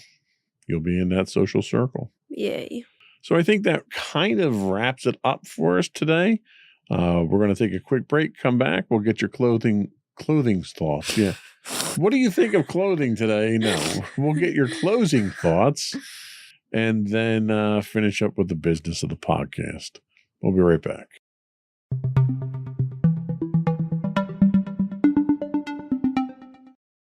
All right, so to everybody out there, I just wanted to say that being able to connect with people in a way that's not artificial and also being genuine to yourself and the way that you want to live your life, I feel is very important. Obviously, FOMO isn't just an effect when it comes to things like social media. It's the fear of missing out. It's the fear of missing out on stuff that your friends can go through. It's the fear of missing out on stuff you see on social media. It's just the fear of not being able to accept your life as it is and appreciating what you have. So really, all I'm going to say is that, find value in your life. And even if it's not as grand as someone else's life, or you think that you could be doing better or anything like that, I still think that appreciating the life that you have is good. All right. I think they were sage words, as always. Mm-hmm. And I think it's important to emphasize the one point that you made, and that's appreciation. Appreciate what you have and who you have. Don't covet what somebody else might have, because the perception that you have of what that other person's life is like probably is distorted. It's not reality. Everyone posts all these wonderful things on their social media that they're doing. I'm going to this place and having fun with this person. They're not posting the negative stuff up there usually. So just remember, you got to take the good with the bad, but appreciate what you are, who you are, and what you have, and work from there. I think that's it for the podcast today. Before we go, I want to once again invite you to subscribe to the podcast. You can find audio versions of this podcast listed as Insights into Teens. You can find video and audio versions of all the network's podcasts listed as Insights into Things. We're anywhere you get a podcast these days: Apple, Spotify, Google, etc. I would also encourage you to write in and give us your feedback. Tell us what you think. You can email us at comments@insightsintothings.com. You'll find high-res versions of all our videos on YouTube at youtube.com/insightsintothings. We do stream 5 days a week on Twitch at twitch.tv/insightsintothings. Or you can find links to all those and more on our website at www.insightsintothings.com. And you. And don't forget to check out our other two podcasts, Insights and Entertainment, hosted by you and Sam now, and Insights into Tomorrow, hosted by you and Mommy now. Very good. That's it. Another one in the books. Bye, everyone. Bye.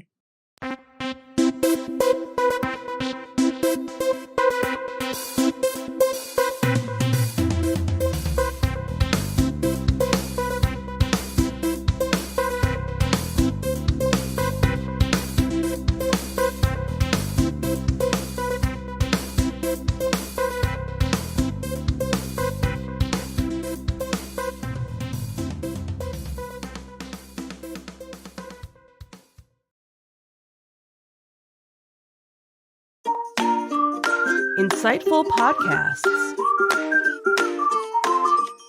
by informative hosts.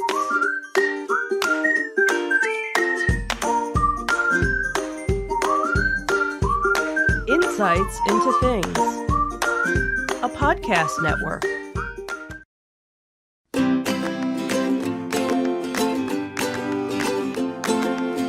Welcome to Insights into Teens, a podcast series exploring the issues and challenges of today's youth. Your hosts are Joseph and Madison Whalen, a father and daughter team making their way through the challenges of the teenage years.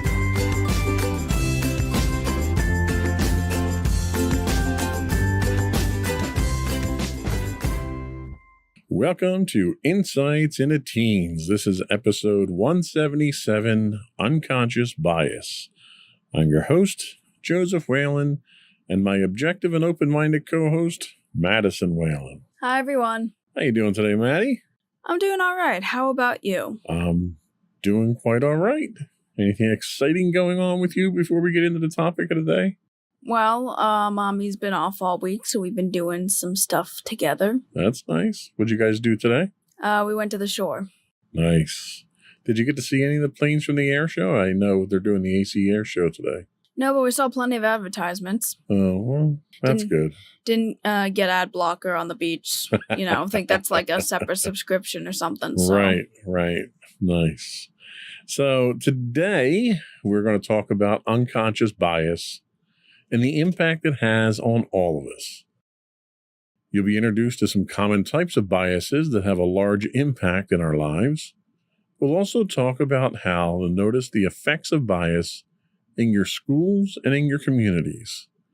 This awareness is what is needed to begin to make the necessary changes in our behavior, which we'll address in our last segment. But before we do that, I would like to encourage all of our viewing and listening audience to continue to subscribe to the podcast. As we announced last week, we recently surpassed the 50,000 downloads mark of the Insights into Teens podcast. That doesn't include the individual podcasts, which are audio only. So thanks to our loyal listeners for that. We'd love to get your feedback on how we're doing, what topics you'd like us to discuss, or your opinions on the things we talk about on the show. And we'd love to share your feedback with the audience. So you can contact us at comments@insightsintothings.com via email. You can hit us on Twitter at insights_things. Or you can check us out on the web at www.insightsintothings.com for all of our social media links. Are we ready? I think we are. Here we go.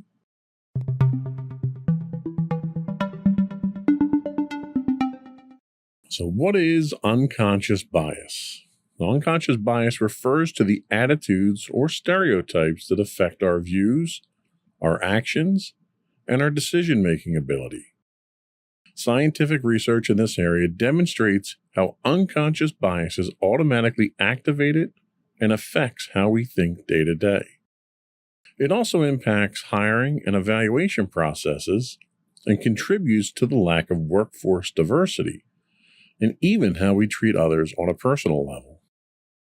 The unconscious part of the concept indicates we're not actively aware of the root of those decisions are impacted by the stories, beliefs, or perceptions we may have of others.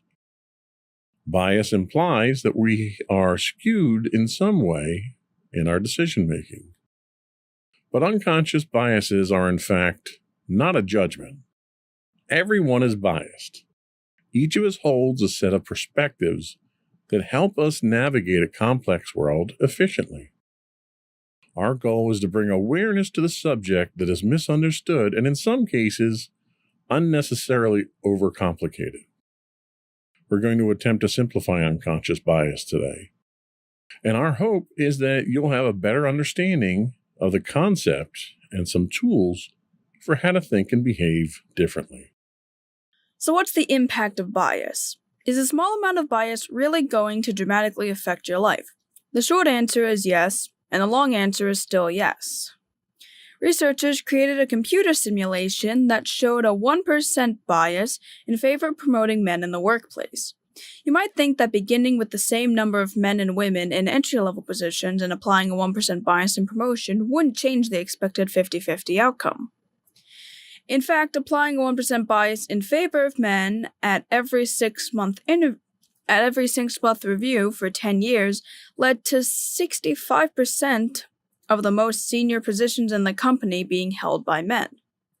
Every decision made about a person, from the time you meet them to when we're hired to the time we're promoted, passed over, get fired or quit, each decision costs us, and wrong decisions send us running to the nearest online employer rating board or college message board to post a negative review, and failure to attend to unconscious bias can even impede positive organizational change and organizational resilience.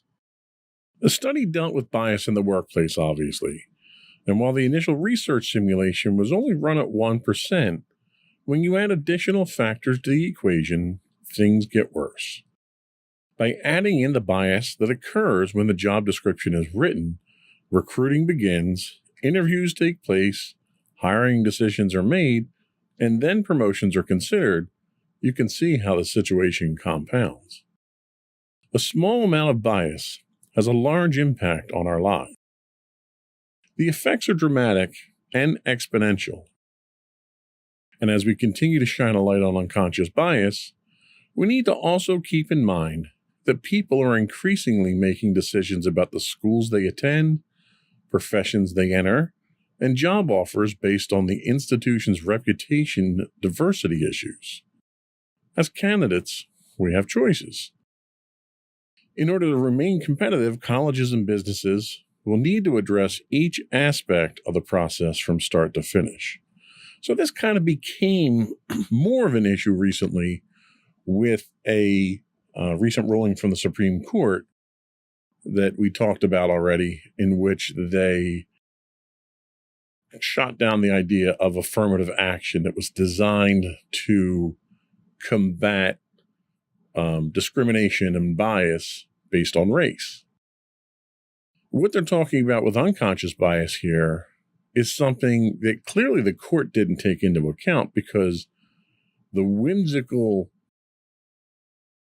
majority of the court's thoughts were, oh, well, discrimination isn't an issue anymore, and we just need to make it not an issue and make it go away, and we shouldn't have government get involved with that. But unconscious bias says that human beings, by their very nature, are biased. What are your thoughts on that?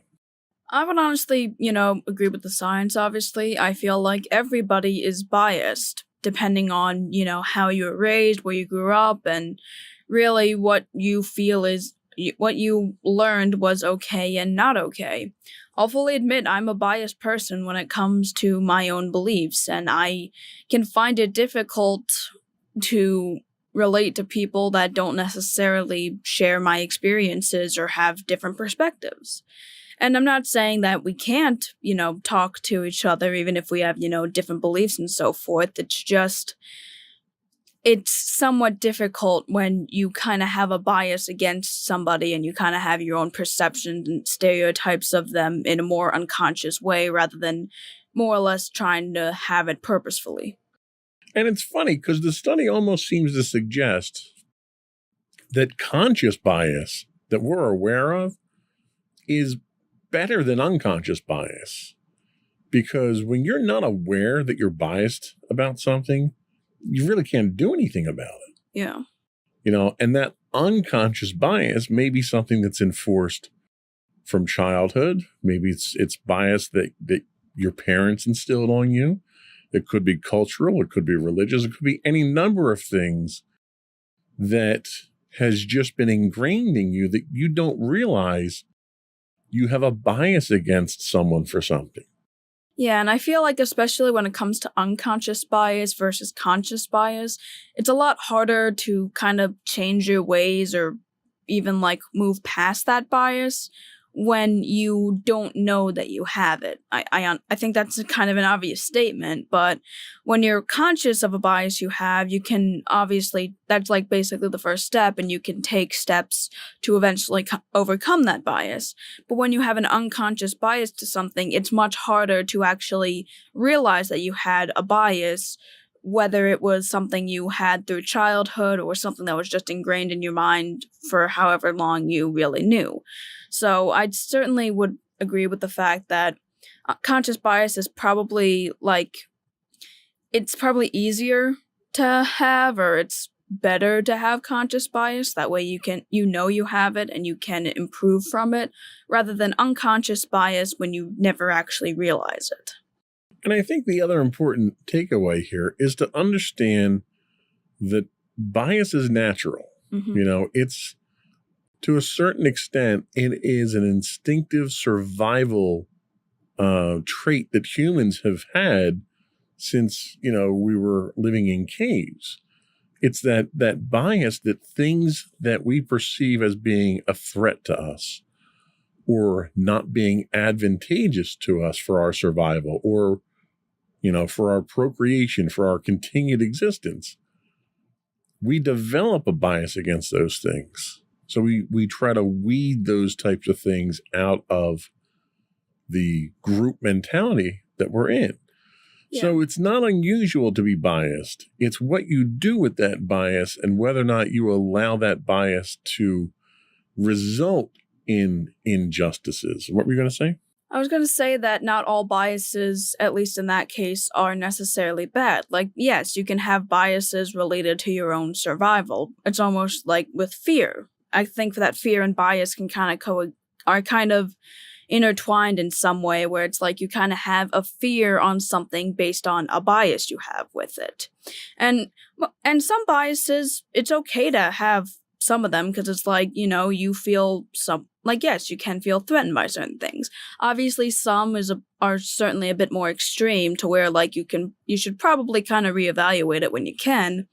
But an important thing to note is that bias isn't necessarily a negative thing. And if somebody says that you have a bias, I don't think anyone should really be super defensive of it too much. And you're absolutely right. It's one of those things where